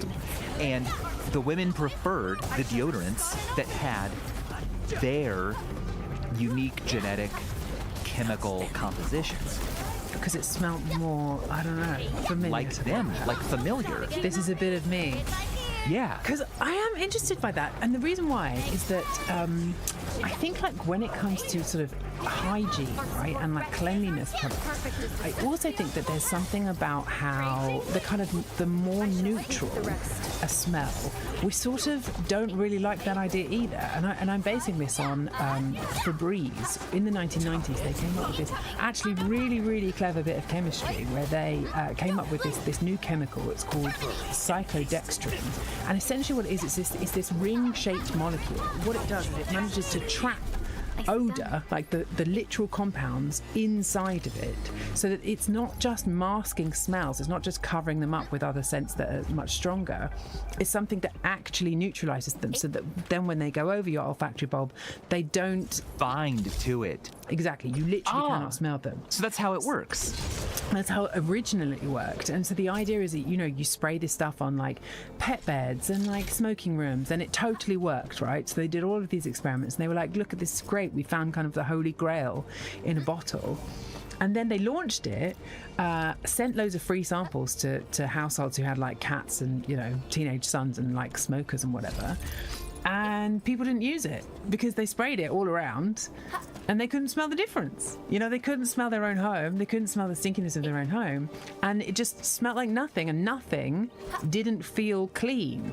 So instead, they like reformulated it, added perfume to it, added like a kind of a smell that doesn't need to be there, like a smell of cleanliness. And that was when it really took off as a product. Wow. I mean, it's the same as like toothpaste, right? Like menthol or like minty taste. There's nothing, you could have toothpaste that like, I don't know, tasted like bacon, right? Like it doesn't matter what it smelled like or tasted like. It's just we have like linked certain flavors in our minds to this idea of cleanliness and hygiene. Yeah, which I think to revisit the inferiority of smell brings us to maybe a point that I'm willing to agree with more, which is that we definitely think of it as being inferior, even though it doesn't need to be. Many studies have done this, where they've taken cherry-flavored liquid, and they've changed its color, and people will decide that it has a different flavor than it really does. If you take a cherry-flavored liquid and you dye it orange, people will say, oh, it's orange-flavored. Mm-hmm. Because they're relying on vision. They're letting that trump what they actually taste and smell. If you take that same cherry-flavored liquid and you dye it green, they'll say, oh, it's I think it's lime or kiwi maybe. They just do not allow themselves to surrender to olfaction alone. They trust their eyes, nothing else. All right, then I accept that, our smelling senses is weaker than our other senses because we're choosing to ignore it. But I think the question is, what would happen if we did pay attention? We have like this ability there. What if we did do more sniffing? So there was this really excellent and frankly hilarious study which tried to ask that question, which was essentially like, could humans smell as well as dogs? So they got a group of 32 human subjects, human volunteers. They gave them a blindfold. They also, for some reason, gave them ear defenders. And then they tried to see if they could follow a trail left by some chocolate essence that a bit of twine had been dipped into and then dragged for 10 meters across a lawn. So these people, it's very undignified, this entire experiment. They basically were butts in the air, noses to the ground, like proper, dog sniffing territory we are. And it turns out they actually were able to do it. They actually were able to follow this trail that had gone through the grass. They even tried a 45-degree bend to see if they could work out at what point it turned the corner. And they were actually, look, they weren't as good as dogs would have been, and that's fine, but they were there sniffing, deliberately paying attention to their sniffing. They were wearing gloves as well, actually, which probably aligns with your theory of like minimized touch. They're not exactly bloodhounds, but in most cases they were able to follow the trail. And crucially, the more they practiced, the better they got at it. Maybe it is partly a question of practice, but also I think that there are some people who are going to be better at this than others. And there are some people that are known as super smellers, essentially people who are like very, very good at paying attention to their olfactory system. And also very good at detecting even small amounts of molecules that the rest of us can't really distinguish between. So there's this incredible story. Joy Milne from Perth in Scotland. And she started to notice one day, she'd always been a good smeller, right? But she noticed one day that her husband had this like very particular scent about him. And she'd be like, have you washed? Are you using a different shampoo? Are you using something different? Why do you smell like that? And he was like, nothing's changed. Like, I am as I have always been. But over time, she was absolutely convinced that his smell had changed. Anyway, a little while later, her husband was diagnosed with Parkinson's. And a little while later still, she attended a conference for people who were suffering from Parkinson's and their loved ones. And as she went into the room, she was like completely floored by the fact that all of the people who had Parkinson's in there had this exact same smell that she had detected on her husband. Wow. And she said that she was like drinking cups of tea, sort of talking to people and basically going up to them and sort of like surreptitiously sniffing them just to like check if they were also someone who had that smell. Anyway, at the end of the conference, she goes up to the academic who is giving the presentation and she says, you know that there's a smell associated with Parkinson's, right? Like, asking it as a question. And this medic was like, no, like, what are you talking about? This is absolute nonsense. But he was so convinced by how like totally determined she was to tell him that there was this distinctive smell that he set up an experiment for her to really test whether she actually could smell Parkinson's. So this Parkinson's researcher, a guy called Tylo Knath from the University of Edinburgh, he was like, okay, this seems really unlikely, but I'll give it a go. So he sets up an experiment where he has 12 people wearing T-shirts. I mean, it's similar to your T-shirt experiment earlier, but 6 of them were just like ordinary men, nothing interesting going on, and 6 of them had Parkinson's. And he wrapped up these T-shirts and he gave them to Joy to smell them. And she ended up getting 11 out of the 12 correctly identifying every single person who had Parkinson's. And the only one that she got wrong was that she said that somebody had Parkinson's when they didn't. No, one false positive.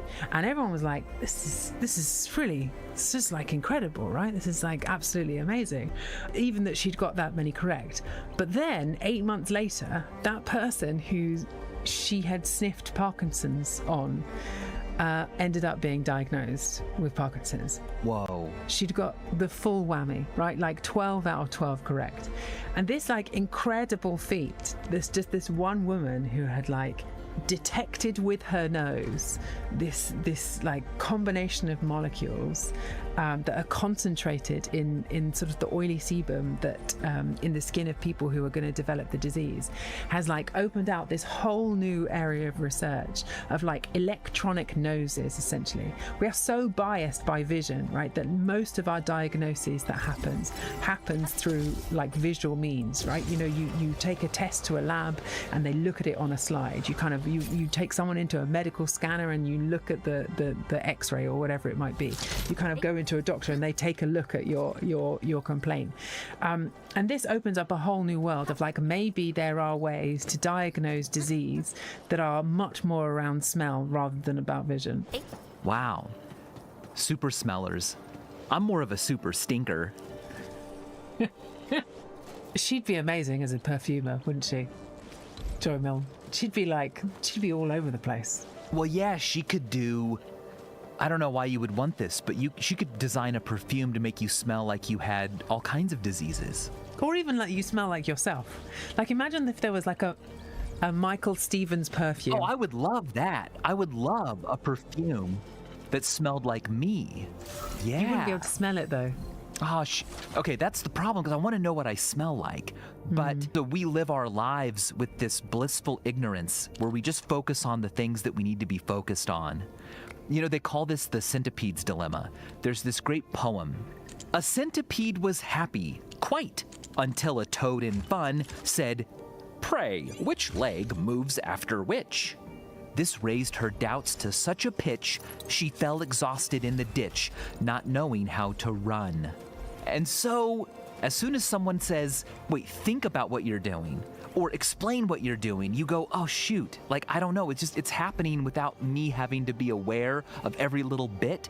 But once you make me think about it all, once the centipede is asked, what's wrong with your 34th left foot? Then it just goes, whoa, that's too much. I don't know. So when it comes to the question of what does the inside of your nose smell like, the answer is, you'll never know, but thank goodness you won't. Yeah, that's a good answer. It does have an odor. You can non-consciously detect it. Other people can consciously detect it, but you will never know what it smells like. And it's good that you won't. What a beautiful way to end this episode. If you have any questions for us, anything you want to send to our mailbag, you can email us, therestiscience@goalhanger.com. And also don't forget to like and subscribe. And if you want to hear more from us, go to therestis.com/science to sign up for our newsletter. Until next time. See you later.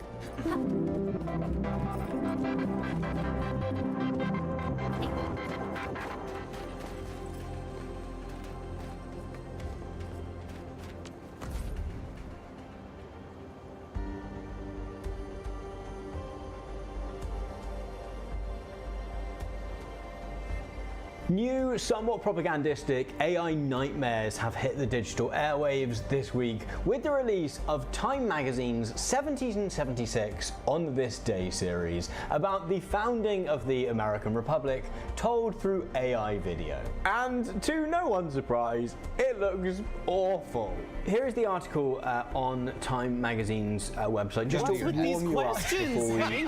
Don't ask me anything. I'll tell you what, Nicholas Patella. Into watching this because I think it's useful to have the sort of mission statement for this, I guess. See the American Revolution in a new light on this day, 1776. The first time the country had to gather itself, it wasn't a country yet. It was a string of British colonies, distant and often differing, but lately chatting among themselves about their relationship with the same man. Being colonial, the relationship was lopsided. They did the work, then they had to pay the king.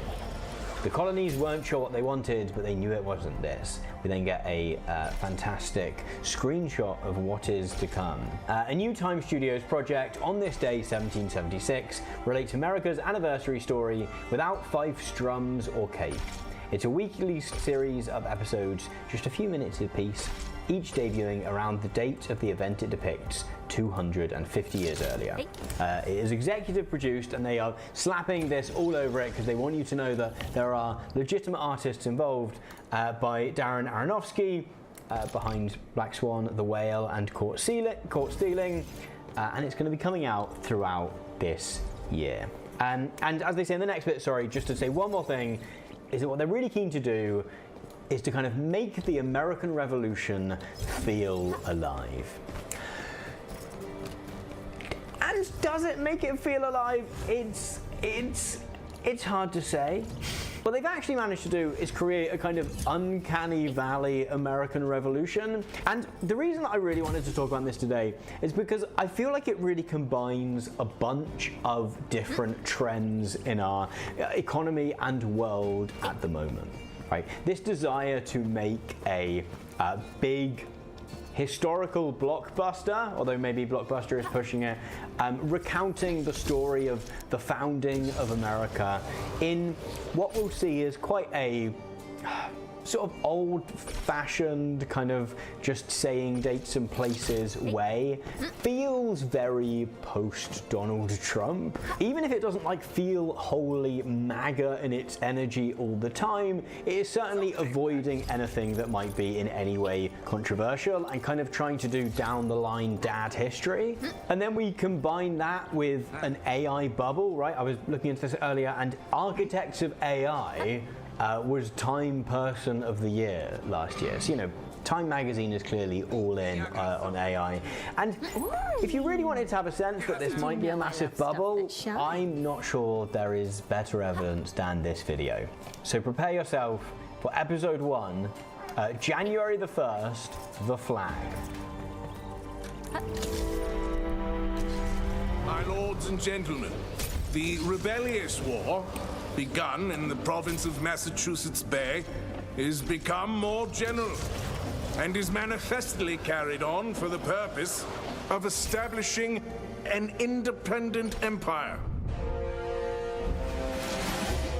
So one thing I will say is that when I started watching this, I was kind of like, oh, I sort of do want to watch a version of this. Like I don't feel like we've had a really good like period sort of Napoleon and or the American Revolution series or film for some time. Maybe I've just missed out on it. And I quite like this thing where they do the sort of repeating motif throughout these videos is coming up with people's names and what they do. That's kind of fun. What we have here is instantly, in the first like 20 seconds of this video, you kind of begin to see the flaws with using AI for the visual of anything, in that this is exactly what you would have expected from an AI generated film of anything, right? Particularly, I think this shot of like person in foreground, lots of people in the background, quite soft focus on the background, feels like every AI video clip that I have ever seen. And that aspect of like the AI aesthetic is something that is inescapable in watching this kind of stuff. Of establishing an independent empire. This shot too. It has now become the part of wisdom to put a speedy end to these disorders by the most decisive exertions. For this purpose, I have increased my naval establishment and greatly augmented my land forces in order that a larger number of the established forces of this kingdom may be applied to the maintenance of its authority. Like, it's kind of, I kind of like the idea of exploring this story with a good, you know, film. It's been a long time since The Patriot. When the unhappy and deluded multitude, against whom this force will be directed, shall become sensible of their error, I shall be ready to receive the misled with tenderness and mercy. Then there's bits like this that kind of are nice ideas but that sort of end up looking really computer generated. And the point where everything really slipped into place for me is the point at which you realise that the model for this is just Les Miserables. It's just the Tom Hooper Les Miserables film. Wherein everything is like a portrait shot of Head and Shoulders, and they have just taken that. There's even a whole thing in this first episode about the flag, which is just completely taken from the opening of the Les Mis film, where they're like, retrieve the flag.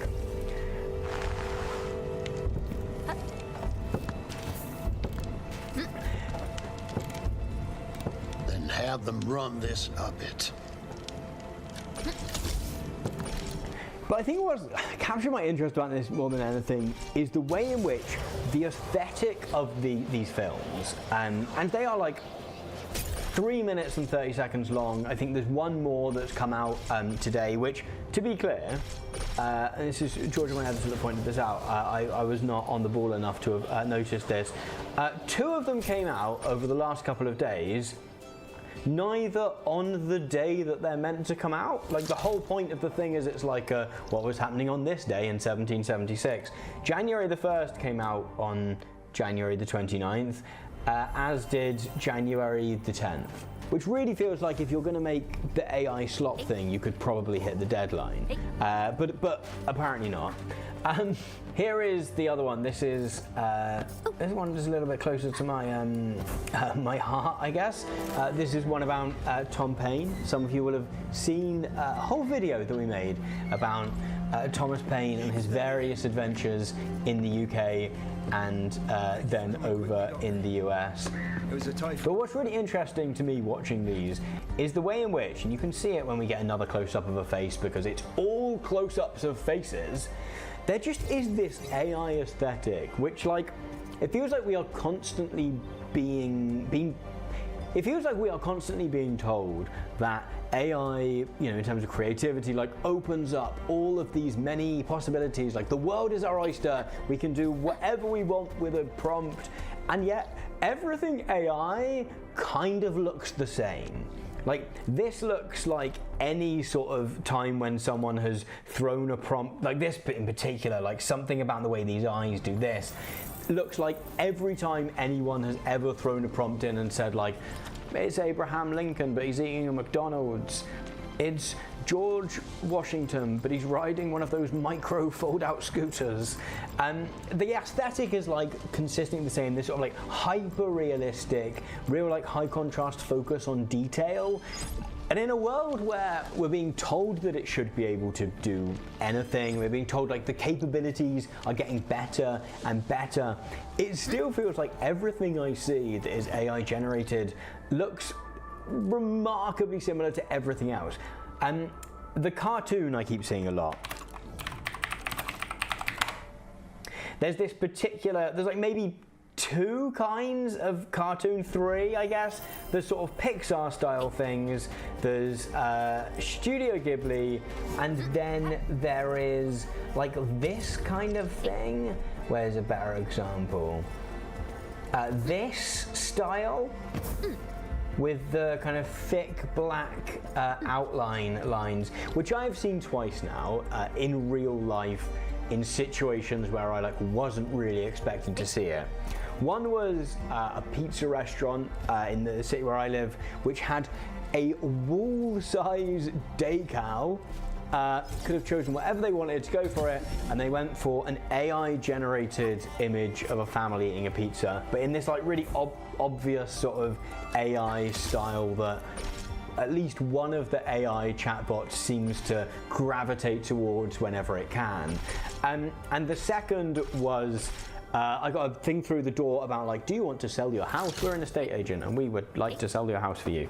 And that similarly had a picture of a family or something looking happy because they'd either just bought or just sold their house, in that style where you're just instantly like, I know that you have generated that image. I know you have not bought that. You're an estate agent. You could afford to buy a stock image, and yet, and you've spent a huge amount of money getting these things printed and having them delivered and all the rest of it. And yet, for the image, you've just absolutely like farted out a picture of like, please generate me a cartoon of a happy family who have just bought a house.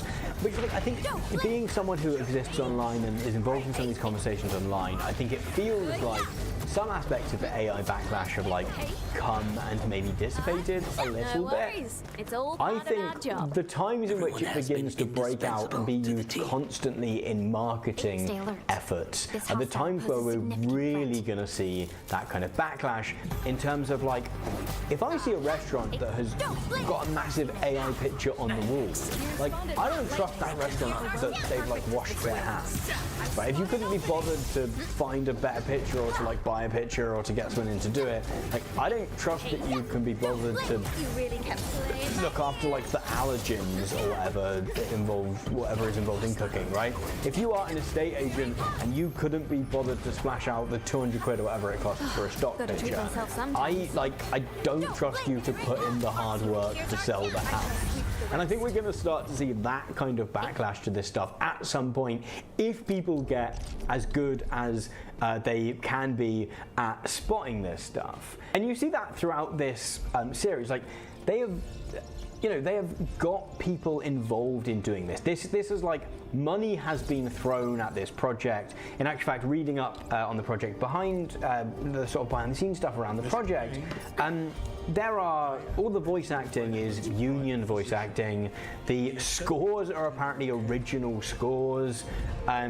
They've got like people involved in doing this other than the visuals, and it is also only 3 minutes per episode, or 4.5 minutes. This one is, and it looks terrible, right? This is absolutely one of the best stabs at this that you could imagine. One of the like, it's well resourced, and it just looks hideous. I think there are fewer better signs that maybe this is a bubble than like, we've had a couple of years of this stuff, we are told it is getting better and better and better, and yet it still looks the same and it still looks kind of terrible. But I think the biggest factor for me is the way in which this ties into broader political trends, right? There is this massive fight over how to celebrate the demi-quincentenary? Is that what it's called? The 250 years of the sort of founding of America, the American Revolution. At the moment, there's a really good article in The Guardian, I think it was, about the fact that there are 2 committees, maybe it was The Economist? Okay, it may have been an Economist article, where there are effectively like 2 different committees, one that is sort of a bipartisan committee that is planning a bunch of events, and one that is like the Trump committee that wants to do it all in a very MAGA way. And this series like isn't the latter, but it is the kind of dad history. I can say that now. I'm a father, so I'm allowed to say that. Sort of dad history of just like, I want the dates and I want the places and I want some big explosions. I say as someone who watched this, I was like, I would love to watch this series. But like, you know, there's no like, let's see it from a different angle, or let's like do an interesting way into exploring it. It's just like realistic people going, I think we should found a country, and kind of doing the same narrative of the founding as possible. But I think one thing that really struck me is that there is still an element of this that is meant to be patriotic. And yeah, I cannot imagine anything more offensive to the legacies of all of these people that are being here depicted than sort of farting out this AI slot about it. Like, when we hear about, you know, we hear people complain about, oh, young people today, they're not patriotic enough, they don't seem to care about their country enough, all of this kind of stuff. They don't seem as culturally enmeshed in their history and futures of their great nations or whatever. Like, the idea is often that there has been this kind of broad, just like cultural decline that has come from nowhere. But there's a certain extent to which, like, yeah, the culture doesn't really care too much about that either. In the same way that, like, a lot of people are like, well, I don't care too much about my country because, like, no money is going into, like, help making it easier for me to find a job or buy a house or all of those kind of things. And so if my country is giving me nothing, I do not care too much about trying to give anything back. The fact that even the kind of like lowercase n nationalistic propaganda that we are producing now is also just low effort slop. Like, is this really inspiring anyone to stand up and do the Pledge of Allegiance or anything? To see this, like, if they managed to get the letters correctly. Definitely in the trailer there's a bit where the letters sort of change mid. Oh, here we go. Oh, it just sort of like cuts halfway through what is clearly meant to be a shot. America! America! Everyone loves America. Like, the name of the country is not even correct. Oh, what a world we live in. Thank you so much for watching this weird little clip here on Tom Nicholas 2. We are trying this thing out, right? We are kind of taking a bifocal approach at the moment. The next video we have coming out on the main channel is like super high effort and massive and took us ages and put a lot of time into it, and I think it's looking really, really cool. We're also trying to do some more casual stuff to go alongside that as well, so that we can make some more entertaining and informative things for you slightly more often. If you'd like to support us in doing that, then you can find out how to do so by going over to patreon.com/Tom Nicholas. Thanks so much for watching once again, and I'll see you in another one of these soon.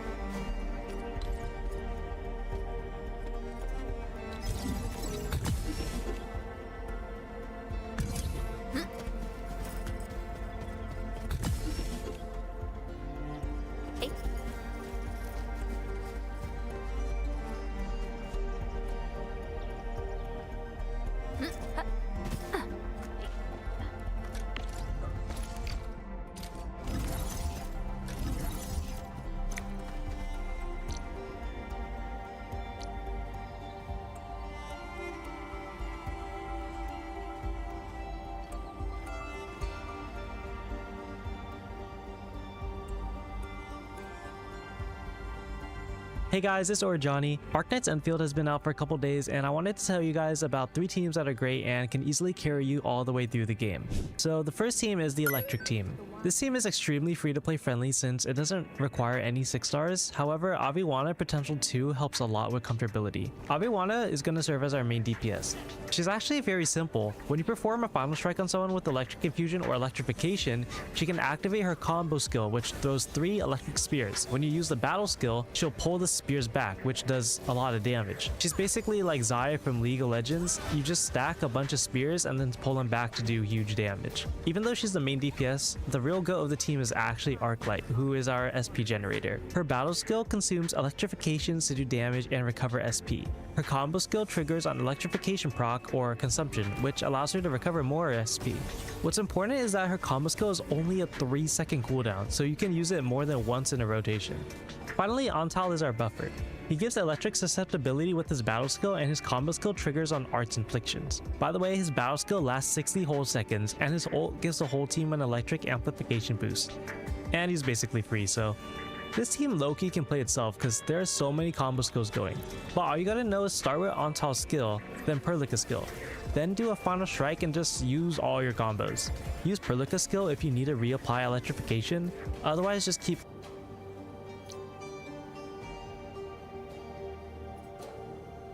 final striking and using your combo skills. You want to use Aviwana's battle skill when you have a bunch of spears, so probably 6, 7, but you can go for 9 spears if you have P2. This is because her spears last 30 seconds and her combo skills are 12-second cooldown, so you can only have 6 thunder spears out before you need to pull them back. But if you have P2, then the spears last extra time, so you can get 9 spears out. Anyways, this team is super fun because the combo skills are pretty low cooldown, so you're just constantly spamming them, and Arclight gives a bunch of SP back, so you just keep using skills. The only thing you need to keep track of is how many spears you have out on Aviwana and when you need to pull them back. I won't talk much about weapons because there's so much diversity in the weapons people have, but just know that Aviwana wants damage weapons, Arclight can use damage or buff weapons, and Perlica and Antal want something that can buff the team. Up next is the physical team. It's somewhat free to play, using only 6 stars that are on the standard plan. The team has many different combinations, but at its baseline, you want to have Chen and Pogranichnik. Wind and thunder we I think we're just gonna go with Pog. The other 2 slots can be filled by the Administrator, Japan, Li Fong, Ember, or Ardelia. The team is somewhat playable without Pog, but it's going to be much worse. Preferably you want Li Fong as the 3rd because he's good vulnerability application and he deals pretty decent damage. Otherwise, you won't be able to make full use of the team. However, it's still definitely Pog is insane because he's an SP generator, he can apply breach, he can group enemies, his ult has the best sound effects in the game. He's Pog, but I have to hate him a little bit because he made me lose my 50-50. Damn! Oh. We hit soft pity. Please let me win a 50-50! If you laugh, Iron Tomb activates. If you laugh, you go to hell. Oh my. Raging wind. How he works is his battle skill can either apply vulnerability if the enemy has none, or consume vulnerability to apply breach. Breach makes the enemy take more physical damage, and it looks like this. This synergizes with his combo skill, which does more damage and recovers more SP when consuming vulnerability. In this comp, you want to use his battle skill to consume as much vulnerability as you can. So you're going to want teammates that can apply vulnerability.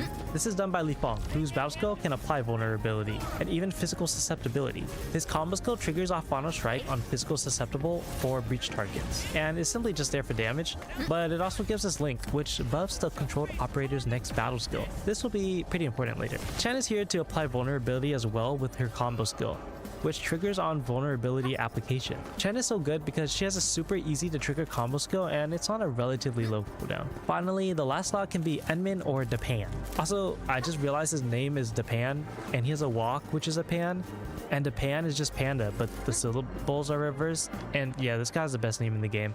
Their only job is to use their battle skill when the enemy has 4 stacks of vulnerability and they are breached and they're physically susceptible. So how do you do this? You want to start with Li Fong's battle skill, which will proc Chen's combo skill. Then just keep attacking and use Li Fong's combo skill when available. You want to use Li Fong's battle skill until the enemy has 4 vulnerable stacks. Then use Pog's battle skill to consume those vulnerability stacks and apply breach. Then use his combo skill to get some SP back. Then just do the rotation again until the enemy has 4 stacks of vulnerable again. But this time, instead of using Pog to consume the stacks, you will use Enmin or Dapan's battle skill to consume the stacks. Use Link, and do massive damage. That's basically it for the team. It's super simple. Be sure to throw in some ults in there as well, especially Pog's ult. For the final team, we have Lava Team. This is going to be the best team on release, but of course it requires a limited character. I already explained Lava Team in my previous video, so I'll focus more on the rotation and synergy in this video. Team you're going to want to use is Hero, Wolfguard, Akakuri, and Ardelia. Goberta isn't as good as Ardelia in this role because she will mess up Lava Team's heat inflictions. The best thing about this team is that every supportive unit is free. Now, you just gotta be lucky or have 120 pulls. Basically how the team functions is we just want heat inflictions. Wolfguard can do that with his battle skill or combo skill, which triggers off art infliction. Akakuri is here to give us SP generation, but she has the added bonus of applying heat infliction on her battle skill. Ardelia will give us art susceptibility and healing. She's just going to be a little amplifier for Lava Team. Let's go over the rotation. You're pretty much always going to be attacking with Lava Team. Start with Wolfguard and Akakuri skill, then use combo skills when they come up. Notably Wolfguard and Ardelia, and then Lava Team. Then just keep attacking until you have 4 Melting Flame stacks. Use skill when you have 4 Melting Flame stacks, and ult whenever you have it up. This team is super simple, and honestly rotations don't even really matter. All you gotta do is remember to apply heat inflictions with Wolfguard and Akakuri. For weapons, my only thing to know is that the Battle Pass weapon is more than good enough for Lava Team. So if you want to save your Arsenal tickets, feel free to do so. Wow, 4 25-75 losses, boys. Oh, it's so fucking stupid, bro. How the fuck do I lose all these? Okay, that's all for this video. Thank you guys for watching. I stream gacha games and whatever on twitch.tv/orjohnny, and I also made a new TikTok account, so follow me there. All right, bye guys. Holding my guts in on the floor of the bathroom. I'm vomiting half truth. It's coming up dry. Maybe.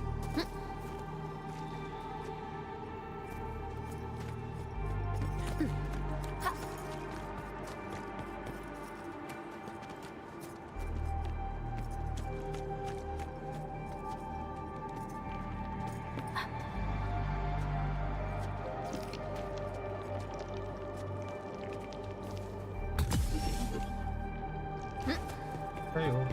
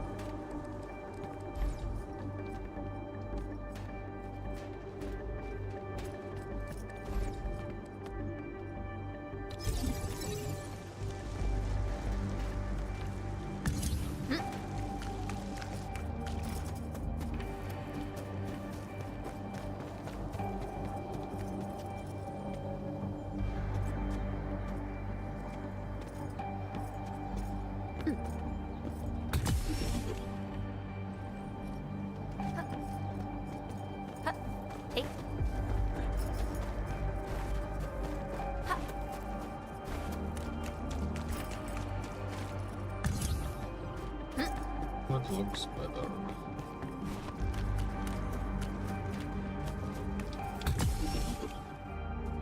This looks better.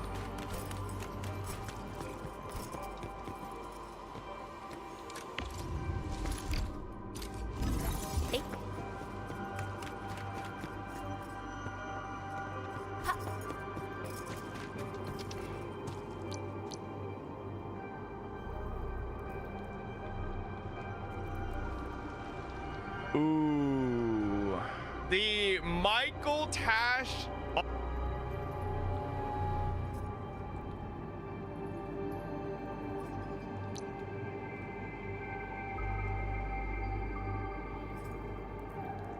Congress is making us release the Epstein files in full. We'll redact most of the celebrities, politicians, and intellectuals that are in here, but we can't really cover for everyone. Probably the end of the U.S. government as we know it once people see a fraction of what's in here. It's going to be bad. Yeah, it's not going to be good. It's going to be bad. It's not going to be good. Empires have been toppled for less. But we redacted stuff? Yeah, but we got to show them some stuff.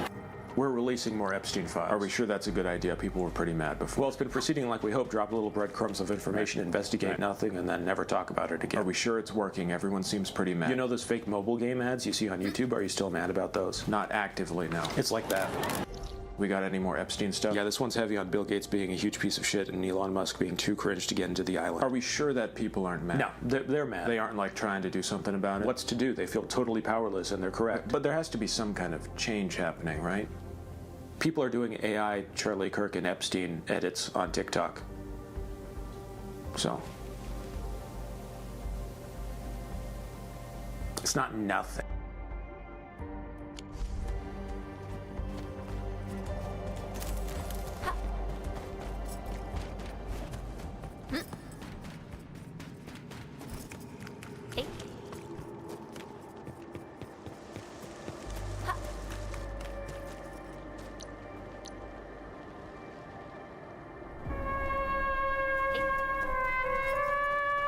At no point watching The Godfather do I feel the desire to pick up a controller.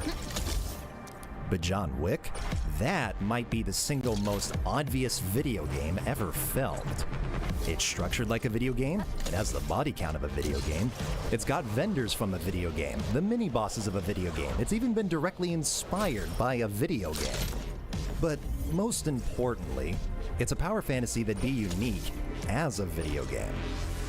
Not a cover shooter, not a beat 'em up, and not a game that flips between the two, but combines them to give you John Wick's superpower. Dealing with anyone, whether he's got a pistol or a pencil. And yet, John Wick has the same number of video games as The Godfather.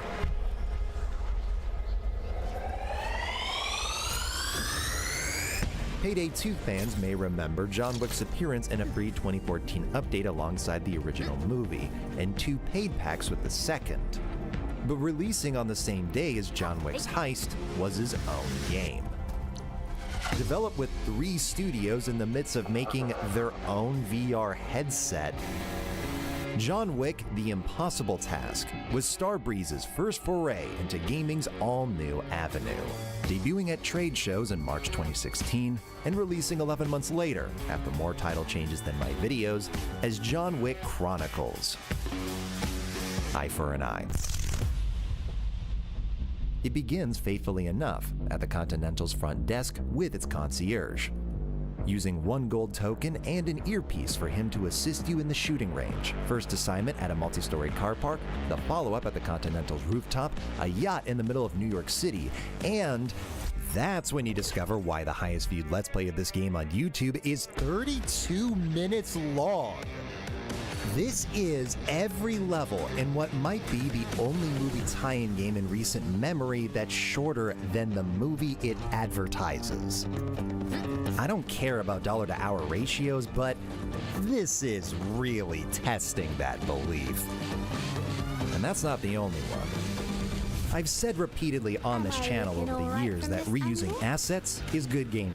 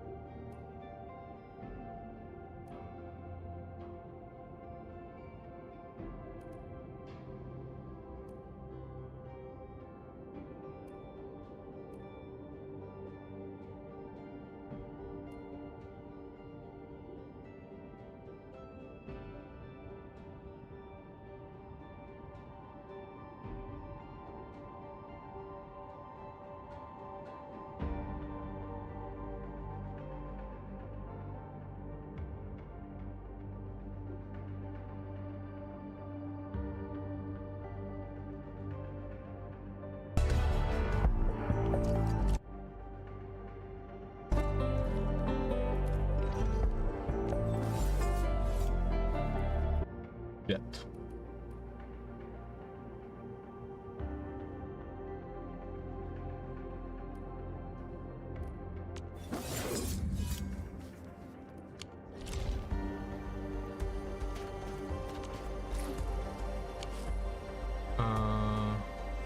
Jet.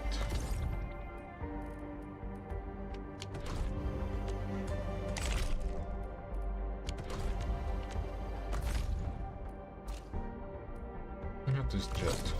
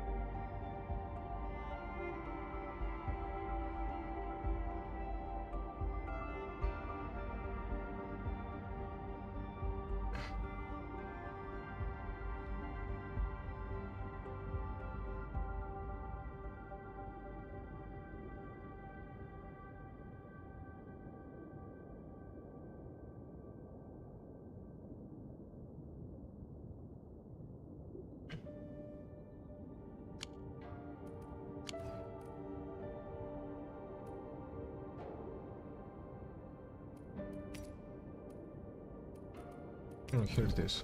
Jet.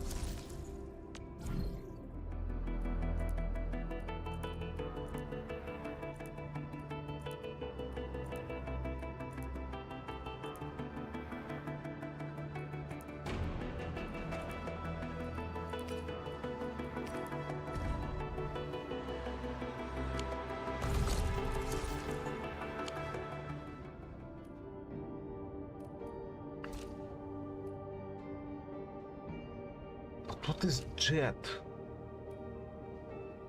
Jet.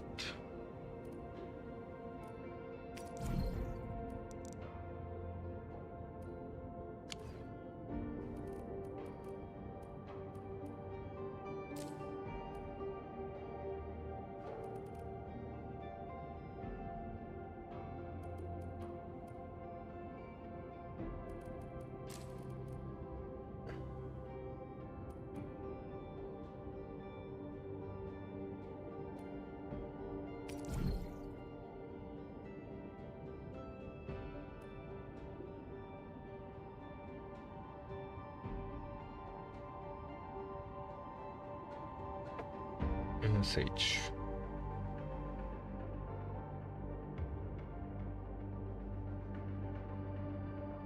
NSH, heresy.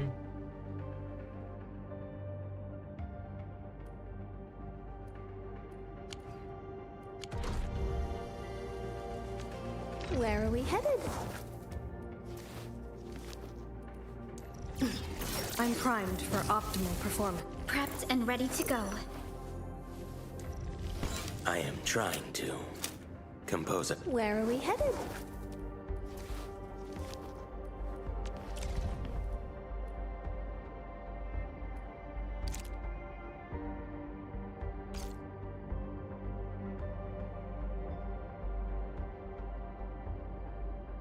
TGCC.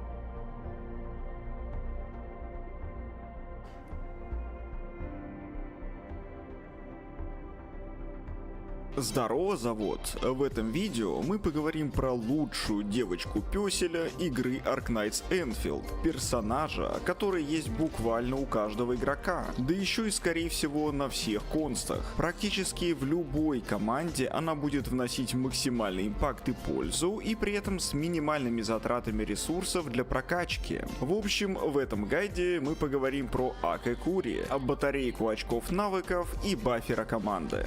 С вас лайк и погнали разбираться. Донатов нет, сервис, проверенный временем. Здесь вы можете закинуть полихромы в Zenless, нефриты в ХСР, астриты в Вулу и другие игры. И все это по UID, без персональных данных аккаунта. Также вы найдете здесь пополнение Стима, звезд в телеге и других сервисов. А еще ты можешь поучаствовать в ежедневных бесплатных раздачах декоинов, за которые можно сразу пополнять любимые игры. Донатить в игры теперь просто, ведь донатов нет, донаты есть. Начнем с ее характеристик и кнопочек, и тут игра уже прямо с нулевой может ввести вас в заблуждение, показывая главным статом персонажа ловкость, которая будет давать много атаки для Акакури. Но если мы заглянем в пассивные таланты, то увидим, что за каждые 10 очков интеллекта, который является для нее вспомогательной характеристикой, ее комбо-навык может восстанавливать до 75% дополнительных очков навыков. Сам комбо-навык срабатывает по цели раз в 10 секунд при оглушении врага, либо при пробитии его промежуточного узла оглушения. И восстанавливает он 15 очков навыков, а с максимальным бонусом это будет 26,25. И это восстановление не меняется с повышением уровня комбо-навыка, ибо при прокачке дается только дополнительный множитель урона, который, к слову, у нее будет физический. Поэтому, если у вас поначалу совсем нет ресурсов и денег, то качать комбо-навык, боевой навык, что базовые атаки, нет необходимости, потому что это кнопки буквально про урон Акакури,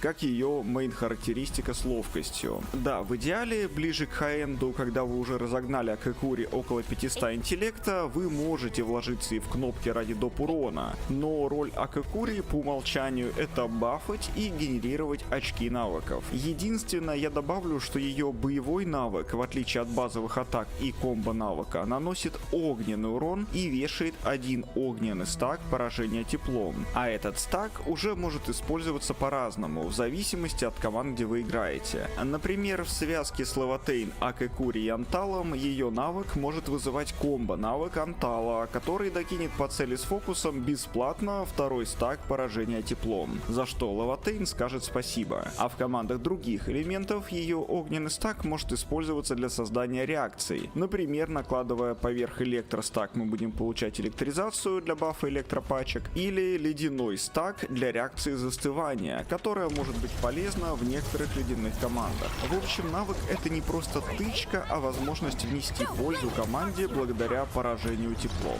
Но главное и первичная единственная кнопка, которую вы как раз таки обязаны ей прокачать, это ультимейт, потому что на первом уровне прокачки он восстанавливает команде 58 очков, а на максимальном будет 80 очков. При этом мы тут же возвращаемся в таланты Акакури и видим, что во время каста супер навыка активируется ее уникальный баф «Связь». У некоторых персонажей по типу Лифена есть отдельный множитель урона в скиллсете, когда такой баф есть у команды. Но по умолчанию эта связь дает плюс 30% урона на следующий прожатый боевой навык в команде или плюс 20% в следующий ультимейт. Тут есть два нюанса. Во-первых, связь работает именно на урон прожатой кнопки, если он там вообще есть. Например, ульта Левотейн сама по себе не наносит урона, а переводит ее в особое состояние, где уже базовые атаки бьют сильнее. Они бонусы урона от связи уже не получат. Поэтому ее, например, лучше тратить на усиленный боевой навык Левотейн. Та же ситуация и с ультой Ивонны. Второй нюанс. Сам баф связи выдается на очень короткое окно, пока Акакури запускает все 3 своих сигнальных ракеты. И если вы не воспользуетесь бафом, то он быстро пропадет. Но его время можно будет продлить последней констой Акакури. И, собственно, давайте о потенциале и поговорим. Первая конста дает Акакури плюс 10% к ее атаке каждый раз, когда она восстанавливает очки навыков. Складывается до 5 раз. И тут есть тоже нюанс. нюанс. Ее комбо-навык делает 2 тычки, восстанавливая по 7,5 очков навыков за каждую. А значит, вы сразу будете получать плюс 20% к атаке. А ее ультимейт, несмотря на то, что в скиллсете указана одна общая цифра для восстановления очков навыков, запускается 3 сигнальные ракеты, каждая из которых восстанавливает, получается, треть от этой общей цифры. И таким образом вы можете получить еще прибавку в 30% атаки. При этом бафы обновляют общий таймер, и его можно продлить следующим комбо-навыком, например, если вы успеете. Вторая конста ничего интересного не дает, а вот третья будет давать плюс 10% к атаке каждого члена команды во время каста ультимейта. Вот то, о чем я рассказывал про 3 ракеты, то есть в очень короткий промежуток времени, около 3 секунд. Четвертая конста позволяет чаще жать ультимейт, а вот пятая позволяет сохранять баф связи после окончания ультимейта еще на 5 секунд. На самом деле пятая конста зачастую юзлес, потому что в большинстве ситуаций вы практически сразу жмете ультимейт или боевой навык дамагера после ульты Акакури. Скорее это такой quality of life, когда вам хочется, например, прожать сильный навык после ульты Акакури, а очков навыков не хватает, даже после этой ульты. Либо вам нужно правильно затаймить какие-то комбо-навыки, которые не получают баф урона от связи и, следовательно, не снимают ее с отряда. Теперь поговорим по сборке и начнем с оружия. Лучшей универсальной пушкой будет бесплатный термитный резак, который вы можете забрать с коробки за новичковый баннер. Универсальная она потому, что дает баф атаки, который может стакаться до 2 раз. Причем стакать этот баф Акакури будет так же, как свою первую консту. Комбо-навык делает 2 тычки с восстановлением очков навыков, и тем самым резак выдает сразу двойной баф на процент атаки. Но термитный резак дает бесполезную главную характеристику для Акакури — волю, которая как раз будет полезнее для того же пограничника. Из-за чего вторая пушка, клинок света, может быть полезнее с точки зрения урона самой Акакури. Но полезнее она будет только в электрических и огненных командах, ибо дает увеличение не процента атаки, а множителя урона. И совсем на крайний случай вы можете выдать Акакури скалу. Бафать она с пушки не будет, зато получит дополнительную скорость набора своего ультимейта, а также прибавку в интеллект, что позволит ей побольше восстанавливать очков навыков из-за пассивного таланта. Ну а лучшим легендарным сетом будет однозначно колонист. Этот сет будет выдавать команде бонус в 16% урона на 15 секунд за восстановление навыком очков навыков. Тут может быть у некоторых путаница с описанием, ведь там написано с помощью навыка. Я даже на стриме с таким вопросом один раз сталкивался. Но навыком является и боевой навык, и комбо-навык, и супер-навык. И 2 последних у нее как раз таки восстанавливают очки навыков. Что касается офсета, лучше всего выдать перчатки Вечный Ксеронит, дающие еще 20% в набор ульты, и 65 единиц интеллекта для пассивного таланта. В прошлом гайде меня еще спрашивали про эссенции и доработку доспехов, но я правда не уверен, нужна ли эта секция. Ведь вы все равно потом накрафите ресурсов и все прокачаете на максимум. А точить уже выше, как вы понимаете, зависит от персонажа. Например, у Акакури это скорость накопления энергии и интеллект для добивания 500 единиц. А вот по эссенциям же зависит от вашей пушки. Например, термитный резак бафает атаку всей команде. Это будет приоритетнее, чем втачивать эссенцию на интеллект для самой Акакури ради крох очков навыков. Я думаю, общий принцип тут понятен. Ну и наконец поговорим про команды. Акакури прекрасно встанет в любую команду, но давайте поговорим в сравнении с Алешей, Арклайт и Пограничником. Может ли Акакури быть лучше даже них? Ведь они 5-звездочные и 6-звездочные персонажи того же класса. Начнем с Пограничника, и физической пачки ему равных нет. Его уникальный дебаф на порезку защиты врага, прорыв, в совокупности со своим собственным уроном в скиллсете и под дебафами от физической восприимчивости той же Арделии или Люфена. Короче, его синергия с пачками однозначно дает команде больше, чем Акакури. Но что, если рассмотреть его в командах искусств? А тут уже не все так хорошо, ибо баф прорыв будет бесполезен, так как режет именно физическую сопру, а не элементальное сопротивление. А баф с ультимейта может и дает плюс 8% атаки и плюс 8 к силе искусств, но вот будет выдаваться он только тому члену команды, который умеет накладывать физ уязвимости. уязвимость. В элементальных командах у нас таких персонажей, ну вот по типу Гилберта, не то чтобы и много. Консты пограничника есть не у всех, да и там нет профильных бафов урона для команд искусств. И получается, Акакури со своими 10% атаки от третьей консты плюс бафом связи чисто в скиллсете без учета бафов с пушки будет выдавать для команды искусств побольше. Но как только мы коснемся темы оружия, например, того же ранее упомянутого термитного резака, то вот для выдачи бафа с него Акакури должна либо прожать ультимейт, либо дождаться пробития врага, или хотя бы его узла. Тогда как пограничник буквально сразу может снять фистак навыком и восстановить очки навыков, тем самым активировав баф резака. Или любого другого оружия, в условии которого прописана активация бафа за восстановление очков навыков. Похожая ситуация и у Алёши.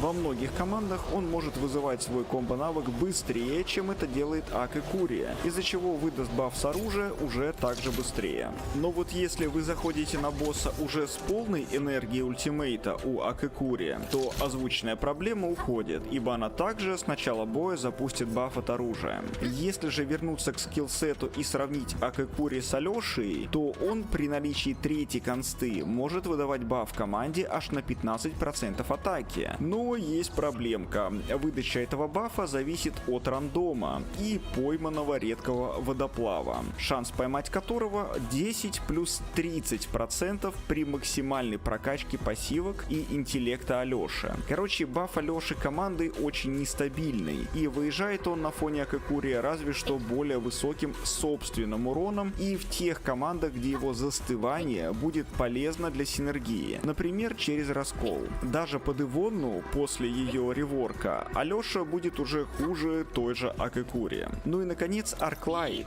И начнем с того, что у нее I won't let these LBs destroy years worth of research data. The research center will be our final bastion of defense. Yvonne is also staying put. I will do whatever it takes to help.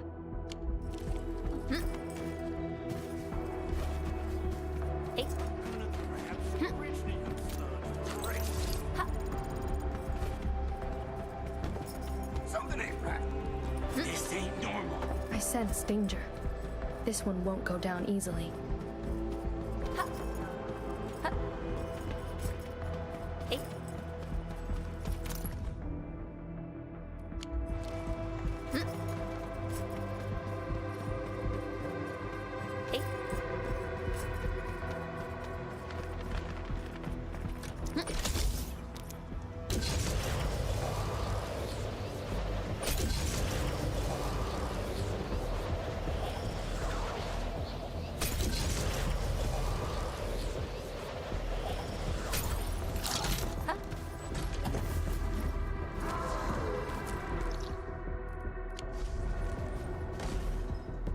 В принципе нет каких-то универсальных бафов под любые другие команды, кроме электрической. Ни процента атаки, ни каких-то общих просто бонусов к урону. Так еще и этот самый баф на электроурон очень хочет пятую консту у Арклайд, чтобы его можно было выдавать чаще. Ну как чаще? Для его выдачи вы должны снимать электризацию с врага 3 раза, а с пятым потенциалом 2 раза. И это фактически привязывает Арклайд к перлике, которая бесплатно с комбо навыка будет выдавать электризацию. А вторую мы можем делать либо за реакцию стихии в команде, или за собственный ультимейт. Но если у вас пятой консты нет, то плясать с бубном ради вкусного 15-секундного бафа на электроурон придется гораздо больше. Второй забавный момент — это то, что пусть потенциал урона у Арклайд и выше, чем у Акакури, сами ее тычки в половине скиллсета физические, а значит лутать бонус от собственного бафа на электроурон она будет не на все.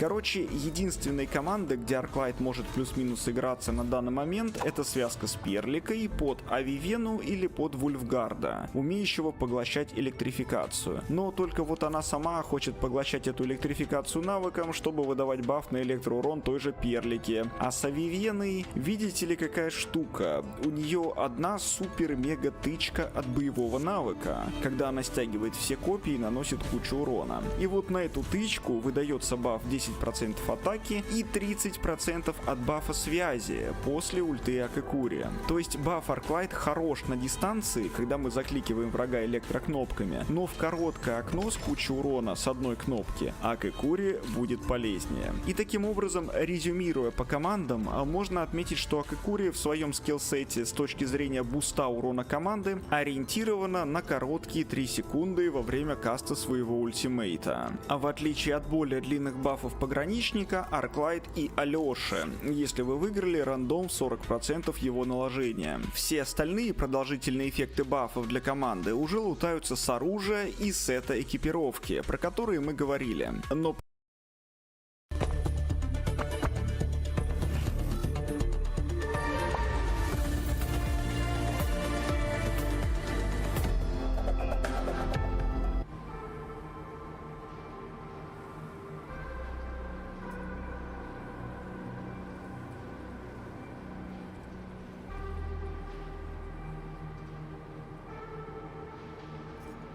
a list with characters I would not recommend getting during Lantern Rite. First up is Xinyan. Xinyan is an attack and defense scaling pyro shield character that also focuses on physical damage. If that sounds like kind of a hot mess, it is. Xinyan is not very good on her own, and even at Constellation 6, she's not very good. If you were to read her kit, you'd probably think that she'd want to be played as a physical damage dealer, but ironically she has some anti-synergy with a lot of those physical team comps, and ends up doing a lot better as a pyro DPS with a Constellation 6 Bennett.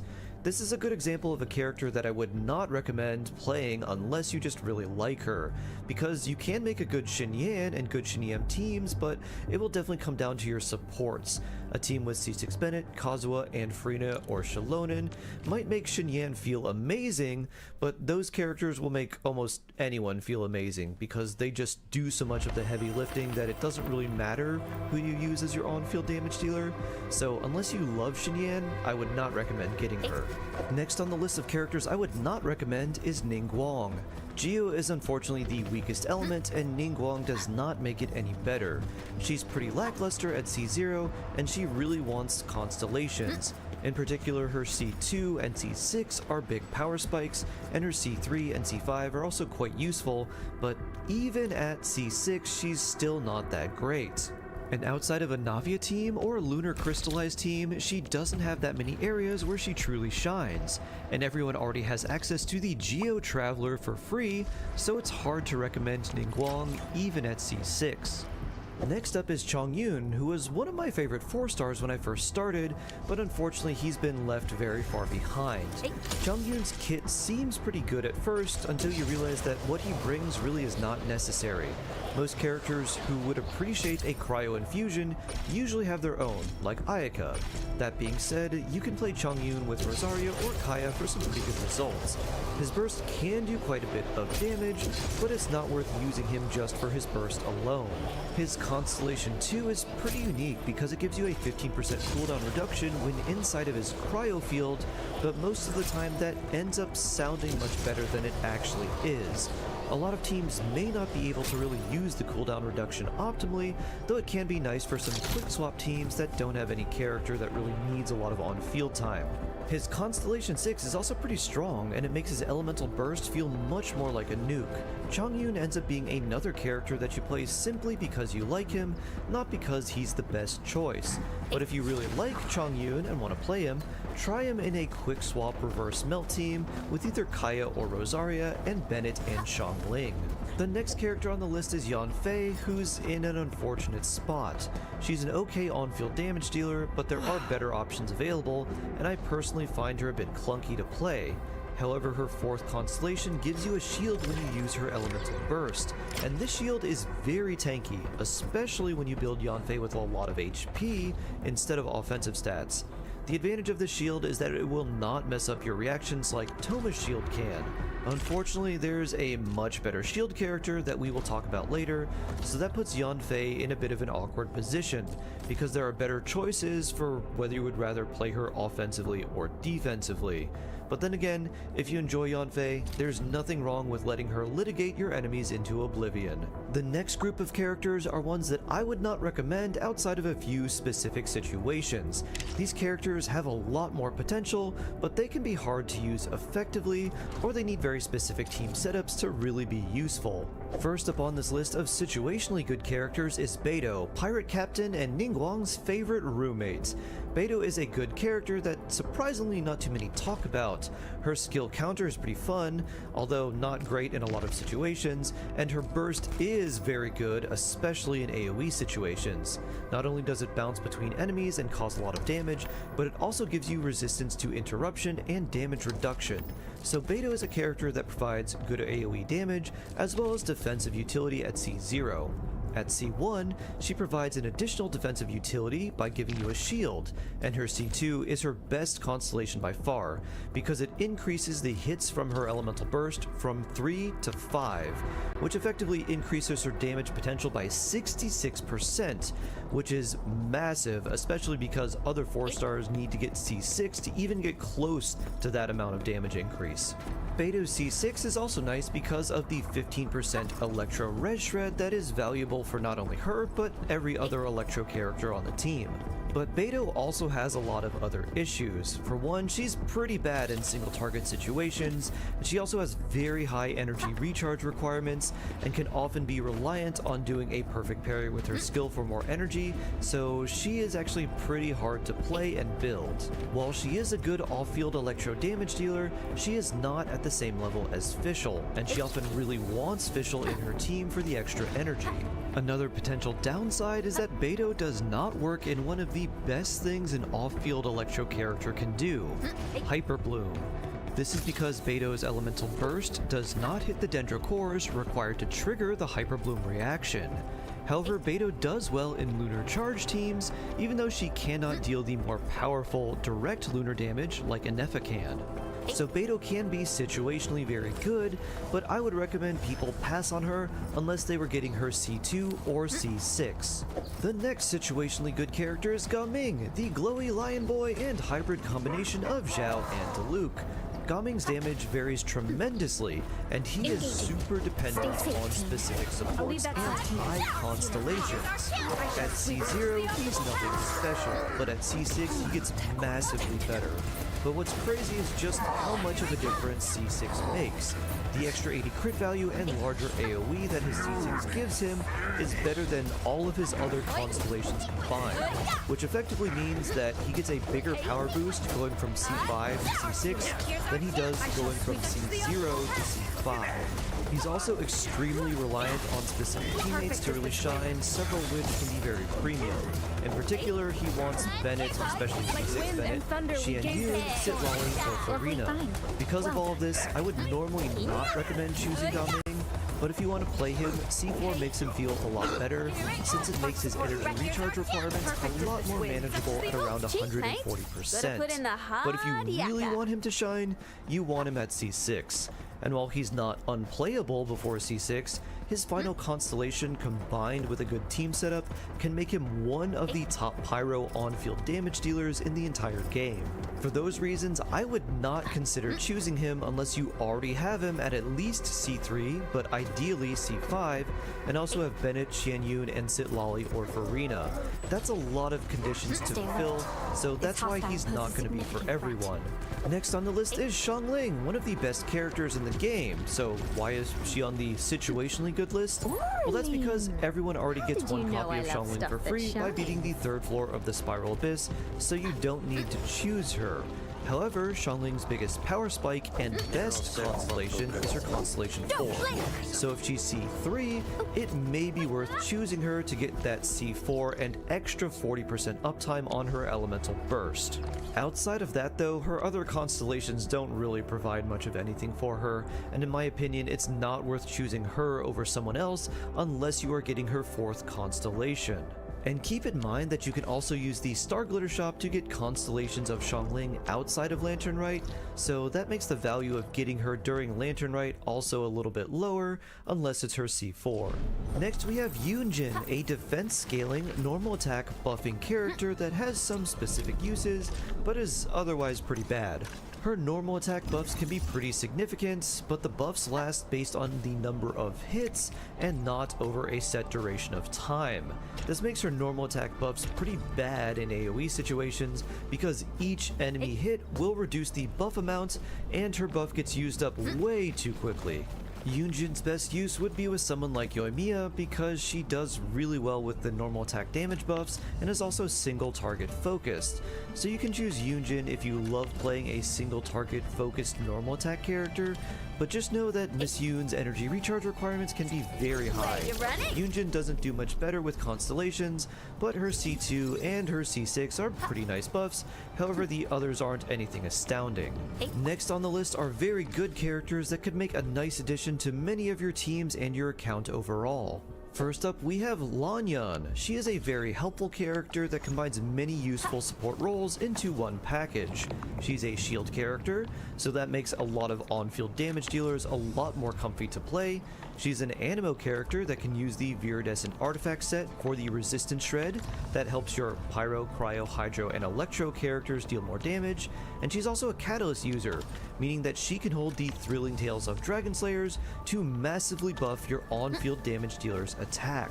What's also really nice is that she doesn't need a lot of energy recharge because her shield comes from her elemental skill. Her burst is nice and it can deal some okay AoE damage and weakly pull in very light enemies, but her value as a character comes from her elemental skill and the various methods of supporting the team, not her elemental burst. Lanyan is also a great pickup because she doesn't need constellations to bring most of her value, but her constellations are nice. Her C2 in particular helps her defensive role because it allows her to regain some shield value when a character uses a normal attack.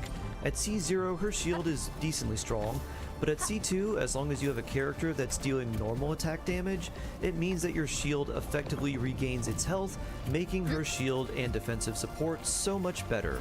So if you don't have Lanyan, she is a nice pickup, and her C2 is also great, but after that, her constellations aren't quite as valuable. The next character is Yao Yao, who came out in a previous Lantern Rite and is easily one of the best 4 stars to come out during the Sumeru era. What's really interesting about Yao Yao is that her overall power is basically the opposite of most 4 stars. And what I mean by that is that a lot of 4 stars are fairly weak at C0 but get much better at C6, but Yao Yao is really good at C0, and her constellations are nice additions, but they really don't do much for her. Yao Yao is an incredibly strong healer, and nearly as good as Baiju, who is a limited 5-star character. Her elemental burst offers a lot of Dendro application and team healing, and she even has some Dendro application from off-field. Her off-field Dendro application is not spectacular, but she is often one of the best 4-star Dendro options available. Yao Yao's value does drop quite a lot if you have Nahida, but if you want to play multiple types of Dendro teams in the Abyss, then she can be a very nice addition to your account. I recommend getting Yao Yao if you don't have Nahida, but you only need a single copy of her. Her constellations are fine, but she's already so good at C0 that if you already have her, you're better off with getting another character instead. And now we come to Xingqiu, who is one of the most versatile and best characters in the game, which includes a lot of 5 stars. He provides damage reduction, resistance to interruption, modest healing, and most importantly, a lot of off-field hydro application and damage, which is why he's a staple on basically almost any team that wants a hydro character, and that's dozens of different teams. If you don't have a copy of Xingqiu, he's easily my #1 recommendation. He's very good at C0, and his constellations make him better. His C1 is pretty meh, honestly, but his C2 is his second strongest constellation after C6. One downside to choosing Xingqiu is that you can get him from the Star Glitter shop, but choosing him during Lantern Rite can free up your Star Glitter for other characters and other important constellations like Xiangling C4, Bennett C1 and C5, and Fischl C6. All of those characters are available in the Star Glitter shop, so if you pick Xingqiu now, you might be able to get those important constellations for those other characters. Another downside is that his usefulness in teams is either extremely high, or he brings virtually nothing to the table. For example, if you play Chaska or Mualani, Xingqiu's Rain Swords won't proc on Chaska's charge attack, and Xingqiu's summoned Rain Swords can eat the Pyro that Mualani needs to vape, and that is really bad. But even with these downsides, he's still one of the best characters, and I would recommend getting him if you don't have him. And this makes it the perfect time to talk about which 4-star would be best for you and bring the most value to your account overall. First of all, if you don't have Xingqiu, just get him. His usefulness and versatility are unmatched among the other 4-stars. If you already have Xingqiu, but don't have Lanyan, I would choose her. She is also extremely versatile and brings a lot of usefulness and buffs all in one package. After that, I would consider getting Yao Yao if you don't have Nahida or Baizhu. Beyond that, it's all about constellations and choosing the most powerful ones for your account. I would prioritize getting C4 Xiangling, C6 Gaming, C2 Beidou, C2 Lanyan, and C2 or C6 Xingqiu. And if I had to break down my priority list in detail, it would look like this. Number 1, get Xingqiu if you don't have him. Number 2, get Lanyan if you already have Xingqiu. Number 3, get Yao Yao if you don't have Nahida or Baizhu. Number 4, if Xiangling is C3, get her C4.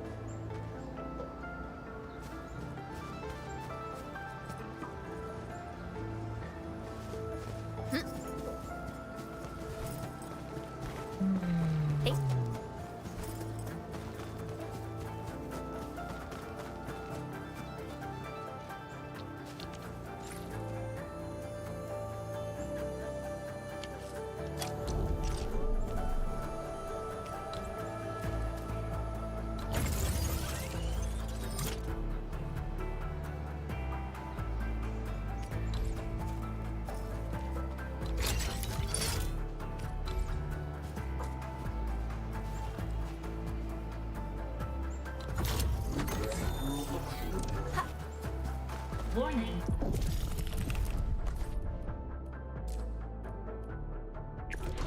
This area is subject to possible attacks.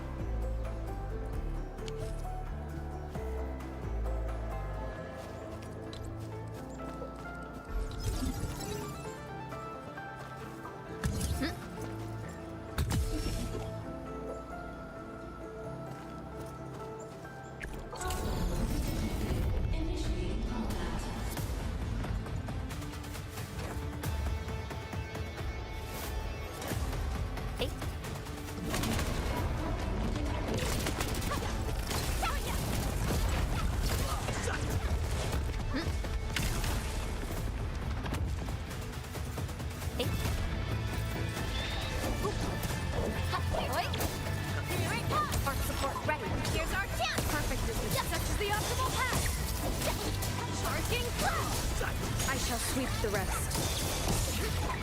Hey! Here it comes! Don't blink! Weak spot sighted! Fight!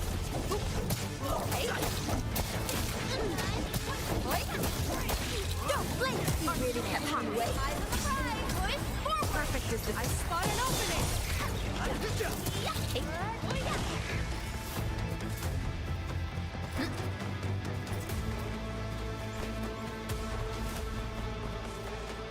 It's just spawning in here.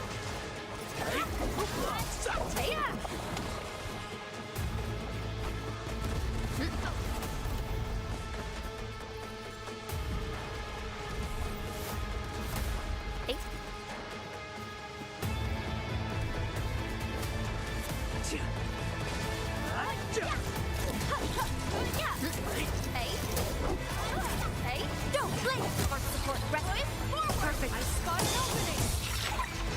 Targeting flash. I shall sweep the rest.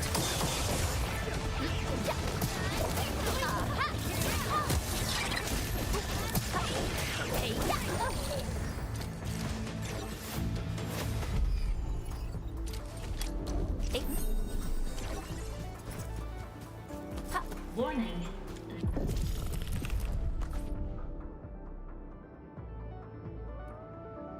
This area is subject to possible attacks.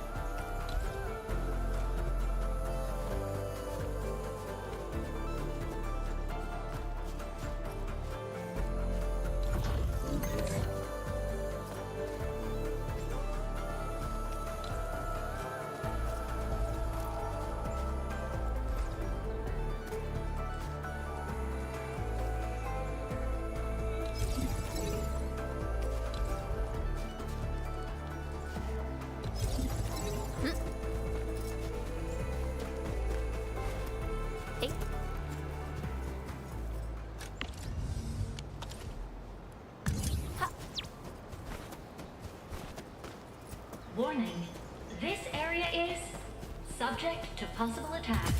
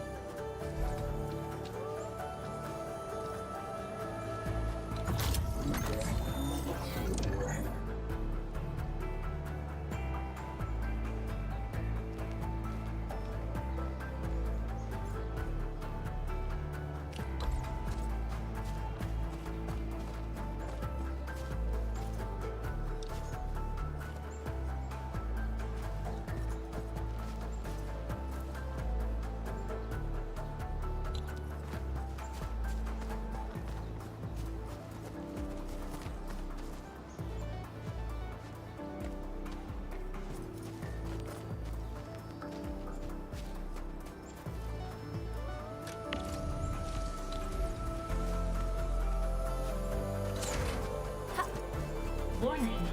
This area is subject to possible attacks.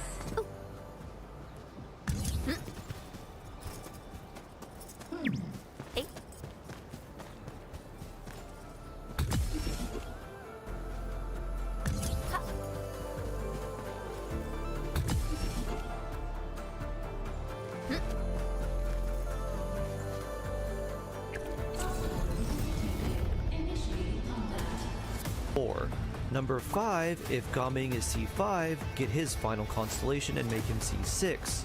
Priority number 6 would be getting Beidou if she's C1, so you can make her C2. Number 7 would be getting Lanyan C2 if you use her frequently. Number 8 would be if you already had C0, Jingqiu, Lanyan, Yaoyao, Beidou, and Xiangling. I would consider getting constellations for Jingqiu because his constellations are generally worth more overall, unless another competing character's constellations are at a specific power spike level, like getting Xiangling C4. If you already have a decent amount of characters and constellations already, I would aim for the constellations for the characters you think you'll play the most. C2 Beidou and C6 Gaming are both very good, but if you already have Yaimiko and Malika, the value of those 4-star constellations is pretty low. And finally, if you already have C6 Xingqiu, C2 Beidou, C2 Lanyan, C6 Gaming, C0 Yaoyao, and C4 Xiangling or higher, then you win Lantern Rite, and you can just pick whoever you want to play the most. At this point, you've gotten all the most powerful available characters and their constellations from the Lantern Rite selector, so you can't go wrong with whoever you choose. And you may just want to consider choosing a niche character if they fit your playstyle. I know that was probably a lot, so if you have any further questions, especially about who would be best for you with the characters you already have or are planning to wish for, feel free to come by on Twitch and ask for help. I'll be available to answer questions for you, and all you have to do is say hi and tell me which characters you have, and I'll give you the best character recommendations for your account. You can catch me live daily on Twitch at twitch.tv/Sharkheart, that's SharkH3ART. And if you found this video helpful, don't forget to hit the like button and sub so you can see more guide videos and get notified about free Primo Gems and more. That'll be it for this one, everyone. Take care, I love you, stay jawsome, and I can't wait to see you in the next one.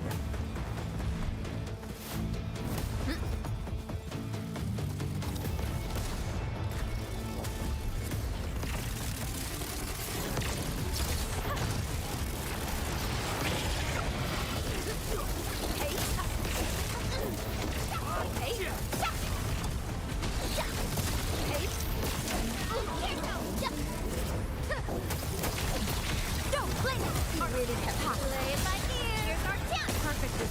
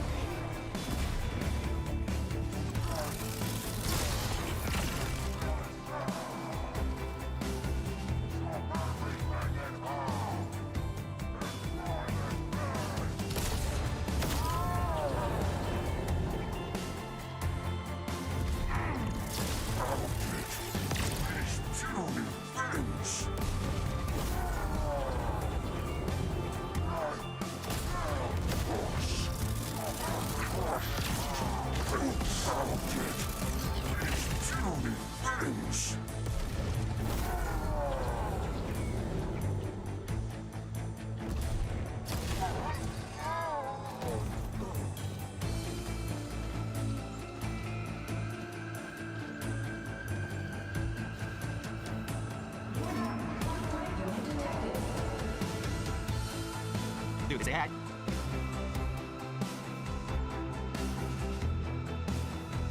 Just went to go talk to scientists.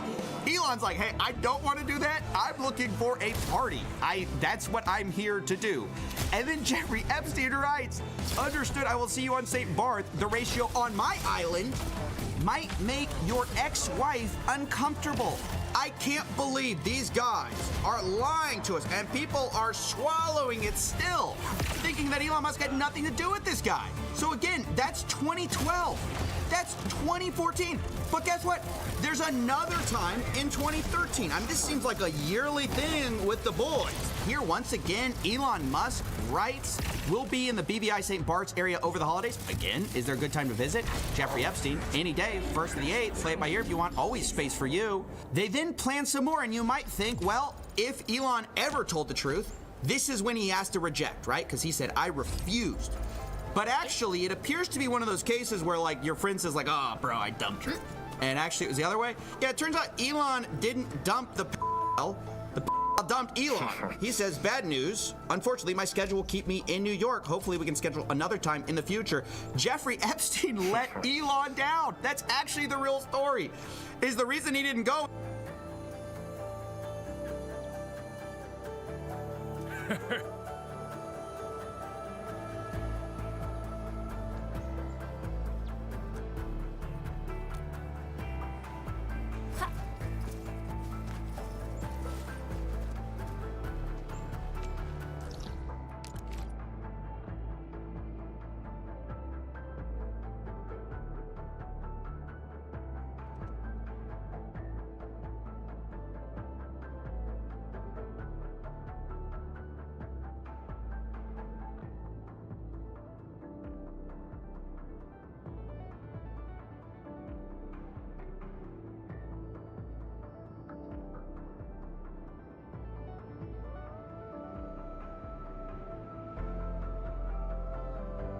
But I'm first gonna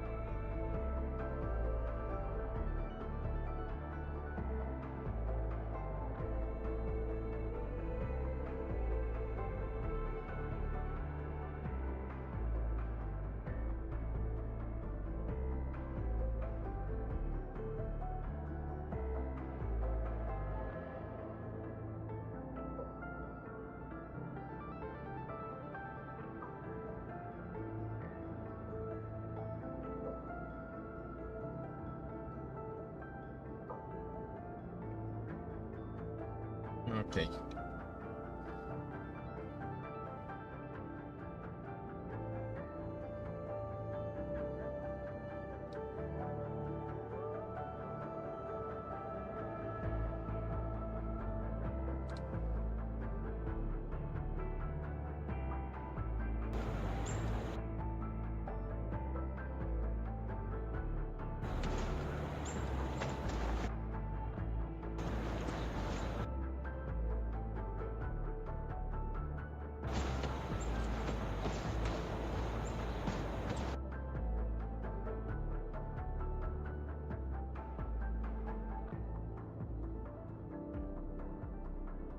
One, two, three, four.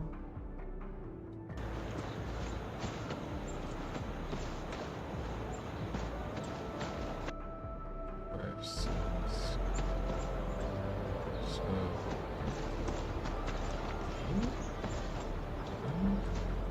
How the fuck did you go for 9?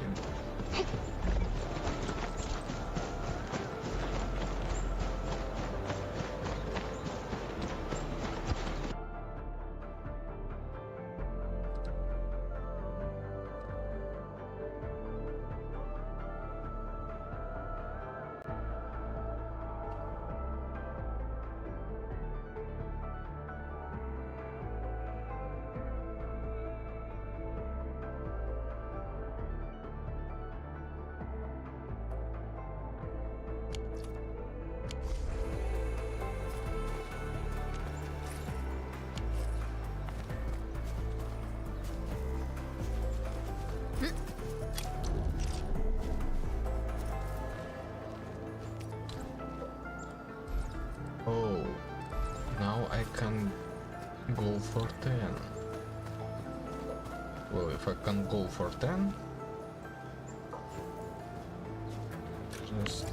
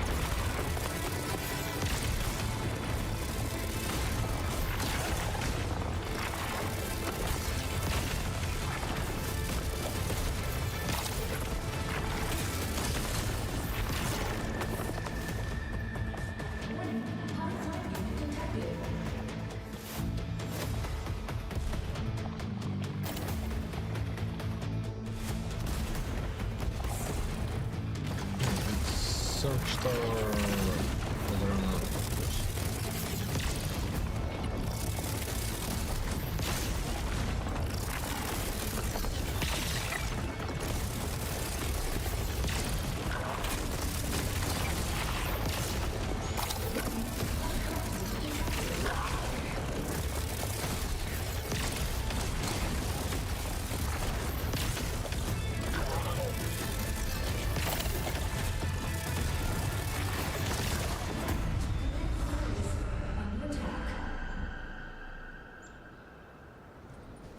Okay, so maybe actually need to use Watchtower stash. Maybe I actually need to use Granite Tower. Not sure.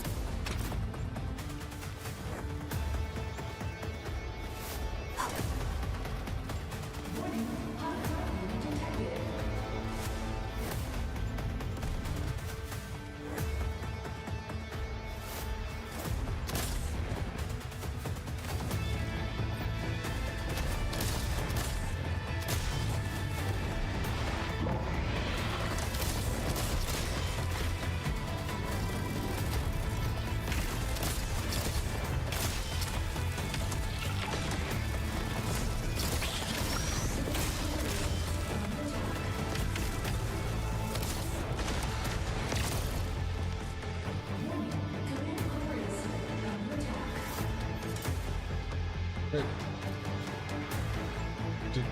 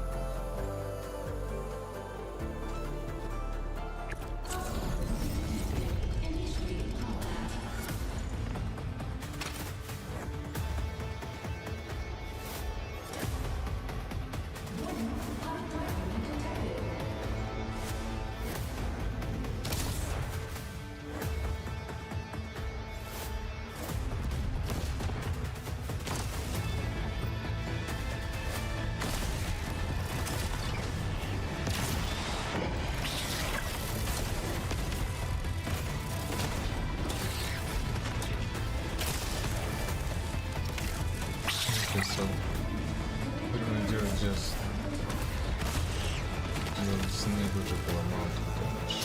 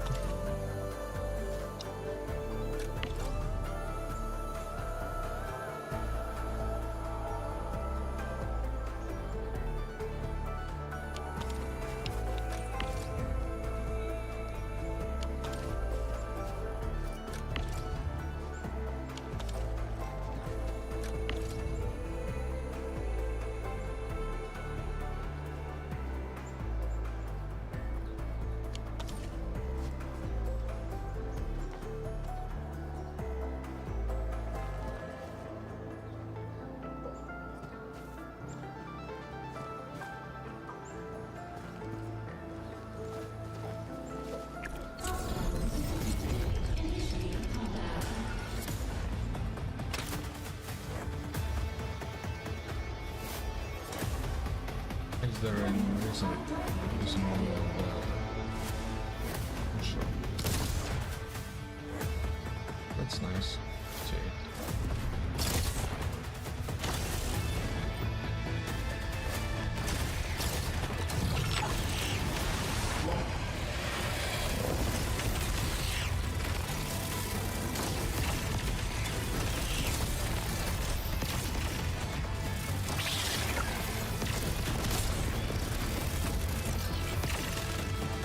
Okay. No, not 1-1. Oh, that's nice.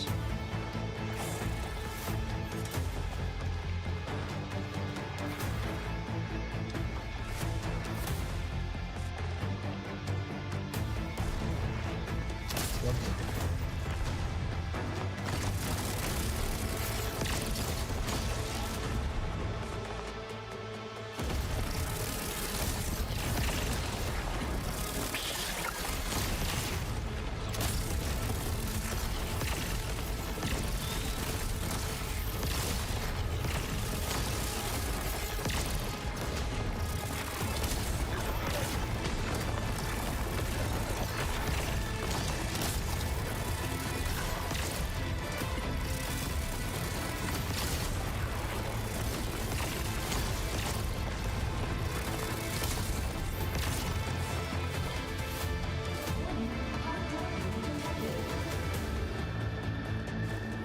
Intrusion tower is potentially MVP.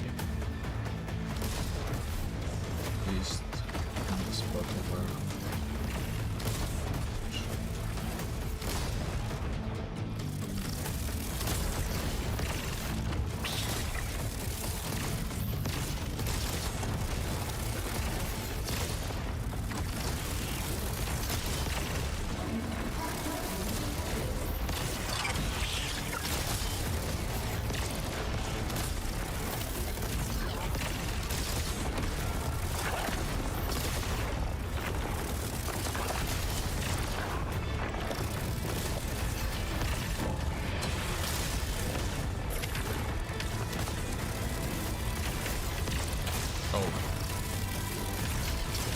just fucking going through.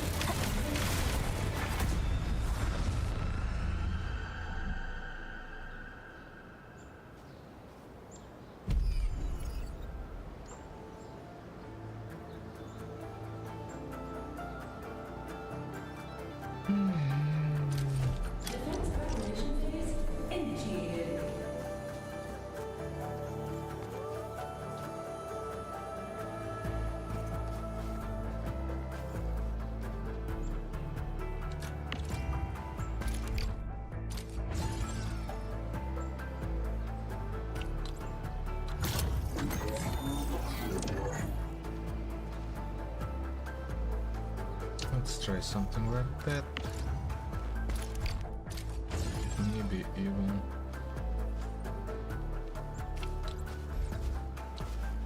like that. No.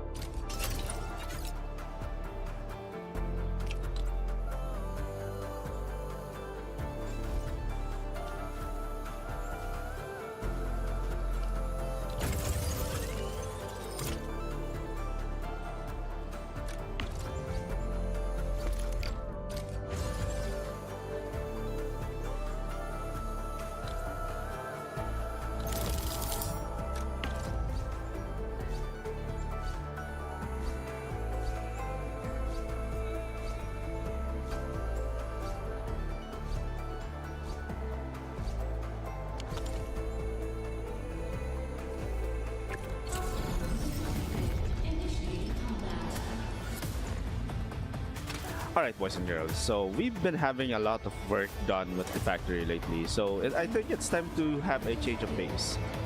So during the live stream, during like the official release stream of Arknights Endfield, during the, I think it was the pond section, where they were draining the pond of water so that they could go underground, Haimao said one thing, or sorry, not Haimao, because Haimao and Light Zhong are different. Light Zhong said that 还可以把精致过的比较优良的药水灌到这个池子里。你想得到 So let's try it ourselves. If you're someone who's enjoying Arknights Endfield and you think it's about time to support this small indie company but you don't want to spend too much money, I have the perfect solution. We're first gonna be doing our control test, right? So I have this here cleared out of water, so we're just gonna go and make a factory or rather a production line. But luckily, since I have this plan in mind already, I already started production of liquid Giranite. So if we were to take, let's say, first of all, let's dump that back in. So where is liquid Giranite? Ah, here it is. So we're just gonna be putting this here, turning it on. It works. Oh my god, it's like toxic sludge. Ugh. And also, what's happening to the water? It suddenly became low poly. So yeah, as you can see, it clearly works. So let's go ahead and do it on a larger scale. Right, so this is the place that we need to dump water into. So if we quickly scan this, as you can see, no fluids, but in order to fill this thing or this hole with water or liquid Giranite, I need 40,000 units of liquid Giranite. Okay, so we're gonna have to scale up our production of liquid Giranite if we want to be able to like fill this up as soon as we can. So let's start off first with dumping this whatever we have. So we have this here. Oh yeah, we need to also put the water tank. I didn't bring it with me, god damn it. And then we just need to wire this over to the pump. Perfect. So now we just need to stand there, wait for the liquid Giranite to be made. So if we go here, 500. Okay, yeah, so it's dumping. There we go. It's dumping right now. So we just need to check on it and see if it actually works. Okay, it's not visible yet, but it is dumping. So we're just gonna have to see at around the 1,000 mark where we dump like 1,000 units of liquid Giranite.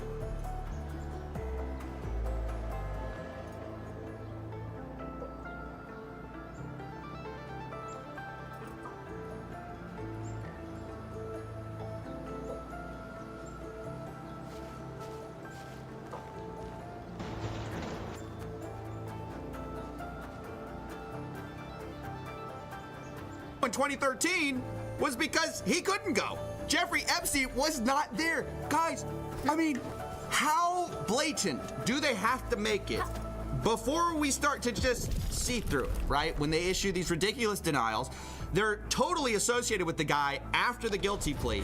They lie through their teeth, but they can't even keep their story straight. I mean, that's what's crazy. They're not even competent at this. They get caught in their own lies all the time. Remember, the FBI's official story was they didn't blackmail. Well, before we even had these files, Howard Lutnick was on the record calling Jeffrey Epstein the greatest blackmailer ever. So how come Bill Gates and all these other people could hang around him and not see what you saw? Or did they see it and ignore it? Or no, they participated.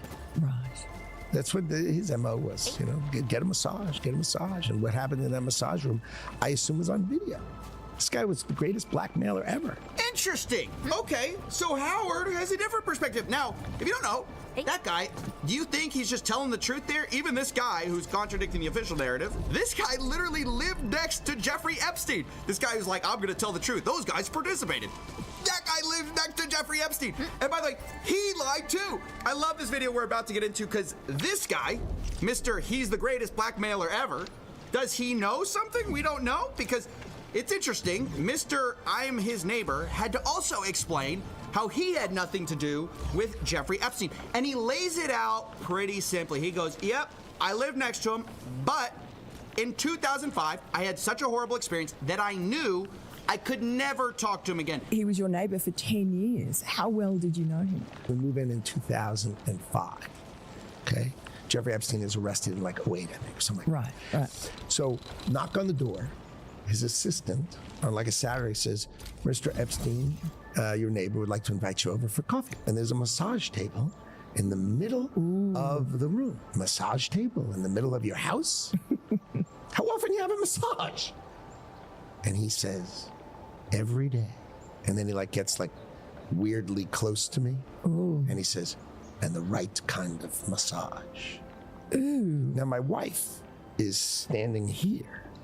So she looks at me and I look at her and we say, I'm sorry, we have to go. And we left.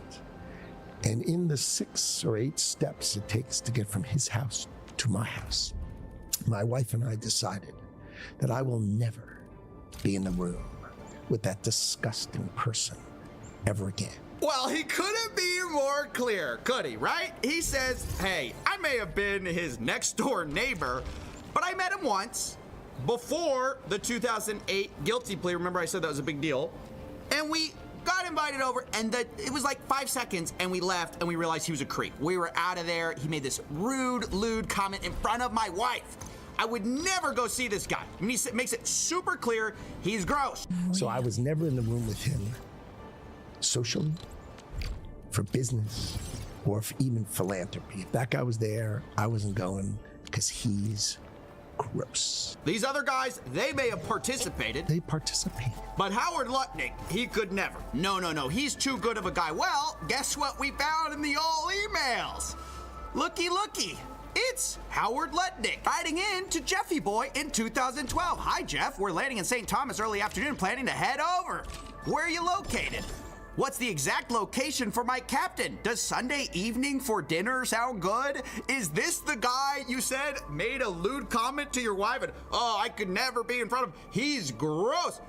Guess what the next email is? My boy's wife messaging in, saying we're headed towards you in St. Thomas. Later, the subject line, Jeffrey Epstein. Good morning, Howard. Jeffrey wished me to pass you along. Nice seeing you. They clearly met, and the guy is just lying about it to your face, to the American public's face, and they tried to hide it from us. I cannot emphasize this enough. They're lying through their teeth. You think this guy perfectly remembers a 2005, like walking in the guy's house? I remember exactly what I said to him. My wife and I looked at each other, and he wouldn't remember the 2012. I boated over to his private island for a dinner. Is that what we're really thinking? Is that what we're expected to believe? This is a momentary lapse in his judgment. No, these guys don't even care about being consistent. And they're all throwing each other under the bus. Don't you remember Elon Musk saying, the time to drop the really big bomb? Donald Trump is in the Epstein files. That's the real reason they haven't been made public. My guy, you also are in the Epstein files, very clearly doing stuff you lied about, okay? So is Howard Lutnick, who says, yeah, Bill Gates, he's probably getting blackmailed because he participated. What did you do on the island over in 2012, Howard? Do we know that? I mean, does anyone care? Now, the last thing I want to talk about is some of the most explosive stuff. It's also, again, I have to say, unverified, okay? This is the NTOC, the FBI's National Threat Operations Center, and the challenge with confirming some of this is that these are anonymous tips, or they black them out at least, so we don't know who they are, and anyone can drop a tip. Now, that doesn't mean that you should disregard them. It just means we can't verify them. The other challenge is that the FBI has a heavy incentive to discredit anything with Donald Trump in it, just because he's in the White House right now, obviously. And so I want to be clear, there are notes related to some of these submissions where they say things like complainant was spoken to and deemed not credible. Additional research showed 3 separate redacted. You know, it's hard to tell how much this is the proper due diligence of the FBI, which they should be doing, of course, and not all complaints are credible. But also there's this obvious conflict of interest with the fact that the sitting president is in some of these complaints. But here they are for what it's worth. Complaint summary. Blank reported an unidentified female friend who was forced to perform on President Trump approximately 35 years ago in New Jersey. The friend told Alexis that she was approximately 13 to 14 years old when this occurred, and the friend allegedly bit President Trump while performing Friend was allegedly hit in the face after she laughed about fighting President Trump. The friend also said she was abused by Epstein. Later, there's very explosive claims about big parties with her, other younger girls, and older Victoria's Secret models, including Bill Clinton and Donald Trump. There's claims third hand about a female victim of Epstein's who wants to publish a book citing Leslie Wexner, Epstein, Bill Clinton, Donald Trump, Ghislaine Maxwell is in the videos as well. And it goes on like this for a while. Some of the complaints are just like very graphic, and obviously I'm gonna censor out some of it. But I should also mention the DOJ claims that some of these claims were submitted to the FBI right before the 2020 election. To be clear, the claims are unfounded and false, and if they had any shred of credibility, they would have certainly been weaponized against President Trump already. Now, I agree that if a complaint is timed right before an election, there definitely could be some other motivations to that. But it's also ridiculous to say that anything in the Epstein files, if it were true, would have come out already. Because why didn't we see the stuff about Bill Gates, for example? I mean, that stuff apparently has been sitting in here for a long time. And not only did no one talk about it, the FBI literally covered for it. I mean, they said that this was not the case. There are big claims against a lot of powerful people. Nobody in that file really wants to rock the boat or release the files, because then they get in trouble and their buddies get in trouble. And that's a huge problem. So I don't really buy the idea that... Be careful when walking around Ijong, Professor. There are all sorts of warning signs aboard the ship, and...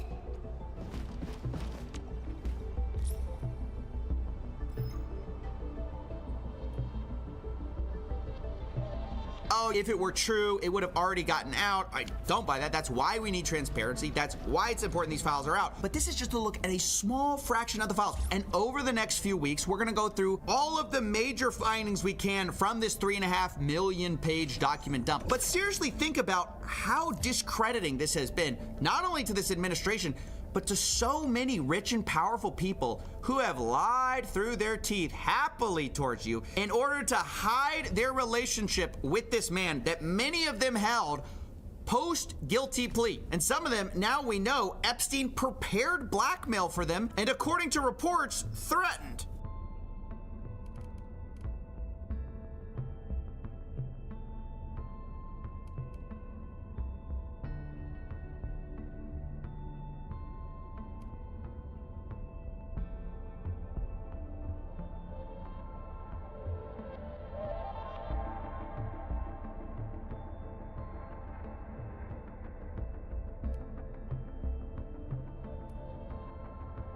В начале ролика посмотрим на одну картинку из интернета с узконаправленным юмором. На ней сеть фастфуда «Вкусно и точка» приглашает новых сотрудников, обещая аж 142 тысячи рублей в месяц. Слоган гласит: «Платим больше, чем ты думаешь», и снизу приписка «Не штурм». Понятно, что здесь пародируется. Один из самых распространенных штампов в рекламе службы по контракту. Словосочетание «не штурм» или, как еще пишут, «не штурма». Это неотъемлемый атрибут доброй половины объявлений, зазывающих на службу по контракту. На Авито эти слова иногда даже выносят в название вакансии. Если просуммировать сотни объявлений от рекрутинговых агентств, получается удивительная картина. Кажется, будто у российской армии нет острой необходимости в новых пехотинцах. А вот на гораздо менее рискованные должности новобранцы нужны настолько позарез, что войска готовы взять даже болеющих гепатитом и ВИЧ-инфекцией, лишь бы только пришли и записались. Как нетрудно догадаться, задача рекрутингового агентства под любые гарантии и обещания довести человека до военкомата, чтобы он подписал контракт. За нового контрактника рекрутер получает от государства премию в размере до 500 000 рублей после вычета подоходного налога. Распределением же занимается не он, а Министерство обороны, исходя из актуальных потребностей. Рекрутер же идет искать нового соискателя, а свежеиспеченный контрактник идет на штурм лесопосадки. О том, как именно людей уговаривают подписать контракт, у нас были отдельные подробные ролики. 12 ноября 2025 года в Вооруженных силах России возникли войска беспилотных систем, ВБС. Это новый высокотехнологичный род войск, который в представлении некоторых людей превращает войну в подобие компьютерной игры. Появление ВБС вывело скам-рекламу контрактников на принципиально новый уровень. Теперь ею занимаются не только частники, но и государства. О чем мы сегодня с вами и поговорим. Перед тем, как начнем, только напомню, у нас по ссылке в описании есть инструкция по обходу российских блокировок, чтобы YouTube быстро работал, И Telegram с WhatsApp тоже звонили. Там мы собираем актуальные сведения, сравниваем между собой разные VPN, ну и все такое. Заходите, посмотрите. Ну, к ролику.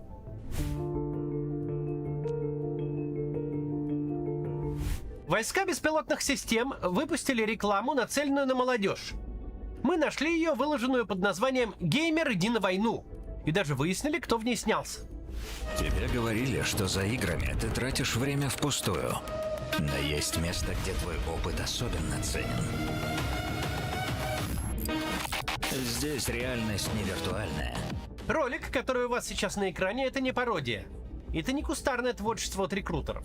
Это серьезное видео с заказчиком в лице Минобороны и профессиональным актером в главной роли. Им является 22-летний артист театра и кино Владислав Солдатенков, лауреат нескольких актерских наград. Солдатенков изобразил солдата нового типа, которому незачем подставлять грудь под пули и осколки. Ведь с VR-очками и контроллером в руках жечь технику и убивать неприятелей можно, не вставая с места. Вступить в ряды операторов-беспилотников призывает и наружная реклама, в том числе и в Москве. В вузах по всей стране развернута целая кампания по набору студентов на контракт. На встречах с ними создается атмосфера эксклюзивности. Дескать, студент — это солдат с мозгами, которого командование будет особо беречь, создавая условия службы, недоступные остальным. К примеру, 29 января на встречу с сотрудником военкомата Павлом Кривых собрали более 150 студентов Волжского политехнического института. Уже есть методичка, как именно агитировать такую аудиторию, и сержант Кривых озвучил все ключевые пункты. Якобы студентам-добровольцам гарантировано зачисление именно в войска беспилотных систем, на удаление от линии соприкосновения. Ни в какие другие части они, мол, не попадут. Якобы контракты всего на 1 год с железобетонным увольнением из армии по истечением этого срока. Причем первые 2 месяца из этого года отводятся якобы на обучение. Уличная реклама, в отличие от сержанта Кривых, обещает не 2, а 3 месяца обучения. Не менее 3, да. Но главное противоречие в другом. На территории Украины действительно воюет некоторое количество так называемых добровольческих формирований, где служба не является бессрочной. Там действительно специальные кратковременные контракты, которые не продлеваются автоматически. По истечению фиксированного срока военнослужащий в самом деле может вернуться домой. Однако такие контракты не предполагают многомиллионных выплат и списания кредитов, только ежемесячное денежное довольствие. Студентам же обещают единовременную выплату в несколько миллионов, списание долгов и полный набор льгот, как и обычным контрактом. Почему? Да потому что студент, поверивший агитатору, подпишет самый обычный контракт, где ни слова не будет сказано о том, что Минобороны обязуется направить новобранцев в конкретный род войск. И контракт такой будет продлеваться автоматически, пока солдат не погибнет или не станет инвалидом. Никакого года там нет. Хотя, кстати, инвалидность, как уже хорошо известно, отнюдь не гарантирует увольнение со службы.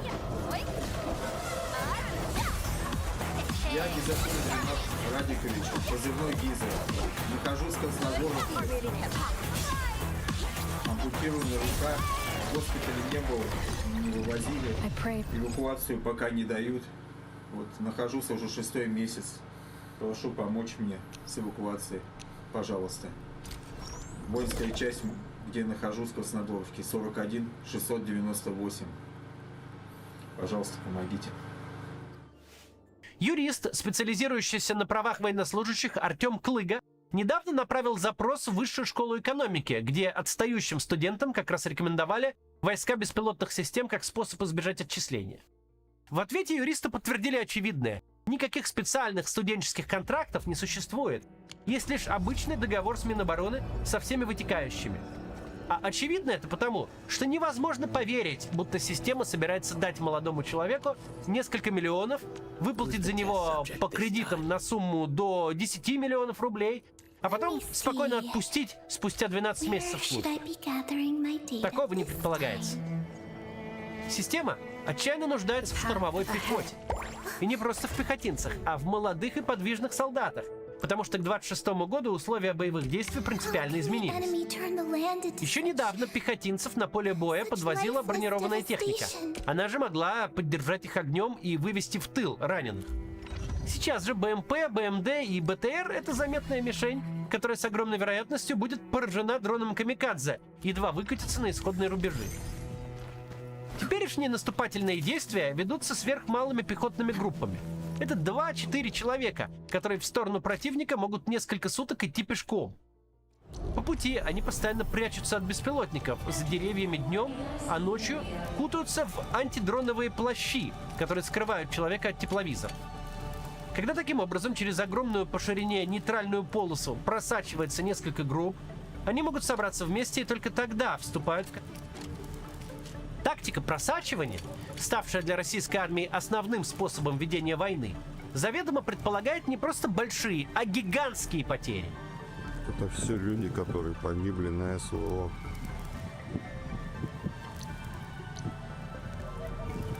Ведь в условиях классического общевойскового боя, когда в атаку идет рота или батальон, есть кому заняться ранеными. Если же всего 3 солдата идут через многокилометровую килл-зону, и по пути одного из них ранило, 2 других его не потащат назад. Более того, им делать это категорически запрещено. Раненого или оставят умирать, или вообще добьют. Они там говорят, что добьют из милосердия. И пойдут дальше. Если в прошлых войнах на одного убитого приходилось несколько раненых, и большинство могло вернуться в строй, то теперь даже легкие и средние ранения оказываются смертельными.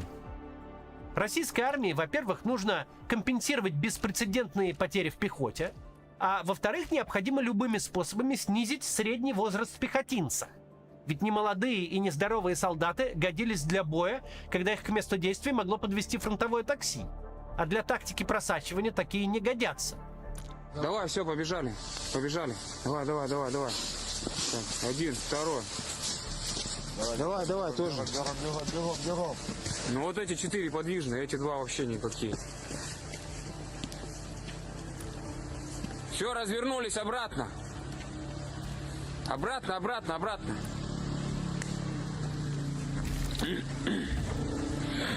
Молодец, самый первый прибежал. Целевой набор в так называемые дроноводы – это уловка, которую государство подсмотрело у рекрутинговых агентств. Те создают иллюзию, будто место службы можно выбрать. Обещают похлопотать или выдать отношение. Это документ, который якобы позволяет попасть в конкретную часть. Само слово «отношение» — это такой же штамп, как и фраза «не штурма». Рекрутеры знают, что спихивают клиентов в такую яму, откуда никто из них не вылезет и за невыполненные обещания не спросит. Теперь же тем же самым занимается и государственная власть. Логично предположить, что кого-то из студентов, клюнувших на агитацию, действительно отправят не в одноразовую пехоту, а в оператора беспилотников. Не потому, что им пообещали, а потому, что новые дроноводы армии тоже нужны, и кто-то туда тоже попадет. Однако и таких немногочисленных новобранцев ждет длинный список разочарований, который старательно и не один год собирал для нас Z-Telegram. Однако никто не пишет их ни в каких флаях. Прежде всего, с миллионами рублей, полученными в виде выплат, и сотнями тысяч рублей ежемесячного довольствия, с ними можно будет сразу попрощаться. Современный российский солдат воюет за свои.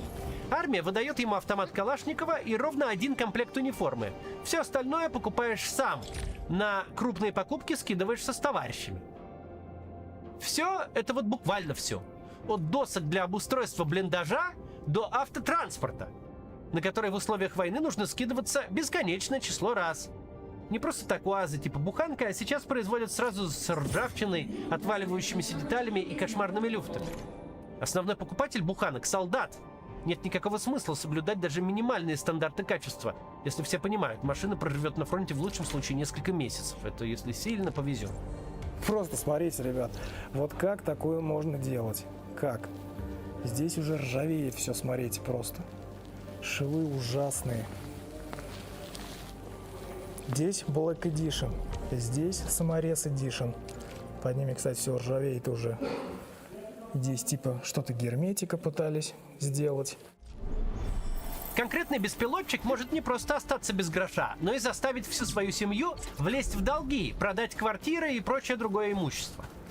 Дроны камикадзе, переделанные из гражданских дронов, он покупает себе сам или докупает в дополнение к выданным. Если дроновод этого делать не будет, то зачем он в этом подразделении нужен? Ведь есть много других, кто будет. Добро пожаловать тогда в штурмовую пехоту. А желающих на его дроноводское место длинная очередь, и они готовы платить. С многоразовыми дронами, которые используются для разведки и сброса боеприпасов, ситуация еще хуже, чем с камикадзе. Оператор беспилотника – лицо материально ответственное. И если он свою птичку потерял, то независимо от причины должен оплатить новую из своего кармана. Кто не хочет оплачивать, тех, опять же, никто не держит. Штурмовая пехота будет очень рада молодому пополнению.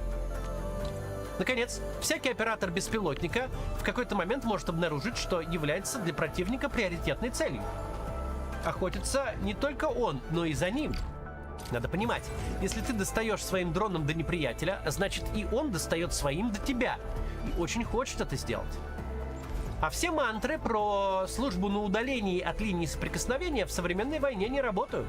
Потому что нет больше четко выраженной линии. Теперь между сторонами находятся колоссальные серые зоны, где малыми группами работают как свои, так и вражеские войска. К бойцу, считающему, будто он находится в ближайшем тылу, могут постучаться в блиндаж оппоненты и сообщить, что это, оказывается, передний край. Мы пока даже ни слова не сказали о морально-этической стороне вопроса. Ну, если молодой человек всерьез рассматривает для себя возможность нацепить очки и с видом от первого лица убивать учителей, слесарей, официантов и фермеров, вынужденных надеть униформу украинской армии для защиты своей страны, то проводить с ним беседы на тему, что такое хорошо и что такое плохо, наверное, не кстати. А может и кстати. Но есть аспект не столько моральный, сколько психологический. Геймификация войны — это большой эксперимент над человеческой психикой. Какие изменения произойдут с дроноводами, который с игровым контроллером убивал реальных людей, постоянно видел крупным планом через камеру их лица перед смертью? Что с таким дроноводом станет, никто не знает. Неизвестно, каким он будет после войны, если доживет до ее окончания, что не очень-то вероятно. Мы много раз говорили и повторим снова. Не стоит играть с путинским государством на собственную жизнь. Не стоит верить, когда кто-то клянется, что прям мечтает тебя облагодетельствовать. Желает распихать тебе пачки банкнот по карману. Надо только подписать бумаги вот тут и вот тут. Если взглянуть на официальный буклет от Минобороны, предназначенный для студентов, станет очевидно. Это идеальный пример скама. Нескончаемый список бенефитов. 4 на одной и той же брошюре указан телефон. И квартиру тебе дадут, и 100 льгот, и кучу премий. Ты только позвони по короткому номеру. И паять тебя научат, и на 3D принтере печатать, и программировать, и IP-сети строить, и карты читать, и даже транспортным средством управлять. Ты, главное, только позвони. Если вы студент, и вас потащили на встречу с представителем военкомата, каким-нибудь агитатором или откомандированным с фронта военнослужащим, то очень важно отговорить от непоправимого решения своих сокрытий. Привлекаться прямо во время этой встречи не надо, это может быть рискованно. Но после нее обязательно объясните тем, кто задумался о легкой и денежной службе. Контракт с Минобороны — это дорога в один конец. Назад пути не будет. А выбор между контрактами на год, на 2, 3 и 5 лет предлагается только для отвода глаз. Они все равно бессрочные, и разорвать их невозможно никак. И ни в каких контрактах не прописаны обязательства направить новобранцев в конкретный род войск. А если бы и были прописаны, солдата можно в любой момент перевести из части в часть. И это, кстати, абсолютно законно. И даже если какому-то проценту из поверивших в агитацию действительно удастся зацепиться за беспилотные войска, это никакая не гарантия от тяжелых увечий и смерти. Дроноводы на войне гибнут да еще как. Умудряясь перед этим совсем не разбогатеть, а разорить своих родных. Все это важно проговорить. Может показаться, будто все самоочевидно, но это ни разу не так. Молодые люди, вчерашние школьники, могут и не подумать, что власть способна настолько прямо и примитивно лгать.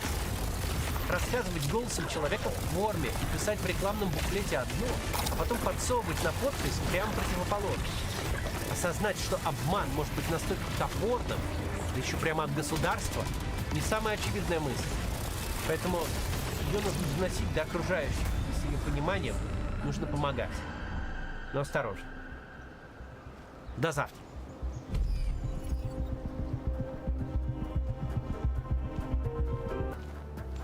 I am going to share a story, actually. A story about the scariest moment for me ever in the Mindfield psychological experimentation show I did. And it's not what you're expecting. Well, I mean, you were the man who locked himself away for 3 days and started hallucinating. So if it's scarier than that, then I think the rest of us need to buckle up.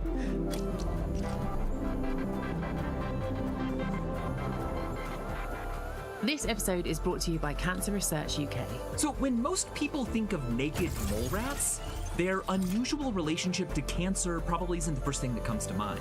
But maybe it should be, because it is incredibly rare for them to develop cancer, which could be partly down to their unique immune system, or it might be the way that their cells respond to damage. So scientists are studying their biology for its cancer-fighting secrets. It's a reminder that discoveries can sometimes come from places you don't expect.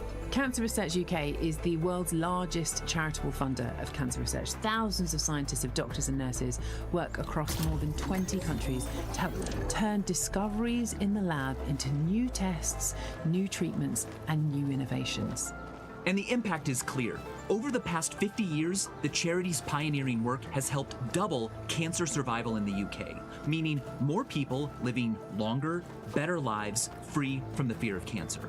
For more information about Cancer Research UK, their research, their breakthroughs, and how you can support them, visit cancerresearchuk.org/rest is science. So let's begin with Francois, who sent in a question. It seems such a waste to spend energy adding heat to our houses in winter and spending more energy on AC to remove it in summer. Could we feasibly design a machine that pumps heat into a form of reverse fridge during summer, stores it, and then pumps the heat back into our homes in the winter? I mean, Francois, you have a mind that is a marvel, but unfortunately you've invented something that already exists, because the machine you're describing is called a seasonal thermal energy storage system, and it's like a big battery but for heat. The problem is, if you try and store heat, it leaks quite a lot, right? If you put a cup of tea in a thermos, to come back the next morning, it's going to be cold, right? Heat has this habit of like sneaking away. But there are some places where they do this. So there's a particular neighborhood in Canada known as Drake Landing, where it gets really warm in the summer, but also extremely cold in the winter. I mean, like, that sort of part of the world has a massive variance in summer and winter temperature. And what they did there is they built 52 houses that were all connected to this massive underground storage field. So in the summer, what they do is they have all of these solar panels in their roof, and they use that to pump this solution basically down into this massive underground chamber where they have all of these boreholes, and they literally heat up the rock that sits down there to about 80 degrees centigrade. And then in the winter, when it's like freezing cold up top, they reverse the process. They pump water through these like very warm rocks and use it all to heat up their houses up top. You know, the London Underground is basically a perfect demonstration of the way that the Earth itself can hold on to energy in the form of heat. I was going to say, that's impressive that the rock can hold the heat so well. This happens in the underground in London as well? Yeah, because right in the early days when the underground was built, it was like 10, 15 degrees, and they're the clay, the sort of London clay. It was actually quite cold down there, but after 150 years or so of all of these trains moving in and out of tunnels, of people, that energy being continually pushed in, it sort of saturated the heat capacity of the clay itself. Clay cannot take on any more heat effectively, so all of the heat just continues to be down there. It can be 40 degrees down there in winter. You actually get more people fainting in the underground during winter than in summer, when it is also insufferably hot. But in winter, people are also wearing all of these like coats and things. So the Earth itself is actually very capable of like holding on to, working as this heat battery. It works really well in this place in Canada.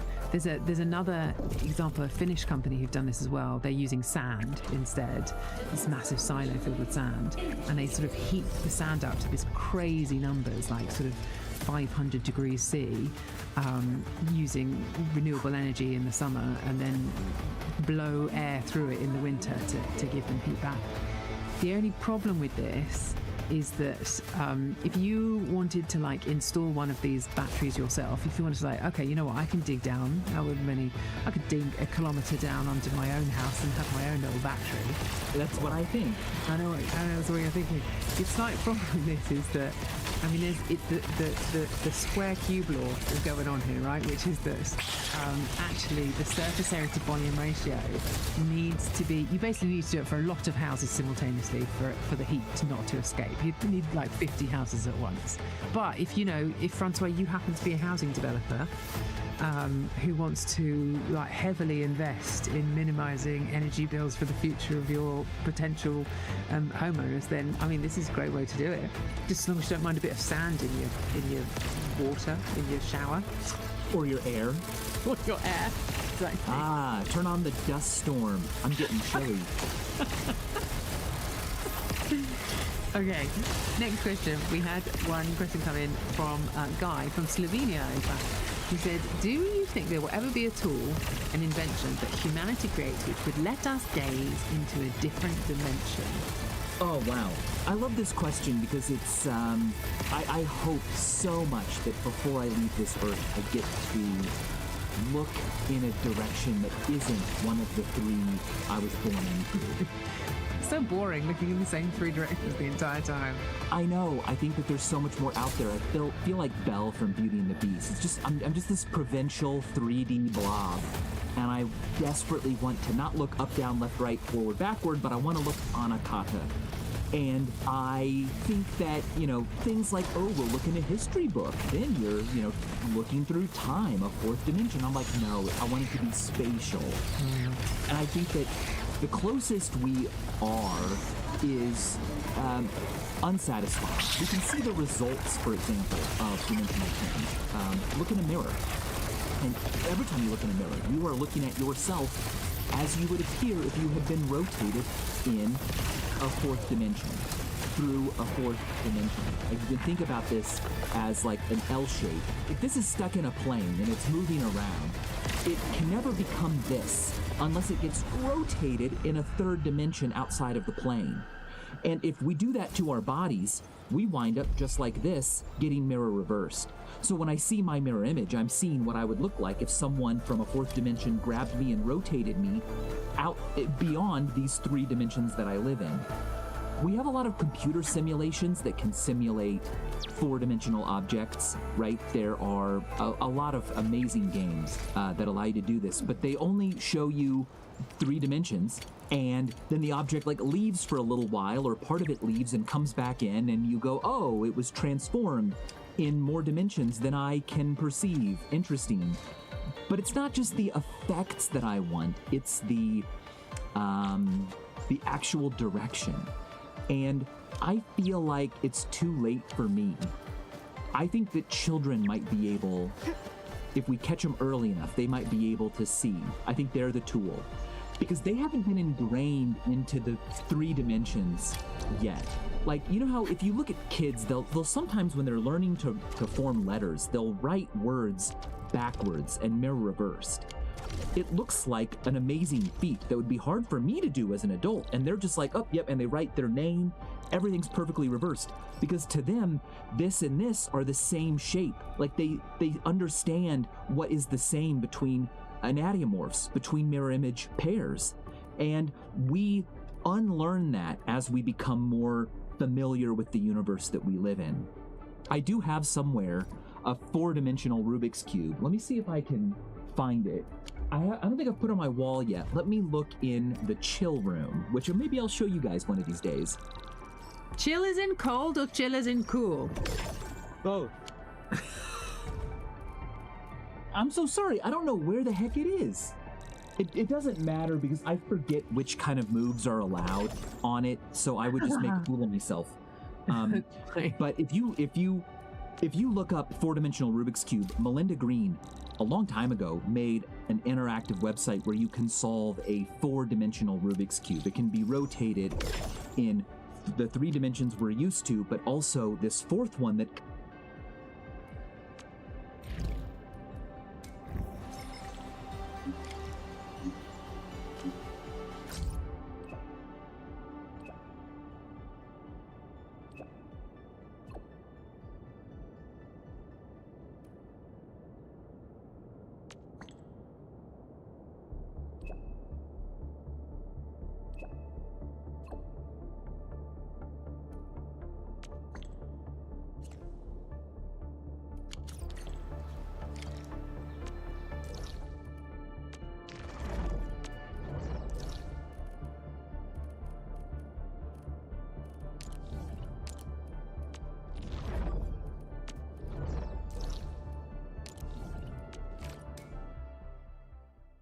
turns it inside out.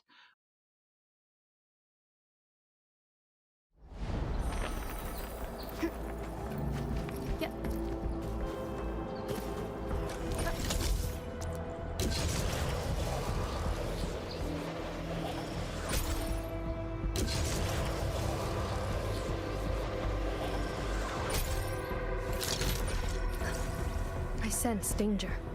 This one won't go down easy.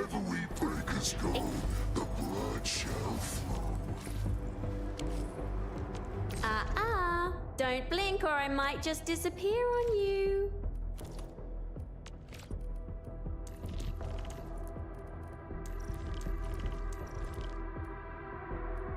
I feel much safer when Professor's here with me. Don't blink or I might just disappear on you. Get ready. My blades are always ready, as they never rest. You can go as fast as you can. Don't worry, I always keep up. Oh, so you trust me enough to spend that much? I'm flattered. Watch your step, people. I'll leave that side to you. You give it a go. Rolling thunder. Terminate. Here's our chance. Perfect as this wind. Will incoming. Unknown hazard opening. Don't blink. You really kept me play it by ear. Don't stop, keep moving. Outstanding technique. Impressive.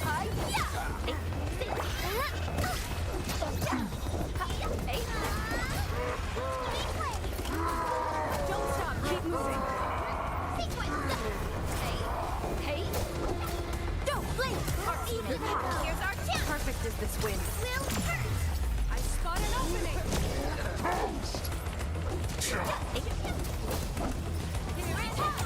Here we go. Be careful. Hey. Don't blink. Forget about it. Play it by ear. Here's our chance. I shall sweep the rest. Wait. This looks like UWST equipment. Where did you get this stuff, Breaker? Where are the UWST crewmates? Inland breaker. What did you just say?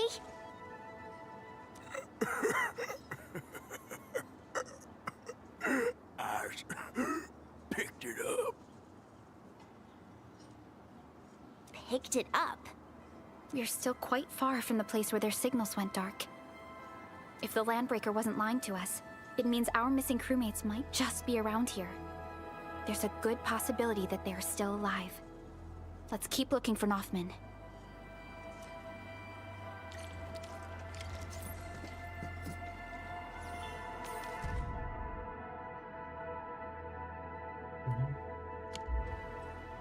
Hey. Look! Nothman and his crew are over there!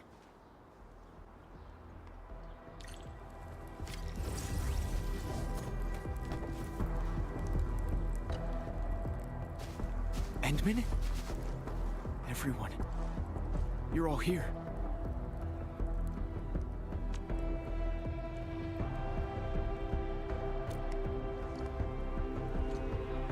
I received reports of a few landbreakers equipped with UWST gear. I thought there might be a chance, a slim chance, that they're still... But we found nothing. The entire SAR crew ran through the place. Some of us even got wounded.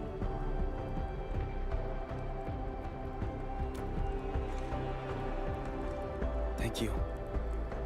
Well, at least this wasn't a wasted trip. Nothman, you alright? Whew, finally found you. Looks like the whole team's here. That's a relief. Were you the ones fighting the Landbreakers before the enemy arrived? Nicely done. Thank you, Mr. DePan, but with so many casualties, moving quickly is impossible. But their injuries need immediate care. We must head back at once. Hey, if we look that way, we can see the infrastation.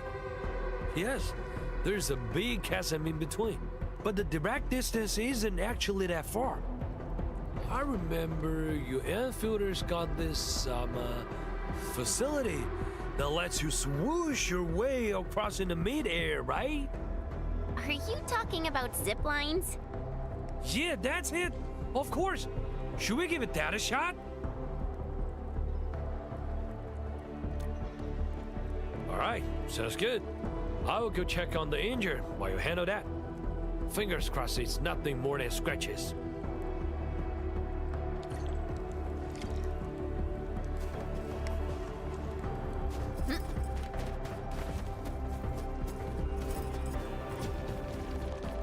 Given the width of the chasm, this location seems pretty good.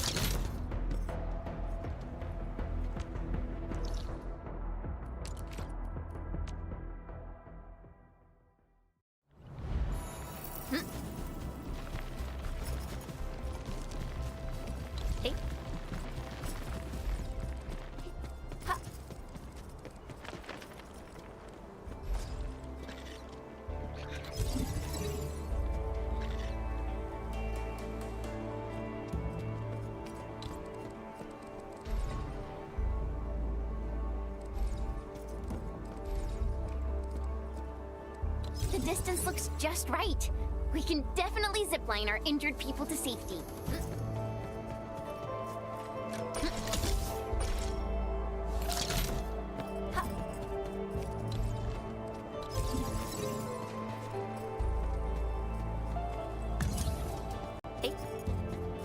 Top people, let's go get the crew.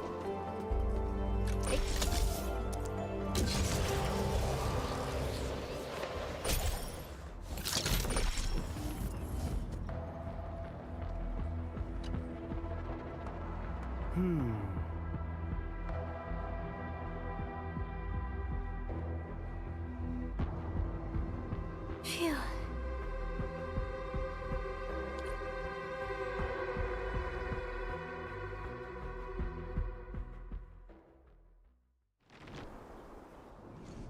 Oh, thank goodness you're here to help us. Everyone is now safe.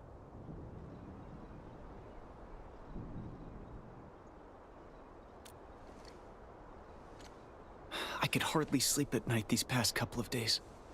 I can't stop thinking about the crewmates who went missing.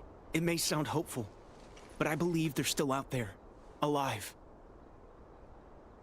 But I can't put the team's lives at risk again. Not anymore. Enough, my boy. You save all of us. You give dozens of lives a chance. We are counting on you to save more people. If you believe they are still out there, then we should keep looking. The watchtower is perfect for mounting a signal receiver. If we receive anything, I will be the first to tell you. You're right. We got plenty of people at the infestation. I should take proper care of them. That's the spirit. I'm glad you're sorted it out. I say it's time for a meal. Only work when you got food in the belly. Hey, Tim, you're coming along? Signal ready.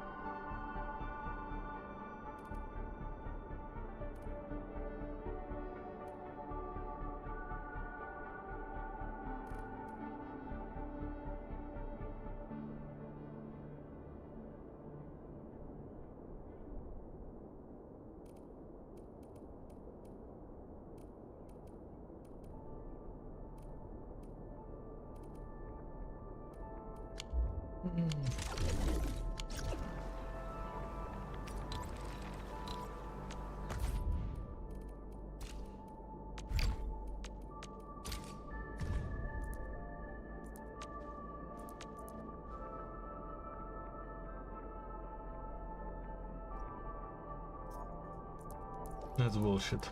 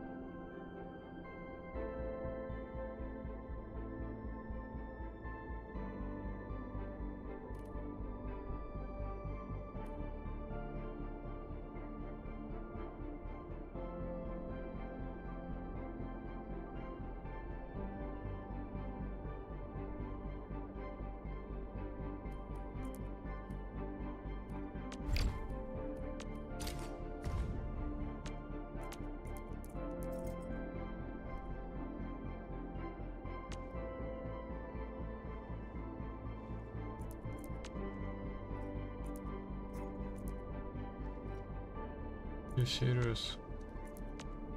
It's bullshit.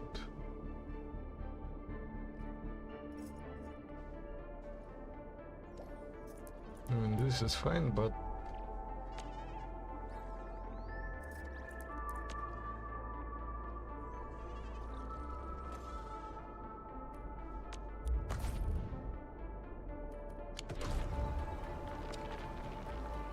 Hey.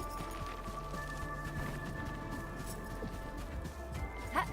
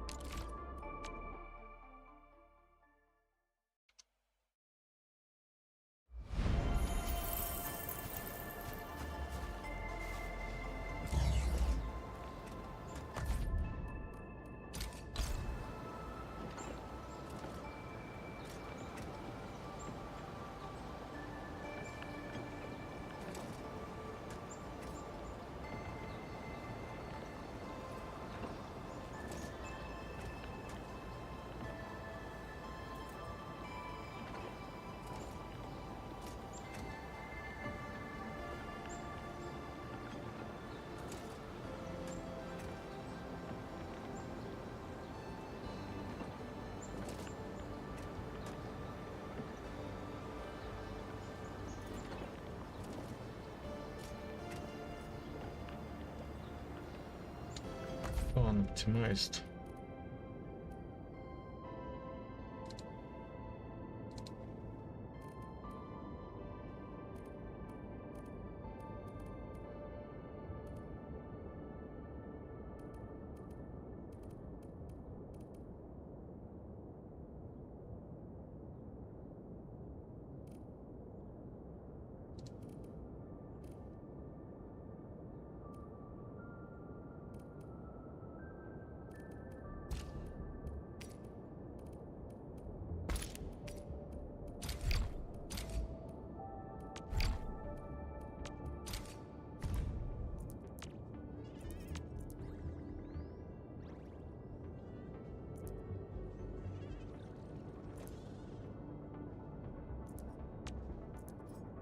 What the fuck?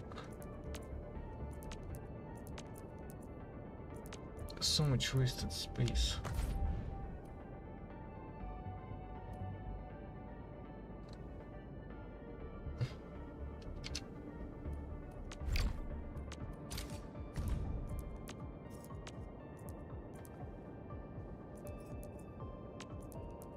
Again.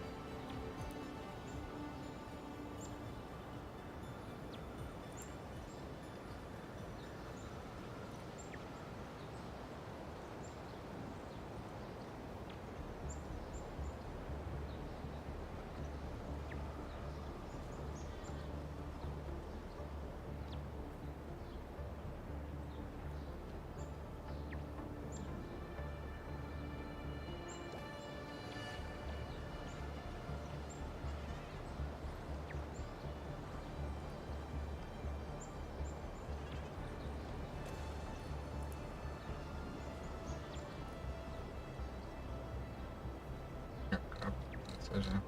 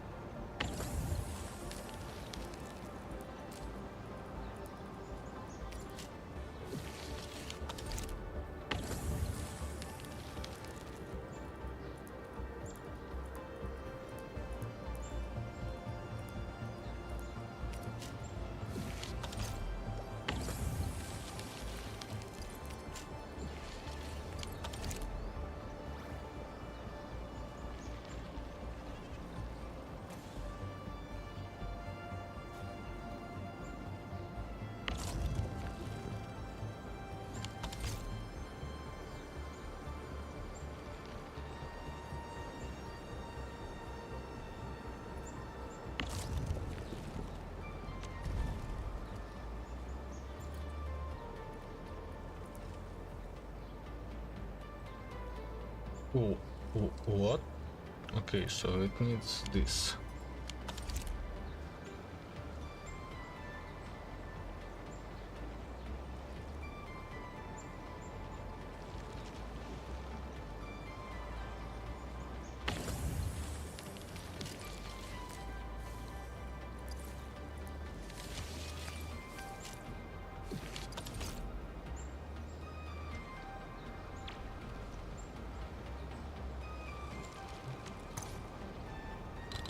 Arena acetron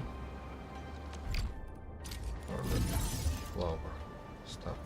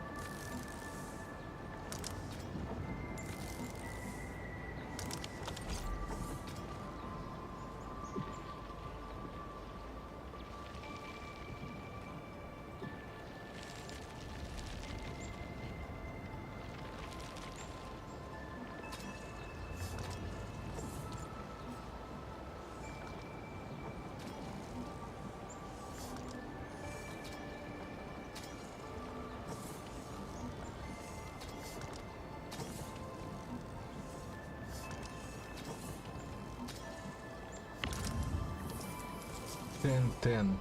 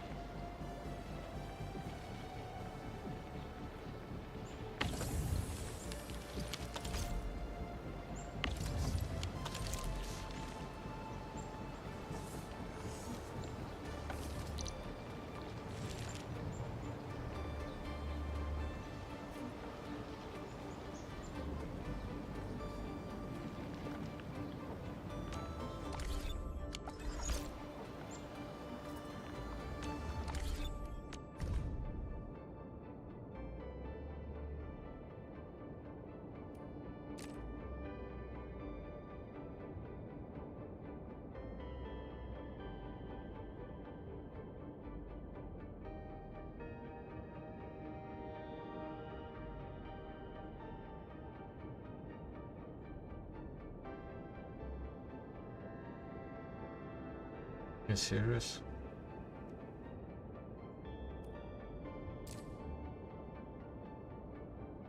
Peppermint.